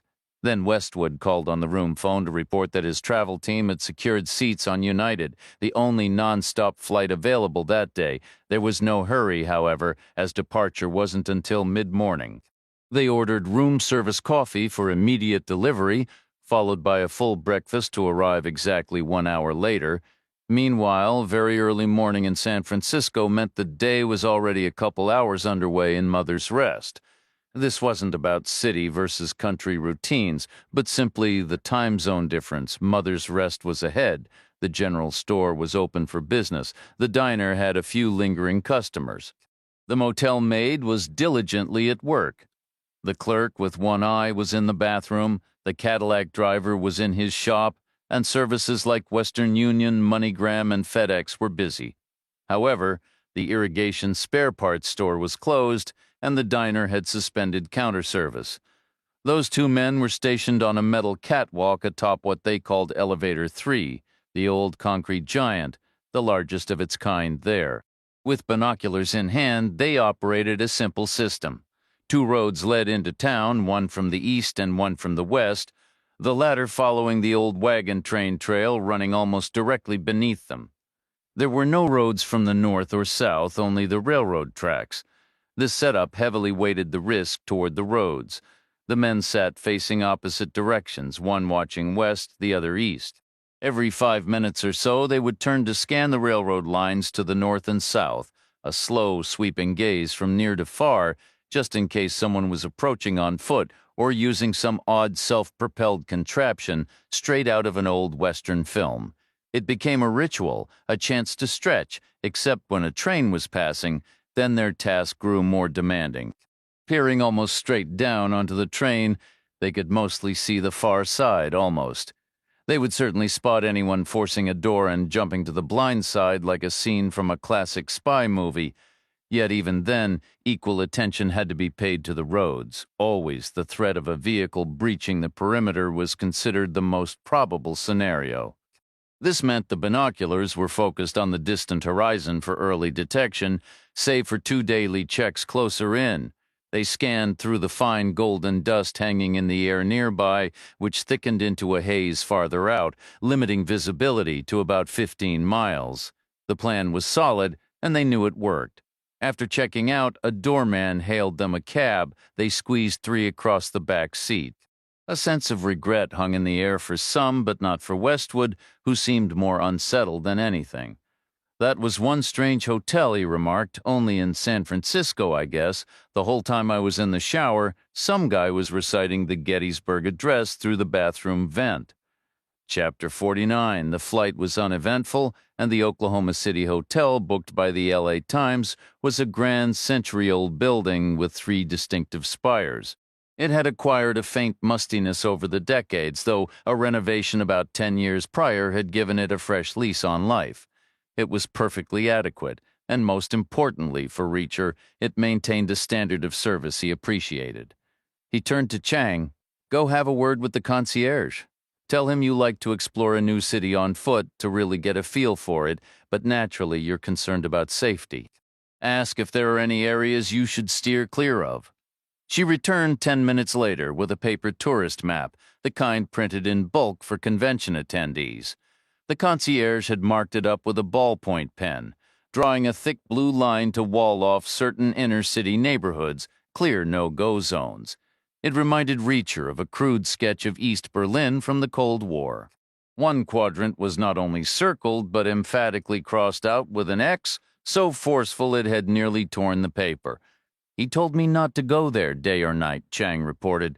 "Sounds like my kind of place," Reacher said. "I'm coming with you. I was counting on it." They ate an early meal, a late afternoon affair that felt like a fancy brunch with simple ingredients dressed up. The coffee was excellent. Afterward, they waited an hour for the sun to dip below the horizon, ending the long plains day. Streetlights flickered on, followed by car headlights, and the murmur from the bars shifted from a daytime lull to an evening buzz. "Let's go," Reacher said. It was a long walk. The city planners had wisely kept the convention district insulated. The wilder parts of town were many blocks away. The character of the streets gradually changed as they walked. The brisk pace of workers heading home gave way to a stoop culture, with small groups lingering in doorways, not doing much of anything. Some storefronts were shuttered for the night, while others looked permanently boarded up. A few remained open, doing a steady trade in snacks, soda, and single cigarettes. "You doing okay?" Chang asked. "Just fine," Reacher replied. He navigated by instinct, looking for the kind of spot where people might congregate and cars could pause briefly. Vehicles lined the curbs and cruised slowly by tricked-out Japanese coupes, lowriders, and massive old sedans from Buick and Plymouth that rode like land yachts. Some were customized with wide mag wheels, chrome exhaust pipes, and glowing blue undercarriage lights. One car was lowered so drastically it sat nearly waist-high, its engine protruding through a hole in the hood like a miniature oil derrick, crowned by a huge 4-barrel carburetor and a giant chrome air filter level with the roof. Reacher stopped to stare. "I need to look at those satellite images again," he said. "Why?" Chang asked. "Something's off about them. What is it?" "I don't know. It's a feeling in the back of my mind, not a clear memory. I'm fine. You sure? Test me. Ask me a question. Teddy Roosevelt's vice president, Charles Fairbanks. I thought he was a movie actor. You're thinking of Douglas Fairbanks." They moved on, passing sagging wooden houses built close together. Their weedy front yards were enclosed by wire fences, some empty, some piled with trash, some holding chained dogs, and others littered with the bright abandoned toys of children. They discovered a slanting road that bridged the gap between 2 secondary thoroughfares. It was broad enough for 3 cars, but both sides were lined with parked vehicles. The street stretched long enough to allow for slowing, stopping, and accelerating again. Reacher observed, "This looks promising." There was activity on the stoops, concentrated mostly toward the middle of the block. Young boys, around 12, clustered in groups, their eyes darting left and right, watching for cars. Reacher suggested, "All right, this is where we act like we've just realized our mistake and make a quick exit." They reversed course and hurried back to the secondary road behind them. Taking a sharp right, they continued walking in roughly their original direction, now moving parallel to the street they had just left. They paused when they estimated they were aligned with the unseen group of kids who they assumed were gathered along property length to their right, Factoring in the depth of a backyard, a house, a front yard, and the sidewalk, Reacher calculated it was about 400 shadowy feet. He said, "Let's go see what's on offer." They selected a vacant house with a boarded front and a snapped chain on its gate. Moving with swift, purposeful confidence, they entered, slipped down the side of the structure, crossed its overgrown yard, and reached the back fence. This fence met at a sharp angle with the yard of a house on the diagonal street. It likely wasn't their exact target, but it was adjacent. Reacher pried a wire panel loose from its frame, and they slipped through, their pale faces briefly visible in the dusky yellow light. They crossed this new yard and peered through the gap between the house and its neighbor. They were one property off. All the action was happening, one lot to the left, separated by a chain-link fence. Climbing it would mean metallic rattling and clinking. Chang was nimble, far more so than Reacher, who was built more for force than finesse. The yard they dropped into was neglected, a miniature wilderness of weeds and tall grass. The back of the house showed one lit window. Reacher advised, "Try to keep your right hand in your pocket when possible. Let them wonder if you're armed." "Does that actually work on occasion?" she asked. "Are they drug dealers?" He gave a single nod. "Like a fast food drive-through. They use kids to run the bags and cash to the cars.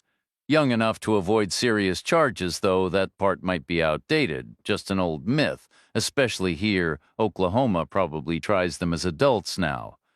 The irony of the situation wasn't lost on him. Here they were, two adults sneaking around while the system debated whether to treat children as criminals. The illuminated window was on the right, likely a living room. To the left was a dark window and a door, probably leading to a kitchen. They rustled through the knee-high weeds toward the door. Reacher tested the handle, locked. He sidestepped and peered through the grimy kitchen window into a dim space cluttered with trash and dirty dishes, pizza crusts, empty cans of Red Bull and beer. He took another step and pressed against the wall, angling a glance through the lit window. Two men were sprawled on separate sofas, engrossed in their phones, thumbs moving rapidly. Between them on a low table sat two black nylon duffel bags, the cheap kind sold in discount stores. On one bag rested a bulk pack of rubber bands, on the other lay an Uzi submachine gun. Reacher crept back to Chang at the kitchen door and whispered, "We need to find something heavy. For the window?" He nodded. "What about that?" He followed her gaze to a small concrete patio. There sat a square, humped object with rounded corners and a hole in its center, made of a tough plastic or vinyl blend, a discarded base for a patio umbrella. He murmured, "Think you can toss that?" "Absolutely," she replied. A grin spread across his face. "Definitely not some fragile, delicate thing," he said, "right after I break the door down." She lifted it. He took his stance. He whispered, "Ready?" She gave a nod. One stride, two, three, and he drove his heel into the lock, the door exploding inward. As he stumbled through the opening, he heard the living room window shatter and the heavy umbrella stand slam against the floorboards. He moved swiftly through the kitchen into the living room. The man on the left was still clutching his phone, frozen. The man on the right had his hand darting toward the Uzi, but his motion jerked to a halt as his shoulders hunched, and he flinched, a startled reaction to the deafening crash behind him, the spray of glass across his head and neck, and the sight of a large, heavy object from the yard whipping past his eyes. Also sailing into his view was Reacher's right boot, which connected solidly with the side of his face, dropping him to the floor like a discarded trench coat. That was effectively the end of it. From there, Reacher simply had to snatch up the Uzi, flick the selector to automatic, secure the grip safety, and point the barrel at the left-hand man's chest. "Don't move," Reacher said, and the man obeyed. The hallway was silent. A summer evening, warm and thick. Everyone outside enjoying the street. The man asked, "What's this about?" Reacher said. "This is where we relieve you of your guns and your cash." The man's eyes flicked involuntarily toward the bag topped with rubber bands. Chang moved in behind them, her hand in her pocket. Reacher said, "Search them." She did quickly and meticulously, Quantico training evident. From both men, she retrieved only a car key and two handguns, a Glock 17 and a Beretta 92, both 9mm, matching the Uzi. At least their ammunition situation was orderly. Reacher said, check the bags. One bag, which had held the Uzi, was packed with thousands of small glassine envelopes filled with a grimy brown powder, heroin no doubt, heavily diluted and ready for street sale. The bag with the rubber bands was stuffed with money. Piles of worn, greasy bills, 5s, 10s, and 20s, loose, bundled, and rolled, some torn, some crumpled, all crammed in tightly. The rubber bands made sense. Now Reacher recalled reading about a cartel accountant who spent thousands a month just on bands to bundle cash. He asked, "Where's the Audi?" The guy said, "Out front. Good luck with it. You're coming with us. You'll carry the bags." "Like hell I am." Get over yourself. You win some, you lose some. We're not the police. You're still in business. You'll earn this back in a couple weeks. Now move. The man took a bag in each hand. Reacher guided him toward the hallway, one hand gripping his collar, the other pressing the Uzi into his back. Chang carried the Glock in her right hand and the Beretta in her left. The hallway was long and grimy, the sounds of the street growing louder ahead, raucous chatter, laughter, scuffling feet, the rumble of cars all muffled by the heat, the distance, and the closed front door. 10 more seconds, Reacher said. Stay smart and you'll live. He pulled the man aside, letting Chang slip past to open the door. Then Reacher shoved the man outside and the talking and laughter ceased abruptly. 11 people were outside, some in the yard, some on the sidewalk, some in the gutter. Among them was a toddler about 2 years old, 3 women under 20, 2 hardened men around 30, and 5 scrawny kids of about 12, the usual errand runners. A car cruised slowly down the street, bass thumping so hard the body panels vibrated, then it moved on. Reacher pushed the man forward, and his people tensed, ready to jump in. But the man said, "Let it go." Chang clicked the key fob, and a black sedan's lights flashed in response. The sedan was no limousine, but it wasn't a tiny car either. Chang swung the rear door open, and Reacher forced the man to dump the duffels onto the back seat. After spinning him around, Reacher pushed him back toward the house, the Uzi never wavering. Chang slid into the driver's seat as Reacher dropped into the passenger side. She hit the gas hard. As they sped away, Reacher hauled the heroin bag forward and upended it out the window. A blizzard of tiny glassine packets erupted into the air, glinting dully in the light like a swarm of expired insects caught in the vortex of their escape. People spilled into the street, scrambling and diving for the scattered packets, some even sprinting after the car in a frantic, chaotic ballet. The men from the house were there too, shouting and waving their arms, utterly failing to restore any semblance of order as their product was snatched up by the crowd.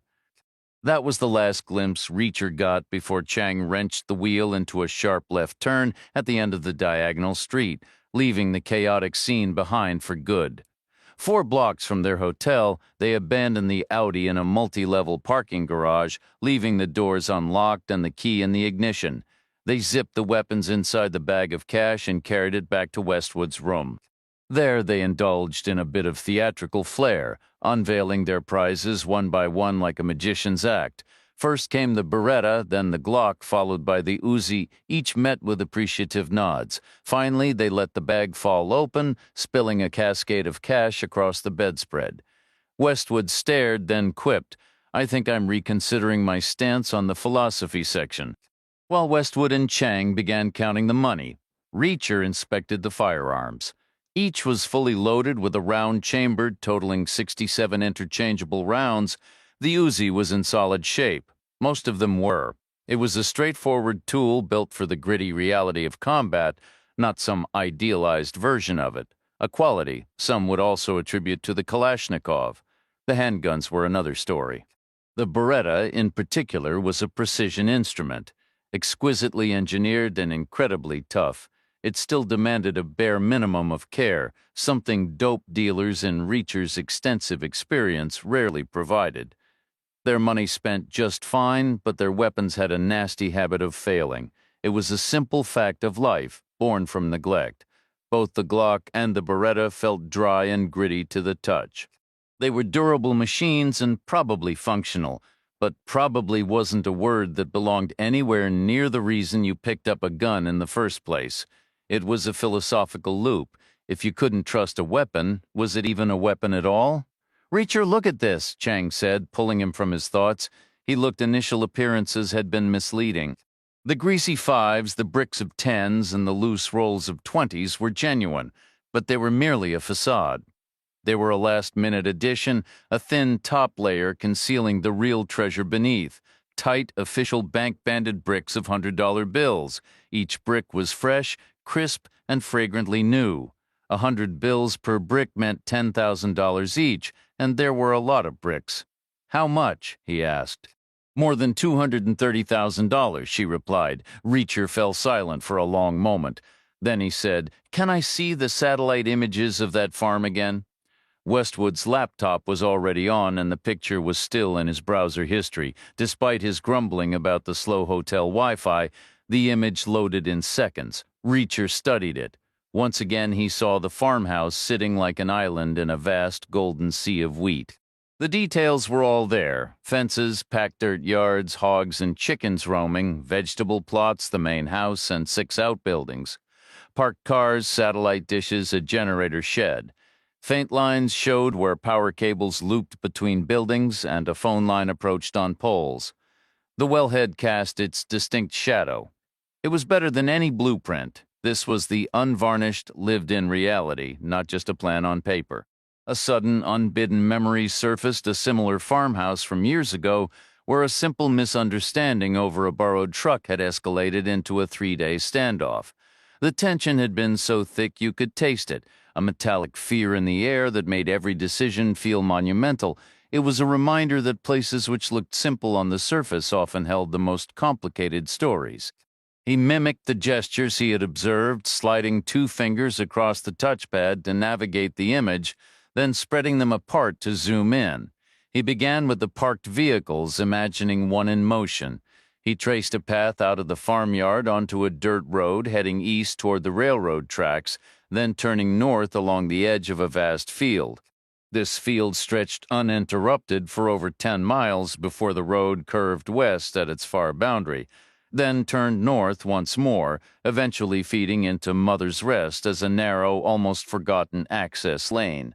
It met the wide plaza at a dead end, that same plaza which later led to the grain elevators. Essentially, it was a private driveway 20 miles long, leading nowhere else. He retraced the virtual journey in reverse, all 20 miles back to the farm, and parked the imaginary car where he had begun. He zoomed out until the farm dominated the screen from edge to edge. Closest to the railroad sat the hog enclosure. It featured a large wooden shelter and a fenced area about 6 times its size. The ground churned into a muddy, pockmarked mess by heavy animal traffic. A barn, slightly larger than the hog shelter, stood nearby. Neither structure showed any signs of electrical power. The generator shed was easy to identify, with an intake snorkel through the wall and a top-hat exhaust vent on the roof. Diesel for an operation of that scale. Thick cables, like a spider's web, sagged from eave to eave, connecting the generator to the house and the 3 other outbuildings. "Let's assume the largest structure is the main house," he said, "the one with the cars and the satellite dishes. But which building is the so-called suicide suite?" The others crouched beside him, shoulders nearly touching. Westwood offered, "The suicide suite is likely the next largest. It would need space for a bedroom, a living area, bathrooms, that sort of thing.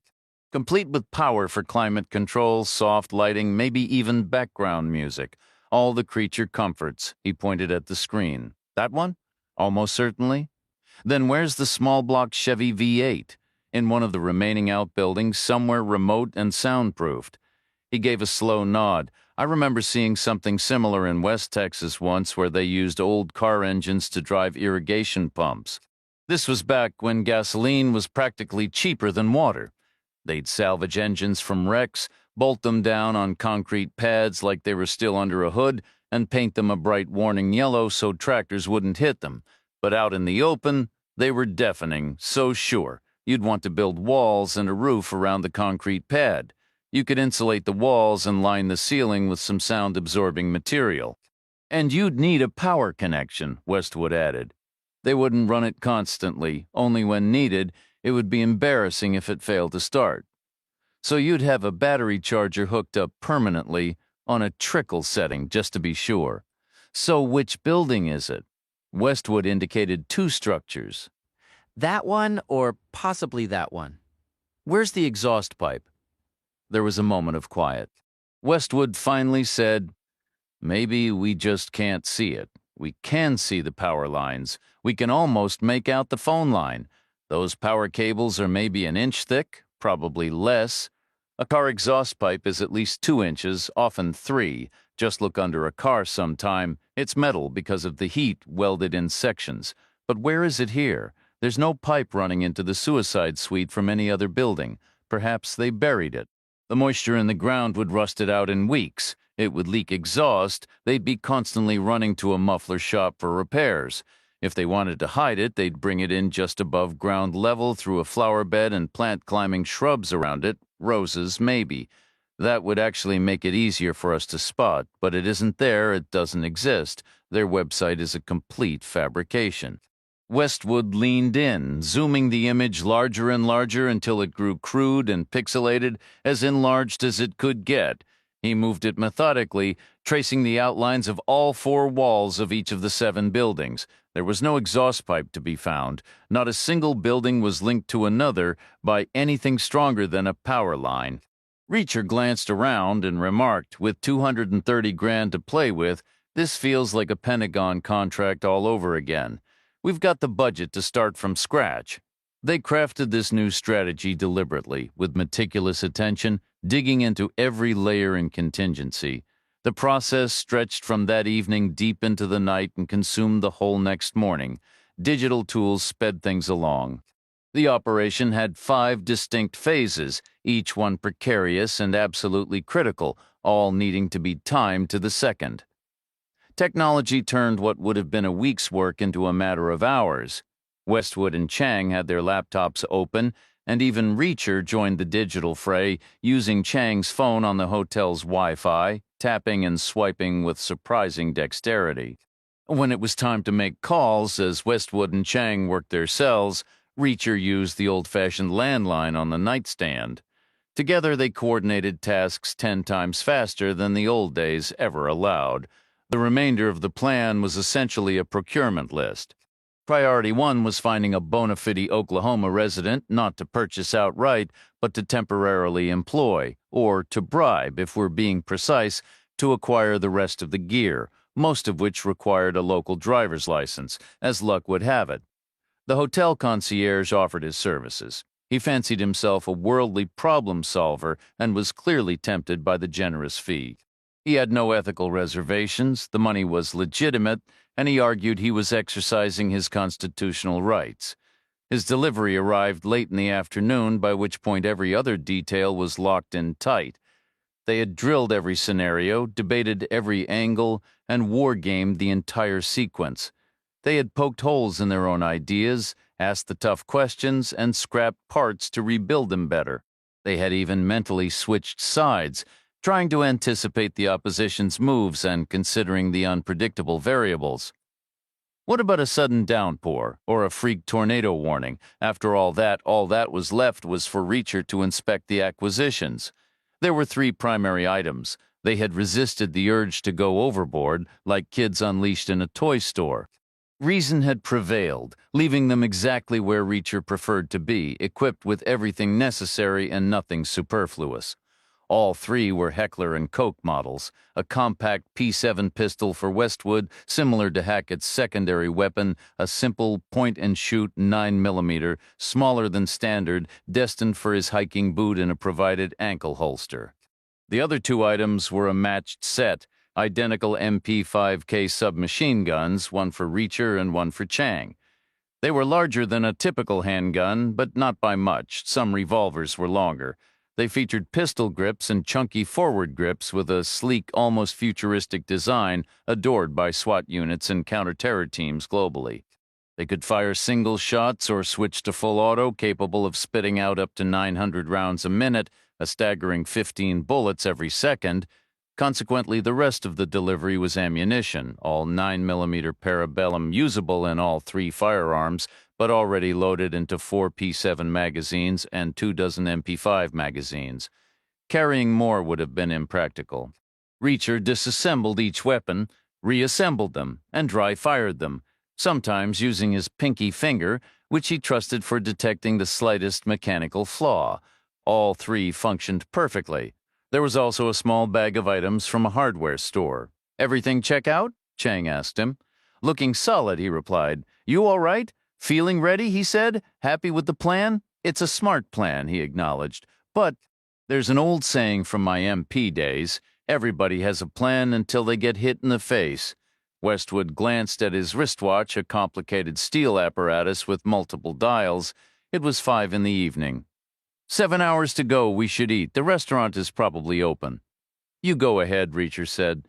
"We'll order room service. We'll knock on your door when it's time to move."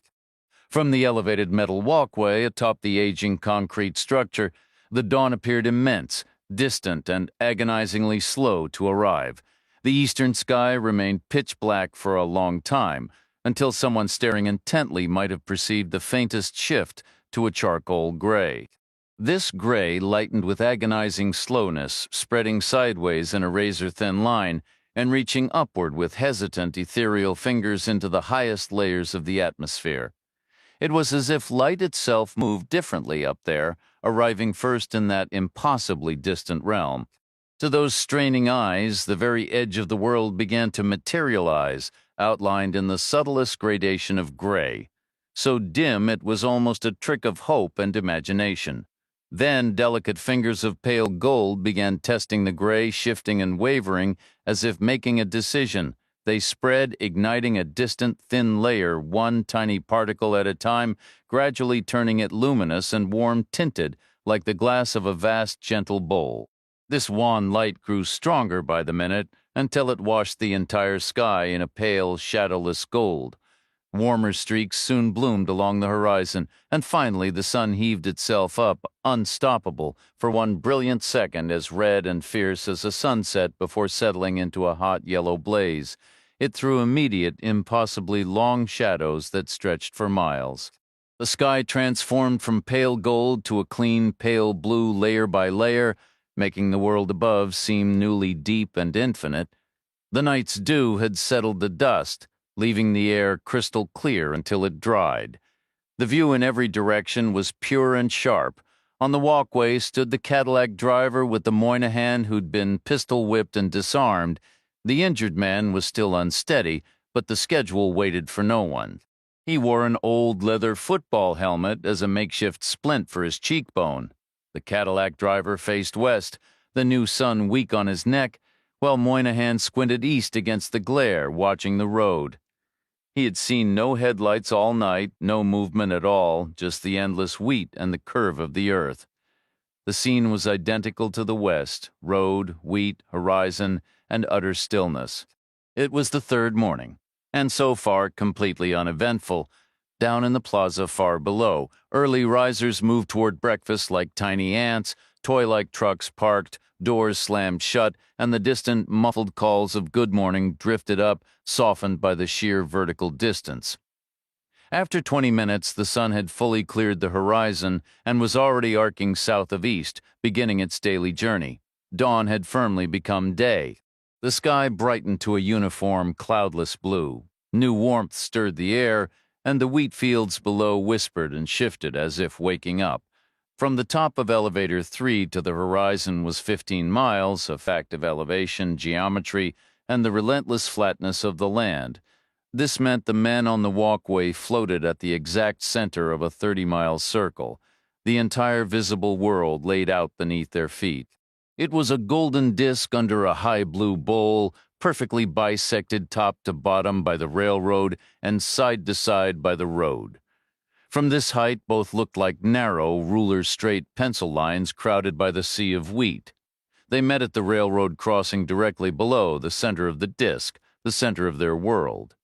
The Cadillac driver sat with his knees drawn up to steady his binoculars, his gaze fixed on the far western end of the road. If anything was coming, he wanted the longest possible warning. Moynihan, his right hand shielding his eyes from the sun, held his binoculars shakily with his left.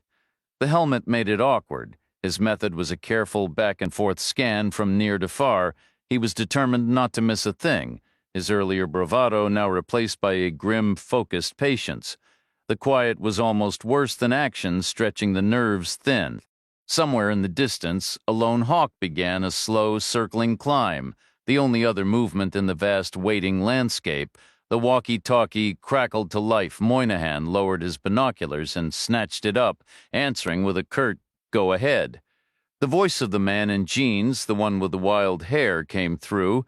"You two need to hold position until the morning train passes. Your relief is running behind." Moynihan glanced at the Cadillac driver, who just gave a weary shrug. This was the third dawn. The initial adrenaline had long since faded into a dull, watchful routine. "Copy that," Moynihan replied. He set the radio down, checked his watch, and muttered. 20 minutes out, scooping his binoculars back up, he raised a hand to block the low sun. "Got a visual," he announced. The Cadillac driver took a final, fruitless scan of the empty western expanse before turning. He shielded his own eyes, his grip firming to steady the shaking lenses. The eastern horizon was a blinding strip, the sun still low enough to make the air above the asphalt shimmer and dance, a distortion magnified tenfold by the powerful optics. There was a small, blocky shape on the road, seeming to wobble in place without advancing. An illusion of the heat and the magnification. It was a truck, probably doing 45, mostly white, headed right for them. "Keep watching it," the Cadillac driver said. "Make sure it's alone." He pivoted back to the west, bracing his elbows on his knees for a steadier view. A moment later, he exhaled sharply. "Well, hell, I've got something too." "What is it?" Moynihan asked. Best guess from this distance was a red car. A mere speck, with the rising sun glinting off its windshield like a mocking wink. Maybe 15 miles out. Same frustrating optical effect, it seemed to jiggle on the spot without getting any closer. "How's your guy doing?" the Cadillac driver asked. "Still coming. Any company. Can't tell yet. Could be a whole parade." "Same here." They watched in silence.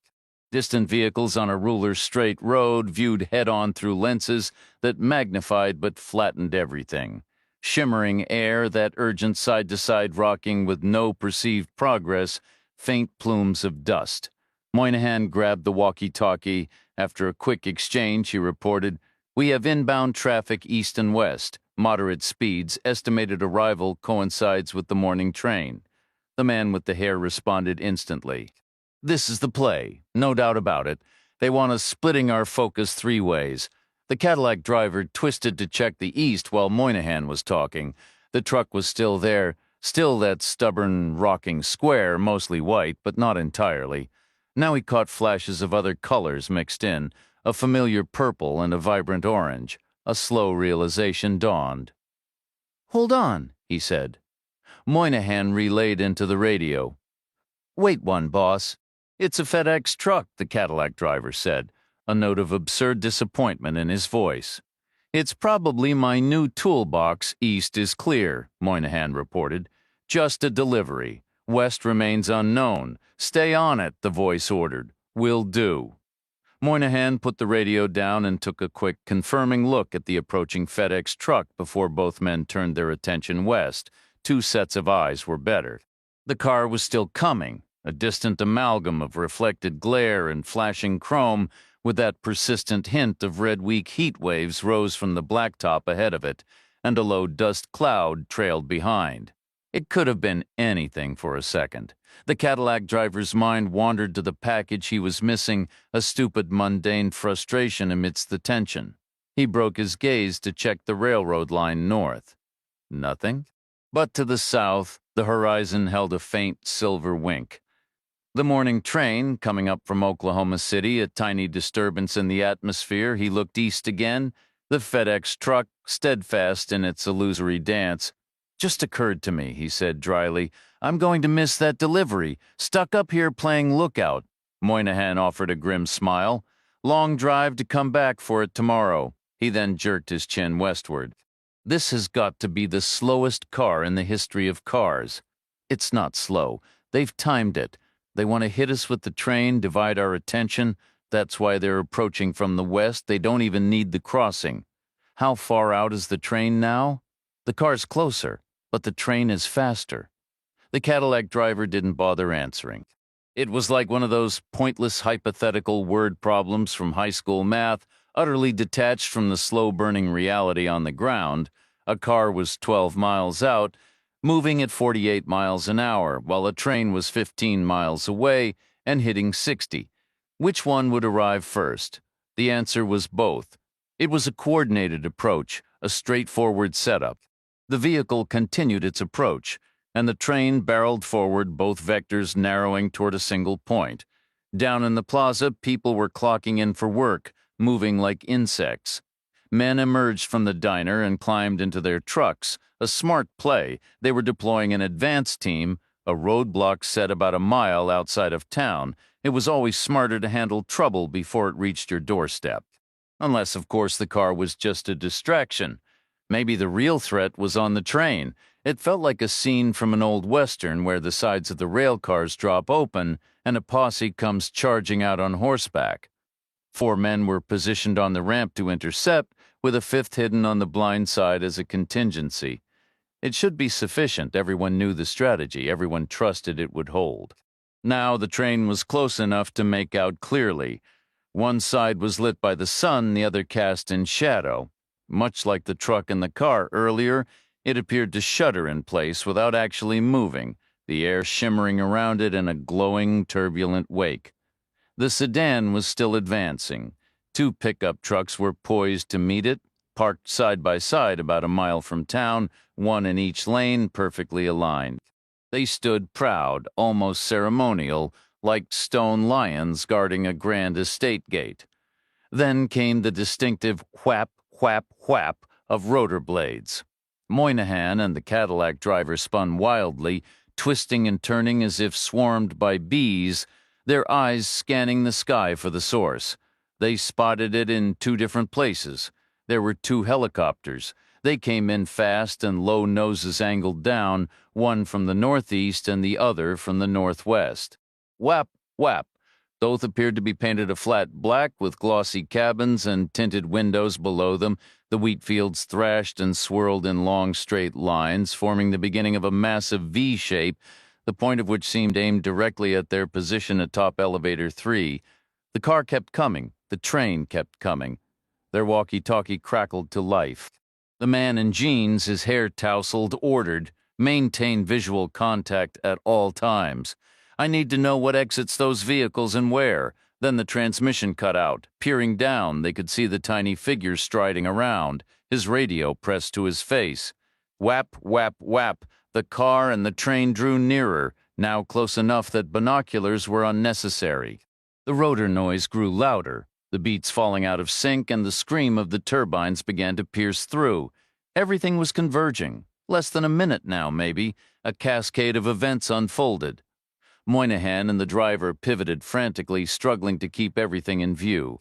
First, the helicopter on the right surged ahead on a wide eastern arc, slipping behind the town again before racing due south at impressive speed toward the farm.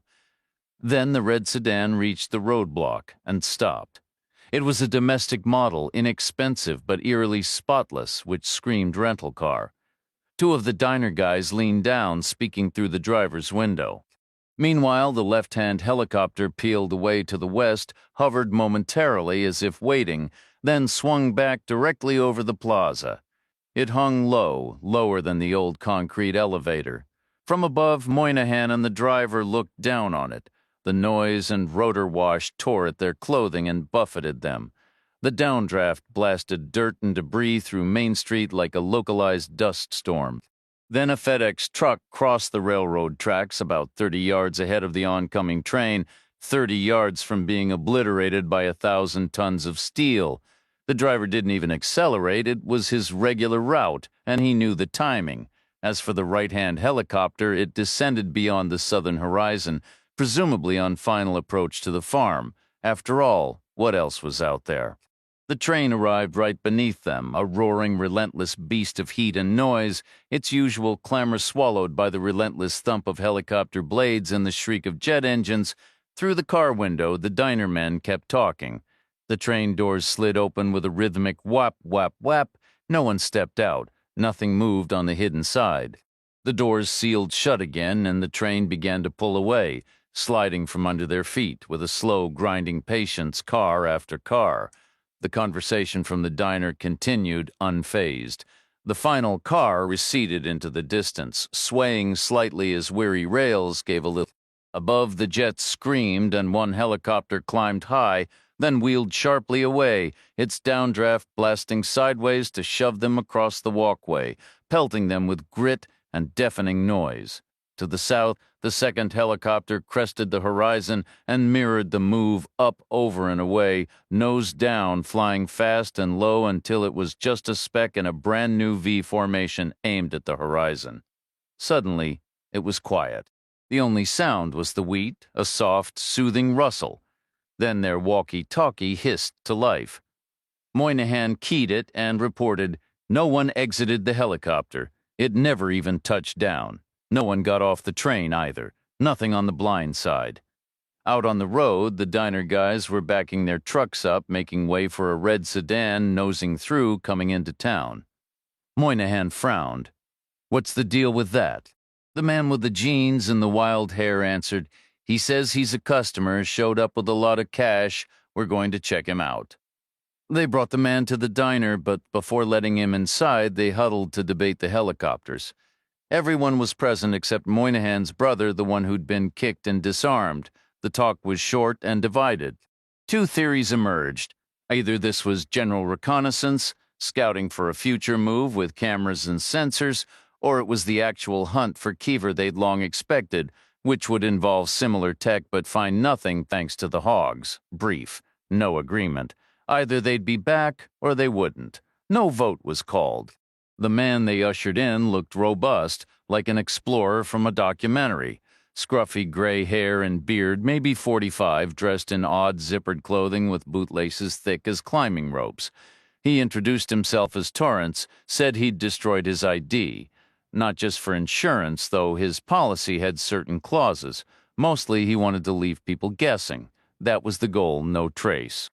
His paper trail ended 700 miles back, burned in a Nevada motel sink.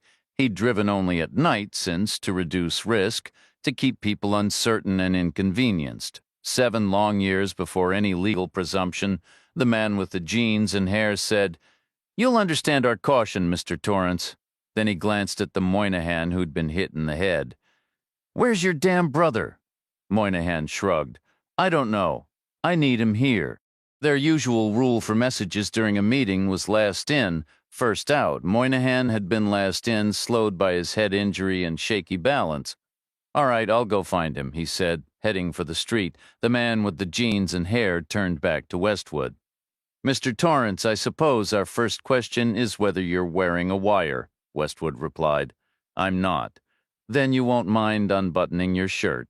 Westwood complied, revealing a sturdy chest covered in curly gray hair.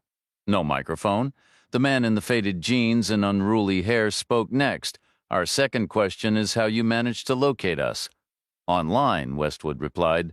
"Through a message board. A friend who went by exit pointed me in your direction. We were acquainted with her." "Her. Were acquainted." Westwood absorbed the past tense. "She mentioned she was coming here with her friend Michael. He posted as Mike. He was a friend of mine, too." "She did. We knew Mike as well. I figured if it was suitable for them, it would be suitable for me. Which leads to our third question," the man continued. "What were your plans for that rental car? It's a blazing red paper trail sitting right outside." "I was hoping," Westwood said, "that for an additional fee, one of you could dispose of it. Take it all the way to Wichita or maybe Amarillo. It would be stolen in no time. Such an arrangement is possible, and if it ever turned up in some rough neighborhood or elsewhere, it would only deepen the mystery or make authorities lean toward a homicide. That was my thinking. As you're aware, we provide end-of-life options. And option means precisely that. We don't judge. We don't demand reasons, we don't offer counseling, and we don't attempt to change your mind, but your arrival has been unconventional. So we feel compelled to ask why, as an exception." Westwood's voice was flat. "I'm finished. I never asked to be here. To be honest, I haven't enjoyed much of it. Be more specific. I owe a significant amount of money. I can't pay it back. I can't face what comes next. Gambling debts? Worse? The government? I made some serious errors." The man in the jeans glanced at the others, gathered there, all present except for the Moynihan brothers. 5 men. They shifted their feet, exchanged thoughtful, grim looks, and offered vague nods of agreement. The man turned back to Westwood. "I believe we can assist you, Mr. Torrance. But I'm afraid it will require the entirety of what you brought with you," Westwood said. "I want the gasoline engine. That's my chosen method. It's a popular selection. Is it leaded gasoline? It runs on unleaded now. Special cylinder heads. The carbon monoxide is identical. It's the catalytic converter that removes it, not the fuel. And the smell is improved. The benzene gives it an almost sweet note. It's considered a peaceful way." What do others usually choose? Most opt for a combination. Certainty of outcome is considered paramount, hence all the statistics they review beforehand. Should I do both? No necessity. The gasoline engine is 100% effective. You can rely on it. Then the man's attention snapped to the street door. Where did the Moynihans go? Last in, first out. The spare parts clerk from the irrigation supply store spoke up. "I'll go find them." He hurried out. The man with the hair looked back at Westwood, his expression softening oddly. "It's an unusual question, Mr. Torrance, but would you care to join us for breakfast?" Westwood considered it.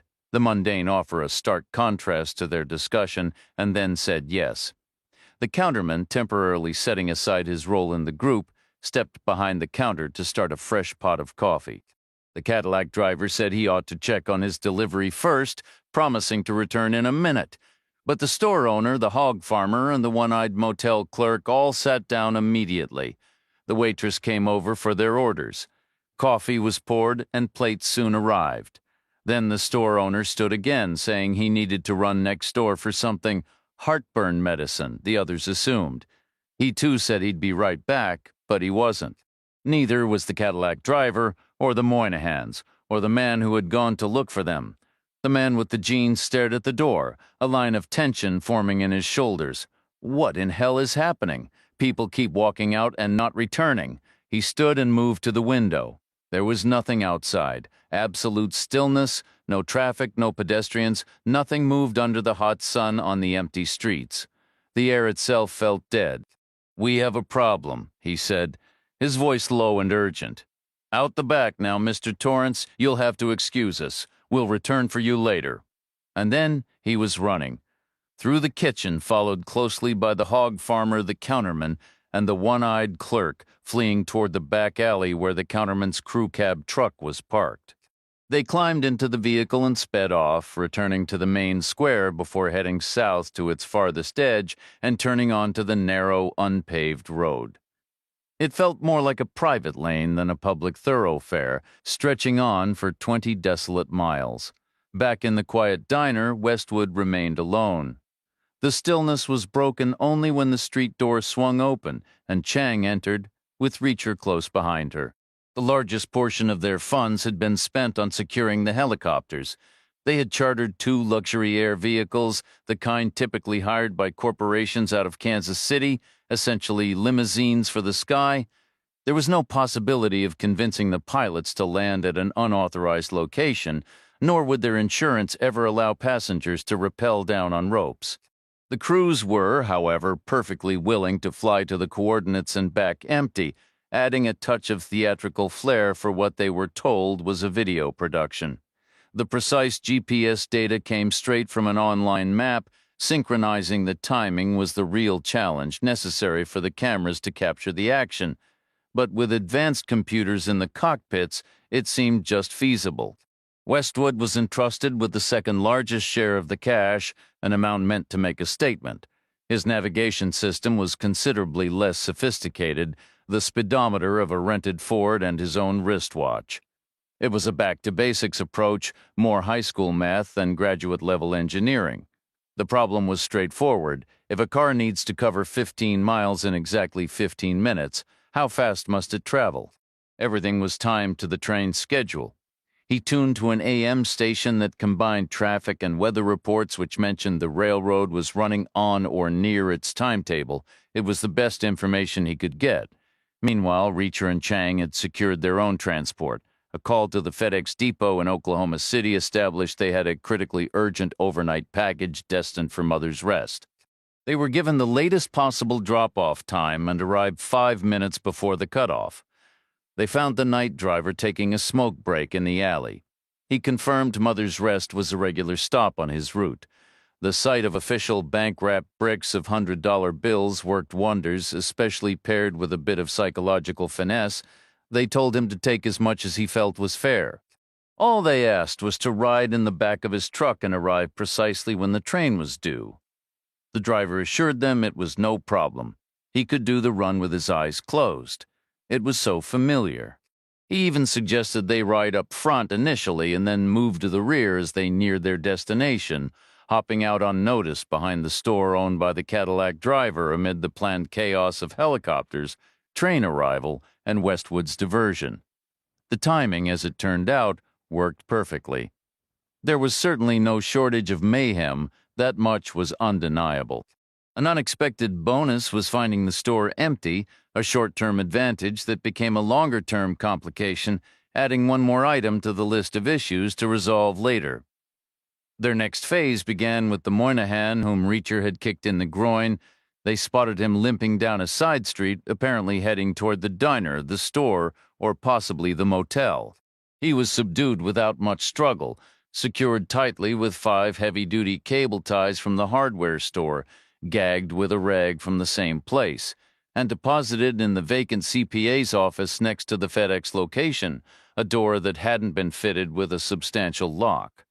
Soon after, another man appeared, presumably a brother or cousin, sporting an absurd leather hat and searching for something. He met the same fate just as easily: 5 cable ties, a gag, and a spot on the CPA's floor beside his relative. Next was the spare parts clerk from the irrigation supply store, who came looking for the first 2. This time there was no casual chat about football, just the swift application of restraints and another rag before he joined the others on the floor. The ordinary townspeople wisely kept their distance, staying indoors, as if guided by some primal instinct. The sight of the submachine guns likely contributed. They looked foreign and menacing, like props from an action film. There was nothing to do but stay hidden. The 911 service was effectively out of order. The police were far away, and besides, it was sweltering outside, much more comfortable indoors with the air conditioning running. The Cadillac driver walked right into the trap, still under the illusion that his store was his own. He quickly joined the growing collection on the floor. They had to venture a bit farther to locate the dry goods store owner, catching him as he exited the rear of his building clutching a small bottle of stomach remedy. He, too, was restrained and gagged. Their impromptu roundup finally halted when the crew cab pickup truck roared away from behind the diner, leaving a sudden quiet in its wake. Westwood was left behind on his own. Someone had mentioned. They went along with the gasoline engine idea. Reacher gave a slow nod. They'll stick with the con until the very end, whatever it involves. I'm guessing the farm is their destination? Where else would they go? Are we prepared? We've done all we can. I'll get us there. I know you will. And that's where you plan to leave me behind, isn't it? Chang replied. We aren't leaving you behind unless that's what you want. It's not, Reacher said. I'd prefer to send you ahead instead of me. You're an adult. What happens to you isn't my concern. Come along if you wish. Stick with us the whole way, but stay on my left side. Why the left? I'm right-handed. I need my dominant side free. Understood? Let's move. Under ordinary circumstances, this would have been considered a test drive, a potential buyer taking an unfamiliar piece of machinery for a short, experimental spin, except Reacher was no potential buyer. He almost never bought anything that wasn't meant to be used up, and farm equipment was definitely not on his list. The salesman understood that, And Reacher wasn't the one driving it anyway because he didn't know how. He solved the first issue with the submachine gun and the second with Westwood, who had picked up the skill years ago when, as a science editor, he got roped into judging school projects.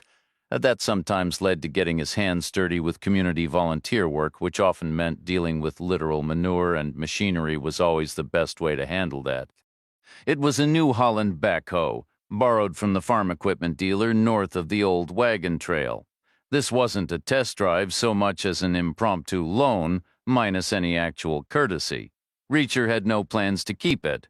On the back, it had a narrow digging arm with two sharp teeth, perfect for trenching. Up front, the bucket was wide and tall, but surprisingly shallow, more like a bulldozer blade. It was clearly a versatile machine, built to have all sorts of attachments bolted on. It was brand new, gleaming with fresh paint, and spotlessly clean, carrying that distinct new equipment smell. The cab was just wide enough to squeeze in 3 people, though there was only 1 seat. Westwood had to take it because he was driving. The space was crowded with levers and pedals.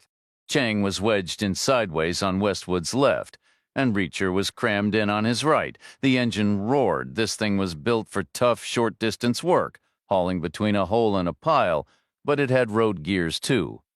Westwood had it up to about 30 miles an hour by the time they cleared the plaza. Instead of turning onto the private drive, he aimed straight into the wheat field. The front bucket was raised a couple of feet off the ground, its bottom edge jutting forward like a metal jaw.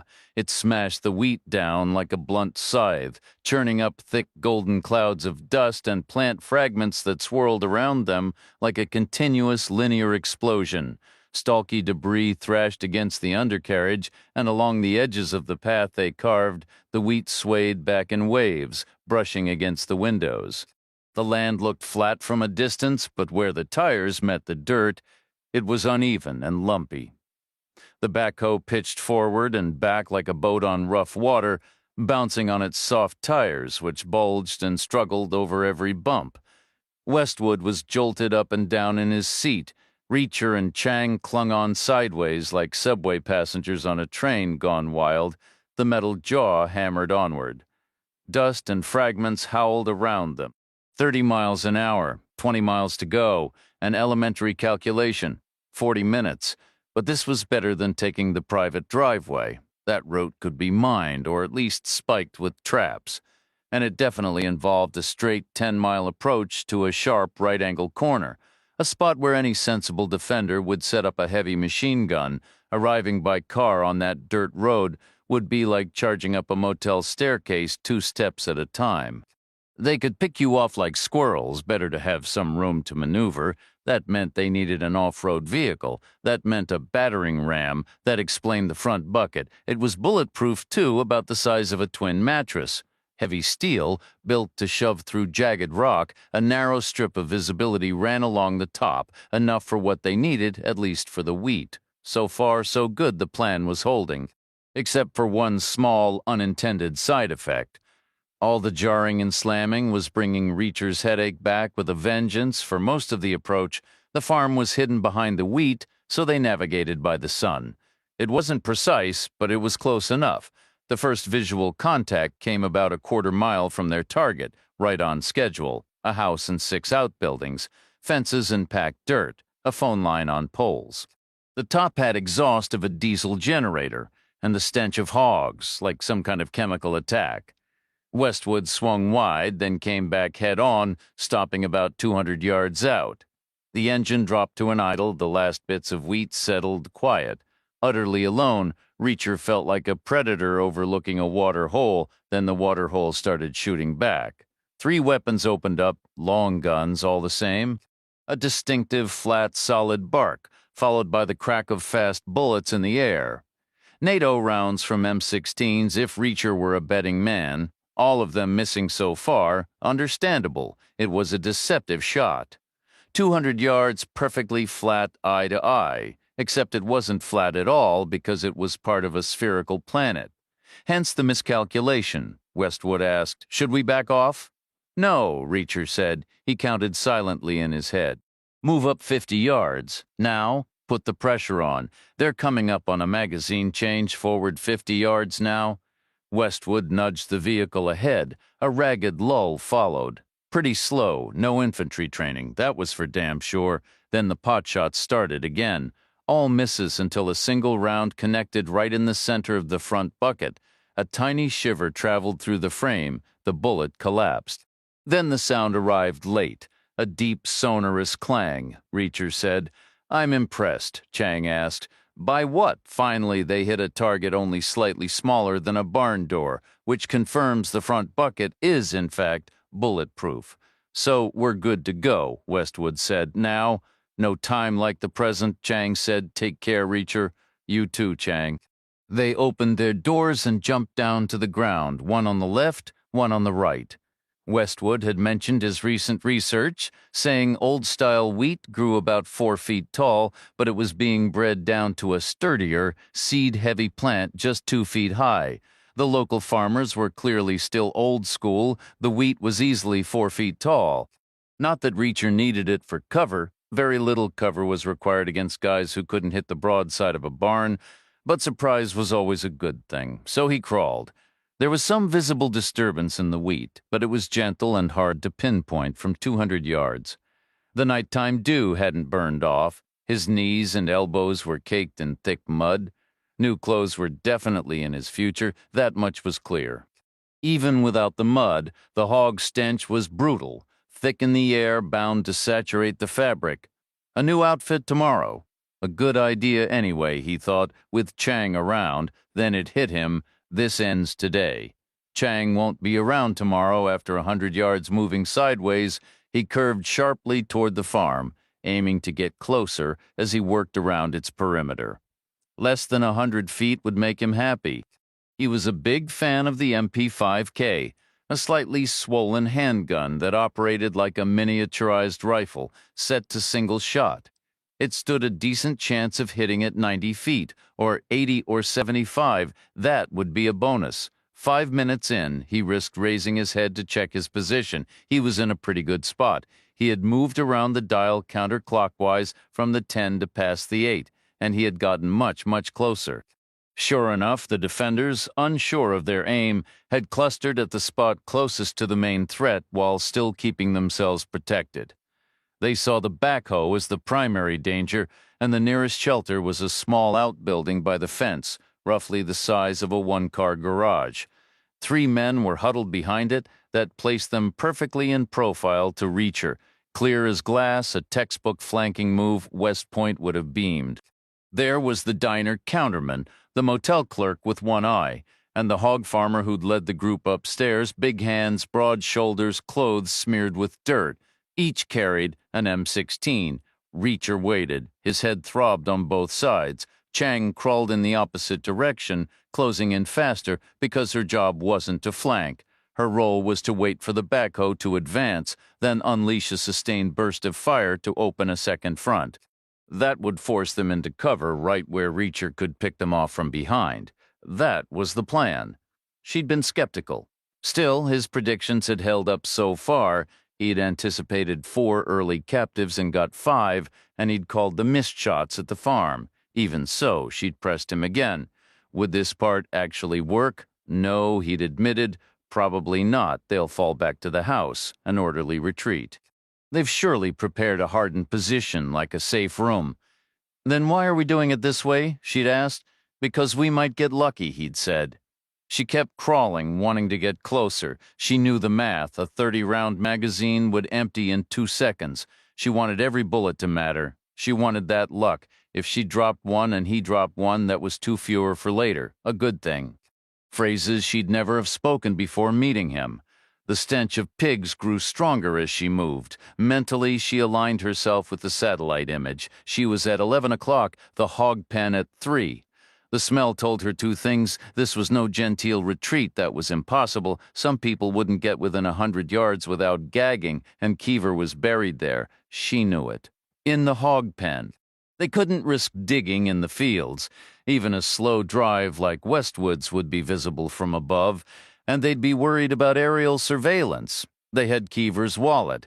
They'd seen his FBI cards, outdated like hers, but they wouldn't know that. She felt a strange closeness to him now. She lifted her head of fence and the small outbuilding came into view. The backhoe idled alone, knee-deep in wheat, far to her right. That outbuilding was their only cover from it. At least one would lean out and fire right in front of her. She laid 2 spare magazines on the ground, lined up and ready. She clicked her fire selector to auto, settled her sights, and waited. Westwood fired up the engine, worked the levers, and raised the front bucket until it stood vertical, blocking his windshield entirely, safety over visibility. From there, his part of the plan was fluid. Reacher had told him, hold the wheels straight, drive slow, keep moving forward even if you're blind. Go through the fence if you have to, don't stop unless something else happens first. Fluid, just like the future of journalism. The internet changed everything. Now news was personal. The reporter had to be in the story, a first-hand account. The reporter had to be the story, blogs, features, platforms, book deals. He dipped the clutch, rattled the lever into gear, and rolled forward. Reacher heard the backhoe grind into motion. A wave of dizziness hit him.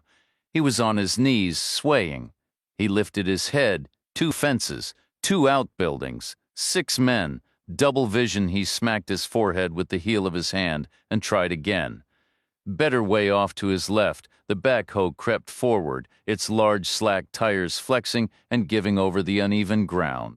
The 3 men stood with their backs pressed against the rear wall of the building, rifles held ready. The counterman slipped around the corner, moving cautiously along the side until he reached the next edge. He peered out, raised his weapon, and took aim at the approaching backhoe. Reacher lined up his own shot. The HK felt solid in his hands, a compact, precise instrument with iron sights.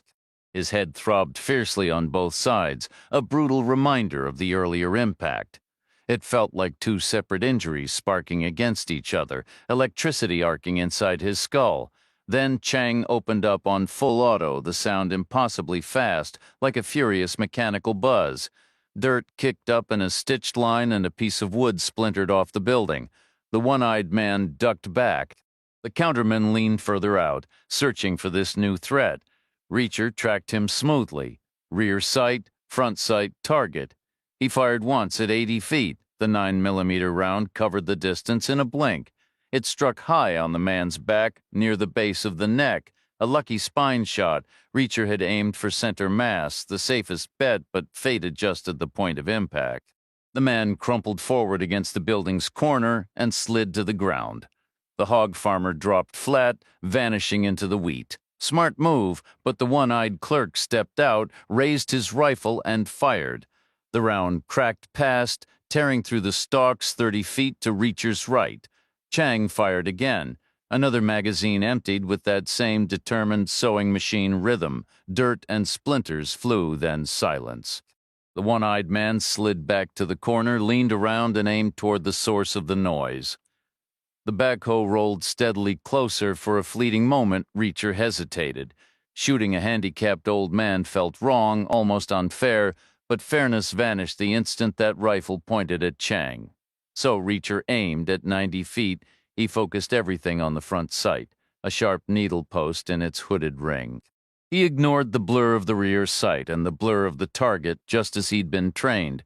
Clarity came when the 3 elements aligned. He fired. The bullet rose slightly on its longer path. It struck the base of the man's skull, obliterating the ancient primitive knot of the brainstem.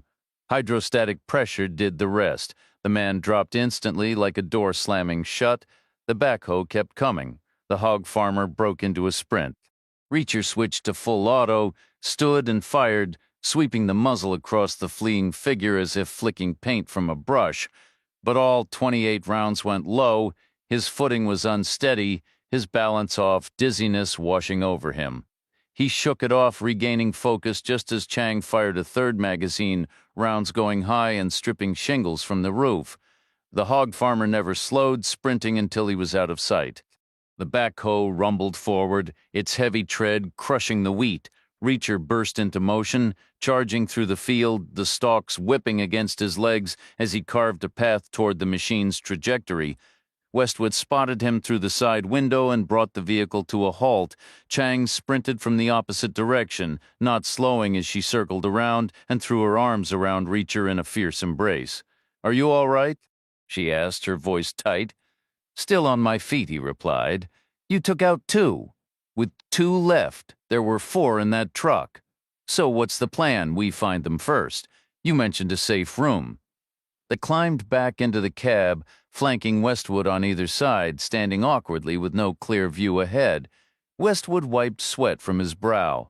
Where would they even put a safe room out here? They didn't build one, Reacher said. It was already here. I'd bet every farm in this state has one, reinforced to withstand just about anything. Chang's eyes widened. A tornado shelter.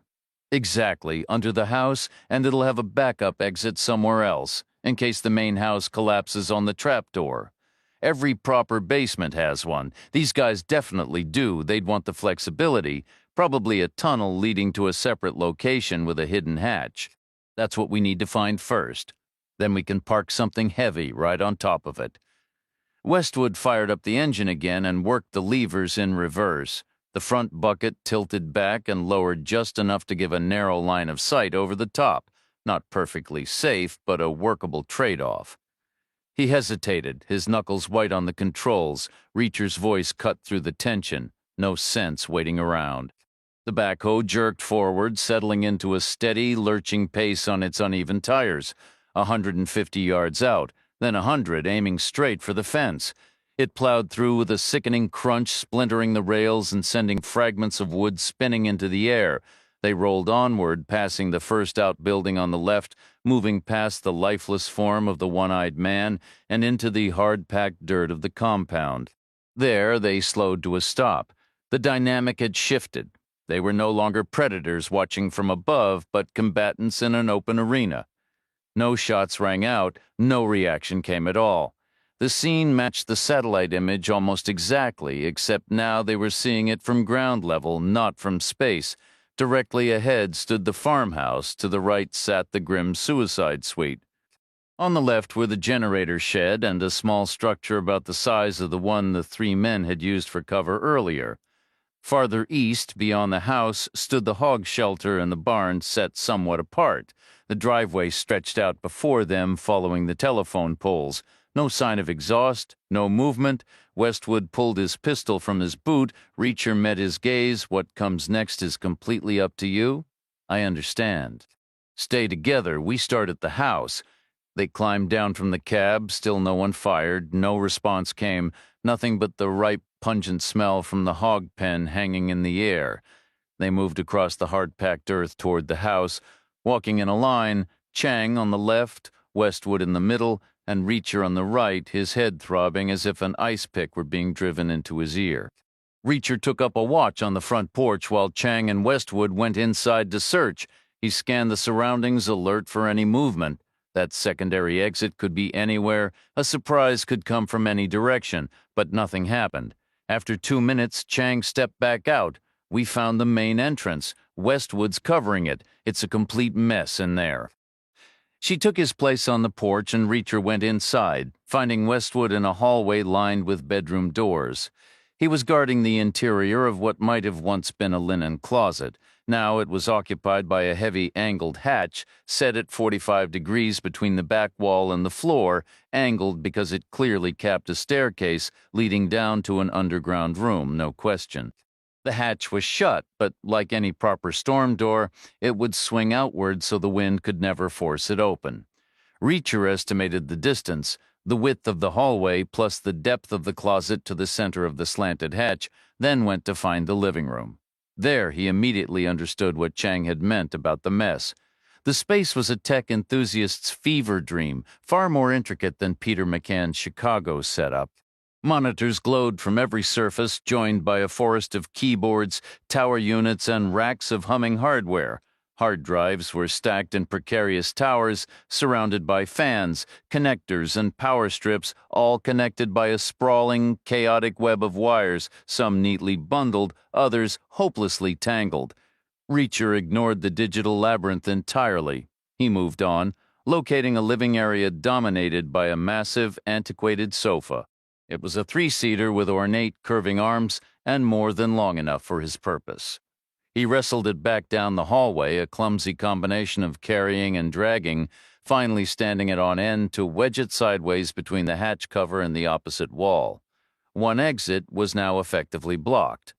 Out on the front porch, the three of them engaged in a silent, gesturing debate, mapping the probable location of a second escape route through sheer deduction. The house was a standard rectangle, so the underground shelter likely mirrored that shape. It was basic architectural logic, and given human nature, if the primary entrance was at one end, a secret exit would naturally be at the opposite. The tunnel would logically extend from the house's spine, heading out beneath the property toward either the generator shed or the smaller structure beside it. The generator shed was the sensible choice. It had a solid concrete foundation, easy to integrate with a tunnel mouth, and was a maintained clean space, a practical and safe emergence point. But these people weren't practical, they were paranoid. They weren't just hiding from the elements, but from other people. A predictable location would defeat the purpose. The smaller building, with its pair of rusted open garage doors, felt more likely. A broken lock meant no key was ever needed, a critical detail when every second counts. You wouldn't want to escape a crisis only to find yourself trapped in an outbuilding. They swung the heavy doors wide to reveal a cavern of clutter, scrap metal, old paint cans, and a paint-splattered drop cloth crumpled on the floor. It was the opposite of the generator shed, dirty, disorganized, and seemingly forgotten. Yet the junk was arranged with a curious, almost intentional disarray. Gaps existed where gravity and logic said they shouldn't, forming a navigable path that led toward the back. The largest void sat directly over a slight bulge in the stained cloth. Reacher yanked the cloth aside to reveal their prize, another heavy hatch, this one set flush into the concrete floor and sealed around the edges. It was shut tight. Perfect, Reacher said. While Chang went to find a vehicle with keys, Reacher and Westwood began heaving the strange metal aside to clear a path. She returned at the wheel of the same crew cab pickup they'd seen fleeing the diner earlier. With careful maneuvering, she positioned the truck until its left front tire rested squarely over the hatch cover. The second hole was sealed. Chang stepped out of the cab, staring at the displaced scrap. What on earth is all this? It was an excellent question. The material was all mild steel, a mix of squared tubing, solid rods, and thin sheet metal bent into odd, curled forms. A patina of rust covered everything, streaked in places with a black paint-like stain. Much of the tubing and all of the rod had been welded into sections that resembled modular fencing panels. They came in assorted sizes, some roughly 4 feet by 2, others 4 by 4, and a few about 6 by 3. The heap of twisted metal was a chaotic mess, none of it adding up. They had torn through a simple wooden post and rail fence with barbed wire. There was no metal fencing anywhere on the property or even in the whole county as far as Reacher knew. The pieces were all different sizes, some 3 feet tall, others 6, then 4 with no logical way to bolt them together into anything functional. The bolt holes didn't align, some vertical and some horizontal, and several sections even had hinges. This wasn't a fence at all. Chang's voice was a whisper. "My God, they're cages!" The metal strips, cut from larger sheets, had been rolled, beaten, and welded into grotesque shapes, all rusted and streaked with that same dark stain. There were hinged rings about 3 inches across with U-shaped eyes, manacles. Larger rings, 6 inches around, had long spikes brazed onto them, slave collars. Among the pile were crude iron masks, pincers, and nails. "The black stains," Chong said, her voice hollow. "I think that's blood." They retreated through the double doors into the sunlight, which felt unnaturally cold. Turning, they stared at the main house and the smaller outbuilding beside it, the so-called suicide suite. Reacher's tone was flat. "What comes next is completely up to you." He began walking. Chang fell in step without hesitation. Westwood lingered only a moment before hurrying to join them. The outbuilding was about half the size of the house, built square and solid on a concrete foundation, stained orange from muddy rainwater. Heavy tarred boards formed the siding, topped with a shingled roof. A thick power line ran in under the eaves. There were no windows. The door was locked. Reacher glanced at Chang. "Ready?" "Not even close," she said, her voice small and drained. He remembered her leaning close in the Cadillac driver's store studying the phone book, her finger on the M for Maloney. He recalled the piles of packages, 2 shipped directly from overseas, sterile German medical steel, and a high-definition Japanese camera. He thought of the Palo Alto guy, baffled by that stray chat room message from someone called Blood. I hear Mother's Rest has good stuff. It was from some obscure enthusiast forum buried deep in the hidden web. Reacher took a step back, then drove his heel into the lock. The door smashed inward, rebounded off the wall, and he stopped it with his hand, a vestibule. The smell hit them first, worse than the hog pens. Ahead was a small kitchen cluttered with mugs, water bottles, and a snarl of discarded wires and cables. A place of work, not rest. To the left was a narrow lobby with 2 doors. The one on the right led to a utilitarian bathroom, neither clean nor dirty, clearly shared. On the far wall were 4 coat hooks, but they held no coats, only rubber aprons smeared with brown and black. Reacher tried the door at the end of the lobby. It was unlocked. A dull ache pulsed in his head. "Ready?" he asked again. "No." Chang repeated that same defeated whisper. He pushed the door open. Darkness. The smell intensified, cold, metallic, foul. The space felt large and empty with hard surfaces and unseen obstructions. He felt along the wall, found a switch, and flipped it. The woman in white was not on her way to a garden party in Monte Carlo, nor heading to a courthouse for her 5th wedding, nor entering some serene annex to quietly end her life. She was chained by her wrists to a white-tiled wall, slumped low, surrounded by a horrific spray of blood, stone-cold dead. Reacher was no expert in forensic medicine, but the evidence before him pointed clearly to a brutal beating with a baseball bat. The weapon lay on the floor, its surface darkened with dried blood. The woman's body showed extensive bruising, multiple fractures, and a crushed skull. Her hair was tangled and stiff, and her once white dress was stained with blood and vomit. She faced a professional video setup, 3 cameras on heavy tripods, lights on stands softened by diffusion sheets, and cables snaking across the white-tiled floor. The tiles formed a kind of stage covering the rear wall and part of the side walls, a stark arena designed to be brightly lit, capturing every grim detail. Above the stage hung 2 microphones for stereo sound. Clipped to a camera stand was a printed email that read, "I want to see a bossy executive type beaten with a bat.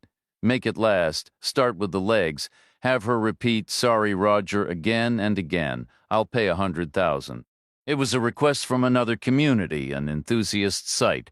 That site was named Mother's Rest, matching the decoy they had uncovered. Back in the house, Westwood and Chang got the computers running. The operation was built on video streaming, pay-per-view, with staggering prices, the cheapest option costing as much as a car. Starved to Death was the most expensive, likely due to the time involved, followed by Pregnant and Bayoneted and Gutshot. There were popularity lists, recently viewed categories and genres divided by victim type, method, and theme, male, female, couples, cutting, stabbing, power tools, extreme insertion, medical experiments, and more. A custom tier allowed community members to submit detailed requests, even full scripts, with fulfillment depending on finding a suitable actor. Payment was only required after agreeing on a face and a price. Chang scrolled to the bottom of a catalog page and said quietly, "Take a look at this." Reacher leaned in. The latest addition to the Mother's Rest library was labeled Thin Man All Ribs, Broken First, the man from the train in the suit and collared shirt with his fine leather bag. A cold realization settled in. Chang scrolled back to an earlier entry called Sad Couple with Something to Be Sad About. She said this has to be Michael McCann and his friend Exit, right? Reacher stayed silent. Westwood, navigating a root directory, pointed at rows of data. Let's call these what they are movies, snuff films. The shortest run's 2 hours. The oldest is from 5 years ago. The newest went up yesterday. He dragged his finger down the screen and paused near the bottom. Guess how many they made before McCann first contacted me? 200, Reacher said. Now it's 209. Westwood glanced over. You want to see Death by 1,000 Cuts? No. I wonder what title they'd have given mine. Probably hack attacks stabbed with pens. Reacher's tone shifted from grim observation to dry, weary sarcasm. How long does the con even last? When do people finally get it? Only once they're in that room, Chang replied. I think it hits them when the Cadillac driver opens the door and they smell the pigs. That's when the guns come out. Then we should ask, Reacher said. We know where the con men are. They moved down the bedroom hallway to the former linen closet. Where a sofa was wedged between the hatch and the opposite wall, Reacher said it'd be simpler to just move the truck. Chang glanced at him. You all right? He gave a short nod, considering. They exited through the front and traced the imagined path of the tunnel to the small structure with the double doors. Chang slid into the crew cab, edged it forward, and stepped out, leaving the engine running. She studied the hatch. What's the plan? Reacher said. I don't think they're waiting right underneath, but we prepare for it. Westwood pops the lid and steps clear. We aim straight down, good? She nodded. Westwood nodded. Reacher positioned himself to the right of the hatch, his HK set to full auto, a fresh magazine in place. Chang mirrored him on the left. Westwood bent, grabbed the handle, flung the door open, and leapt back. There was no opening. Chapter 57. The hatch assembly was a store-bought item cemented onto a smooth, unbroken concrete slab. No stairwell, no penetration. The same pebbled surface extended beneath it and all around it. A blind eye. A decoy, Reacher said. My mistake.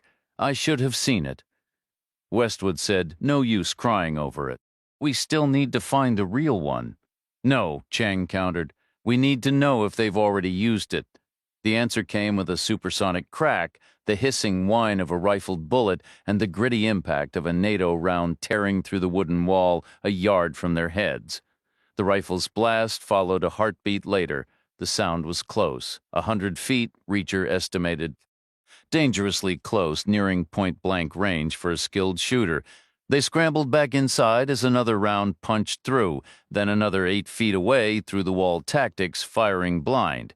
This was the A-team, Reacher thought, the ones who could actually hit what they aimed at. He moved past twisted metal to the far back corner, invisible from outside. It offered no real cover, just the statistical lottery of random fire. The walls were useless, but probability wasn't. He kicked out the lower siding, creating a crawl space about 2 feet high and 5 feet long. Westwood went first, then Chang. Another round slammed into the wall. Then Reacher followed. They backed away, keeping the building between them and the shooter. Behind them stretched endless wheat. To their right stood the building near the broken fence where the dead men were. The backhoe sat about 20 yards off. Ahead to the right were the movie studio and the house, to the left the generator shed. Plenty of destinations, all on the wrong side of open ground. 20 yards, 20 long steps. It wasn't impossible. It depended entirely on the shooter. His training, his focus, a man drilled on front-sight concentration might tunnel his vision just enough to miss movement in his periphery. One person, maybe, could slip away unseen. Even a guy in a gorilla suit might make it, but 3 people wouldn't, Reacher whispered. Stay put. Don't move. I'll come back for you. Chang said. Back from where? I'm going inside the building again. That's insane. Not really. Look at their shooting. It's a numbers game. I'm no less safe walking right into their line of fire. That's completely nuts. It's a big wall. What are the odds? I'm more likely to get struck by lightning on a sunny day. I'm coming with you. Fine, but Westwood stays. War correspondents advance with the second wave, Westwood said. Is that what I am? No, I'm just trying to make you feel better about staying behind. You're considering the book deal? Reacher said. Not entirely. Regardless, you should stay put. Reacher and Chang returned to the structure, slipping back inside through the same opening. Sunlight pierced the walls in a scattered pattern, most of the beams striking high up. A taller man might have struggled, but Reacher moved easily, and Chang remained untouched. Another shot tore through a sharp crack, a metallic ring, and a new spot of light appeared high and far to the left, another wasted round. If it's genuinely random, Reacher observed, every point is just as probable, even places already hit. He pressed his face to one of the bright holes, his voice muffled against the wood. We have to spot their muzzle flashes, then we can drive them back. I want them scrambling. Another round punched through, whining off metal, sunlight streaming in perfect height, but a good 10 feet to the right. I've got one, Reacher said, dust swirling. He blinked grit from his eyes. They waited, another shot high and left again. Reacher pushed back from the wall. I have both now, same position. The rear left corner of the film studio, about 110 yards out. They're alternating, ducking around the edge to fire. It's like some cheesy military flick. One's the hog farmer, the other's got that perfectly coiffed TV weatherman hair. Can we hit them from here? We could burn through a magazine to quiet them for a moment. Then we could shift down to the studio's front corner. And then what? Creep from corner to corner? It's a long rectangle, most buildings are, you know. Marines would breach the building, come straight through the end wall. That's what anti-tank rounds are for. What's our play? We take a risk, we wait for a reload. Chang shook her head. Not good enough. You wouldn't care for the good enough plan. Are you asking me apologetically? You bet I am. So what is it? His head throbbed. It's a devil's bargain. It guarantees one, but only one. The other runs, and aside from that, it's going to be downright ugly. Reacher fired first, since Chang was the quicker sprinter. He stepped between the open doors, aiming at the studio's back left corner, about 2/3 up the wall. Wood splintered, but not enough for a full 2 seconds. Still, it silenced them. Chang took over, emptying a 30-round magazine on full auto, 2 solid seconds of noise, and Reacher ran. He sprinted for the near front corner of the studio, reloaded and fired down the building's length, corner to corner, another full magazine while Chang raced to join him, breathing hard as she pressed in behind. Ready? He asked. She didn't reply. They slipped inside the studio door, the vestibule, the familiar smell, the small kitchen with its mugs and water bottles. They waited. A sound, a man rolling around the corner, just like a bad war movie. They held still. A shot rang out, aimed at the now empty building they'd just left. Maybe a hit, maybe not either way. Reacher leaned out and fired half a magazine back, no precision, just a message.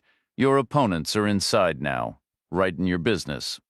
Reacher and Chang retreated, stepping backward past the bathroom, past the work aprons, through the door at the far end.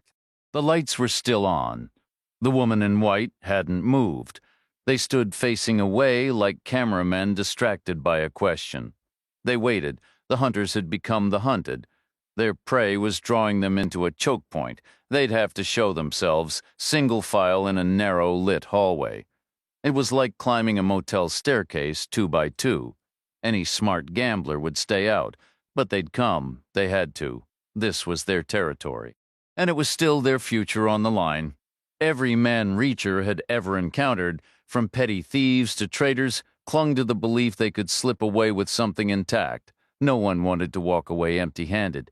These men would try to save their gear. Reacher figured those high-def cameras weren't cheap, so one would come back. But just one. That trick only works a single time. They waited. It's human nature. The hog farmer appeared, big hands, broad shoulders, clothes smeared with dirt. He peered around the corner, cautious, not committing to anything more than a quick look. He pressed tight against the wall, showing nothing, maybe a shoulder or the edge of his nose. He leaned out another inch for a second glance. Reacher put a round in his forehead. The trigger pull was featherlight, a purring burst of 10. Game over. The last man heard it, of course, and now he was running alone. Suddenly gripped by primal fear, free to act on it. No witnesses. In military thinking, aggressive pursuit is always praised, and any reason to leave a room is a good one, so Reacher ran too, with Chang right on his heels. They cleared the hog farmer's body, burst out the studio door, and angled half left, aiming for the end of the house and the mouth of the driveway. The driveway was the target. It had to be human nature. Escape the only way out. Everything else was endless wheat. They spotted him 60 feet ahead, running, glancing back, an M16 in one hand, the other empty. He was a stocky man with a flushed face and unruly waves of hair piled around his head. His blue jeans looked stiff, almost starched. He neared the driveway and looked back again. They ducked in closer to the house. The guy was utterly alone in that vast landscape. The hog pen was behind him, then nothing but wheat stretching toward Missouri. The driveway lay to his right, 20 miles to Mother's Rest. He stopped moving.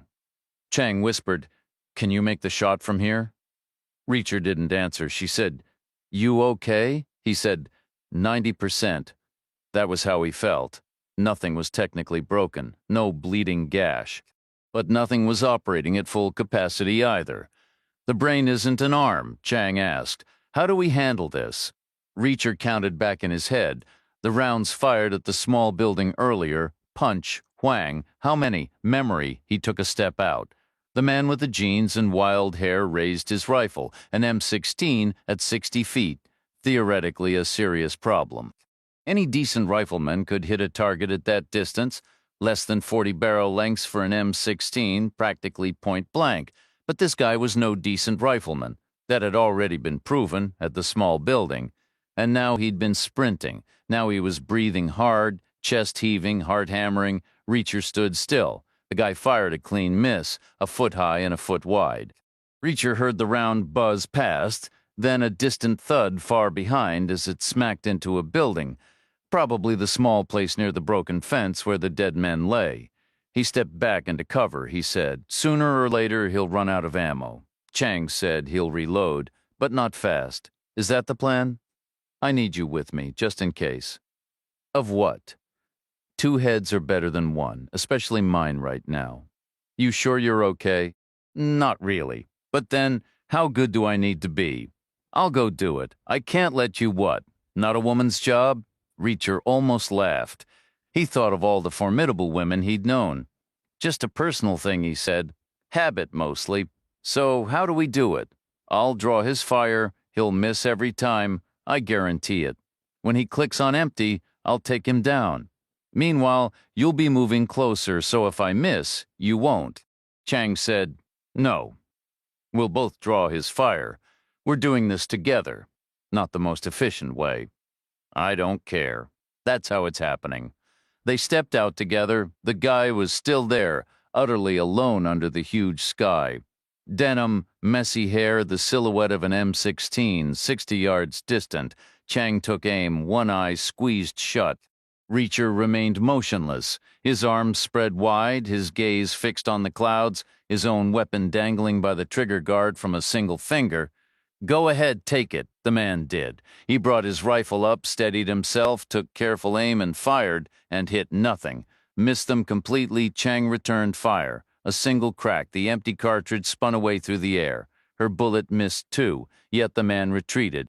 5 awkward, stumbling steps backward. Then 10 more. Chang fired again. Another brass casing flashed in the sun. Another miss. The wheat swayed in a slow, silent, undulating sea. The man lifted his rifle once more but held his fire. Is he out? Chang asked. Reacher's head throbbed. He's lost count, he said. So have I. Then a slow smile spread across his face. Feeling lucky? He raised his pistol. A comfortable 2-handed grip, firm yet relaxed. The front sight, the blurry target beyond. He blinked. His focus was there. But it wasn't perfect. A faint electric tremor ran through his arms, spreading through his whole frame. A familiar cocktail of coordination issues.